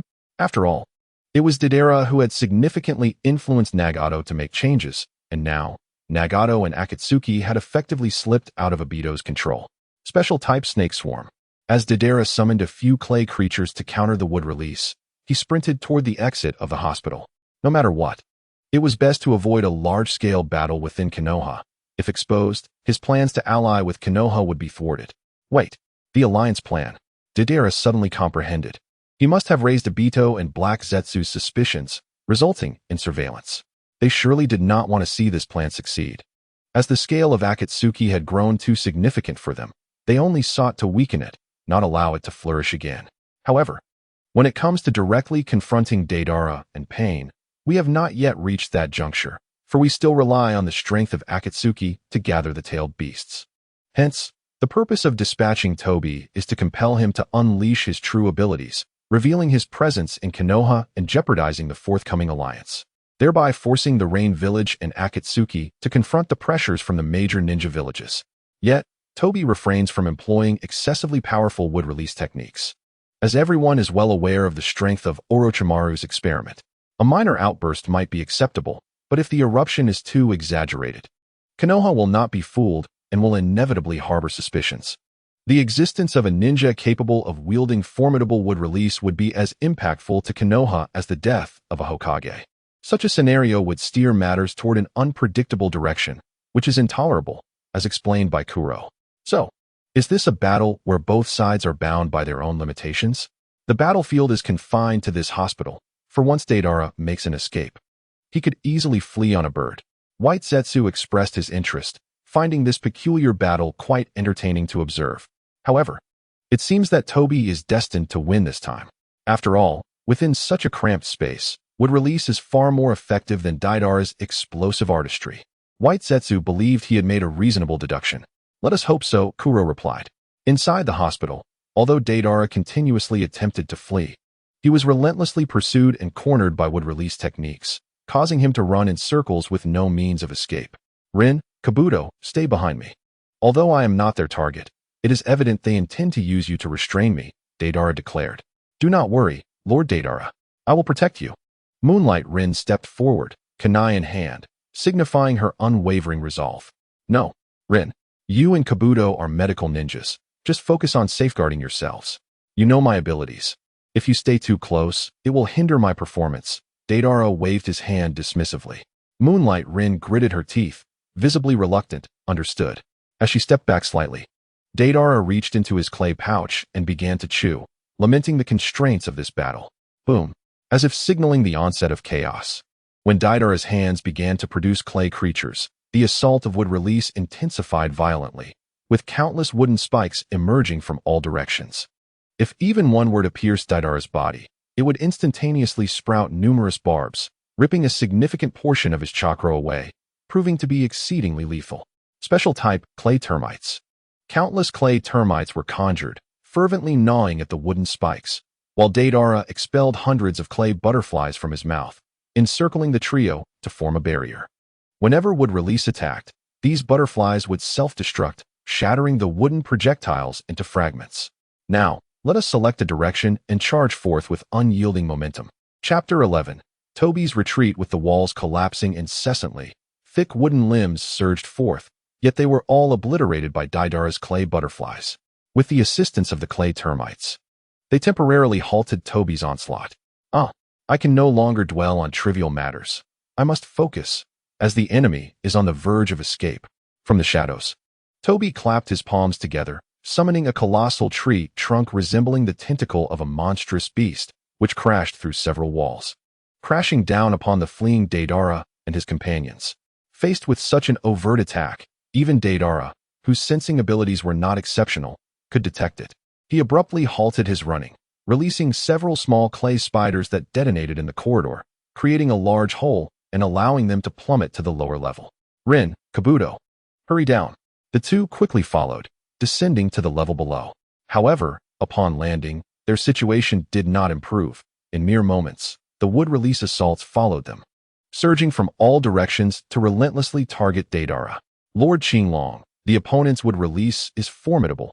It seems we shall struggle to escape, Kabuto remarked, severing a wooden limb with his chakra surgical knife. His body bore several wounds, and despite being a medical ninja, he found no time to tend to himself in this dire situation. Follow me. I have a plan, Deidara said, not glancing back, as he scattered more clay spiders. Continuously using clay creatures to blast open large openings, Deidara darted through the hospital, akin to a desperate fugitive. Such aimless running will ultimately lead to capture.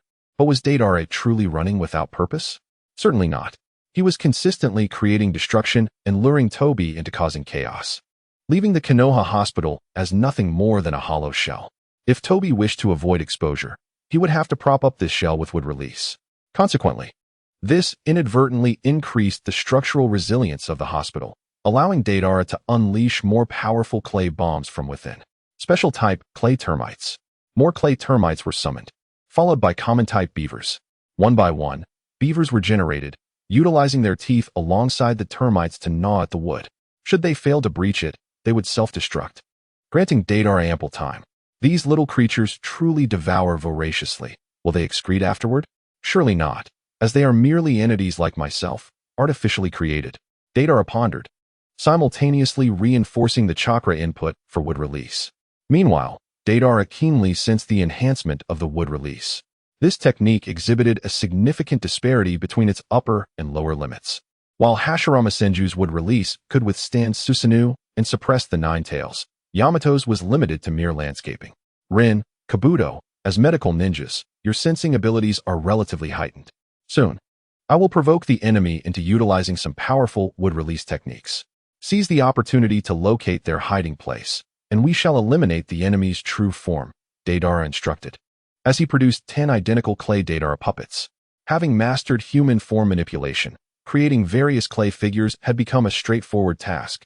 The 10 clay Deidara figures merged with the original and sprinted forward, mingling and splitting at intersections, each heading in a distinct direction. Oh no, which one is the real one? Toby exclaimed, seemingly distressed. If we cannot discern them, then let us eliminate these imposters alongside the original. Toby congratulated himself for his cleverness. For one possessing Obito's abilities, this level of wood release was trivial, as even he could execute the wood clone technique. Wood release. Arrival of the Forest of Trees. This was a weakened version of the Forest of Trees technique, yet it was still terrifying.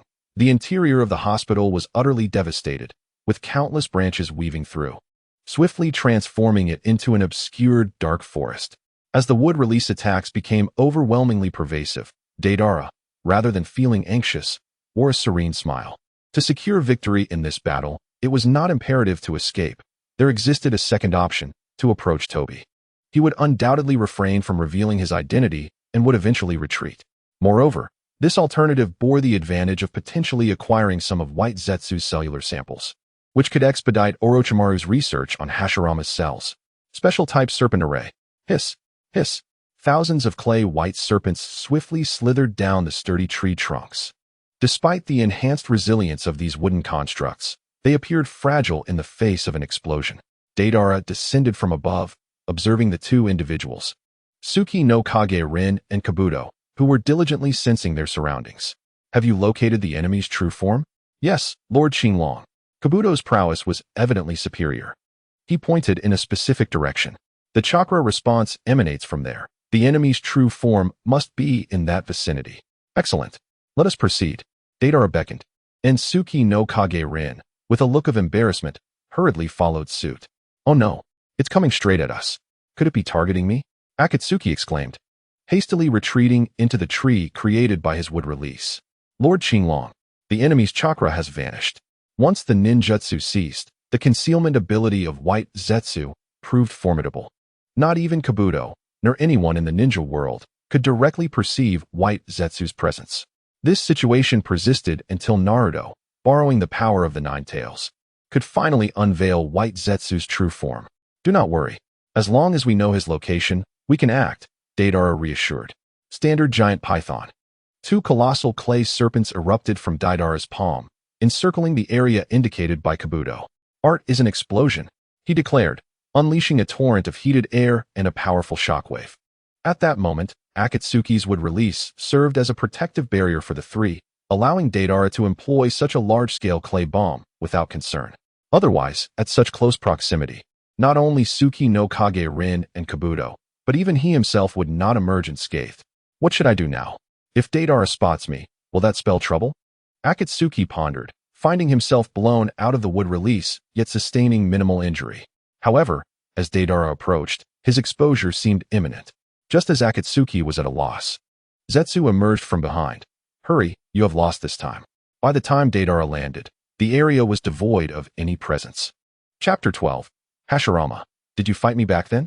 Meanwhile, on the main battlefield of the Konoha collapse plan, Orochimaru summoned Hashirama Senju, Tobirama Senju, and Hiruzen Sarutobi, who were locked in a fierce battle. Several years still remained before the original timeline's collapse of Konoha. Do not underestimate these years. Firstly, Orochimaru's command over the reanimation technique is far less proficient than it would be years later, resulting in the strength of Hashirama and Tobirama being considerably enhanced compared to their original portrayals. Secondly, Hiruzen Sarutobi was not as aged as he would be in the future, thus exhibiting greater strength. This back and forth prolonged their confrontation, and for the moment, Orochimaru found it challenging to overcome his former teacher. Outside the four purple flames formation, Kakuzu and Haiden firmly obstructed the Konoha ninjas attempting to provide assistance, preventing them from breaching the barrier. Of course, the mainstay relied on Kakuzu. Despite his advanced age and relatively lackluster performance in the original narrative, he was undoubtedly of Kaga-level prowess. After all, he had previously lost a heart to Kakashi and another to Shikamaru, yet he could still contend with Kakashi, Ino, and Choji, ultimately requiring the intervention of the main protagonist, Naruto, to conclude the battle. In contrast, Haiden's capabilities appeared more lacking. His strength relied entirely on his immortality and his peculiar curse technique, which was not particularly effective in chaotic skirmishes, as enemies would not grant him the time to perform rituals. Moreover, killing one after another through rituals was exceedingly slow. Fire release, head hardening, wind release, vacuum wave. A combination of wind and fire ninjutsu unleashed a vast sea of scorching flames, repelling the ANBU members before Kakuzu and inflicting considerable casualties. "My apologies for the delay. Leave the rest to us," exclaimed Kakashi, his silver hair glimmering as he appeared on the scene. And I, the azure beast of Konoha, Might Guy, followed a man clad in a green jumpsuit, sporting a distinct kappa hairstyle and thick eyebrows. They had just finished clearing the Sound Ninja and Orochimaru, as it was generally believed that the third Hokage, being the strongest in contemporary Konoha and heavily guarded by ANBU, should have been the safest. However, upon eliminating the weaker foes, they realized the situation was far from secure, prompting their rushed arrival. "Kakashi, you truly are my eternal rival, arriving before me this time. You've won." Might Guy landed, and, upon noticing Kakashi, raised his thumb in commendation. "Guy, now is not the time for such banter." Kakashi responded with a serious demeanor. "Indeed, protecting the Hokage is of utmost importance. However, I shall not lose to you this time, for this is youth." With that, Might Guy charged directly at Kakuzu and Haiden, eschewing any semblance of caution. To an outsider, it might seem he lacked guile, especially given his straightforward taijutsu approach. But only he and Kakashi understood that his true might was sufficient to handle any situation without the need for probing. Konoha's strong gale, with astonishing speed. He delivered a kick aimed at Kakuzu's heart, but Kakuzu merely glanced at him, unfazed. Earth release, hardening technique. It turned out that Guy was targeting a heart created through earth release, originating from a formidable earth-style ninja, particularly adept at hardening techniques, rendering it nearly immune to physical attacks. Lightning release, purple lightning spear. A spear of lightning erupted from the mouth of the lightning-based heart, wounding Guy beside him. He swiftly evaded, retreating a few steps back to rejoin his comrades. At that moment, the previously engaged ANBU had the opportunity to inform them that enemy can control 5 such monsters, each corresponding to a different chakra element. It is quite formidable. So they can utilize 5 elemental techniques simultaneously? Kakashi remarked, activating his Sharingan, his expression grave. He pondered the recent turn of events. Despite his reputation in the ninja world, the emergence of so many formidable foes left him feeling disheartened. He had always been labeled a genius since childhood, although he never displayed arrogance. He harbored a sense of pride within. Now, that pride seemed to be eroding. Another adversary possessed immortality and a curse technique akin to blood collection. Yet he need not worry excessively. As long as the ritual was not completed, they would be safe. Currently, the ninjas of Konoha exchanged intelligence, while Haiden, brazenly wielding his red scythe, approached Kakuzu, who was in the process of stitching his severed arm. "Haiden, hurry and sew this up. Is that the green-clad fool Deidara warned us to be cautious of? He doesn't seem particularly powerful," Haiden commented as he underwent the stitching process. "Perhaps he conceals some formidable and peculiar capabilities, much like your curse technique," Kakuzu speculated, for it was unlikely that Deidara would speak without reason. There must be something threatening about him. "Hey, you in the ridiculous green attire. Let me see what you're capable of," Haiden declared, launching his red scythe while gripping a long black rope, leaping downwards. "Impulsive fool," Kakuzu muttered, feeling somewhat displeased with Haiden's recklessness, yet unconsciously relaxing his guard. The current Konoha was no longer the same as in the days of the first Hokage. Back then, even if Hashirama refrained from intervening, there were many capable of easily dispatching him. But now, after all this time, the results revealed only weaklings. This inevitably caused him to lift his chin with a sense of pride. After so many years, I have finally risen again. Water release. Water dragon bullet. Kakashi swiftly formed hand seals, conjuring a serpentine dragon of water that lunged at Kakuzu. Kakuzu merely smiled faintly, deciding it was time to regale them with his most boastful tale from the past. Your combat experience and strength pale in comparison to mine. Seeing your headbands, I cannot help but recall the first leaf ninja I faced. The first Hokage, Haiden, engaged in a fierce battle with Might Guy, looked up with a scoff. Humph. Is Kakuzu back at it again? He always seemed to dwell on this matter, but having a rival like the first Hokage as a comrade is indeed reassuring. However, the reaction from the Leaf Ninja was entirely different. Upon hearing the name of the first Hokage, they were visibly astonished. Just how old is this person who has fought against the first Hokage? How terrifying must his strength be? The Leaf Ninja cast glances at one another, and even beneath the dark masks, a sense of pride emerged. This was the pinnacle of his life's boasting.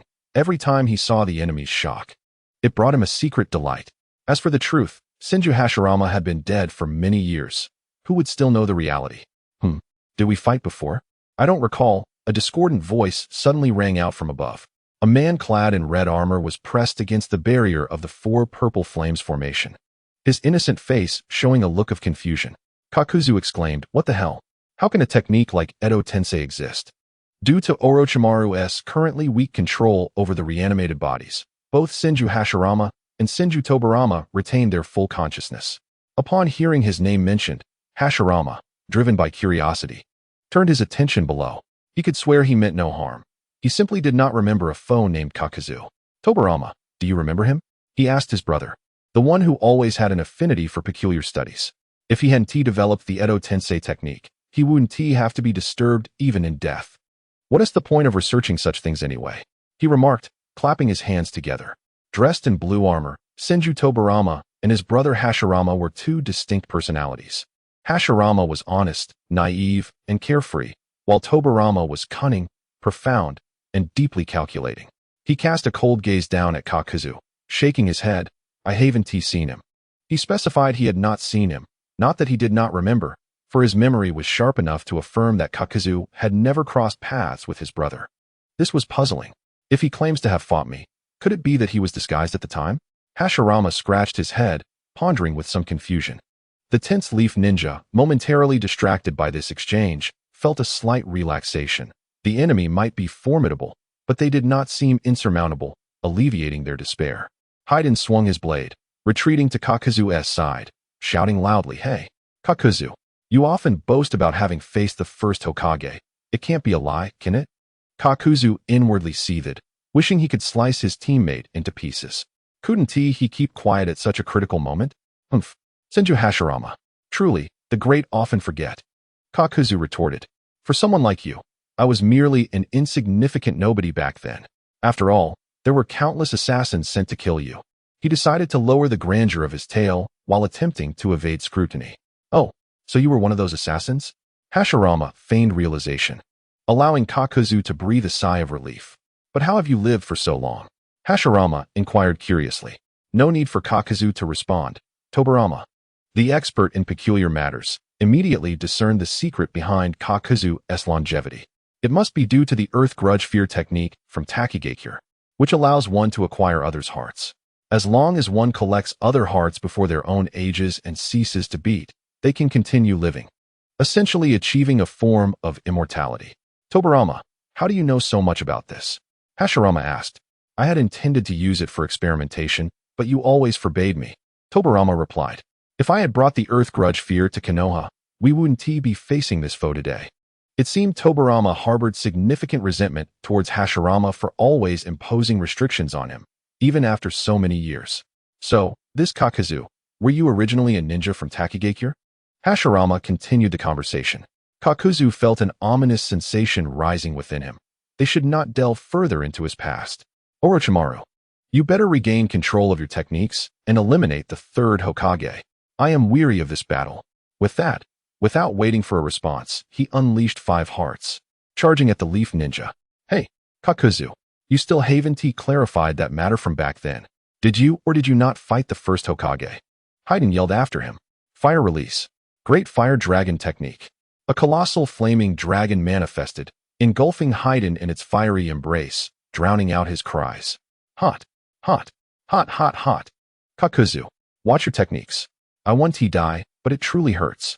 Haiden emerged from the inferno, his body charred, unable to suppress his complaints. Seriously, is it because you're getting older? How can your technique be so inaccurate? My apologies, Haiden, Kakuzu replied. Lightning release. False darkness. A bolt of lightning erupted from the mouth of the lightning-infused heart creature, striking Haiden, who had just escaped the flames, back down to the ground. Sorry, Haiden. I'll be sure to get you next time. The battle reignited. As the third Hokage began to show signs of fatigue, the leaf ninja exerted themselves fully. Lightning cutter. Ouch. Kakuzu used Haiden as a shield to block Kakashi's lightning cutter. With so many enemies surrounding them, he could not afford to be careless as he was in the original story. Kakuzu, can't you dodge this technique yourself? Haiden complained, with a hole pierced through his chest. My apologies, Haiden, Kakuzu said again. Fire release. Fire pistol. Kakuzu kicked Haiden, sending him and the following Kakashi soaring into the sky. As the fire monster unleashed searing flames, indiscriminately covering Haiden as well. Sorry, Haiden. I'll get you next time. Now, it was time for Konoha's Azure Beast to make an entrance. Open the 8 gates. Might Guy opened the 5th gate, his complexion shifting from a normal hue to a deep crimson, green chakra steam erupting around him, amplifying his presence exponentially. The 8 gates. Kakuzu was taken aback. This was an ancient forbidden technique, practiced even in the Warring States era, as evidenced by Uchiha Madara's later encounter with Might Guy. Being from the same era, Kakuzu was well aware of its fearsome nature. Those who mastered it could unleash unimaginable power. No wonder Deidara had warned them to be cautious. Based on the constant strength of that kappa, if Guy could only open 5 gates, he could manage. However, if he could reach 6, it would pose a considerable threat. At 7 gates, Kakuzu would undoubtedly perish. Haiden, be cautious. Your task is to entangle that kappa. Otherwise, we will both be in danger, Kakuzu said with a serious expression. As Jiao Du appeared so solemn, Fei Duan also stood up from the ground with a somewhat serious expression. With so many enemies surrounding them, even if Jiao Du possessed an immortal body, he would merely be a dish to be served if defeated. Li Lianhua, Might Guy bellowed, charging forth at an astonishing speed, reaching Jiao Du and Fei Duan in an instant. How swift! Both men were taken aback. Under such rapid conditions, Fei Duan could hardly react. It was Jiao Du's reflexes that proved slightly quicker. Water style. Water prison technique. A water prison manifested just before Guy's kick could land, providing crucial protection.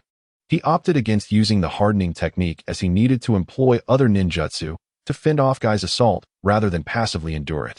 Fire style. Great fire destruction. Fiery orange flames erupted toward Jiao Du, Guy, and Fei Duan. Jiao Du's ninjutsu skills were indeed exceptional. Among similar ninjas, he was perhaps only slightly inferior to the third Hokage. The searing flames surged forth, forcing Guy to evade the onslaught, as Jiao Du was shielded by the water prison. While Fei Duan. Apologies. Fei Duan. I shall deal with you next time. Chapter 14. Hashirama. I truly cannot recall. The 5th gate. Open. Witnessing the 5th gate's inability to subdue the opponent, Might Guy's aura surged once more, the green steam enveloping his body becoming more substantial. The 8 gates release technique, beginning from the 5th gate, provided qualitative enhancements with the opening of each gate. However, correspondingly, the difficulty of unlocking them and the price to be paid escalated sharply. The 6th gate, Jiao Du braced himself, asserting that his extensive combat experience was not mere boasting. Decades of ninja battles had equipped him with strategies for various scenarios. Against such a physical prowess expert, he had his own set of tactics. Earth style? Yellow Springs Marsh.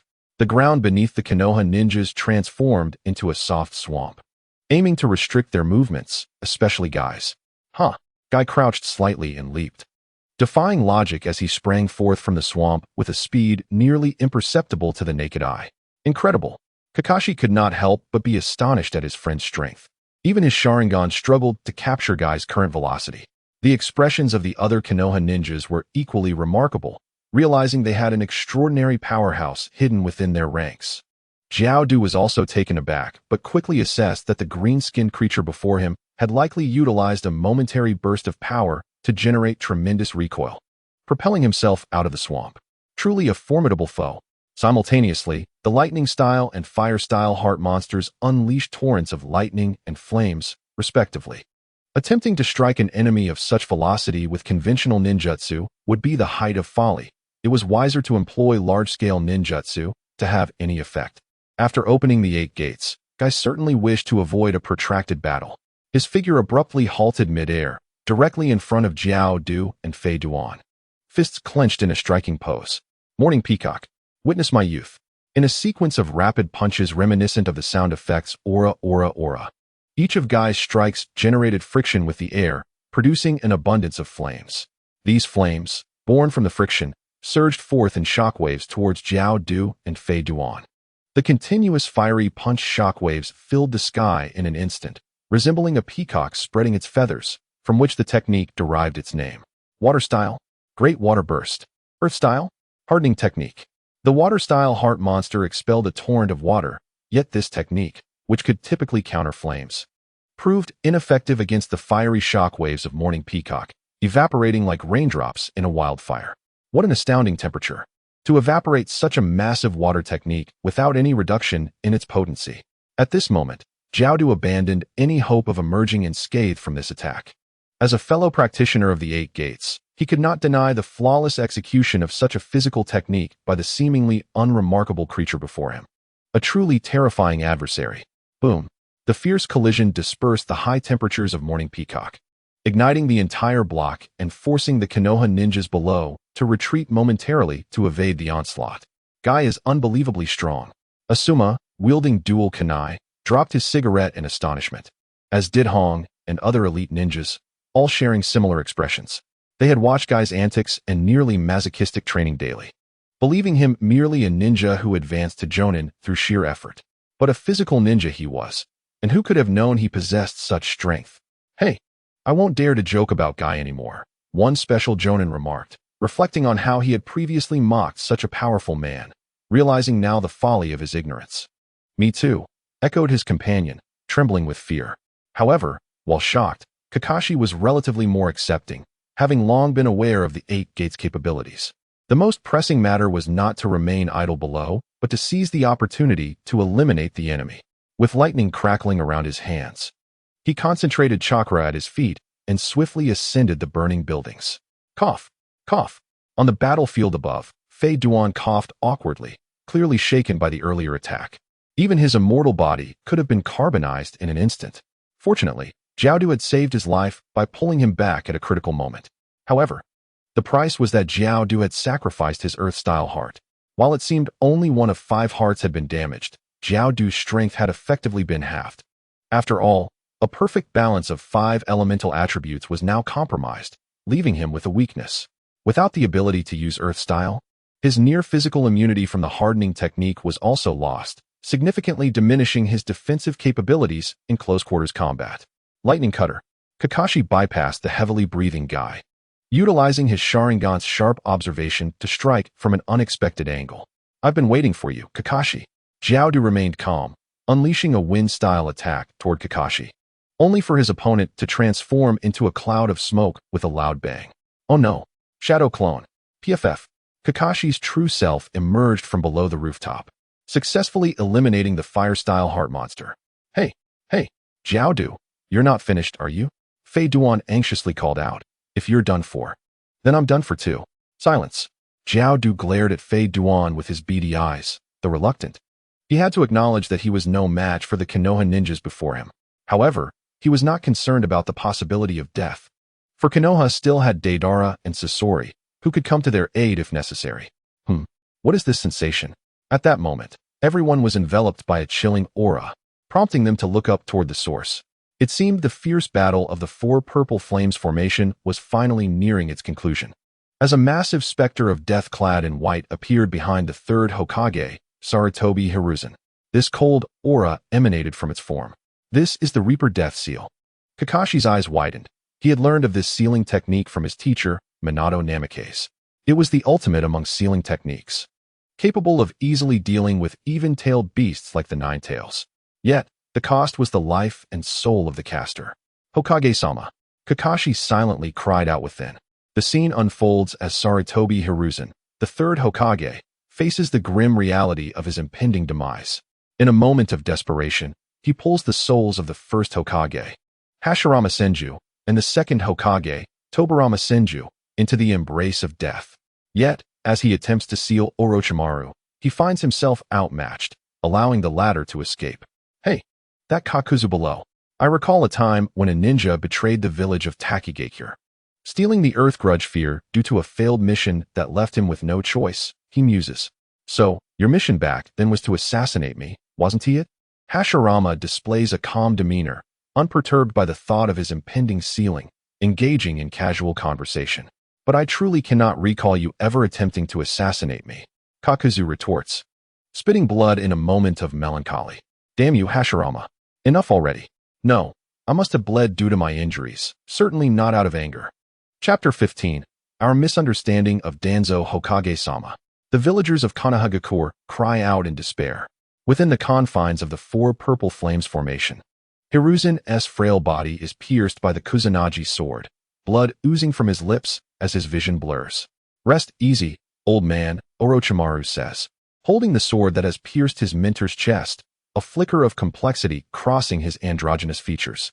Old man, not teacher? At the sound of those words, Hiruzen's muddled mind, nearing death, gains a fleeting clarity. So this is how you perceive me, Orochimaru. He realizes, understanding the pride he once felt for this disciple. Though he does not condone his ideology. In the village where leaves dance, the fire of life endures, illuminating the path for new sprouts to emerge. This embodies the true will of fire. As Hiruzen collapses, Orochimaru withdraws the Kusanagi sword and gazes at the distraught villagers below, suddenly recalling the plan he had arranged with Deidara. It is time to conclude this. Orochimaru departs from the formation, leaping beside Kakuzu and Haiden. He gently bites his right thumb, forming seals before pressing his hand to the ground. With a resounding boom, a colossal serpent, comparable to a tailed beast, manifests before them. Those serpents lack facial expressions, an aura of malevolence emanates, as if it delights in the sight of its prey. Orochimaru, have you finally turned against Konoha? This time, I demand 100 sacrifices. While Orochimaru finds the serpent's defiance displeasing, he recognizes its formidable power, often relying on it out of necessity. Very well, Manda, he concedes. Beneath Konoha lies a shadowy realm known as Root, where, under Danzo's command, the operatives await the opportune moment. Dozens of masked Root ninjas kneel, motionless as stone, patiently awaiting their master's orders. At this moment, the sound of deliberate footsteps approaches, accompanied by the rhythmic tapping of a cane. A man, his eye bandaged, emerges. Danzo gazes upward at the ceiling of the hall, as if his vision could penetrate the layers above to witness the ongoing battle. It is time. After so long, after so much effort, the title of Hokage shall finally be mine. Go. A single command prompts the Root ninjas to swiftly follow Danzo to the surface. The damage to the village is not as severe as anticipated. Only a few of Orochimaru's summoned snakes and some sound ninjas have caused destruction. The true devastation lies in the conference hall, entirely ravaged, as the enormous Manda stretches its massive form. A mere sweep could unleash destruction akin to high-level jutsu. With Orochimaru joining the fray, the villagers find themselves at a disadvantage. Victory now relies solely on Might Guy's ability to open the 8th gate. As Danzo and his Root ninjas approach, the villagers display their disdain for him. This man has little reputation in Konoha, and his inaction during the village's crisis only exacerbates their contempt. Asuma, do not act rashly. Kurenai cautions, gripping Asuma's arm, whose eyes burn with fury directed not only at Orochimaru but also at Danzo. If not for the Root's inaction, would his father have perished so helplessly? Undeterred by the villagers' glares, Danzo halts at the battlefield's edge, calling out, Orochimaru, the reinforcements you secretly arranged have been eliminated by my Root. Submit willingly. Your defeat is inevitable. What? Orochimaru had reinforcements? The villagers realize that Root has been engaged in a hidden battle, fulfilling their duty in the shadows. Truly, they have been guarding Konoha without seeking recognition or reward. How could we harbor such malice towards them? In a swift moment, The villager's perception of route shifts. Observing this, Orochimaru decides to follow the script. Danzo, I have slain the third Hokage. Do you think I fear you? He scoffs, seemingly confident of his victory. Humph, you are deluded. Today, I shall cleanse this place of your presence. Wind release, vacuum wave. Countless blades of air erupt from Danzo's mouth, aimed at Orochimaru atop Manda. Pathetic attack. Manda prepares to raise its head, using its tough scales to shield against the wind, but an unexpected force interrupts its motion. What is happening? Orochimaru? In a moment of surprise, the slippery Orochimaru is wounded by Danzo's jutsu, blood flowing from his arm. How could this be? It was merely a simple wind technique. Orochimaru exclaims in shock. Ah, I see. It was infused with an exquisite alteration of chakra. Danzo remarks, despite your transformations, they proved ineffective against my strength. Indeed. Though my body has deteriorated over the years, my training has never ceased. Danzo continues, maintaining his facade despite being momentarily outmatched. It is not that you are weak, Orochimaru. Rather, I, Shimura Danzo, am too formidable. How foolish. Orochimaru retorts. If that is the case, I have no choice but to retreat. Manda, block them. He leaves Manda behind, confident of its ability to escape at any moment. Damn you, Orochimaru. You put me in this position. I demand an extra 100 sacrifices. Manda grumbles. But its instinct to protect prevails, forming a barrier against the villagers. Konoha, you handle Manda. I shall confront Orochimaru and those invaders. Yes, Danzo-sama. Chapter 16, Deidara. You overstep your bounds. Has Danzo pursued? Of course, Danzo has not pursued. He arrives at a predetermined meeting spot outside Konoha, where Kabuto Yakushi emerges from the shadows. Donning glasses, Tuanzong, the esteemed elder, was approached by Orochimaru's envoy, who had come to retrieve the promised items. Tuanzong cast a cold glance at the many spies surrounding him. His mind was burdened with countless secrets. Were it not for the constraints of the situation, he would have eliminated this individual without hesitation. Take it, he said indifferently. Behind him, Yu In Long Ma produced several small green jars filled with nutrient solution, each containing a Sharingan eye. Indeed, following Orochimaru's hasty initiation of the Konoha collapse plan, which had cost him a staggering 100 million, he sought to recoup some losses through Tuanzong. Although it was Orochimaru who sought Tuanzang's collaboration, his eloquent rhetoric had turned the situation to his advantage, making it seem as if he were assisting Tuanzong. Naturally, Tuanzong would have to pay a price. Coincidentally, as Deidara mentioned the potential balance between Sharingan and Hashirama cells, he decided to request some Sharingan for experimental purposes. After all, Tuanzong had collected an innumerable amount of Sharingan during the Uchiha clan massacre, and exchanging a few low-grade Sharingan for a position of Hokage was a profitable trade. Shimura Tuanzong, have struck gold. Meanwhile, Deidara and Scorpion had escaped from the Hidden Leaf Village and arrived at their designated meeting point. Brother Scorpion, did you acquire anything of note? Deidara inquired with interest. Humph, those Hinata clan wretches. They infuriated me. I intended to gather some bloodline limit ninjas, but upon reflection, it turned out that the vast Hidden Leaf had only the Hinata clan left. Unfortunately, due to the constraints of the caged bird, I was unable to capture any of the branch family's Byakugan and was forced to target the main family instead. Yet, that group is nothing but cowards. When I arrived, the entire Hinata clan was firmly protected by the branch family, and their Byakugan sensory abilities were exceptionally strong, preventing me from even attempting to recruit Hinata Kansas. Thus, I turned my attention to Konoha's prison, only to encounter a scarred old man who wanted to engage me in some interrogation game. To avoid exposing my puppet identity, I had to endure a lengthy exchange with that pervert before finally escaping. By the time I regained my senses, Orochimaru was already retreating, and I had no choice but to follow suit. After a brief wait, Orochimaru arrived with a somewhat disheveled Kakuzu and Haiden. Haiden, you look terrible. How did you end up looking like this? Deidara nearly burst out laughing upon seeing Haiden's completely blackened form. Not due to his Jashin technique, but because his skin had been charred. It's Kakuzu's fault. His ninjutsu kept going awry today, and I was hit several times. Haiden complained, completely oblivious to why Kakuzu's ninjutsu had been so inaccurate. Now that the Konoha collapse plan has been completed and everyone is unharmed, let us disperse, Deidara suggested. He intended to find a way to accumulate shock value quickly to level up and unlock his insect form. Having collected all the secret techniques of the Oil Clan, he felt restless just waiting. I'm returning to the Echo Ninja Village, Orochimaru announced before departing on his own. Kakuzu, what about you? I need to collect new hearts. At this point, Kakuzu felt a pang of sorrow. His original 5 hearts were sourced from exceptionally powerful ninjas, and finding hearts of equal quality would be a challenge. All for that 50 million. Had I known the losses would be this great, even 100 million wouldn't suffice.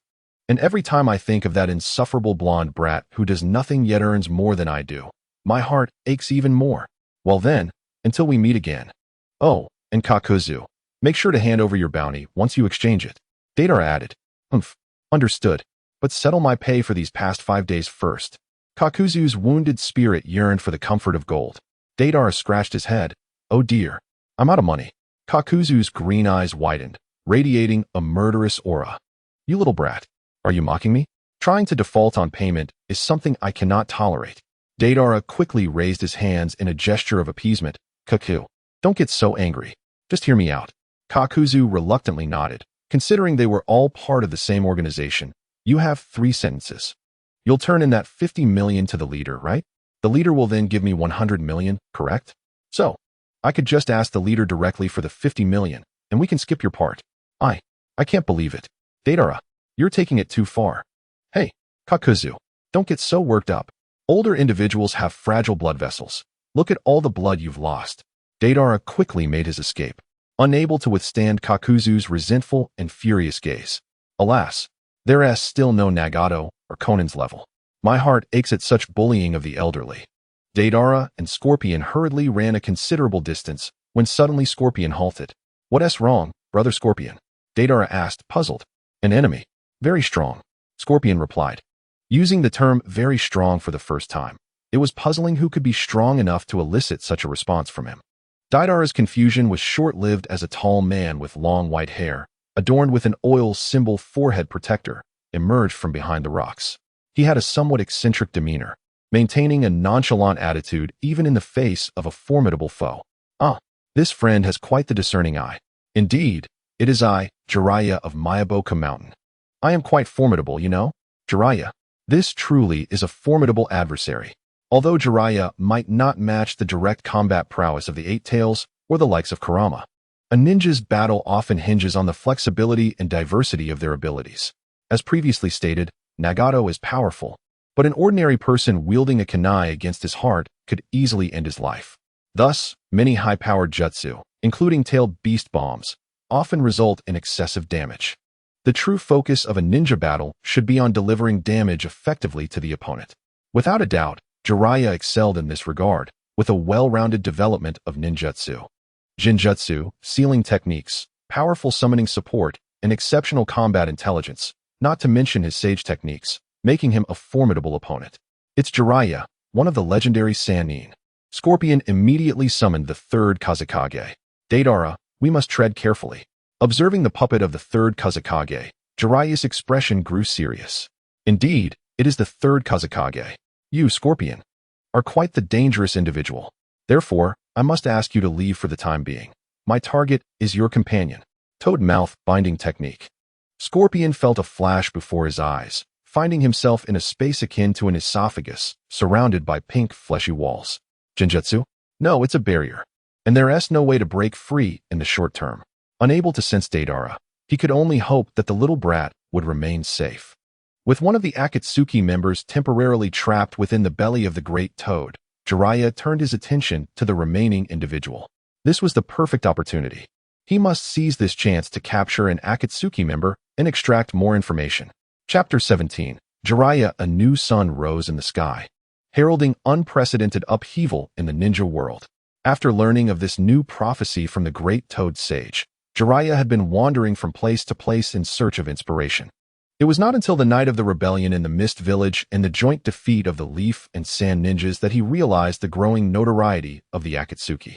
Jiraiya suddenly understood. Did not Akatsuki signify rising sun? Now that the Akatsuki was expanding rapidly, it corresponded to the emergence of a new sun in the sky. In the past, Jiraiya's pursuit of information regarding Akatsuki stemmed from 2 primary reasons. First, it was an organization established by his 3 disciples in the Land of Rain. However, with the news of their demise, the continued existence of Akatsuki became shrouded in mystery. Second, he discovered that the rogue ninja Itachi Uchiha from Konoha, along with his dear friend Orochimaru, had joined this organization, naturally prompting his concern. Yet, his investigations yielded little progress, as Akatsuki had historically operated with great discretion. Nevertheless, with Akatsuki's recent change in tactics, Jiraiya found an opportunity for deeper inquiry. He dismantled Akatsuki's base in a small nation and, through interrogating the branch leader, gained further insights into the organization. Consequently, he set his sights on Akatsuki's core members, believing that capturing even one of them would unveil a fragment of their enigmatic facade. Among the currently known core members, he identified 5: Orochimaru, Itachi Uchiha, Kisame Hoshigaki, Deidara, and Sasori. Orochimaru was a familiar adversary, and he doubted his ability to apprehend that slippery friend. Compared to the latter two, Deidara and Sasori appeared to be more manageable, especially since their abilities had already been somewhat exposed. However, confronting both simultaneously was impractical. He needed to separate them. Among Deidara and Sasori, it seemed wiser to temporarily seal Sasori away. If he were to trap Deidara within the stomach of the great stone toad, it would likely result in an explosion that would obliterate the entire creature. Thus, he pursued them and seized the opportunity while they were returning. Back on the battlefield, Deidara unleashed a swarm of clay birds, attempting to ascend. Already familiar with Deidara's capabilities, Jiraiya had devised a strategy and would not allow him to achieve his goals effortlessly. Ninjutsu, Thousand Needle Jutsu. Countless needles formed from hair shot toward Deidara, hindering his movements. Simultaneously, he bit his thumb and decisively formed the summoning seal, Summoning Jutsu. With a loud bang, a massive cloud of smoke dissipated, revealing 3 gigantic toads rivaling tailed beasts, the 3 titans of Mount Myaboku, Frog Wanta, the chain-smoking leader with a balanced yet unconfident demeanor, Frog Ken, a stalwart defender, and the sword-wielding expert, Frog Hero. Hey Jiraiya, you summoned all 3 of us at once.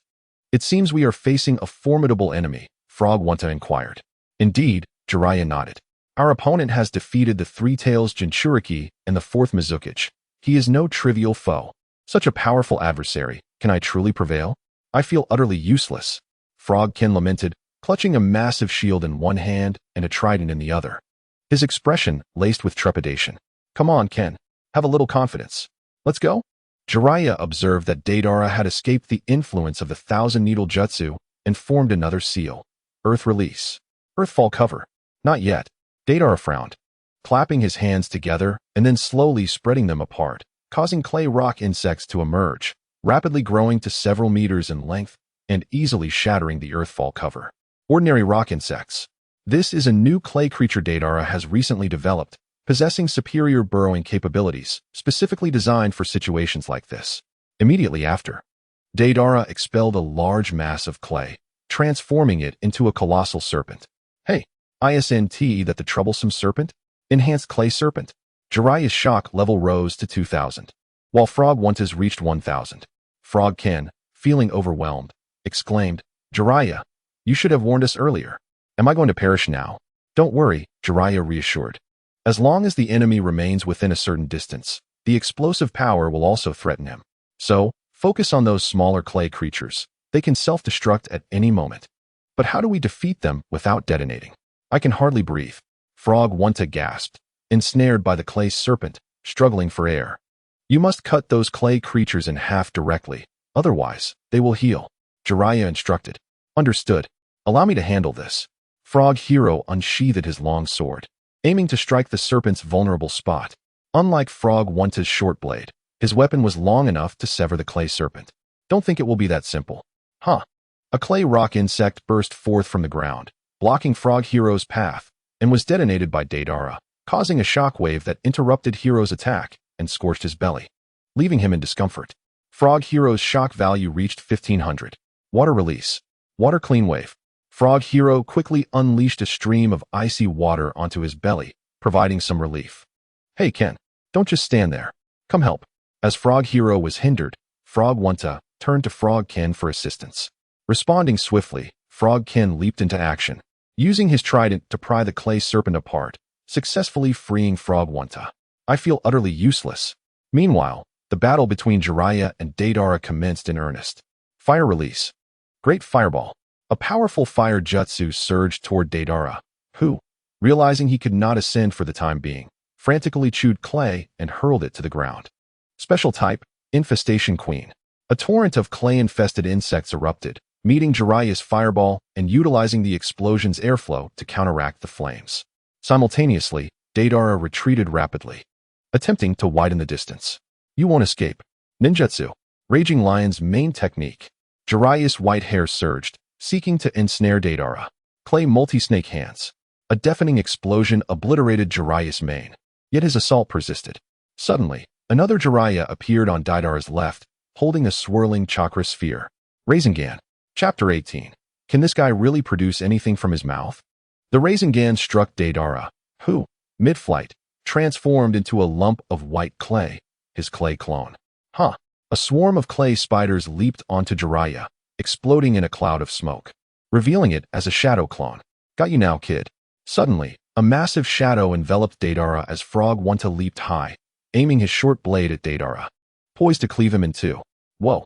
A clay rock insect erupted from the earth, targeting not the airborne Frog Wanta, whose size was too formidable for the insect, but instead knocking Deidara aside. As he soared through the air, Deidara released a clay rope from his right hand, anchoring it to a nearby tree to dissipate his momentum. Now's my chance. Wind release. Vacuum wave.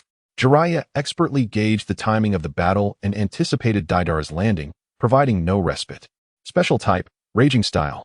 A colossal clay giant emerged, steadfastly guarding Deidara from behind. It was during this moment that Deidara seized the opportunity to glance at the other side, where the clay multi-headed serpent was being besieged by Fukasaku and Shima. After all, it was merely a counterfeit, and its combat prowess fell significantly short. Wenta, use oil. Understood. Fukasaku unleashed a barrage of flames, while Wenta expelled black grease from below. The conflagration surged forth, creating an overwhelming inferno that left no refuge. In mere seconds, the clay figure was entirely dissolved, forcing Deidara to retreat underground once more, desperately seeking an opportunity to counterattack. Since the onset of the battle, the initiative had been firmly in Jiraiya's hands, a situation that was decidedly unfavorable. 2 ordinary rock insects. A multitude of rock insects was conjured by Deidara, this time smaller in size, measuring only 3 to 5 meters, yet their numbers had increased exponentially, aiming for a sheer volume that would be unmanageable. The ground beneath Wenta suddenly collapsed due to an explosion, injuring his feet and causing him to leap up instinctively. Ouch! He cried midair. Wenta, stay focused. The enemy's assault hasn't ceased. Countless clay rock insects continued to spring forth from the earth, leaping to considerable heights, drawing ever closer to Wenta and Jiraiya above. Water release. Iron cannonball. Wenta lowered his head, unleashing a stream of water cannonballs from his mouth, sending the jumping rock insects crashing back to the ground. Jiraiya was not idle either. He swiftly performed hand seals. Earth release. Yellow spring swamp. In an instant, the area occupied by the clay rock insects transformed into a swamp, rendering them incapable of jumping, and even attempting to escape would require time. Now's our chance. Wenta, get closer, Jiraiya shouted. His strategy against Deidara was straightforward. The closer they got, the more restricted Deidara became, as explosions disregarded friend and foe alike. Observing the relentless engagement between Jiraiya and Wenta, Deidara felt the pressure mounting. He had already summoned the multi-headed serpent, the nest of parasitic insects, and various large clay creatures, and his chakra reserves had dwindled to nearly half. Although it appeared he still had a fair amount, considering the battle had yet to shift in his favor, he dared not squander it recklessly. He needed to find an opportunity to take flight. Once airborne, everything would be manageable. 3 Sanins Jiraiya, let us give this a try. Perhaps it will remind you of some unforgettable moments. 2 special type clay salamanders. A gigantic clay salamander materialized on the battlefield, its body a menacing shade of purple-black, unmistakably toxic. The creation of this clay salamander involved a blend of scorpion venom, endowing it with lethal properties. Jiraiya's shock value, 2000. Wenta's shock value, 2000. Hey, can that guy produce anything from his mouth? This has turned into a manifestation of the creature summoned by Hanzo. What to do? Wenta inquired as he sprinted forward. Wenta, use ninjutsu. That salamander's color is off. It must be poisonous. Although previous intel on Deidara did not mention his ability to create toxic clay creatures, A ninja-esque battle must adapt to real-time situations, not merely rely on outdated information. Water release. Iron cannonball. A massive water cannonball erupted from Winta's mouth. Yet it failed to strike the clay salamander. Two large clay white serpents were expelled from Deidara's hands, and the explosive shockwave obliterated Winta's cannonball. The salamander swiftly advanced, its mouth agape, releasing a cloud of purple smoke. This is bad. It truly is poisonous. Wind release. Great breakthrough. Jiraiya attempted to disperse the advancing toxic smoke with a gust of wind, only to discover that concealed within the smoke were peculiar clay wasps, unaffected by his wind technique. So this was the real trump card. As the clay wasps closed in, Jiraiya found himself with little time to react. Ninjutsu. Needle earth mound. His white hair bristled, encasing his body in a protective barrier. He had confidence in this defense, believing the small size of the clay wasps would not yield a significant explosive force. Puffed. Jiraiya spat blood, feeling a searing pain within, as if his insides were being torn apart. How could this be? How could the explosion originate from within me? Wait. It was that nest of parasitic insects. In an instant, Jiraiya recalled that Deidara had summoned a large nest of parasitic insects earlier, which had gone unnoticed amidst the chaotic battle. Unbeknownst to him, this neglect had dealt him a heavy blow at a critical moment. Deidara, on the other hand, felt a tinge of regret. Due to Jiraiya's constant repositioning and rapid movements, the number of parasitic insects that had infiltrated his body was minimal. Otherwise, he could have delivered a devastating strike.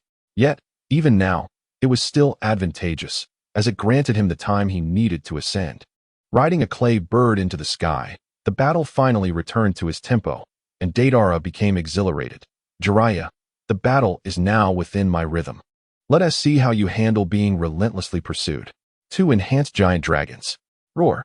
Jiraiya's shock value surged to 3,000, while Winta's reached 2,000. What now, Jiraiya? Do we continue to fight? Winta felt an ominous sensation watching the clay dragon soar above. Now that it had taken to the skies, it could bombard them without restraint. A most dire predicament. This is the best opportunity. Winta, please buy me some time. Jiraiya's expression grew grave as he gazed at Deidara above, realizing the formidable challenge posed by his opponent. Despite the enemy's seemingly singular ability, he exhibited an alarming capacity for creativity in battle, truly a man of terrifying combat intellect. What? Are you really going to use that? In Winta's astonished gaze, Jiraiya once more performed the summoning technique, calling forth 2 small frogs. Yet, no one dared underestimate these 2, for they were the true masters of Mount Myaboku, Fukusaku, and Shima. What? You summoned me so suddenly?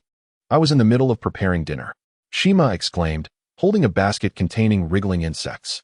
Jiraiya glanced at them, evoking some unforgettable memories. Little Jiraiya, did you summon us for something urgent? Fukusaku cut to the chase. I wish to enter Sage Mode, hence I require your assistance. Jiraiya nodded. Sage Mode? You intend to use that? The 2 sages exchanged glances, recognizing the gravity of the situation. They leaped onto Jiraiya's shoulders, and he began to gather energy for Sage Mode. Secret technique. Dragon Nest. A myriad of clay dragons appeared, nearly engulfing the sky. Below, Winta watched the descending horde with a bead of cold sweat. Such a vast quantity is decidedly ominous. Water release. Iron cannonball. He inflated his belly and then rapidly retracted it, unleashing a series of water cannonballs from his wide-open mouth, attempting to intercept the approaching dragons. Huh! A sharp exclamation pierced the air, causing the dragon horde soaring ahead to erupt in a spectacular explosion, effortlessly obliterating the water cannon of the toad, Wintai. This is untenable. Such defenses are utterly futile. Observing the chaos, Wintai sprang into action, his massive form bounding across the earth in a manner both comical and absurd. Hey, have you 2 not dealt with that pesky snake yet? Hurry and lend a hand. He shouted back to the battlefield, addressing his comrades Toad Kin and Toad Hiroshi, as he continued his frantic dash. Indeed, I feel utterly inept. Toad Kin, wielding his fork, once again thwarted the assault of the clay serpent, fatigue creeping into his limbs. Yet, the battle showed no sign of resolution, and despair gnawed at him. This is dire. The enemy is attempting to ascend again. If they gain more altitude, even the clay serpent could be detonated. We would be doomed. We must prevent this. Jiraiya bellowed, while Deidara could evade the ensuing explosion using his myriad techniques. The three great toads had no means of retreat save for an immediate return to Mount Mayaboku, which would leave Jiraiya without reinforcements. I will do my utmost, though I am rather ineffectual. Toad-kin leaped high, surpassing even Deidara's elevation, and aimed his fork at the airborne clay dragon. A guardian dragon swiftly emerged from the side, clamping its jaws around Toad-kin's midsection. Its size, barely half that of Kin, rendered the spectacle somewhat ludicrous. However, as it struck from the side rather than facing Kin head-on, it skewed his trajectory, sending both dragon and Toad soaring away at an alarming pace. Seeing Deidara poised to execute his explosive gesture, Jiraiya shouted urgently, "Toad-kin, distance yourself from that dragon. An explosion is imminent." Huh! A thunderous roar echoed, and though Toad-kin successfully utilized his bowl-shaped shield to push the guardian dragon away at the last moment, he remained perilously close to the blast's epicenter and was inevitably injured. He lay on his back, limbs splayed, his skin marred by horrific burns, barely able to grip his weapon. "I must return. I am utterly useless." With a puff of smoke, Toad-kin dispelled the summoning technique and vanished back to Mount Mayaboku. Although one great toad had been eliminated, Deidara's expression remained grim, for Jiraiya was evidently channeling sage energy. Should he enter sage mode, the situation would become exceedingly problematic. Yet, Jiraiya remained on Wentai, engaged in rapid movement. Even if he hurled sizable bombs, they would yield no effect, akin to tailed beasts unleashing their energy without hitting their target. "Jiraiya, if you only know how to flee, prolonging this battle holds no merit. I shall ascend to a height beyond your reach, awaiting Brother Scorpion's emergence from your barrier, and then we shall strike together," Deidara declared, maneuvering the clay dragon upward, adopting a stance of evasion. "What? The enemy intends to escape," Jiraiya exclaimed, calling to Wentai below. "Wentai, we must stop him. My sage mode is nearly complete. We must buy time." Upon hearing this demanding request, Wentai could not help but retort, "I'm struggling just to run, and you expect me to halt him? Jiraiya, could you please consider the reality of the situation when making demands?" Jiraiya recognized the truth in Wentai's words, feeling helpless. At that moment, Toad Hiroshi seized the opportunity to leap free from the grasp of the clay serpent. "Allow me, Wentai. Keep that pesky snake occupied." Without waiting for Wentai's consent, he squatted deeply and sprang into action, dual blades drawn, aiming for the ascending Deidara. Toad dual blade slash. A ruse. Deidara feigned retreat merely to provoke Jiraiya and the others into a direct confrontation. "Try this." Its power rivals that of the tailed beast bomb. With a shout, a dragon mother soared toward Toad Hiroshi, on the verge of detonation. Yet, to everyone's surprise, Toad Hiroshi concealed his true strength, spinning his dual blades in a flurry. Toad whirlwind slash. Amidst the howling winds, Hiroshi's rapid rotation cleaved the dragon mother in two, halting the impending explosion. However, the sky belonged to Deidara, and despite this setback, another dragon mother promptly replaced the first, maintaining a safe distance before Deidara detonated it. "Huh. Hot, hot, hot. I too shall return to Mount Mayaboku." Although Toad Hiroshi managed to evade death due to the distance, he was left devoid of fighting capability. Chapter 20. The Toad Duet with Toad Hiroshi also returned. Only Toad Wentai remained among the three titans of Mount Mayaboku. Moreover, with Deidara now at a sufficient altitude, the time to detonate the clay serpent had arrived. "Jiraiya, are you ready yet? If this continues, we are finished." Wentai struggled to fend off the entangling serpents while keeping a wary eye on Deidara above. As Deidara prepared to initiate the detonation once more, fear gripped Wentai. At this distance, he would surely perish. Jiraiya recognized the urgency. "Wentai, try to launch me at the enemy's face, then return to Mount Mayaboku." "Understood. Here we go." Wentai grasped Jiraiya tightly and hurled him skyward, then hastily dispelled the summoning technique, transforming into a cloud of smoke. He wished to avoid being blown to smithereens. "Art is an explosion," shouted Deidara. In the next instant, a cataclysmic shockwave, imbued with blinding light and heat, radiated from the center of the clay serpent, racing toward Jiraiya. Just as it threatened to engulf him, Jiraiya's demeanor shifted dramatically. His visage adorned with war paint, subtle amphibious traits began to manifest. Sage mode. Achieved. Upon entering sage mode, the great sage Fukasaku and the sage Shima were also liberated. Fukasaku, now facing backward, unleashed a powerful wind technique against the oncoming explosion. Sage art. Vacuum great sphere. Bolstered by Sage Chakra, the wind technique was formidable. While it could not entirely neutralize the explosive force, it offered a brief reprieve and propelled Jiraiya higher.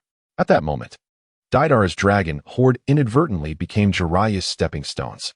Jiraiya leaped from dragon to dragon, evading Deidara's detonations with remarkable agility, his speed greatly enhanced by Sage Mode.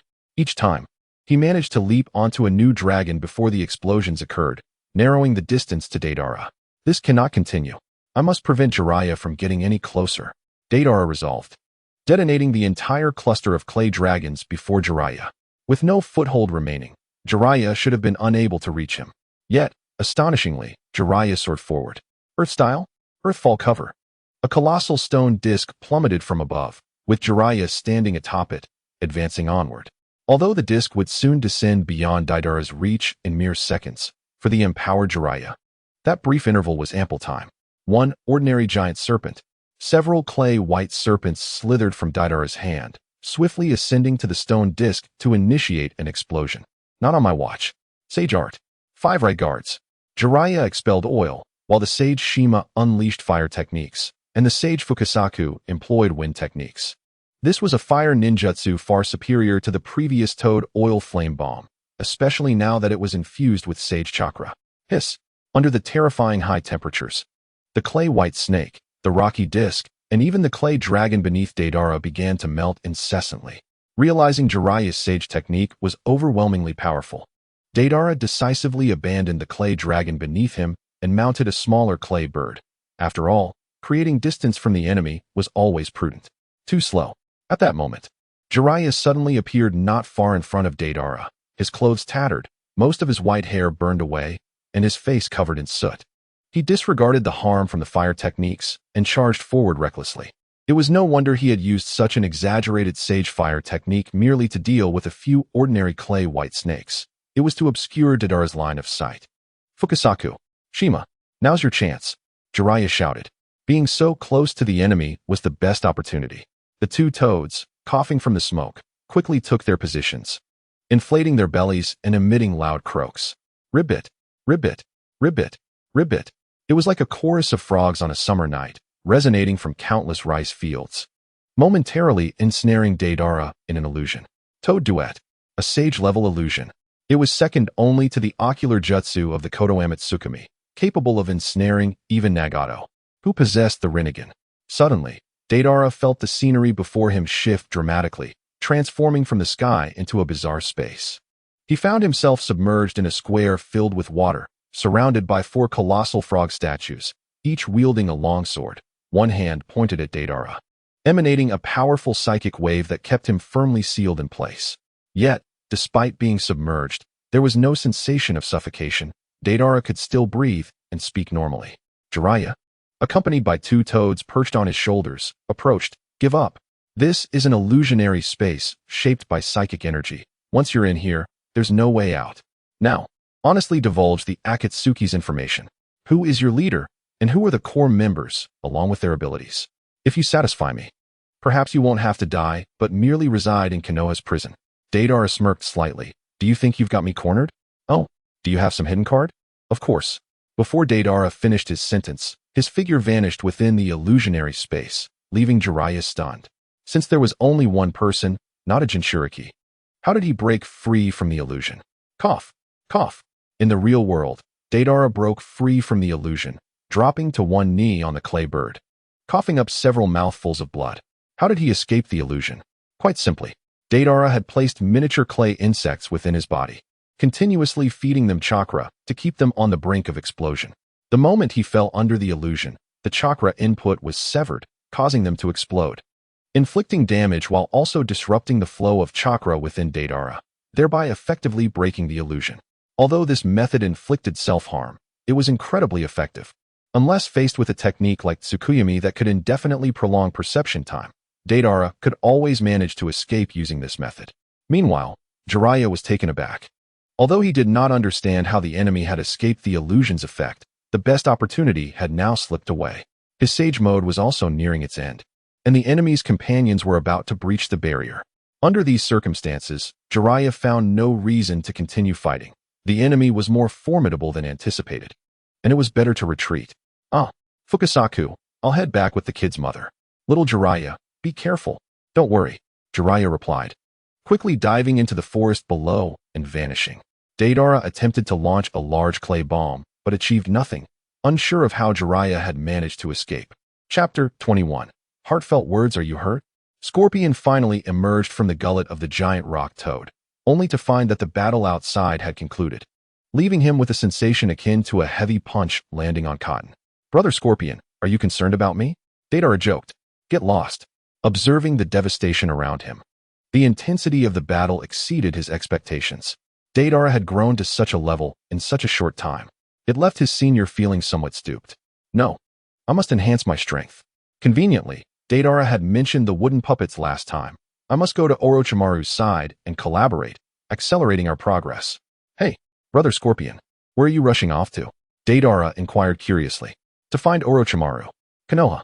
This time it's truly dire. Although the casualties are nowhere near as severe as the last defeat. The third Hokage has died, and within his own village, no less. This is undoubtedly the gravest blow to Konoha's prestige. What will the other 4 great ninja villages think of Konoha? Oh, isn't this Konoha, the so-called strongest ninja village? How come they've fallen so far after a few years? The Hokage was brazenly assassinated within the village, and the assailants escaped unscathed. How ridiculous. Thus, amid this leadership vacuum in Konoha, the primary task is to select an individual capable of shouldering great responsibility to succeed as the 5th Hokage. To unite the hearts of the people internally and deter external threats, navigating through this tumultuous period. Based on past experience, there are only 2 candidates who could succeed as the 5th Hokage, Jiraiya and Tsunade. All others are evidently lacking in comparison. For instance, Kakashi is too inexperienced, while Danzo is too old and has a poor reputation. Hence, in the original narrative, Danzo only ascends to Hokage after Jiraiya's death, and Tsunade's fate remains uncertain. During a critical moment when Konoha is on the brink of destruction. Moreover, during the Chunin exams, when the third perished, he was of no consequence. Furthermore, in this situation, he later managed to slander Kakashi to gain favor with the daimyo, ultimately achieving his goal of becoming Hokage. But now, things are different. Who dares to claim that I, Shimura Danzo, am incompetent? Had it not been for my leadership of Root in eliminating Orochimaru's reinforcements and ultimately defeating Orochimaru in the final battle, Konoha would have perished. I, Shimura Danzo, am a hero who saved Konoha. Moreover, in this instance, Danzo successfully rehabilitated his image. It turned out that Lord Danzo was not merely idly feeding himself, but was genuinely safeguarding Konoha in silence. He was fulfilling justice in the shadows. Truly commendable. Deep underground. Silently protecting Konoha, seeking no reward or fame. We had previously harbored such malice towards them. I am indeed a person of grave sin. Thus, it is only natural that Shimura Danzo is now but a step away from becoming Hokage. What is this step? It is the nomination from the Hokage's advisors, Mito Kazuma and Tsunade. Although these 2 hold no significant power compared to Danzo in everyday affairs, they wield considerable influence over the selection of the Hokage's successor at critical times. And these 2 seasoned politicians have always closely allied themselves with Danzo to counterbalance Sarutobi Hiruzen, preserving their respective powers, presenting a facade of camaraderie with Danzo. But now, their true intentions have been revealed. How could they allow Danzo to ascend to Hokage? Once Danzo, a man with an insatiable thirst for power, assumes the position of Hokage, the 2 of them would indeed have nothing left to do and would be relegated to the role of mere nominal elders. Therefore, our proposal is to select one from Jiraiya or Tsunade to succeed as the 5th Hokage, spoke Tsurun Koharu. In the Hokage's office, led by Mito Minyin and Tsurun Koharu, the heads of the various clans of Konoha were summoned, followed by the ministers of different departments, such as the head of the Umbu, the head of the medical department, the head of the barrier department, the head of the education department, the head of the interrogation department, and the head of the reconstructed guard department, Shimizu Kyoto. Furthermore, prominent J-nin from Konoha, such as Kakashi, the recently celebrated J-nin Might Guy, and Asuma Sarutobi, the son of the 3rd Hokage, were present. In short, all notable figures of Konoha gathered, as this meeting was to discuss the next Hokage candidate. They were not the power-holding Sarutobi Hiruzen, who dared not, nor had the authority, to unilaterally decide the Hokage's successor, Jiraiya, Tsunade. Upon hearing these names, The crowd exchanged nods, with no dissent voiced. As for Danzo, while others refrained from opposing him, no one willingly brought him up either. This left Danzo in a state of agitation. How could it be that none of the high-ranking officials of Konoha recognized the talents of Shimura Danzo? Was there not a single soul willing to speak on my behalf? I have served Konoha, shedding blood for this village. I even sacrificed multiple pairs of Sharingan for this act. Perhaps Danzo's silent cries had some effect, as one individual suddenly stepped forward in the Hokage's office, declaring emphatically, "I oppose." The crowd turned in astonishment to the source of the bold dissent. Shimizu Kyoto showed no sign of intimidation under the scrutiny of the others, slightly tilting his head and regarding Mito Minyan and Tsurin Koharu with disdainful eyes. There is one who is far more deserving of the position of fifth Hokage. You two are seeking an avenue too distant. What is your intention? How audacious. This was a direct personal attack, insinuating that Mito Minyan and Tsurin Koharu's recommendation of Jiraiya and Tsunade stemmed from personal desires. While this was indeed the case, it could not be openly acknowledged. Mito Minyan lifted his head, frowning as he met Shimizu Kyoto's gaze. What do you mean by that, Shimizu Kyoto? What do I mean? Lord Danzo, in terms of experience, stands on equal footing with the late third Hokage, Sarutobi Hiruzen, far surpassing the two juniors, Jiraiya and Tsunade. Regarding contributions, Lord Danzo has diligently served for many years, while Jiraiya and Tsunade have spent considerable time away from the village. Who has done more for Konoha? In terms of responsibility, Lord Danzo rises early and sleeps late, tirelessly protecting Konoha, while the two of them frolic outside. In this regard, they cannot compare to Lord Danzo. As for strength, Lord Danzo could defeat Orochimaru, one of the legendary Sannin, in a single move. Jiraiya and Tsunade would hardly last 3 exchanges. And in terms of reputation, who does not fear the shadowy figure of the ninja world? Once he becomes Hokage, he can swiftly dispel the covetous gazes from the outside. As for Jiraiya and Tsunade, should they ascend to the position of Hokage, others might mistake Konoha for a mere bathhouse or gambling den. I ask you, why is there no proposal for Lord Danzo to become Hokage, but rather for the two of them? What is your true intention? Very well. Remarkable. I previously failed to recognize such talent within the Shimura clan. Konoha needs individuals like you who dare to speak the truth. Danzo truly wanted to applaud loudly. But mindful of his image, he could only feign calmness, his facial muscles twitching slightly, stifling a laugh. Kyoto, do not be disrespectful. As all eyes shifted to him, Danzo maintained a composed demeanor for a few seconds before standing up, feigning admonition towards Shimizu Kyoto in the center of the room. Lord Danzo, these are my heartfelt words. I understand. To meet the expectations of the people, I shall reluctantly accept the position of Hokage. The crowd murmured in disbelief. Really? You aren't even putting up a fight? And who exactly is expecting you? Thus, Danzo Shimura finally ascended to the position of Hokage. Due to the partial restoration of his reputation from the previous plan to collapse Konoha, the opposition to Danzo's appointment was not as strong. Of course, Mito Minyan and Tsurin Koharu still wished to oppose, but upon encountering Danzo's cold gaze, they understood. They were afraid. After all, Danzo had once dared to send assassins after the third Hokage. Eliminating these two frail elders would be a trivial task for him. Although there remained the formality of the daimyo's approval, in the face of a singular candidate, the daimyo had no choice. Thus, 3 days later, after hastily obtaining the seal from the daimyo, the fifth Hokage of Konoha was officially born. It was none other than I, Danzo Shimura. Danzo eagerly donned the Hokage robe, taking his seat in the position once held by Sarutobi Hiruzen, feeling an overwhelming sense of exhilaration. However, pride must not cloud judgment. Now that I have become Hokage, I must exert every effort for the development of the village. As the saying goes, a new officer ignites 3 fires. My flames must also be kindled, not only for the village's advancement, but also to establish authority and facilitate governance. Of course, governance is ultimately for the better service of Konoha. After all, it is said that concentrated efforts yield great results. Ryoma. Danzo called for his deputy.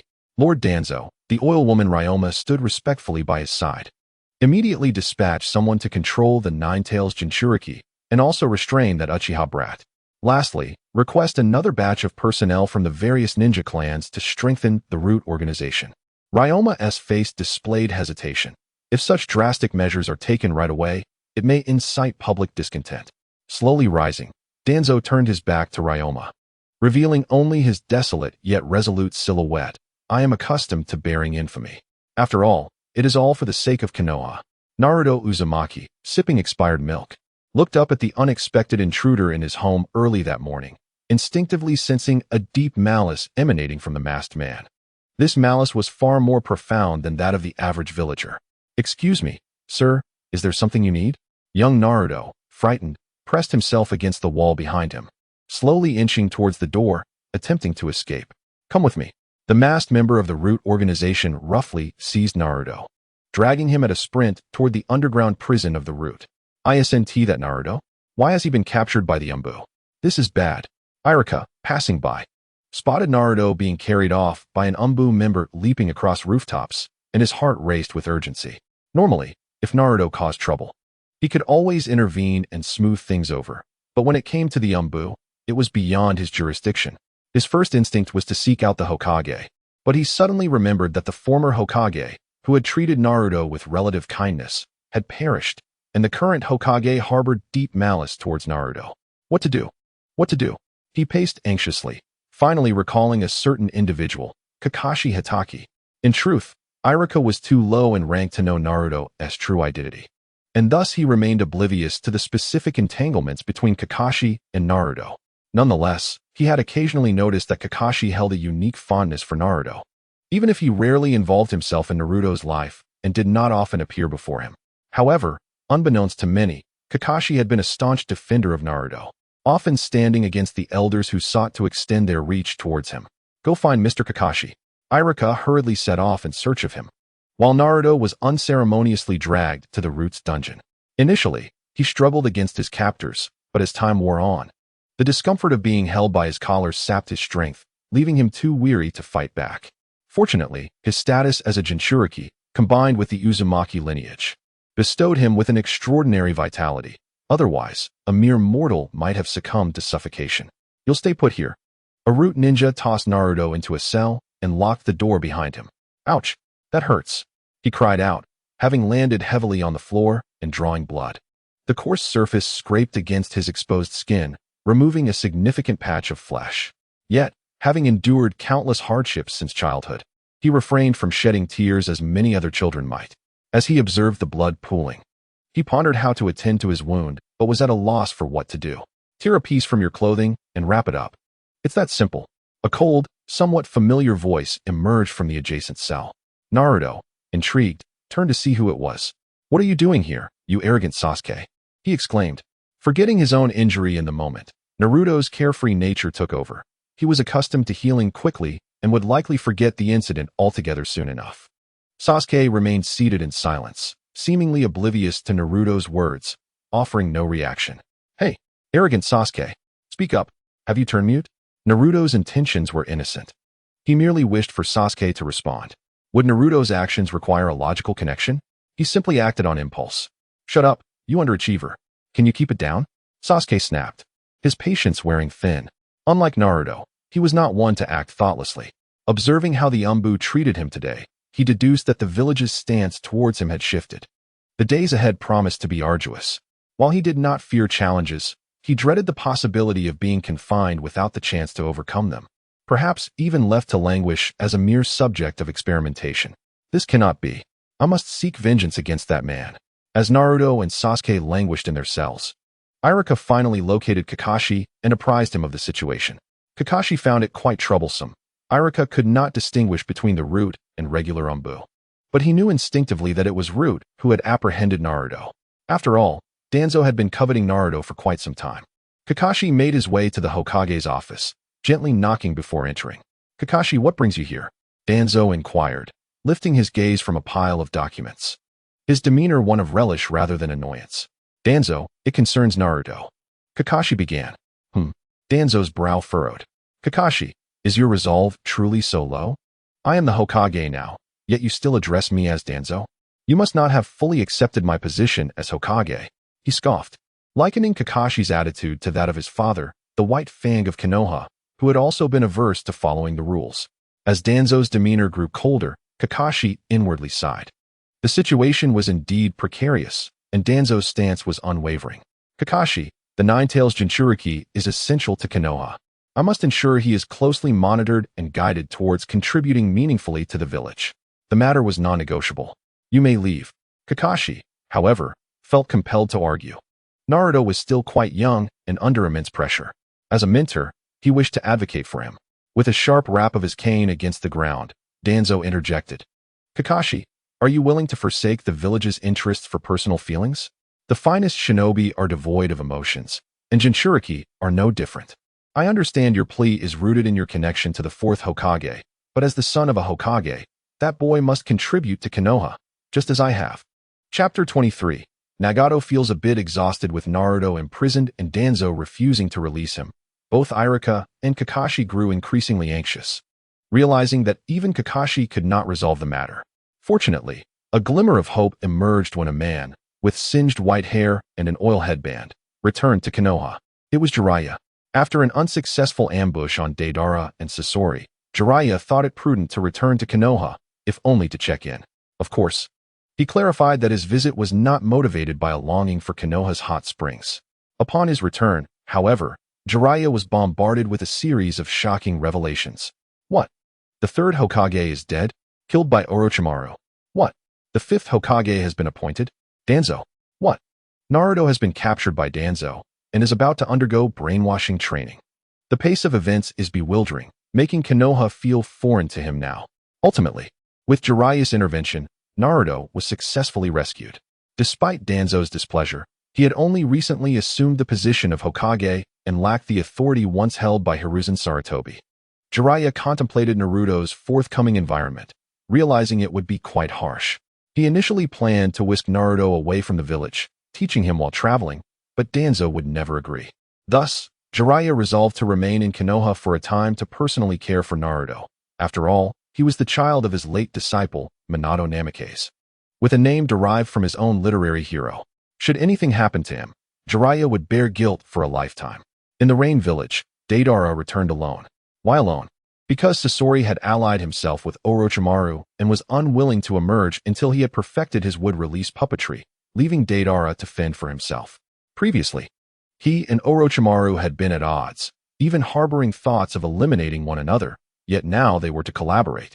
It seemed he had indeed been provoked. For Deidara, this was a peculiar feeling. Since his arrival in this world, he had shared a life with Sasori, and now they had parted ways. Arriving at the central tower of the Rain Village, he found an office had been established. Perhaps it could be termed the Rain Shadow Office. However, the Rain Village had yet to earn the right to be called a shadow, as it had not yet gained the acknowledgement of the people. Nagato sat inside, while Conan entered with a stack of documents, leaving him questioning his life choices. Conan, I believe we should focus on collecting tailed beasts and conquering the world, rather than getting bogged down in these trivial matters. Conan retorted, this is part of conquering the world. You, as the leader of both the Rain Village and Akatsuki, must personally oversee these affairs. Is this how one conquers the world? It seems different from my expectations, Nagato pondered, filled with confusion. As Akatsuki and the Rain Village evolved, he found himself increasingly burdened. The days of idly commanding his subordinates from home seemed to have vanished forever. With a gentle sigh, Nagato opened the first document. It was a request submitted by the Kage of the Tsuchikage clan, in collaboration with various original Mist and Rain ninjas, seeking the expansion of the Rain Ninja Village. Given the influx of so many outsiders, the original village had indeed become quite congested. This was a reasonable request. Nagato glanced at the seal beside him, slightly opened his palm, and aligned it with the seal. Universal pull. The seal obediently flew into his hand. Done. Almighty push. A force radiated outward, and the seal was pushed aside from the document. Nagato nodded in satisfaction, pleased with his precise control. Sigh. Conan, who was nearby, could only let out an exasperated sigh. Nagato, can't you take a closer look? Nagato responded with curiosity. The Rain Ninja Village should indeed be expanded. That is a good thing. Is there any need for hesitation? However, they were requesting 500 million Ryo, which seemed excessive. I believe a maximum of 50 million Ryo would suffice. The savings of 450 million could purchase a considerable number of explosive tags. One must not squander. Oh, is that the issue? Nagato mused, realizing the inherent greed in human nature. Despite his kindness, they attempted to deceive him for funds. Thankfully, Conan was there, otherwise he might have been taken advantage of. Upon carefully reviewing the document, Nagato indeed found the request for funding stated below. He lacked a clear understanding of the required amount. But since Conan mentioned it, he decided on 50 million ryo. Universal pull.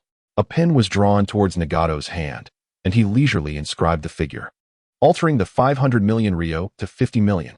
All done. Nagato placed the pen down decisively, while Conan sighed again in resignation. Nagato, can't you at least read through it completely? Is there something else that requires attention? Turn to the second page.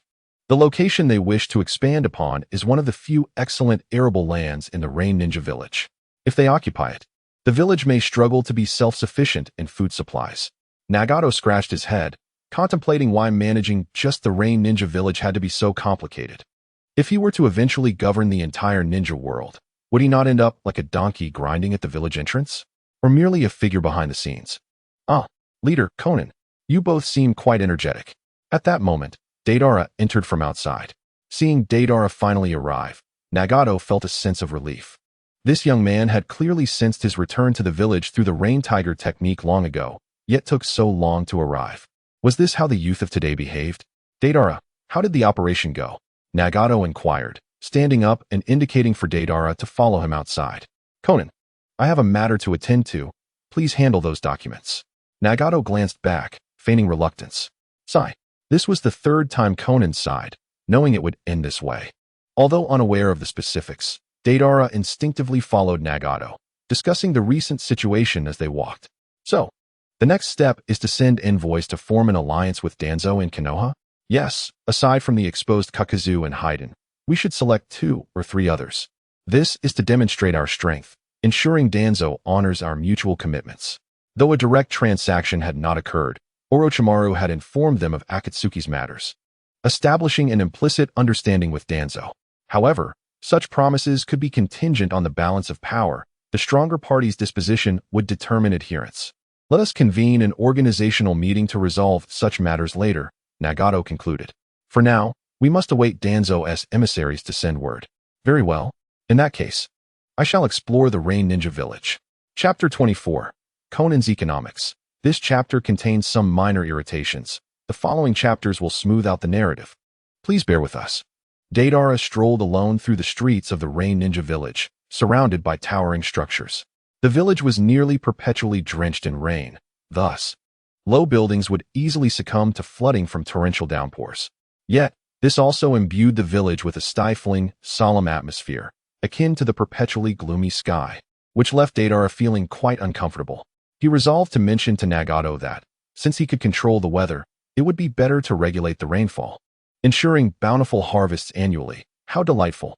Overall, the vibrancy of the Rain Ninja Village paled in comparison to Konoha, and after a couple of laps, Deidara quickly lost interest. Just as he was about to seek a place to dine, he heard the sound of a somewhat juvenile argument ahead, which sounded vaguely familiar. Hey, what are you two up to? It turned out to be Suigetsu and Karen, who were embroiled in a dispute on the street. It's Deidara and I. Karen exclaimed in surprise. Since being brought out of the grass ninja village by Deidara, this was their first meeting, and she had thought he had forgotten her. Karen, have you stopped calling me the man-eating demon? Deidara chuckled, finding the timid little quail much more endearing. Perhaps it was due to the excessive clay play. Upon seeing a girl, he only wished to frighten her. After all, destruction was quite amusing. Deidara and I. You jest, Karen replied softly, her cheeks flushed with embarrassment over past misadventures. Wow, you a tomboy can blush? Suigetsu exclaimed dramatically. Enough already. Karen instantly switched states, delivering a punch to Suigetsu's head, sending a splash of water flying. Deidara smiled slightly, feigning friendliness as he extended his right hand, which had a wide-open mouth, its slippery tongue protruding. Since you've acknowledged your mistake, let me give you a head pat as punishment. Yikes. Karen instinctively shrank back, watching the approaching mouth and tongue with increasing distaste, ultimately unable to withstand it. She retreated several steps. No need for head pats. I have never liked being patted on the head since I was little. Haha, Deidara and I, please forgive me. Not a chance. A clay-white snake shot from Deidara's right hand, pulling Karen back. Feel my love. 10 minutes later, Deidara, followed by a continually wiping Karen and a chuckling Suigetsu, arrived at a dango shop. The three settled down, enjoying dango and sipping tea, when Deidara recalled the earlier argument. I think I saw you two arguing just now. What was it about? Deidara lowered his eating pace from triple to double speed, inquiring curiously. A few days ago, I accepted a task to help a village's residents transport a large amount of stone materials. I toiled for days, and the village decided to take 80% of the commission. I ended up with only 20%. This is outrageous. Upon hearing this, Suigetsu immediately began to rant. Who set such a commission ratio? Even the stingiest would shed tears. Upon hearing this, Suigetsu glanced at Karen beside him, creating a bit of distance before continuing. I heard it was set by Lord Byako, so I planned to approach her about it. But I happened to encounter this tomboy, thinking that since she is Lord Byako's disciple, I might be able to speak with her. Yet this tomboy claimed I was being unreasonable. It was Conan. In that case, it's no problem. Not taking all of your commission and allowing you to work without pay is already quite generous. Deidara sympathetically patted the shoulder of Shueiwe, saying, Shueiwe, whenever you feel frustrated, you ought to think of one thing. What is it? Shueiwe, while munching on a skewer of meatballs, revealed his sharp teeth intermittently. We, the upper echelon members, haven't received a single coin in wages. Every reward from our missions is surrendered entirely. With this in mind, do you feel a bit better? The sound of meatballs clattering onto the plate echoed as despair filled Shueiwe's voice. So, does this mean I must accept such exploitation in the future? During the Blood Mist era, we used to receive 40% of the commissions. Grieve not. After parting ways with the two youngsters, Deidara sought refuge in a hotel for the night. However, upon rising the next day, trouble found him. It was Ghost Lantern Liyue, accompanied by several ninjas. Their faces marked with sorrow as they beseeched Deidara, Lord Qinglong. Please help us. What has happened? Deidara hurriedly assisted Ghost Lantern Liyue and the others, his mind swirling with questions. Ghost Lantern Liyue presented a document, a mixture of rage and sorrow evident in his tone. Lord Qinglong, yesterday we applied for the expansion of the Rain Ninja Village and submitted a document to Lord Pain and Lord White Tiger. Ah, that sounds promising. And isn't it stamped with approval? Deidara nodded. However, after budgeting, we require 500 million. Lord Pain only allocated 50 million. That's utterly absurd. Not to mention the expansion of the Rain Ninja Village. Even laying a foundation isn't feasible with that. Ghost Lantern Liyue lamented, tears streaming down his face. Since arriving in the Rain Ninja Village, everything has been satisfactory, except for the severe financial exploitation. Historically, those notorious tyrants never imposed such harshness. Indeed, an elder chimed in. To save money for Lord Pain and Lady Conan, we've already minimized our budget. Lord Pain's actions are simply unacceptable. Deidara rubbed his temples, observing the chaotic scene before him. Enough. Enough. You all return for now. I'll have breakfast and then discuss your concerns with the leader. After much reassurance, the crowd dispersed. Deidara hastily consumed a few bites of breakfast before heading to the office in the central tower. Deidara, your timing is impeccable, Nagato exclaimed as he rose from his chair. Turning to Conan. Conan, please excuse me. I'll handle this myself. Sensing Conan's icy gaze, Nagato, guided by instinct, deemed it wise to take a seat. Obstinacy in such moments is not the mark of a wise man. Deidara, what brings you here so early? Nagato inquired. Well, Ghost Lantern Liyue approached me regarding the expansion of the Rain Ninja Village. The funds allocated are woefully insufficient. Deidara produced the document. Insufficient? Conan stated that 50 million should suffice. Nagato replied, perplexed. Deidara, under the weight of Conan's frosty stare, stammered, it's just a tad short. He gestured with his thumb and index finger to illustrate. How much more is needed? At least 400 million, he replied. 400 million? Although that is considerable. If it is essential, we should allocate it, Nagato acquiesced. Yet at that moment, Conan interjected, there is no money.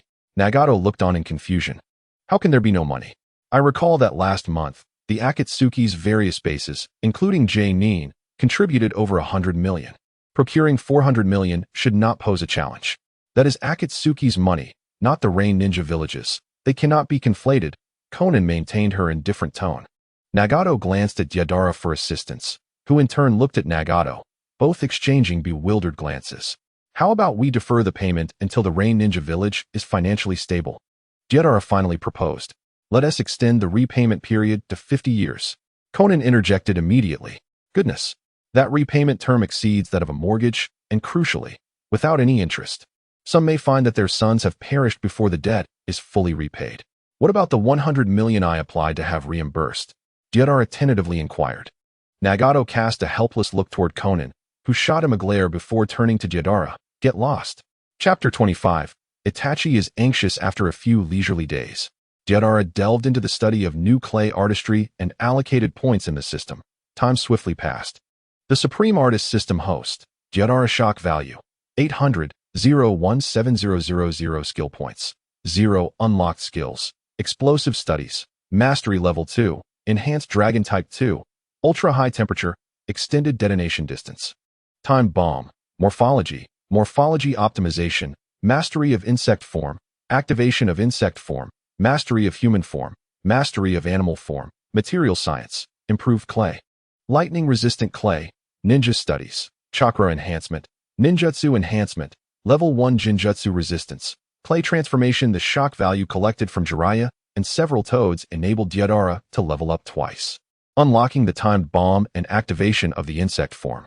To further delve into explosive studies, he must first unlock advanced clay. It seems necessary to expedite discussions with Orochimaru regarding clay. However, this is not an immediate concern. What truly demands his attention now is the upcoming Akatsuki meeting, where they will decide the emissaries to Konoha. Is it time for another meeting already? The frequency of recent meetings has certainly diminished. Hoshigaki commented, always the first to speak. Honestly, is there yet another issue? Haiden complained habitually, weary from trailing after Kakuzu these past few days. Where's Sasori? Hoshigaki suddenly noticed the absence of Sasori. Could he have been eliminated? Or perhaps betrayed the organization like Orochimaru? Deidara interjected, not at all. Brother Sasori has merely become engrossed in new puppet artistry and likely won't appear for some time. I see. Then Deidara, does this mean you're without a team lately? Aren't you concerned about your safety? Hoshigaki inquired with genuine concern. I'll be cautious. Now let us put an end to the small talk. Nagato declared. The plan for Konoha is progressing smoothly. We are now at the final stage. We need to select 2 to 3 individuals to visit Konoha to discuss the alliance. If successful, we will have achieved half of our goal to disrupt the 5 great ninja villages. He briefly outlined the situation, surveying the crowd with a clear intent in his gaze. However, despite the apparent numbers in Akatsuki, only a few could realistically be dispatched. Haiden and Kakuzu were unable to go due to their exposure, and Nagato himself could not risk revealing the Rinnegan too early. Not to mention, with Sasori absent, it seemed only 4 individuals remained. I'll go. Deidara volunteered enthusiastically, as this plan was originally his initiative, and he wished to oversee it personally to prevent any mishaps. I'll go too, a cold voice interjected, causing the group to pause and turn to Uchiha Itachi, who, typically reticent, had unexpectedly stepped forward. Faced with the astonished gazes of his peers, Itachi was filled with unexpressed frustration. All for that foolish Obito. He heard that Obito had been imprisoned by Danzo, deprived of sustenance for days, and soon would be subjected to the cursed seal. How could he remain indifferent? Obito is mine. No one is allowed to touch him. Nagato nodded. If Itachi is going, then Hoshigaki shall accompany him as well. Of course, I have long been curious about Konoha. Kisame displayed his signature shark-like grin, revealing his sharp teeth, an expression of keen interest upon his face. Let's have Zabuza join us as well. After all, our identities are not suited for a straightforward appearance in Konoha. Therefore, let Zabuza take the lead, proposed Deidara. Very well, Nagato replied. Thus, the meeting of the Akatsuki concluded successfully. Inside the hotel room, Deidara expelled a clay clone, which would be the one venturing into Konoha. The situation was perilous, and the thought of facing 2 Tsukuyomi users instilled fear in him. Who could say if Danzo would suddenly attempt to capture him with Tsukuyomi, or if Itachi would use it against him? Caution was paramount, until he could ascertain the use of Tsukuyomi or devise a means of countering it. Deidara would absolutely refrain from presenting his true self before Uchiha Itachi and Danzo. His previous visit to the Mist Village had been underestimating his influence. Itachi likely disregarded him then. However, circumstances had changed, and even Obito had become wary of him. He had to remain vigilant against ambushes. After several days of waiting, Deidara encountered 2 familiar faces at the entrance of the Rain Village, Zabuza and Haku. Zabuza, the rugged man, was of little interest. The focus was on Haku, as alluring as ever. Deidara, why are you looking at me like that? Haku shyly lowered her head, her cheeks flushed, creating a captivating appearance. Is it because you think your outfit is a bit tight? Deidara inquired, subtly probing. Hey, you little brat. Don't think your current status gives you the right to act so recklessly. Zabuza interrupted, glaring at him with irritation. Oh, the executioner's blade. I want it. Suigetsu rushed over, eyeing the sword with longing. Ah, it's one of the Hozuki clan, isn't it? Zabuza glanced at Suigetsu. Unfortunately, the executioner's blade is already mine. You'll likely never have a chance. Well, if you happen to die one day, the blade will surely be mine, Suigetsu retorted cheekily. Enough, don't you have a mission? Deidara asked Suigetsu. Huh, with 80% of my commission taken, what mission is there to do? I'll just lie around and rely on the village's support funds. Suigetsu shrugged, adopting a completely unmotivated demeanor. Indeed, your Hozuki clan can survive on mere water. Such a convenient ability, Deidara mused as they chatted. From a distance, two figures clad in black cloaks adorned with red clouds approached, Uchiha Itachi and Kisame. Now that everyone is here, let us depart, Zabuza declared, taking on the role of the delegation's visible leader, with Haku as his aide. Deidara and the others disguised themselves as different individuals, supplemented by several other ninjas, forming the complete delegation. As they left, a swirling wormhole appeared in the distance, through which Obito emerged, his lone remaining eye fixated on the departing group, revealing no emotion. Obito, the development of Akatsuki is becoming increasingly uncontrollable. We must take action. Zetsu emerged from the earth beside him. Rest assured, I have already made my move. Obito responded calmly. Chapter 26, Time Loop. From the Rain Village to Konoha, Deidara and his companions were moving with unprecedented speed. Why? Because of the anxious Itachi, whose unspoken worries were palpable. There was no denying it. Danzo, the current Hokage, was a man of insatiable greed and malice. During the Uchiha coup, it was said that Shursui had used Tsukuyomi to control Uchiha Fugaku, yet Danzo insisted on possessing Tsukuyomi, leading to the annihilation of the entire Uchiha clan. Now that Sasuke was in Danzo's hands, what good could come of it? Upon arriving at the gates of Konoha, it was Deidara's second visit in a short time, and the two gatekeepers were still the same. Nin, Shitetsu, one of them remarked. Hey, look, isn't that the delegation from the Rain Village? Nin noticed the approaching group, somewhat obscured by the morning mist. It must be. The only large-scale personnel movement reported recently was theirs, Shitetsu confirmed, though he felt displeased with the Rain Village, which had caused significant casualties to Konoha. However, they had to comply with the new Hokage's orders. Soon, Tsunade, Narashikaku, and several other Konoha ninjas arrived. Although Tsunade was still the nominal minister of foreign affairs, her power had significantly diminished. I didn't expect you to arrive today. I apologize for the oversight, Tsunade said, a hint of regret on her face. Not at all. It was our impatience that caused us to arrive ahead of schedule. We cannot blame you, Zabuza replied. Deidara, however, felt an urge to scratch his head. Was he trapped in a time loop? Everything felt eerily similar to the previous encounter. After some formalities, they found themselves back at the same hotel as before. Deidara expressed, I would like to go out for a stroll. Haku, would you accompany me? He invited the charming Haku. Haku glanced at the immovable Zabuza and slowly shook her head. I'm sorry, Deidara. I am Zabuza's tool, and tools must remain with their master. What about Kisame? Deidara turned to Kisame. I wish to visit places unsuitable for minors, so Deidara, based on your last performance, it would be better for you to entertain yourself, Kisame quipped, stroking his chin with a mischievous glint. Damn it, Deidara thought about stuffing a bomb into Kisame's mouth. By the way, where's Itachi? The space that belonged to Itachi was conspicuously empty, indicating he had already left. Worried about his brother? He rushed out the moment we entered the hotel, Kisame chuckled. Honestly, he always says he wishes to kill that foolish brother of his, yet it's all a ruse. I can't believe I trusted him, Kisame lamented, a note of bitterness creeping into his tone. Mr. Itachi, I hold you in such high regard. Yet you've been deceiving me all along. Fine, I'll head out on my own, Deidara declared, making his way to the hotel entrance, where a Konoha guard immediately approached him. Excuse me, sir, is there something you need?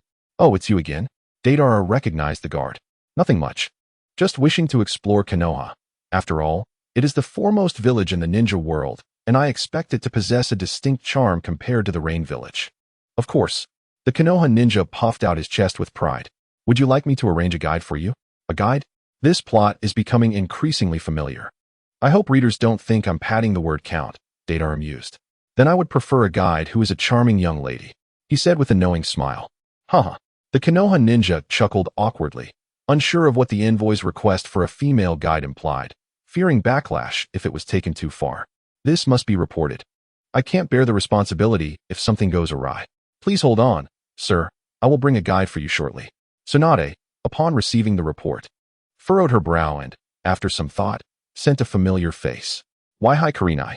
Soon, a female ninja clad in a fishnet top and an overcoat approached. Are you in need of a guide? I am Wai Kurenai. It is a pleasure to meet you.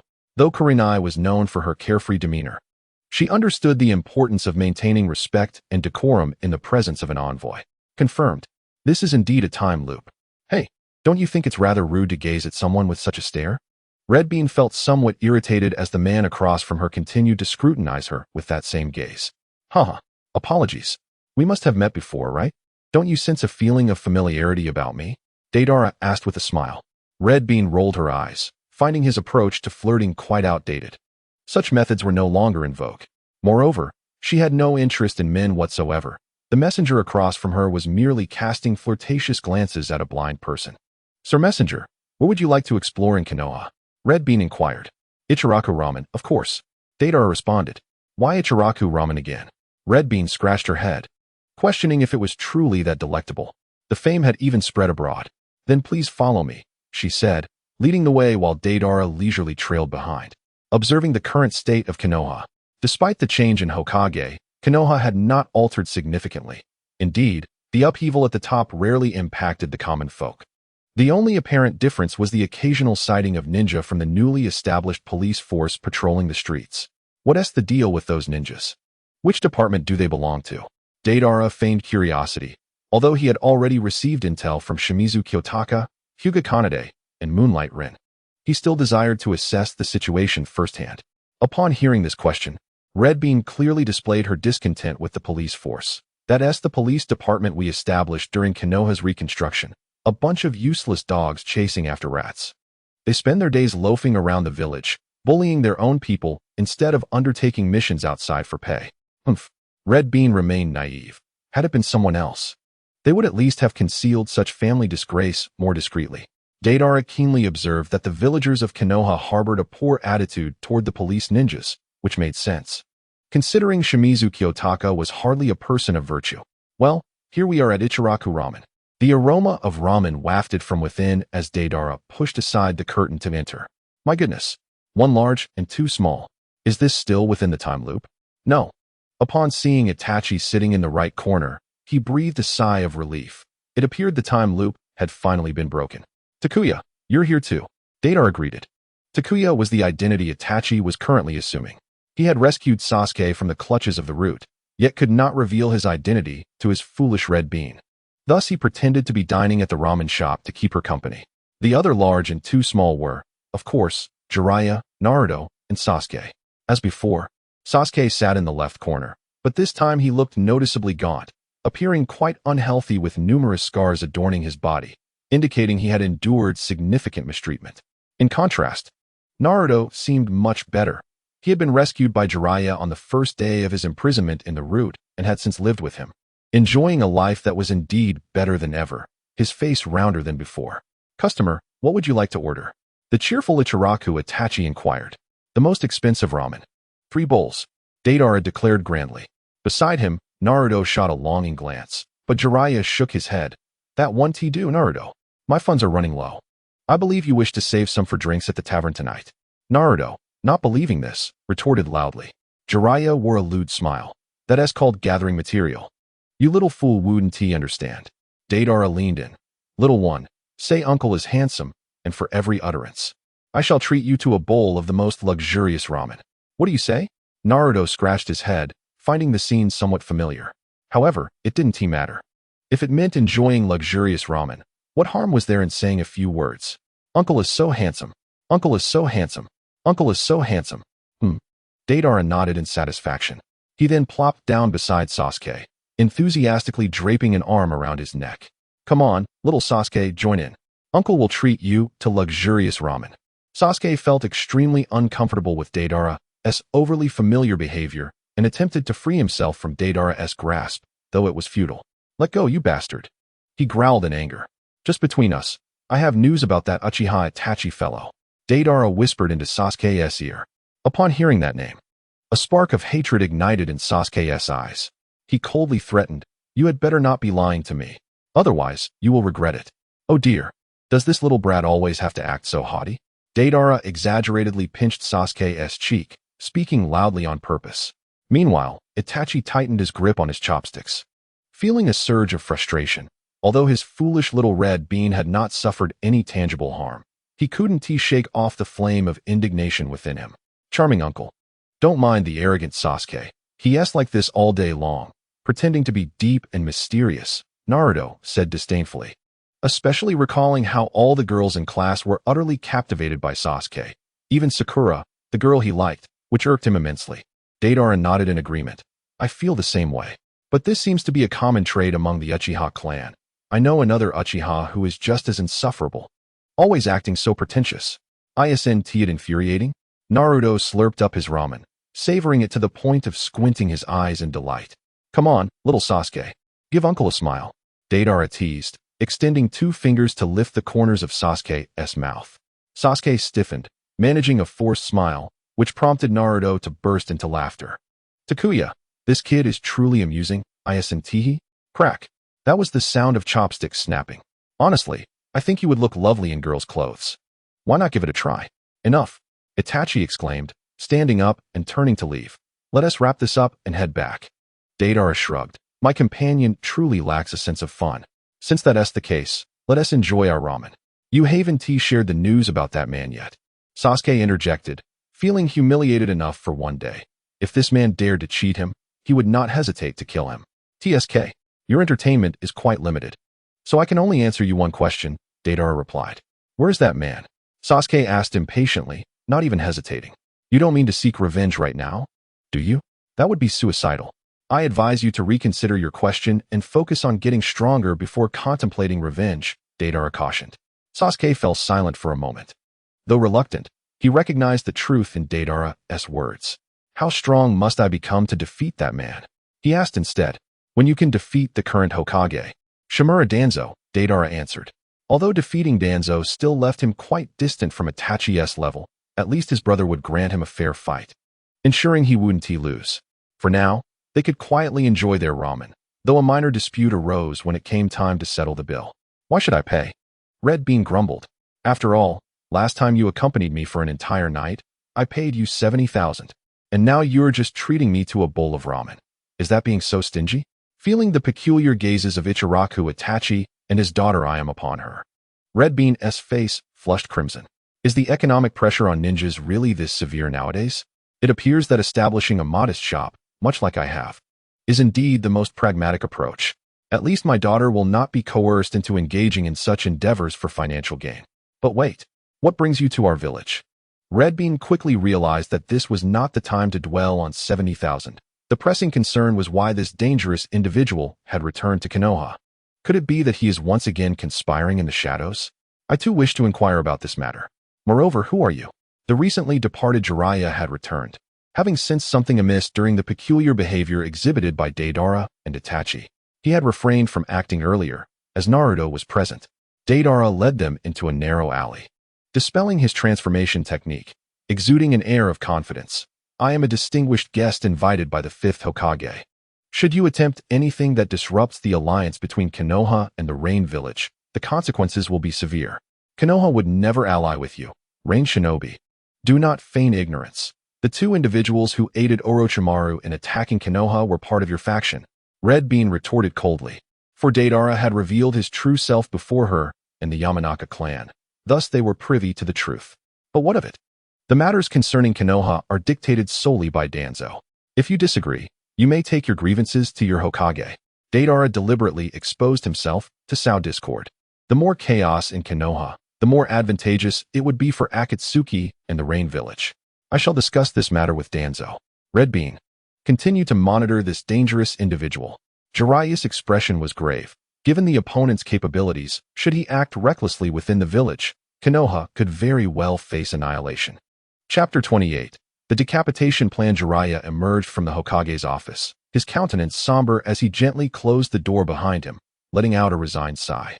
In a brief span, This marked the second intense confrontation he had with Danzo, who was resolute in his desire to ally with the Rain Village, disregarding Jiraiya's counsel. It was then that Jiraiya comprehended the significance of power. During the tenure of his mentor, Hiruzen Sarutobi, he had lived a carefree existence, yet still wielded considerable influence over the village. This had fostered a delusion that holding the title of Hokage was inconsequential. However, reality had proven otherwise. Without a defined position of authority, even a person of high repute and formidable strength becomes merely an isolated figure. An image of a man flashed in his mind. One who bore a short sword and had white hair, a figure feared throughout the shinobi world for his unparalleled swordsmanship. The contributions of the White Fang far surpassed those of the legendary three ninjas, yet he was ultimately driven to his demise by the village. Jiraiya, how naive you were in the past. Inside the office, Nara Shikaku cautiously remarked, Lord Hokage, it seems that Jiraiya's perspective is not without merit. Setting aside the question of their involvement in the recent Konoha collapse, simply the fact that the Rain Village has amassed so many rogue ninjas makes an alliance perilous. Danzo, visibly irritated, waved his hand dismissively, signaling Shikaku to silence. Why does it seem that there are always those who believe themselves to be more astute than I?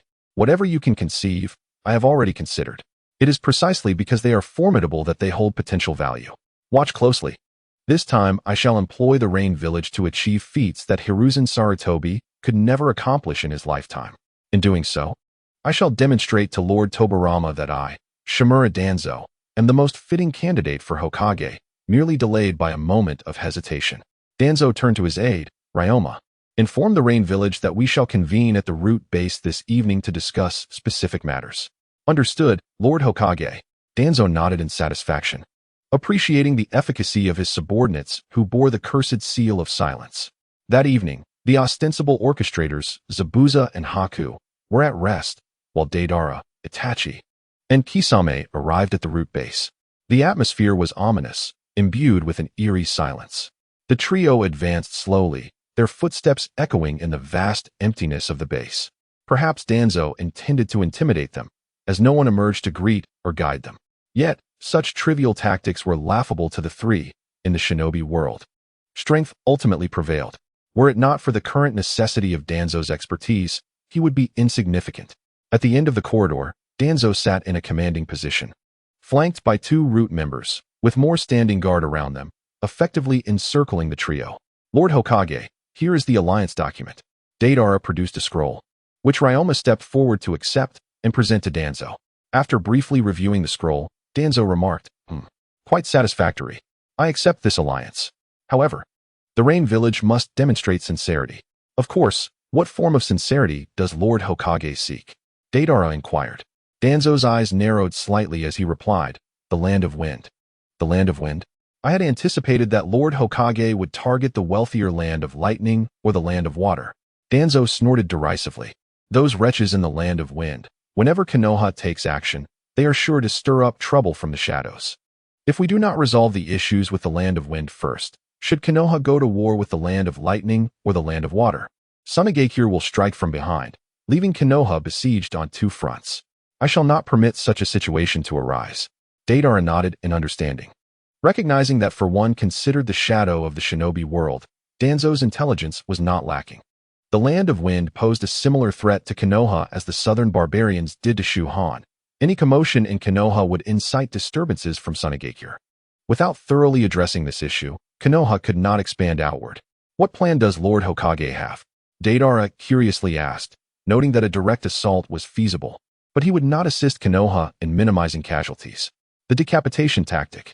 At this juncture, Ryoma, serving as Danzo's aide, took over the conversation. The decapitation tactic? Kisame's expression brightened with excitement. Engaging with powerful adversaries. Now that's a commendable strategy. Perhaps the fourth Kazekage, Raza, is a worthy target. We shall invite the fourth Kazekage Raza to a meeting in the Land of Rivers under the pretext of renegotiating the alliance and discussing further cooperative plans. At that time, the three of you will disguise yourselves, and we will also dispatch elite members from Root and Umbu to eliminate Raza directly at the venue. Ryoma elaborated. This plan, while not particularly ingenious, was practical. After all, their strength dwarfed that of Sunigakure. Once Raza was eliminated, the entire Tsuchikage would be left leaderless, making it only a matter of time before Konoha's forces invaded and seized control. Agreed. However, as compensation, we of the Rain Village require the northeastern territory of the Land of Wind, including the area around Fma Castle. Deidara produced a map, encircling a region that accounted for roughly a quarter of the Land of Wind's territory, yet was several times the size of the original Rain Village's domain. In truth, the issue of territory was of little consequence. The request was merely a facade to conceal their true intentions. After all, if they demanded nothing, Konoha would undoubtedly harbor suspicions. This time, Akatsuki's goal was to ignite a new round of warfare within the shinobi world, inciting conflict among the 5 major villages, while simultaneously targeting Tsuchikage to capture the tailed beast. Unacceptable. You are asking for far too much. Danzo opposed, recognizing that granting such extensive land to these rogue ninjas would be detrimental. Then what does Lord Hokage propose? You of the Rain Village may acquire the territory surrounding D-Re Castle. Danzo redrew the boundaries on the map. Deidara smirked internally, as Danzo truly believed himself to be the one in control, offering such a meager portion, reducing it to 1/3 of Deidara's original proposal. No, this is utterly insufficient. They engaged in a charade of negotiation, ultimately settling on a compromise. After waiting for several days, the Sand Village finally responded, agreeing to the invitation for talks, but on the condition that the meeting be held within the Land of Wind. Their reasoning was their distrust of Danzo, a figure once shrouded in darkness within the ninja world. Indeed, such caution from the Sand Village is justified, considering the formidable strength we possess. The meeting can take place in the Land of Wind. Can a historically weak Kazekage truly turn the tide? Chapter 29. The confident Kisame Deidara, Itachi, and Kisame walked at the forefront of their group, followed by a contingent of elite root members and an elite Umbu team. When it came to traveling, Deidara had the easiest time, as he could soar ahead on his clay birds, conserving his stamina. Rumor had it that the 4th Kazekage possessed magnet release, similar to the 3rd Kazekage's puppets wielded by Sasori. For Kisame, who boasted an abundance of chakra and exceptional stamina, such travel was trivial, prompting him to engage in light-hearted banter. However, there was a distinction to be made. Deidara remarked, the 3rd Kazekage utilizes magnetic sand iron, while the 4th employs magnetic sand gold. In terms of potency, sand iron is stronger, but in terms of value, sand gold is far more precious. I've heard that the 4th Kazekage frequently sells gold. His ability is quite convenient for that purpose. Kisame interjected with a jest. If Kakuzu had such a power, he would surely find it amusing. Perhaps we should suggest to Sasori to turn the 4th Kazekage into a puppet for Kakuzu to use, thus sparing that old man from his daily travels across the ninja world. They continued their playful exchange, with Itachi maintaining his usual stoic demeanor. Kisame mused aloud. If the meeting occurs in the Land of Wind, my combat strength will be significantly diminished. The terrain there offers little room for my water techniques. Indeed, the Land of Wind was predominantly desert, rendering water techniques ineffective. Moreover, whether it was the one-tail Shikaku or the magnet release, neither could be considered particularly powerful outside their domain. Yet within the Land of Wind, they could wield unimaginable strength due to the terrain's advantage. Deidara suddenly paused, glancing at Kisame and Itachi. I just had an audacious thought. Kisame flashed a grin reminiscent of a shark sensing blood. The Sand Village likely shares our thoughts. Indeed, if one considered it, the Sand Village must insist on holding the talks in the Land of Wind, not out of fear of Danzo, but to leverage the terrain for a potential decapitation strategy. Things were becoming intriguing. Yet, the Sand Village had miscalculated. Even if they brought Shikaku, the 4th Kazekage and Shikaku would still be no match for Mr. Itachi. Kisame regarded Itachi with unwavering confidence in his abilities. Rest assured, Itachi replied nonchalantly. The meeting was set in the small, unassuming village of Maeda, situated on the border of the Land of Wind, beside a rare oasis. Due to the limited size of the oasis, Maeda itself was quite small, home to roughly 100 families. Yet today, this obscure village was graced by numerous prominent figures, including the 4th Kazekage of the Sand Village, accompanied by a team of elite bodyguards. In contrast to the shadows of other villages, Raza, the Kazekage, was relatively young and not particularly powerful, resulting in a prolonged period of silence for the Sand Village since his ascension. After all, earning money through gold sales was far preferable to engaging in war. However, A recent event had inflated his confidence. With such power at his disposal, and only an old man like Danzo as an opponent, he felt assured of victory. Should he eliminate the Hokage, he could lead the Sand Village to invade Konoha and seize the Land of Fire, potentially usurping Konoha's position as the leading ninja village. Apologies for the wait, Kazekage. Danzo, disguised as Itachi, greeted him. Not at all, Hokage, please come in. Despite the murderous intent boiling within him, Raza maintained a facade of calm. This was evident in his seemingly innocuous smile directed towards the unsuspecting Itachi. As they walked side by side into the village, their respective forces remained vigilant and restrained, ever cautious in their duty to protect their leaders. After exchanging pleasantries, they gradually shifted to the main topic.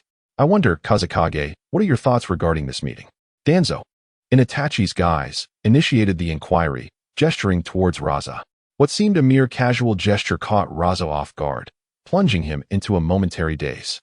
Suddenly, blood splattered.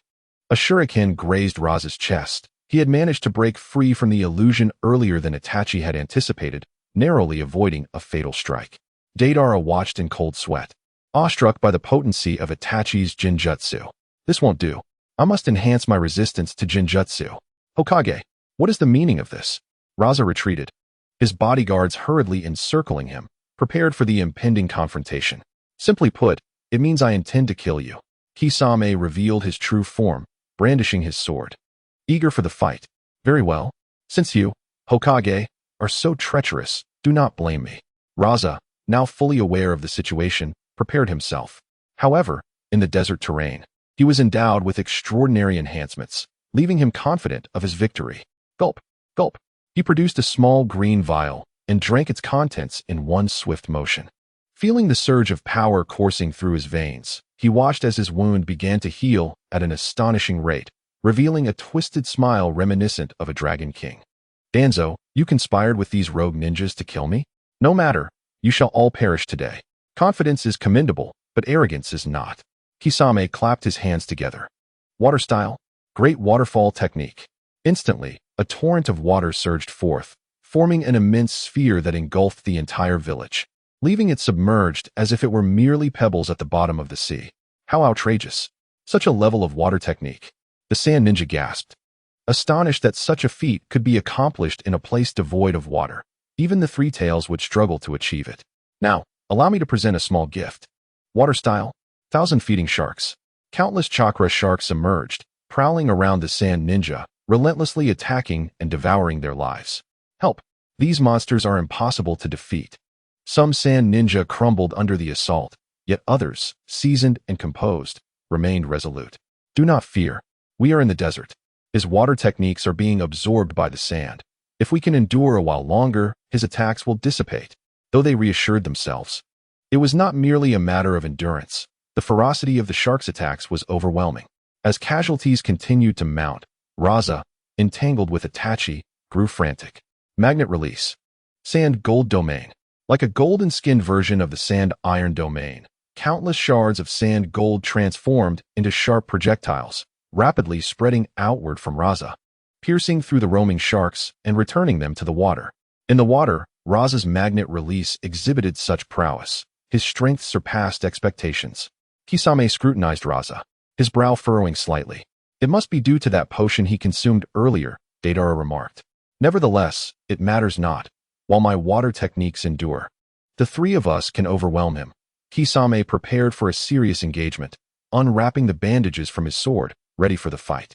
Yet Raza merely smiled with confidence. You think I lack a backup plan? Ah, at last, I have emerged. Humans, cursed humans, all shall perish. In the distance, an exceedingly arrogant voice echoed, as countless grains of yellow sand began to converge, swiftly coalescing into a colossal beast. Its form was somewhat rotund, resembling a raccoon cat, and it bore a robust tail. Indeed, it was Shikaku, the one-tailed beast. Chapter 30. Itachi, Kisame, be silent. Is this the Shikaku of the Sand Ninja village? Bringing the tailed beast to the summit. Lord Gaara, it seems your intentions are not so pure. Kisame observed the great beast from afar, his face devoid of fear. However, the current Jinchuriki of Shikaku is merely a child, is he not? Even if Shikaku temporarily exerts dominance over his body, how much power can he truly wield? Do not be deceived by my Suiton being absorbed by the sand. If we can delay for a few minutes, my comrades will easily subdue that tailed beast. Kisame asserted confidently, knowing that both Deidara and Itachi were formidable allies, and he had faith in their capabilities. Oh, what do I see? A massive water sphere has emerged in the desert? I loathe water. It weighs me down. Let me eradicate it. Sandstorm burial. The swirling yellow sand surged from the ground, swiftly obscuring the sky as if a giant hand struck down upon Kisame's water technique. Retreat. The crowd hurriedly backed away. The amalgamation of sand and water did not yield a cataclysmic reaction, yet being buried under such a deluge of wet sand would hardly be a trivial matter. Shikaku's strength evidently surpassed everyone's expectations, easily commanding such a vast quantity of sand, extinguishing Kisame's water technique with a single blow. Such formidable power is truly unexpected. Nevertheless, it matters not. My comrade Deidara possesses remarkable skills against tailed beasts. As long as he intervenes, even the complete form of Shikaku should pose no issue. Right, Deidara? Kisame, bearing Samahata, turned to Deidara, maintaining his confident demeanor. Deidara. Kisame. You may be disappointed. I am merely a clone here. Kisame. Deidara. Why only a clone? Oh, I see. You fear Mr. Itachi, do you not? Kisame's eyes glimmered with mischief. Regardless, even if Shikaku is powerful, Rashi cannot command him. The enmity between tailed beasts and humans runs deep. As expected, witnessing Rashi and the Sand Ninja retreating to their side, Shikaku let out a furious roar. Rashi, you vile human, dare to seal me. Today, I shall slay you. See. Kisame grinned, relishing the spectacle. Shikaku, cease at once if you wish to live. I have embedded a curse mark within Gaara. Should I activate it, Gaara will perish instantly, taking you with him. Though resurrection is possible, I doubt you desire to experience death lightly. Rashi spoke ominously, having prepared contingencies for bringing Shikaku out. You despicable human. The vast yellow sand whirled chaotically in the air, mirroring Shikaku's agitated fury. Conversely, you should have noticed that I have temporarily enhanced Gaara's physique. During this period, you could unleash your full power. Why not seize the moment to wreak some havoc and relish in that exhilarating sensation? Rashi, remember this. Should the opportunity arise, I will surely kill you. Shikaku's furious voice reverberated across the desert. Then, facing Deidara and the others, Shikaku waved its hands, summoning towering waves of yellow sand that rolled forth, as if intent on burying everything in their path. Quick, retreat. The group hastily dodged, grappling with the overwhelming waves, more exaggerated than a tsunami. Deidara now? Shikaku and Rashi are aligned. Kisame, fear not, even if Shikaku, silence. Kisame. Itachi finally could not hold back and admonished him. Kisame, Mr. Itachi, do you no longer care for me? The Shadow Guard team before you is yours. The remaining Gaara and Shikaku are ours, understood? Though the situation was dire, they had no choice but to engage, as this was their first collaboration and a crucial juncture. Moreover, in this desert terrain, could one truly outrun Shikaku and magnet release? Absolutely, the leader of the Root squad responded. Perhaps Danzo's training of the Root was ruthless, but it proved useful in moments like these. In battles of such magnitude, both the opposing Shadow Guard and their own Umbu displayed signs of retreat, yet the Root members remained unfazed. Itachi, how do you plan to approach this battle? Deidara inquired, aware that Itachi was now the key player. Just escort me a bit closer, Kisame and you, Itachi replied, evidently preparing to utilize his Manjiki Sharingan. Is that you? Uchiha Itachi. No wonder your Jinjutsu is so exquisite, Rashi exclaimed, astonished at the unmasked Uchiha Itachi. That previous Jinjutsu was perilously close, had he not harbored murderous intent. Keeping his mind alert, he might have been obliterated in an instant. However, in this desert of yellow sand, I hold the advantage. The strength of the Sharingan's illusions is formidable, but as long as I do not look, you are powerless against me. Magnet release. Golden Sand Tsunami. The Sand Gold, under Rashi's command, gathered in the air, stirring the sand below into waves, surging once more toward Deidara and his companions. Although Rashi's sand waves were nowhere near as grand as Shikaku's, the resilience of the sand infused with gold surpassed that of Shikaku's. Normal sandworms. A swarm of clay sand worms emerged, swiftly burrowing into the rolling sands, only for several to erupt from beneath as the golden sand waves approached. Huh! Boom! The golden sand waves were momentarily blasted open, and the trio leapt through the gap, Yet they were met with an encirclement of countless yellow sands and gold. You three have foolishly ventured into the sand. Rashi laughed heartily. Magnet release. Sand gold burial. The sand gold, initially rushing forward, rapidly changed direction, converging around Deidara and his companions, swiftly forming a sharp mound of earth. As Rashi pressed down gently with his hands, a resounding boom accompanied by a tremor ensued. Under such immense force, surely no adversary could withstand it. What is that? A flaming longsword pierced through the mound of sand gold, followed by the emergence of a colossal figure clad in red armor. This malevolent aura. It is the power of the Manjiki Sharingan, Shikaku exclaimed in alarm, its bulk leaning back as if startled, appearing as if it might sit down in fright. There was no way, not only Uchiha Madara, but for countless millennia, tailed beasts have been repeatedly vanquished by the Manjiki. They are all too familiar with the concept of Susanoo. Shikaku, what is that thing that frightens you so? Rashi asked, his expression grave. The usually fearless Shikaku displayed such a demeanor, prompting him to regard the situation with seriousness. Nonsense. I am not afraid. It is merely a trivial Susanoo. Do you think he is Uchiha Madara? Rashi's words stripped Shikaku of its bravado, igniting its rage. I am a tailed beast. I am Shikaku. Above this desert. Only that fox can surpass me. And before me stands merely an inexperienced Uchiha brat. Wind release. Air bullet.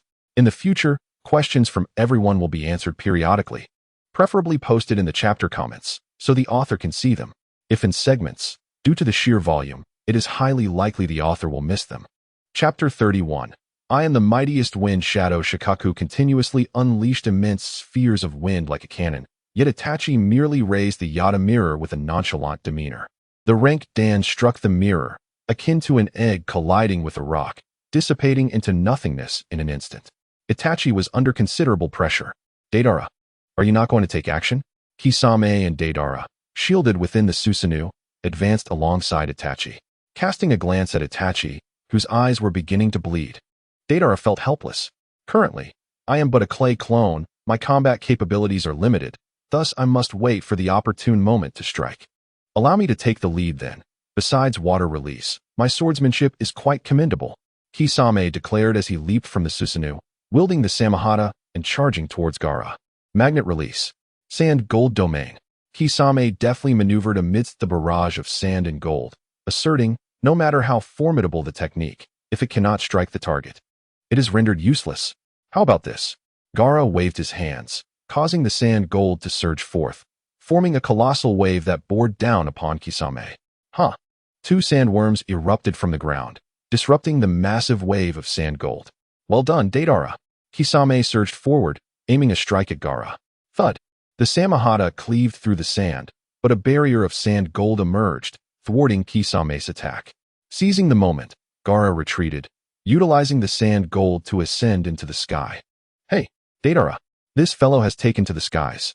Kisame, irritated by the opponent's evasiveness, lamented that he was unable to repair the dam here, making it impossible to reach Gaara above. Let me handle this, Deidara said as he mounted a clay bird to soar into the air, extending his right hand. Clay multi-snake hand. Boom. A sphere of sand gold enveloped Gaara, successfully absorbing the explosion. Rise. Gaara raised one hand, summoning a torrent of yellow sand from the ground. As if animated, relentlessly pursuing Deidara in the sky. Deidara, while evading the yellow sand, pursued Gaara ahead, engaging in a thrilling aerial chase. Noticing Gaara temporarily entangled by Deidara, Kisame returned to Itachi's side. Itachi, the wind shadow is currently incapacitated. Let us first eliminate this tailed beast, then we shall combine our efforts against the wind shadow. Victory is assured. Silence, Kisame. On this side, seeing that regular attacks were ineffective, a black chakra sphere appeared beside Shikaku. Let my tailed beast bomb be your demise. With a sharp, arrogant voice, Shikaku launched a tailed beast bomb towards the Susanoo, accompanied by a terrifying maelstrom of yellow sand. Boom. The tailed beast bomb collided with the Susanoo's shield. The overwhelming force and energy of the impact sent Itachi stumbling backward several steps, causing visible damage to the exposed armor of the Susanoo. Cough. Cough. Itachi coughed, a trace of blood escaping his lips. Despite the Susanoo's strength, taking a direct hit from the tailed beast bomb proved arduous. especially considering his ailing condition and the fact that his Mangeki Sharingan had yet to evolve into the eternal Mangeki Sharingan. Otherwise, aside from the nine-tailed beast bomb, others would merely be akin to eggs. Itachi, are you alright? Kisame inquired with concern. I'm fine. At this distance, I can utilize that technique. With his right eye widening intensely, Itachi focused on Shikaku, whereupon black flames materialized, igniting the sand as fuel and burning brightly. Is that Amaterasu? Shikaku, initially taken aback, quickly regained his arrogance. Amaterasu is of no use against me now. I am not my true self, merely a temporary form made of sand. You little brat of the Uchiha clan, unleash your Amaterasu. I have an abundance of sand here. Damn it, using Amaterasu. Itachi, are you aware that Amaterasu cannot kill? Deidara shouted anxiously from the air. Itachi, use Genjutsu. TCH. Shikaku, irritated, waved a massive hand of yellow sand towards Deidara, eager to demonstrate his might against the little brat who disrupted his enjoyment. Gaara, are you worthless? You cannot even capture such a small brat. Shikaku jeered. Since that is the case, I shall get serious, Gaara declared. He halted his flight, facing Deidara directly, raising both hands. Magnet release. Sand gold storm burial. More sand gold was extracted, surging skyward, resembling a gigantic maw intent on swallowing Deidara, and it moved with remarkable speed. What on earth did Gaara ingest? He feels stronger than Shikaku. This was certainly not the power of the weakest wind shadow. Huh. A muffled explosion erupted. Yet it merely created a small bump on Gaara's sand gold. Ordinary clay bombs could not even breach the sand gold's defense. However, Deidara could not produce a stronger technique with his current clone. In a moment of peril, a black flame erupted, burning a small hole in Gaara's sand gold. Seizing the opportunity, Deidara fled, finally escaping danger. Cough, cough. Itachi coughed again, pressing a finger to his right eye, slightly hunched over. The repeated use of Amaterasu had evidently taken a heavy toll. Hey, you little Uchiha brat, dare to be distracted while battling me? Feel the wrath of another tailed beast bomb. Boom. Struck by the tailed beast bomb, Itachi staggered back several steps. Yet the enemy would not afford him a moment's respite. Magnet release. Sand gold storm burial. An endless wave of sand gold surged towards the Susanoo. Itachi prepared to evade, but was ensnared by chains of sand formed by Shikaku, binding him firmly in place. No escaping. Let me join the fun. Tailed beast bomb. In a moment of desperation, Itachi's left eye opened wide. Tsukuyami. Instantly, Shikaku's eyes transformed into the shape of a kaleidoscope, and the tailed beast bomb, previously primed for launch, redirected towards Gaara, forcing him to halt the incomplete sand gold storm burial and shift to defense. Magnet release. Sand gold wall. A dull explosion resounded. The tailed beast bomb merely left a shallow mark on Gaara's sand gold wall, while he remained completely unharmed from behind. Gaara gazed at his own hands, clearly astonished by his newfound power, his eyes brimming with excitement and joy. With this strength, I am the most formidable wind shadow in history. Even Shikaku's attacks are insignificant. I am invincible now. Allow me to showcase my true power. Chapter 32. Ultimate Art. Deidara. Kisame, do you possess any additional techniques? Despite the dire circumstances, Itachi remained remarkably composed. Gaara had not once made eye contact with Itachi during the battle, denying him the opportunity to utilize Tsukuyami against his opponent. In this situation, with the enemy controlling sand, I find myself quite helpless, Kisame remarked with some annoyance. Sensing Itachi's gaze shift towards him, Deidara presented two options. First, you can ride my clay bird to escape. There is a chance of evasion, considering the enemy clearly consumed something to gain such strength, which cannot be sustained. Second, I shall unveil my ultimate art. Although merely a clay clone, if I can explode within 10 meters of Gaara, even if he defends with sand gold, I can surely inflict severe injury or even kill him. Let us proceed with the second option. Itachi replied, slightly breathless.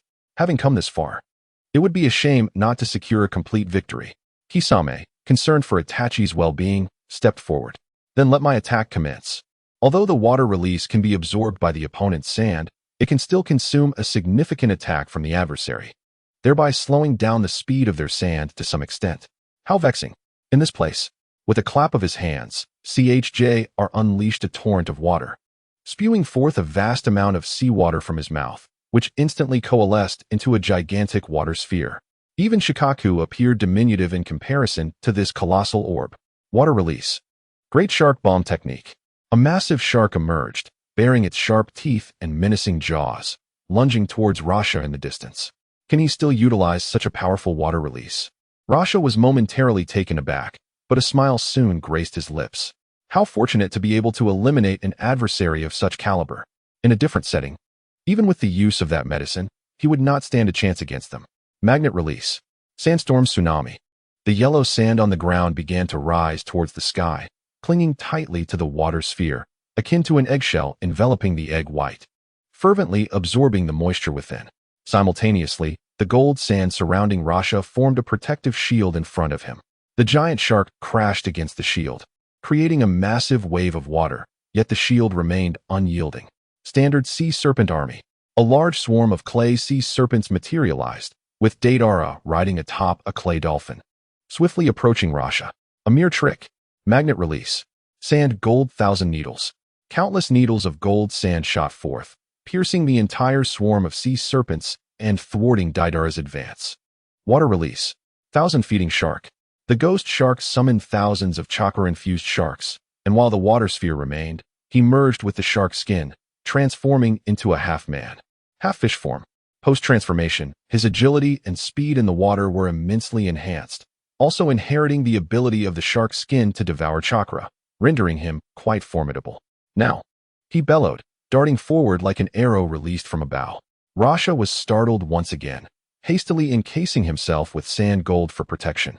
For Ghost Shark's speed in the water had surpassed that of his sand gold. Without this turtle shell-like defense, he would be vulnerable to a swift assault. What an opportunity!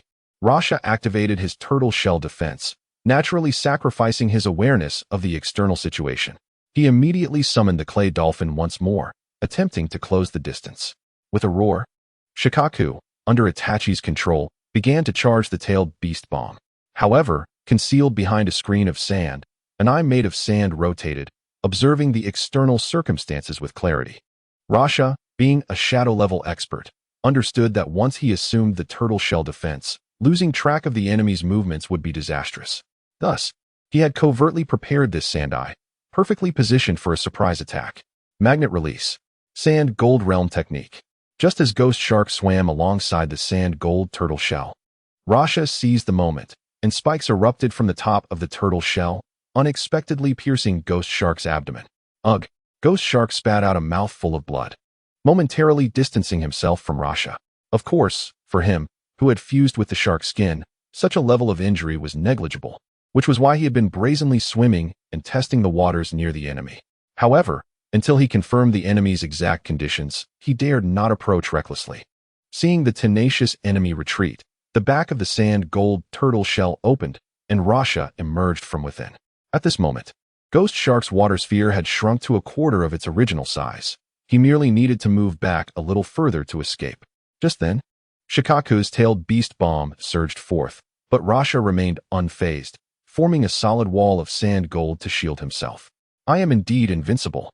The enemy's water release is about to dissipate, and amidst this endless yellow sand, neither the tailed beast nor the Sharingan can pose a threat to me. Those who declare themselves invincible often meet a dismal fate. At that moment, Deidara's voice suddenly reached Rasha's ears. Rasha smiled faintly. I had already noticed you. I merely allowed you a moment's entry as I was preoccupied with countering your companion's assaults. Your explosive prowess is commendable, but considering I can withstand the tailed beast bomb, do you truly believe you can threaten me? Deidara swallowed the last morsel of clay, his body beginning to swell. If the opportunity arises to witness your reincarnated form, I shall inquire once more about your feelings today. This is the second time. You are the second individual to confront my ultimate art. Art is an explosion.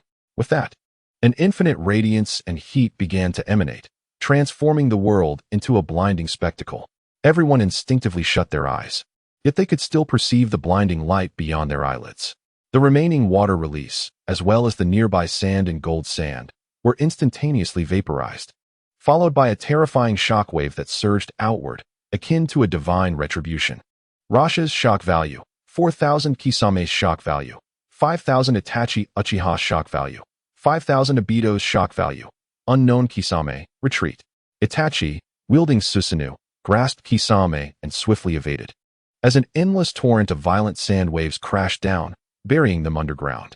Following that, the distant village, along with the entangled Shadow Guard, Root, and Umbu, were all engulfed by the sand waves. Deidara's abilities have truly become increasingly exaggerated. Even Kisame could not help but marvel at the destructive power of this explosion, which had completely surpassed the level of a tailed beast bomb. The two found themselves in a precarious situation, hiding beneath the sand until several minutes later when they dared to cautiously peek above. Although the residual heat lingered, it was within a tolerable range. Where is Shikaku? Let us take him back. Kisame reasoned that in such circumstances, Rasha, positioned at the explosion's epicenter, could not possibly have survived. And now that everything was buried beneath the yellow sand, locating Rasha would be impossible. Not far away, a sandy-colored raccoon emerged from beneath the sand, its form now comparable to that of an ordinary human. Upon closer inspection, one would notice it was no longer a body made of sand, but rather a chakra-infused form. Shikaku had been unleashed after a prolonged rampage, having directly escaped from the Jinchuriki's body. However, it had sustained severe injuries in the previous explosion, making it perfect to take back. You can also absorb Shikaku's chakra to heal your wounds. Chapter 33. Rebirth after Itachi and Kisame left. A few remaining members of Root and Umbu crawled out, intent on searching for Rasha and the Jinchuriki's bodies. However, before they could act, a swirling dust storm approached ominously. Who is coming? One of the Root members inquired. The Sand Shinobi's support troops, a Hyuga clan member responded, utilizing Byakugan to assess the oncoming reinforcements. Noticing a considerable number of Sand Shinobi, at least over 1,000, we can only retreat. The group quickly departed. Roughly half an hour later, the Sand Shinobi support troops arrived, led by a venerable old woman and an equally aged man. It is hard to fathom what kind of jutsu that was. The sandstorm raised can even affect us from this distance, and even now, the oppressive heat remains, more unbearable than the midday desert sun. Is this truly a jutsu that ninjas can unleash? A Sand Shinobi captain trailing behind exclaimed in awe, recalling his earlier observations and feeling a surge of fear. Chiyo sighed. No, it is merely that you young ones have yet to see the world. In the past, the original Hokage, Senju Hashirama, and his formidable rival, Uchiha Madara, were far more terrifying than the current adversary. Aizo, with a worried expression, interjected, That may be true, sister, but those two have been deceased for decades. The emergence of such a powerful ninja now, seemingly aligned with Konoha, is rather concerning. Unable to contain himself, Maki, who had been concealing half of his face with cloth, chimed in, Lady Chiyo, Lord Aizo, it seems that rescuing Lord Gaara is our utmost priority. Aizo nodded in agreement. Indeed, sister. Chiyo paused for a moment before adopting a slightly playful demeanor. Ah, of course I know. I was merely testing you both. Aizo retorted, Sister, have you forgotten? The group hastily began their search, initially believing that locating Gaara's body amidst the vast expanse of sand would be akin to finding a needle in a haystack, and that it was nearly impossible to recover him in such a short time. Perhaps Gaara had been completely reduced to ashes in that explosion. Found him. I located Lord Gaara. A sand ninja shouted, having merely scraped away the surface sand to discover the Kazekage. They felt incredibly fortunate. Is Lord Gaara still alive? The crowd rushed over, a mix of excitement and trepidation flooding through them. If the fourth Kazekage were to perish, and Shikaku were to be lost, how would the sand village endure? How could they defend against Konoha's impending assault? He is alive, a medical ninja spoke with difficulty. But it is truly a miracle he survived such an explosion. Chiyo crouched beside Gaara, placing her hands on his body, sensing an extraordinary life force within him. It was this very energy that had allowed him to endure. However, that life force was rapidly waning. Once it was depleted, his demise would be inevitable. What shall we do? Maki asked in distress. Chiyo sighed. Do not worry. I have come personally for this moment. Aizo's face reflected disbelief and a tremor in his voice. Laden with sorrow, Sister, are you? Chiyo remained calm, gazing skyward. There is nothing there, much like my own life. Regardless, the sand village could not be without its Kazekage. Yet, she lamented, I will never see my rebellious grandson again. Chiyo's hands radiated blue chakra, pressing against Gaara's chest. With the continued infusion of her chakra, Gaara's complexion grew increasingly vibrant, and his vital signs became more pronounced, as if he were being pulled back from the brink of death. Is this truly happening? Maki inquired, astonished. This is a forbidden technique my sister has unlocked, life transfer.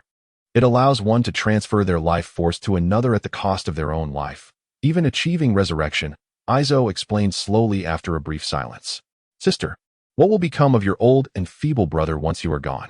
Upon hearing Aizo's explanation, the sand ninjas displayed expressions of shock, their faces marred by unshakable sorrow. The world of ninjas is indeed cruel. Everyone, gather your spirits. This is the reality of the ninja world. Each of us must be prepared to sacrifice ourselves to protect our homeland and our loved ones. Maki declared with fervor, is there truly no peace in the ninja world? A sand ninja asked, tears welling in their eyes. Peace is but a fleeting illusion, Aizo sighed. Perhaps it only exists in beautiful fantasies. After all, even those two could not achieve it. Wait, Lord Gaara's fingers are moving. A sand ninja shouted excitedly. The crowd's attention snapped back to Gaara and Chiyo. As they observed Gaara's right index finger twitch slightly, followed by his eyelids, which seemed heavy as lead. Yet, despite the struggle, everyone understood that Gaara's revival was merely a matter of time. Go on, Lord Gaara. You can do it. Keep fighting, Lady Chiyo. Finally, amidst the collective silence, Gaara slowly opened his eyes. This is, Chiyo gasped, collapsing onto the ground. Gaara, since you have returned, rise quickly. The sand village still needs you as its Kazekage. Gaara's hazy mind began to clear, the final images before his unconsciousness flashing through his memory.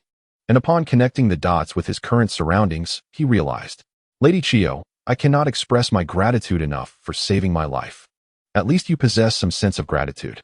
Can you sense the location of my brother, Kankuro? Chiyo replied, her breath growing heavier. Indeed, Kankuro is right here.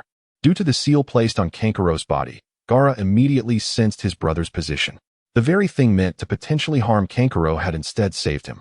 With a swift motion, Gaara raised his hands, parting the sands, revealing the youthful Kankuro. You two brothers truly possess remarkable luck. Had it taken longer to find you, your body would have decayed beneath the sands, and even life transfer could not have saved you. Furthermore, it is fortunate that both of you possess this life force. Without it, I could have only saved one of you. Now, you may be reunited. In my final moments, I have accomplished something fulfilling, proving that fate has not entirely forsaken the Sand Village. Chapter 34. The artist and his shark minion. The plan was a success.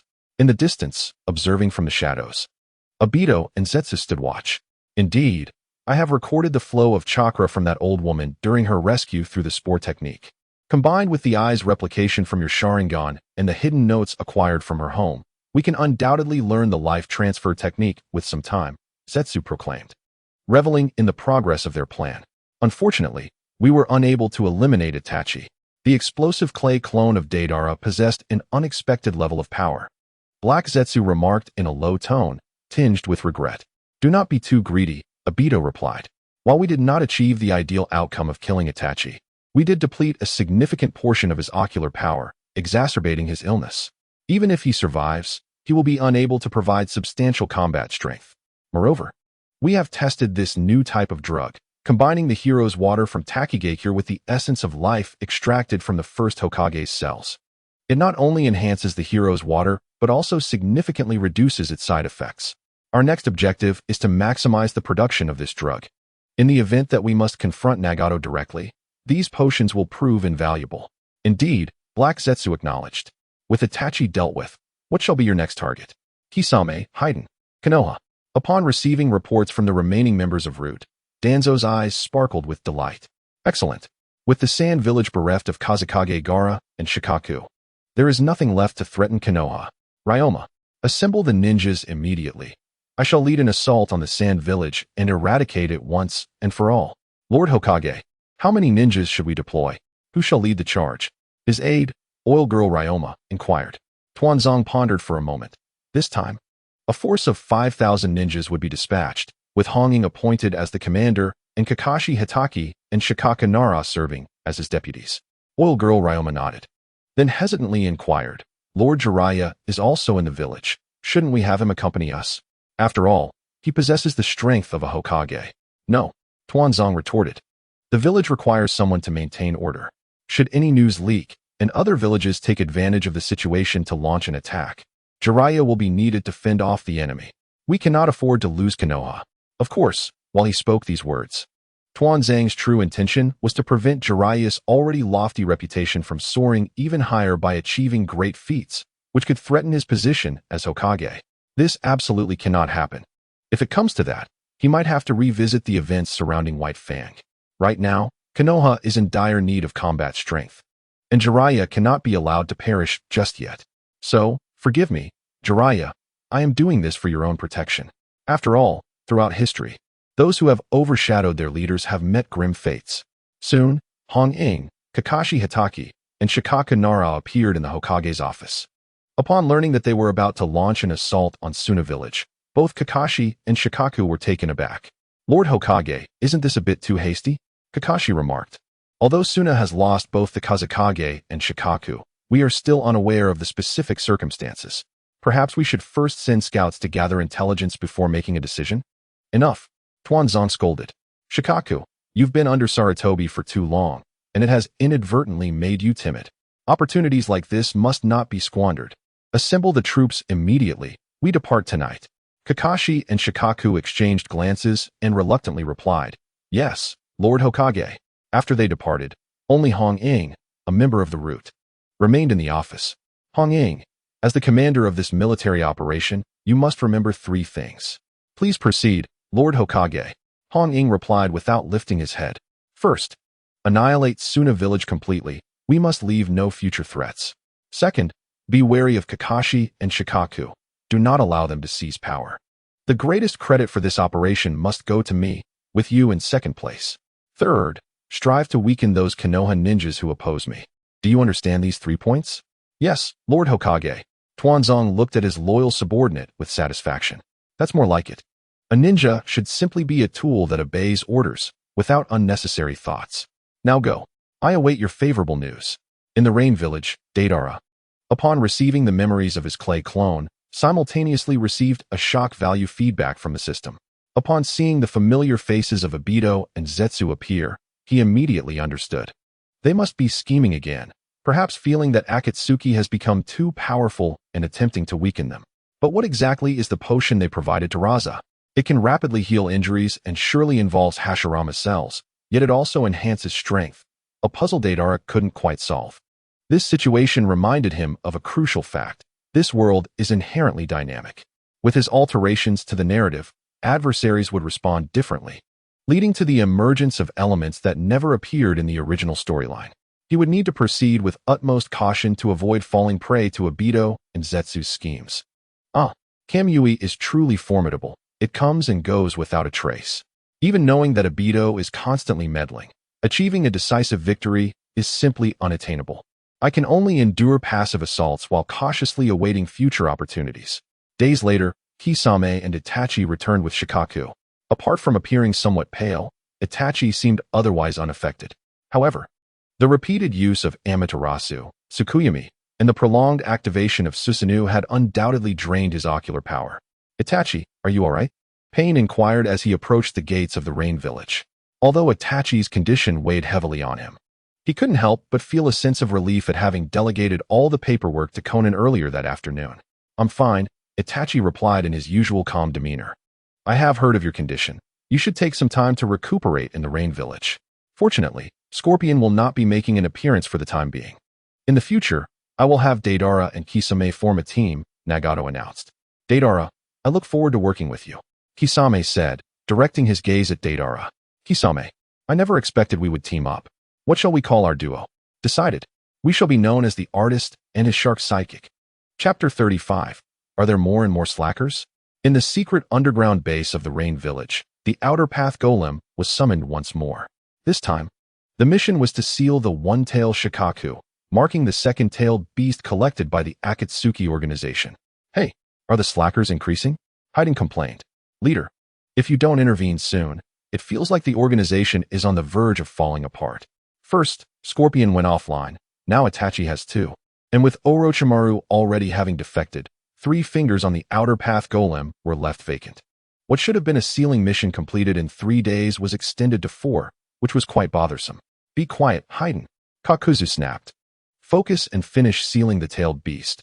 I still need to continue my search for hearts. Of course, he was equally displeased with the delay caused by this sealing task. By the way, Kakuzu, how much did we earn from the last bounties? Don't even think about trying to weasel out of it, Deidara inquired. Kakuzu gritted his teeth, but, as the world's top bounty hunter, his pride wouldn't allow him to default on payments. We exchanged a total of 120 million Rio. You can collect it in the land of tea, he replied, his heart bleeding at the thought. Forget it. Just give me the entire 120 million. At that moment, Conan interjected. Hey, Conan, that's my money. Has she become so bold as to take it outright? Given the current financial situation of the Rain Village expansion, and since you were present during that incident, we'll use that 120 million to cover the costs. And you can be reimbursed once the Rain Village has the funds, Conan said coolly. Let us make it a 50-year installment plan, with no interest, shall we? Even Joe Baipi would shed tears. Fine, once we complete this sealing, I will have the money sent from the land of tea to the Rain Village, Kakuzu replied immediately. For some reason, upon witnessing this scenario, a sense of satisfaction welled up within him, sighing over the loss of a substantial sum. Deidara labored for a full 4 days before successfully sealing Shikaku. One of the golem's eyes opened briefly before shutting once again. I'm exhausted, Deidara exclaimed as he swung his arms and entered the central tower's office, where he found a long-haired Pain seated behind a desk. It was the human path. He looked up, briefly meeting Deidara's gaze. Although his expression was devoid of emotion, Deidara could sense a deep despair in his eyes. Leader, your Rinnegan abilities are quite convenient, allowing you to manage several tasks simultaneously. The human path lowered his head once more, staring at the seemingly endless stack of paperwork on the desk. No, I regret it. Why must the Rinnegan possess such abilities? Even while sealing tailed beasts, I have to keep working. I will not merely be a donkey pulling the grindstone at the village entrance. I will be a donkey pulling the grindstone 6 times over. This is utterly absurd. What brings you here? The human path asked. I intend to pay Orochimaru a visit, Deidara replied. Once again, some time has passed, and it is time to inquire about Orochimaru's research progress. As long as Nagato's body remains stable and he can utilize the Rinnegan's abilities indefinitely, everything will become significantly simpler. The human path responded faintly, as if to acknowledge this. So, who is the target this time? After being found by Deidara, Kisame asked excitedly. He should be the most battle-hungry member of Akatsuki. Haiden does not count. Haiden merely kills for the sake of it. It's not about fighting, but rather seeking out Orochimaru. Deidara replied while chewing on a clay bird. Deidara, give me one as well, Kisame interjected. Oh, I thought you were not interested in such things. Deidara, still chewing, asked Kisame curiously. Not at all. I was merely uncertain of Itachi's stance, so I accompanied him on his run. Now that Itachi is taking a break, I can relax a bit as well, Kisame responded with a smile. The two ascended into the sky, and Kisame continued the earlier topic. By the way, what is the purpose of seeking out Orochimaru?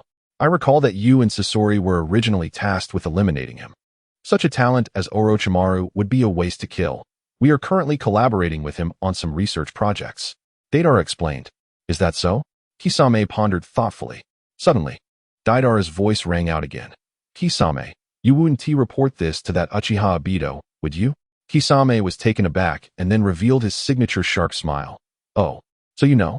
Yes, that mysterious person claiming to be Uchiha Obito has invited both Sasori and me, saying a myriad of incomprehensible things that are difficult to believe and accept, Deidara remarked. Between him and the leader, what do you think? Kisame, rarely displaying any distress, admitted, I truly have no idea. His goals and ideals, the leader's goals and ideals. Kisame raised his hands as if weighing both sides. Both are quite enticing and captivating. I find myself unable to choose. Upon hearing Kisame's response, Deidara was not angered. Rather, he felt a sense of relief. Kisame's confusion and inability to decide indicate that the concepts presented by him and Nagato have indeed resonated with Kisame. Otherwise, as a steadfast supporter of Obito, Kisame's attitude should be resolute. Deidara refrained from pressing further and stated calmly, there will come a day when you will think things through. You still have some time to ponder. After all, we have only captured 2-tailed beasts so far. That is true. The two continued in silence, soaring through the sky on their clay bird until they swiftly arrived at the village of sound in the land of rice. Kimimaro, it's you again. Have you become the gatekeeper of the sound village? Deidara quipped at the sight of the white-haired youth with 2 circular markings on his forehead. Lord Xinlong, what brings you here? Kimimaro inquired. I'm here to see Orochimaru. Please inform him. Also, Do not show that demeanor. We are not enemies at this moment, Deidara replied. Please, follow me, gentlemen. After receiving Orochimaru's feedback, Kimimaro led Deidara and Kisame to the secret base beneath the Sound Village. This place has expanded considerably since my last visit. Deidara chatted as they walked. It is due to Lord Orochimaru's increased number of experimental subjects recently, and Lady Tamari has also arrived, necessitating additional space, Kimimaro explained. So, Sasori is hiding here to create puppets. I remember he used to have quite the rivalry with Orochimaru, Kisame remarked. Who knows? Perhaps he has suddenly developed an affinity for soft men like Orochimaru, Deidara shrugged. Chapter 36. Research Progress. Deidara, you have arrived.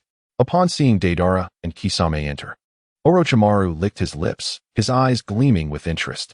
Hey, Orochimaru, that look is not appropriate. Deidara shuddered. It would be dreadful if a soft man were to desire his body. Of course, becoming a soft woman in the future would be unacceptable as well.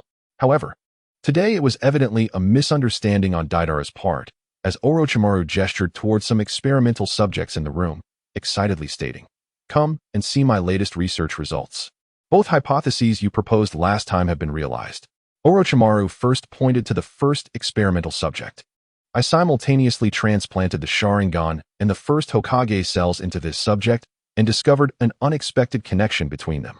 The first Hokage cells can promote the growth of the Sharingan, while the Sharingan can suppress the invasive nature of the first Hokage's cells. Look, as Orochimaru pressed a button on the control panel, the subject confined in a large tank slowly awakened, revealing a pair of 3-tomo Sharingan. A face resembling Hashirama emerged on its chest, yet there were no signs of complete would-release erosion. Originally, the transplanted Sharingan had only 2-tomo, but after the transplantation of the first Hokage's cells, it quickly evolved into 3-tomo. Furthermore, the subject can now utilize some basic would-release techniques, and its vitality has significantly increased. It can be considered a relatively successful experimental subject. Orochimaru eagerly explained a plethora of details, indicating that the experiment had yielded visible progress, which indeed delighted him. What about the verification of the second hypothesis? Deidara inquired. Comparatively, he was now undoubtedly more concerned about the latter, as it pertained to whether Nagato could escape his skeletal state. Bring Uzumaki Waika over, Orochimaru instructed Kimimaro. Yes, Lord Orochimaru. Soon, a child with red hair, appearing to be around 7 or 8 years old, was brought over by Kimimaro.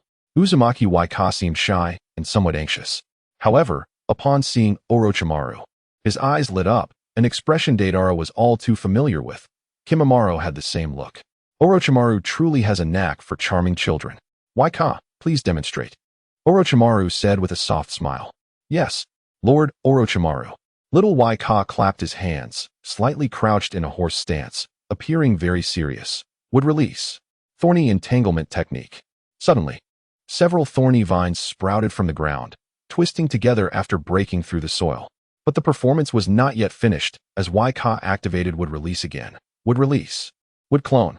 Several wooden branches emerged from the right side of his body and gradually converged to form a lifelike wooden clone, identical to his original form.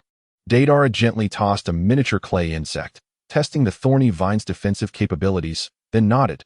Quite impressive. Ordinary explosive tags would not be able to penetrate them, considering his young age. If he continues to grow, he may achieve the level of a shadow in the future. Orochimaru's tongue flicked out, and a smile spread across his face. The Uzumaki clan is indeed a distant relative of the Senju clan.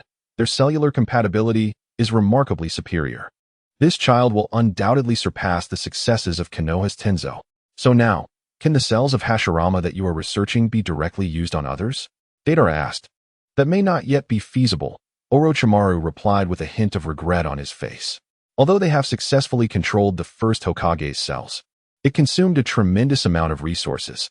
Even so, I cannot dare to increase the proportion of the first Hokage's cells in them further. Deidara nodded. As long as the research progress is advancing, that is sufficient, considering there are still several years ahead. What is your next step? I plan to transplant a pair of Sharingan into Waika, Orochimaru responded. The Uchiha clan, endowed with the Sharingan, is merely a lesser version of Nagato, isn't it? This is indeed intriguing. Once Waika's condition stabilizes and the transplant is successful, it will signify a seamless integration with Nagato. By the way, I hope you can assist me in researching this clay to discover a simpler method for its creation. Deidara's recent self-detonation garnered a substantial amount of shock value, including contributions from Rashi, Shikaku, Itachi, Kisame, Obito, Zetsu, and some sand shinobi from afar, such as Chiyo, Zuki, and Maki. He leveled up twice, thereby unlocking the advanced clay type.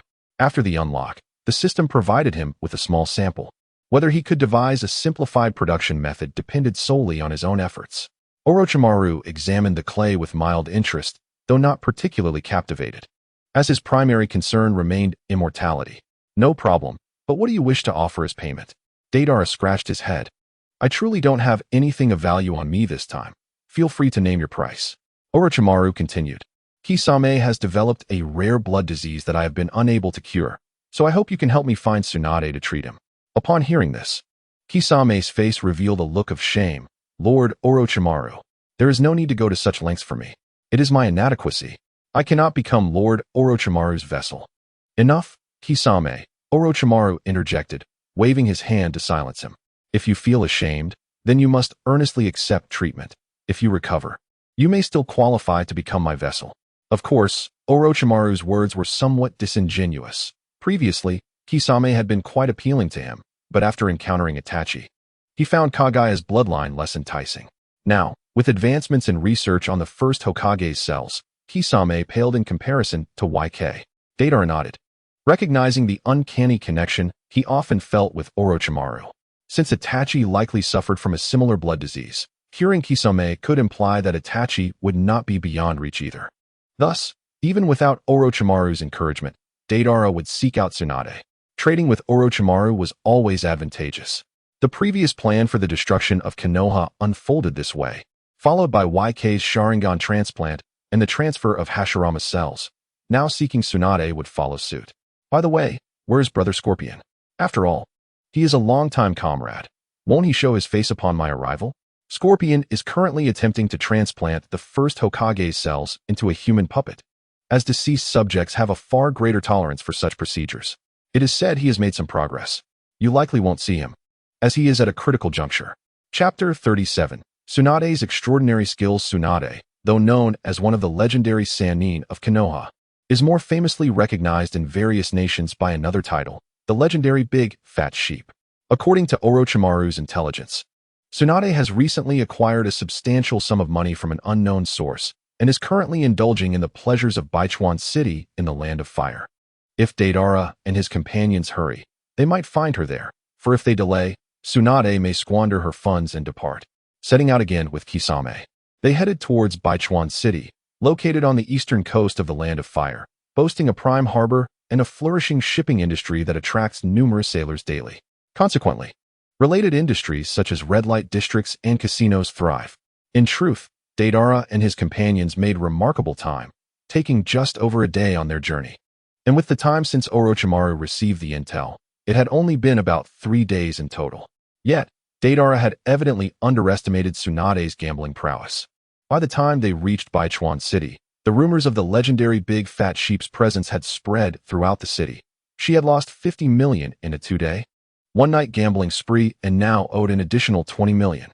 Tsunade might have already fled. Tsunade, you need to show some restraint.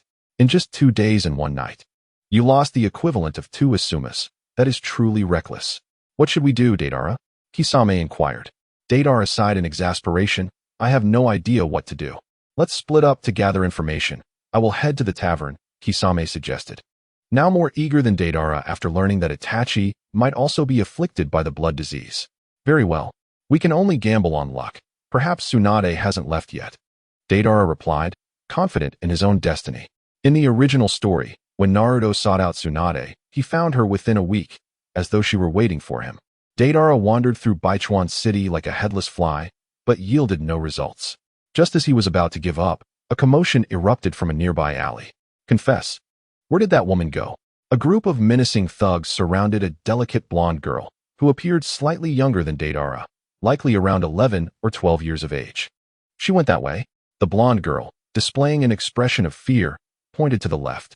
Lead the way. The lead thug threatened ominously. If you dare deceive us again, we won't hold back. Can you let me go? I truly didn't deceive you. The girl pressed against the wall, pouting slightly, her eyes shimmering with tears. Deidara could no longer contain himself. Tsunade, you old hag, truly have a knack for this. If I didn't possess the body flicker technique, I wouldn't hesitate to deal with you, the aging single woman. Indeed, the girl before him was none other than Tsunade's youthful form. Had he not read the original story, Deidara might have been fooled. Stop. In broad daylight, what do you intend to do? Deidara emerged from the shadows, relieved that the boy from the corner finally stepped forward. Tsunade had cast aside her pride to feign vulnerability, hoping to elicit a protective instinct from him to facilitate her escape. With a chakra response indicating he was a ninja, defeating a few bullies would be a trivial task. Kid, we advise you not to meddle. The thug clenched his fists, ready to throw a punch. Tsunade quickly hid behind Deidara, feigning frailty as she pleaded, "Oh, kind and handsome brother, please save me." Of course, with a flurry of swift movements, Deidara effortlessly dispatched the group of thugs using only taijutsu. To label them as bullies was somewhat unfair, as Tsunade had initially neglected her debts. Wow, you're amazing, brother. Thank you, but I must return home now, otherwise my mother will worry.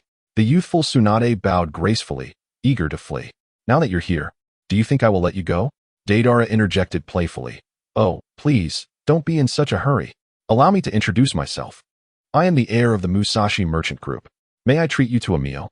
Deidara adopted the demeanor of a spoiled rich boy.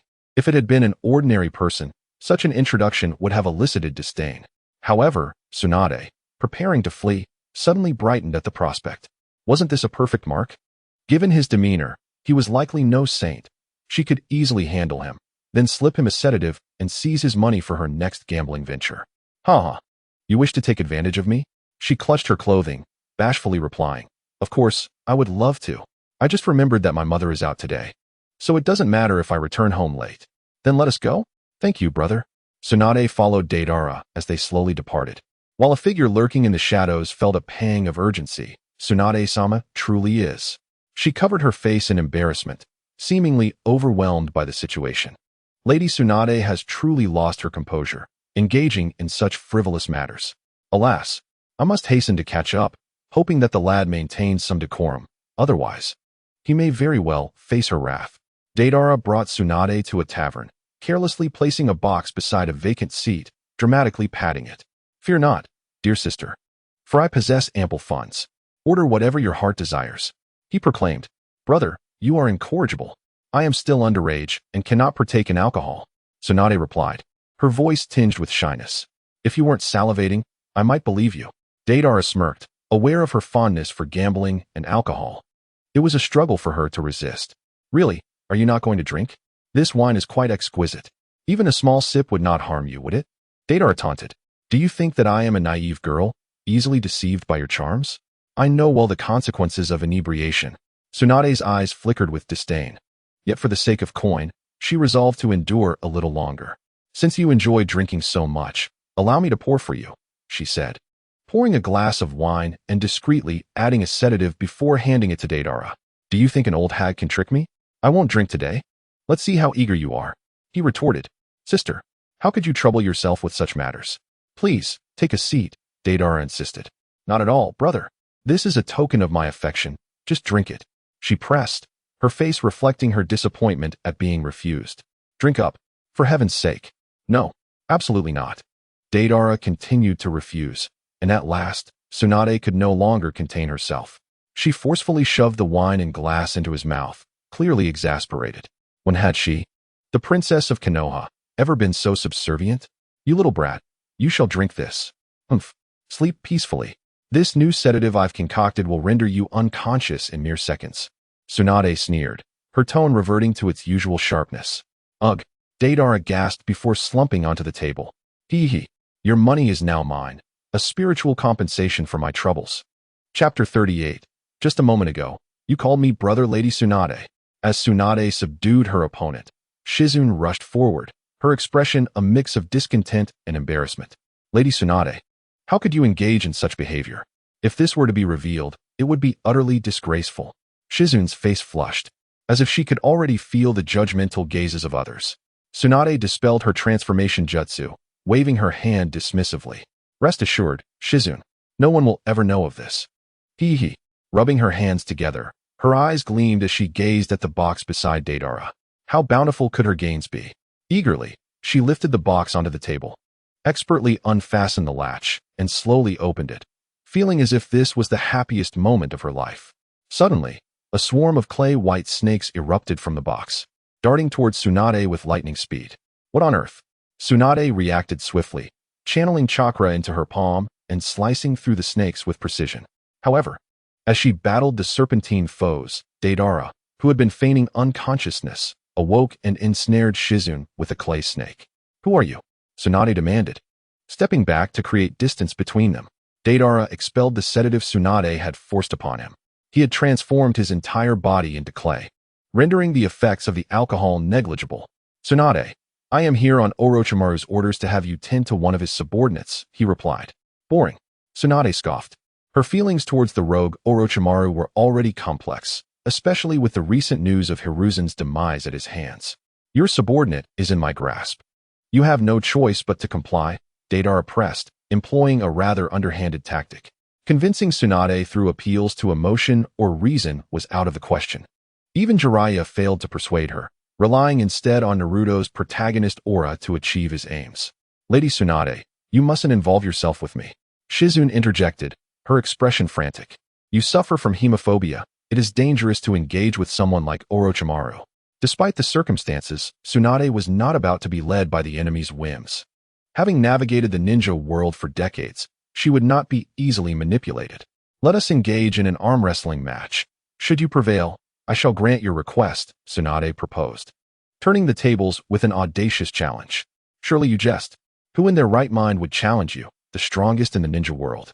"There is no way I could win," Deidara declined. Tsunade nodded inwardly, recognizing from his response that he was not truly malicious. Capturing Shizune was merely a means to an end, not a threat to her life. "Do not look at me with such disdain," Deidara cautioned, aware of her thoughts. "I may not intend to harm your subordinate, but I can take her away, and her fate with Orochimaru is beyond my control." "How troublesome." Tsunade sighed. "Very well, let us see who prevails. If you can defeat me, I shall concede to your demands." "Agreed. Let us head outside the city," Deidara responded, confident in his ability to best her, knowing that even if she unleashed her full power, her fear of blood remained a significant factor. "Excellent.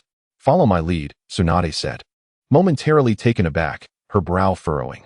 Her challenge was merely a means to gauge his strength. She never anticipated he would accept. "Humph, this young pup is quite arrogant. Let him witness the might of a seasoned ninja." Once outside the city, Tsunade stood with her hands on her hips, her golden hair billowing in the wind as she confidently proclaimed, "Show me all you've got, little brat. I am not like those petty thieves you faced before." Deidara scoffed. TSK. "Calling me little brat when just moments ago you were affectionately addressing me as handsome brother." Tsunade's face flushed with indignation, her right fist clenched, imbued with unimaginable strength. She struck the ground where Deidara had stood. Boom. The sound of an explosion echoed as a large crater formed, debris scattering and dust rising to obscure the view. Ordinary snake group. A multitude of clay-white snakes surged forth from the dust, lunging at Tsunade. This time, she refrained from employing her chakra blade, as the sheer number of snakes rendered it impossible to slice through them effectively. "Are you perhaps Orochimaru's apprentice, resorting to such disgusting tactics?" Tsunade remarked disdainfully. "Certainly not. My relationship with Orochimaru is one of collaboration. Moreover, my artistry has the potential to explode." Huh. Boom. The rocks shattered into fragments, and more clay-white snakes slithered in, taking advantage of the chaos. Tsunade was startled, but swiftly retreated to create distance. "Watch your step, little sister." Deidara's voice echoed again as several clay rock insects emerged from below, launching an attack simultaneously. "Silence, you little brat." Tsunade's fury ignited. She struck the ground with her fist, causing a violent depression, and the rock insects crumpled under her might. She had crushed the lower halves of the insects merely by pulverizing the ground beneath them. However, Tsunade was afforded no respite.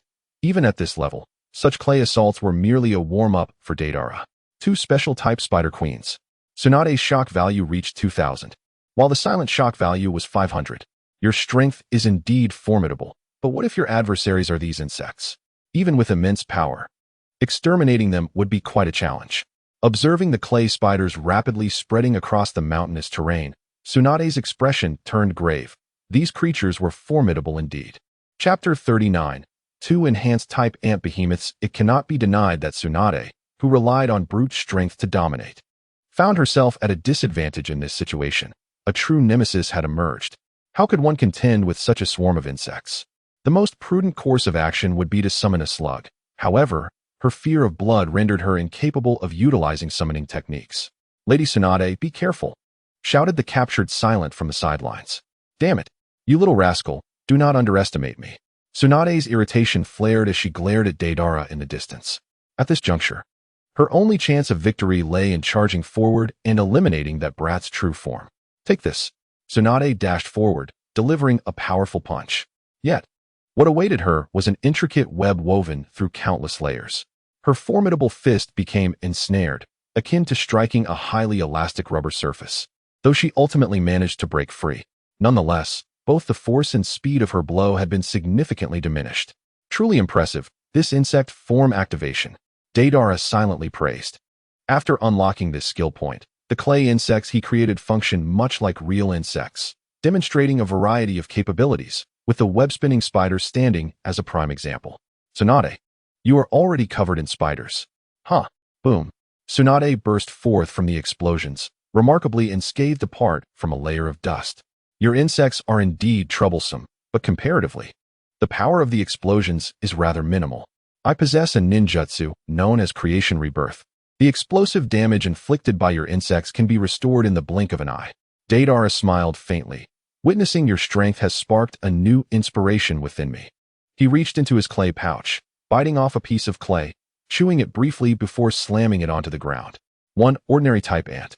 Swarms of clay ants, each the size of a fingertip, emerged, charging towards Tsunade in a disciplined formation, reminiscent of a well-trained battalion.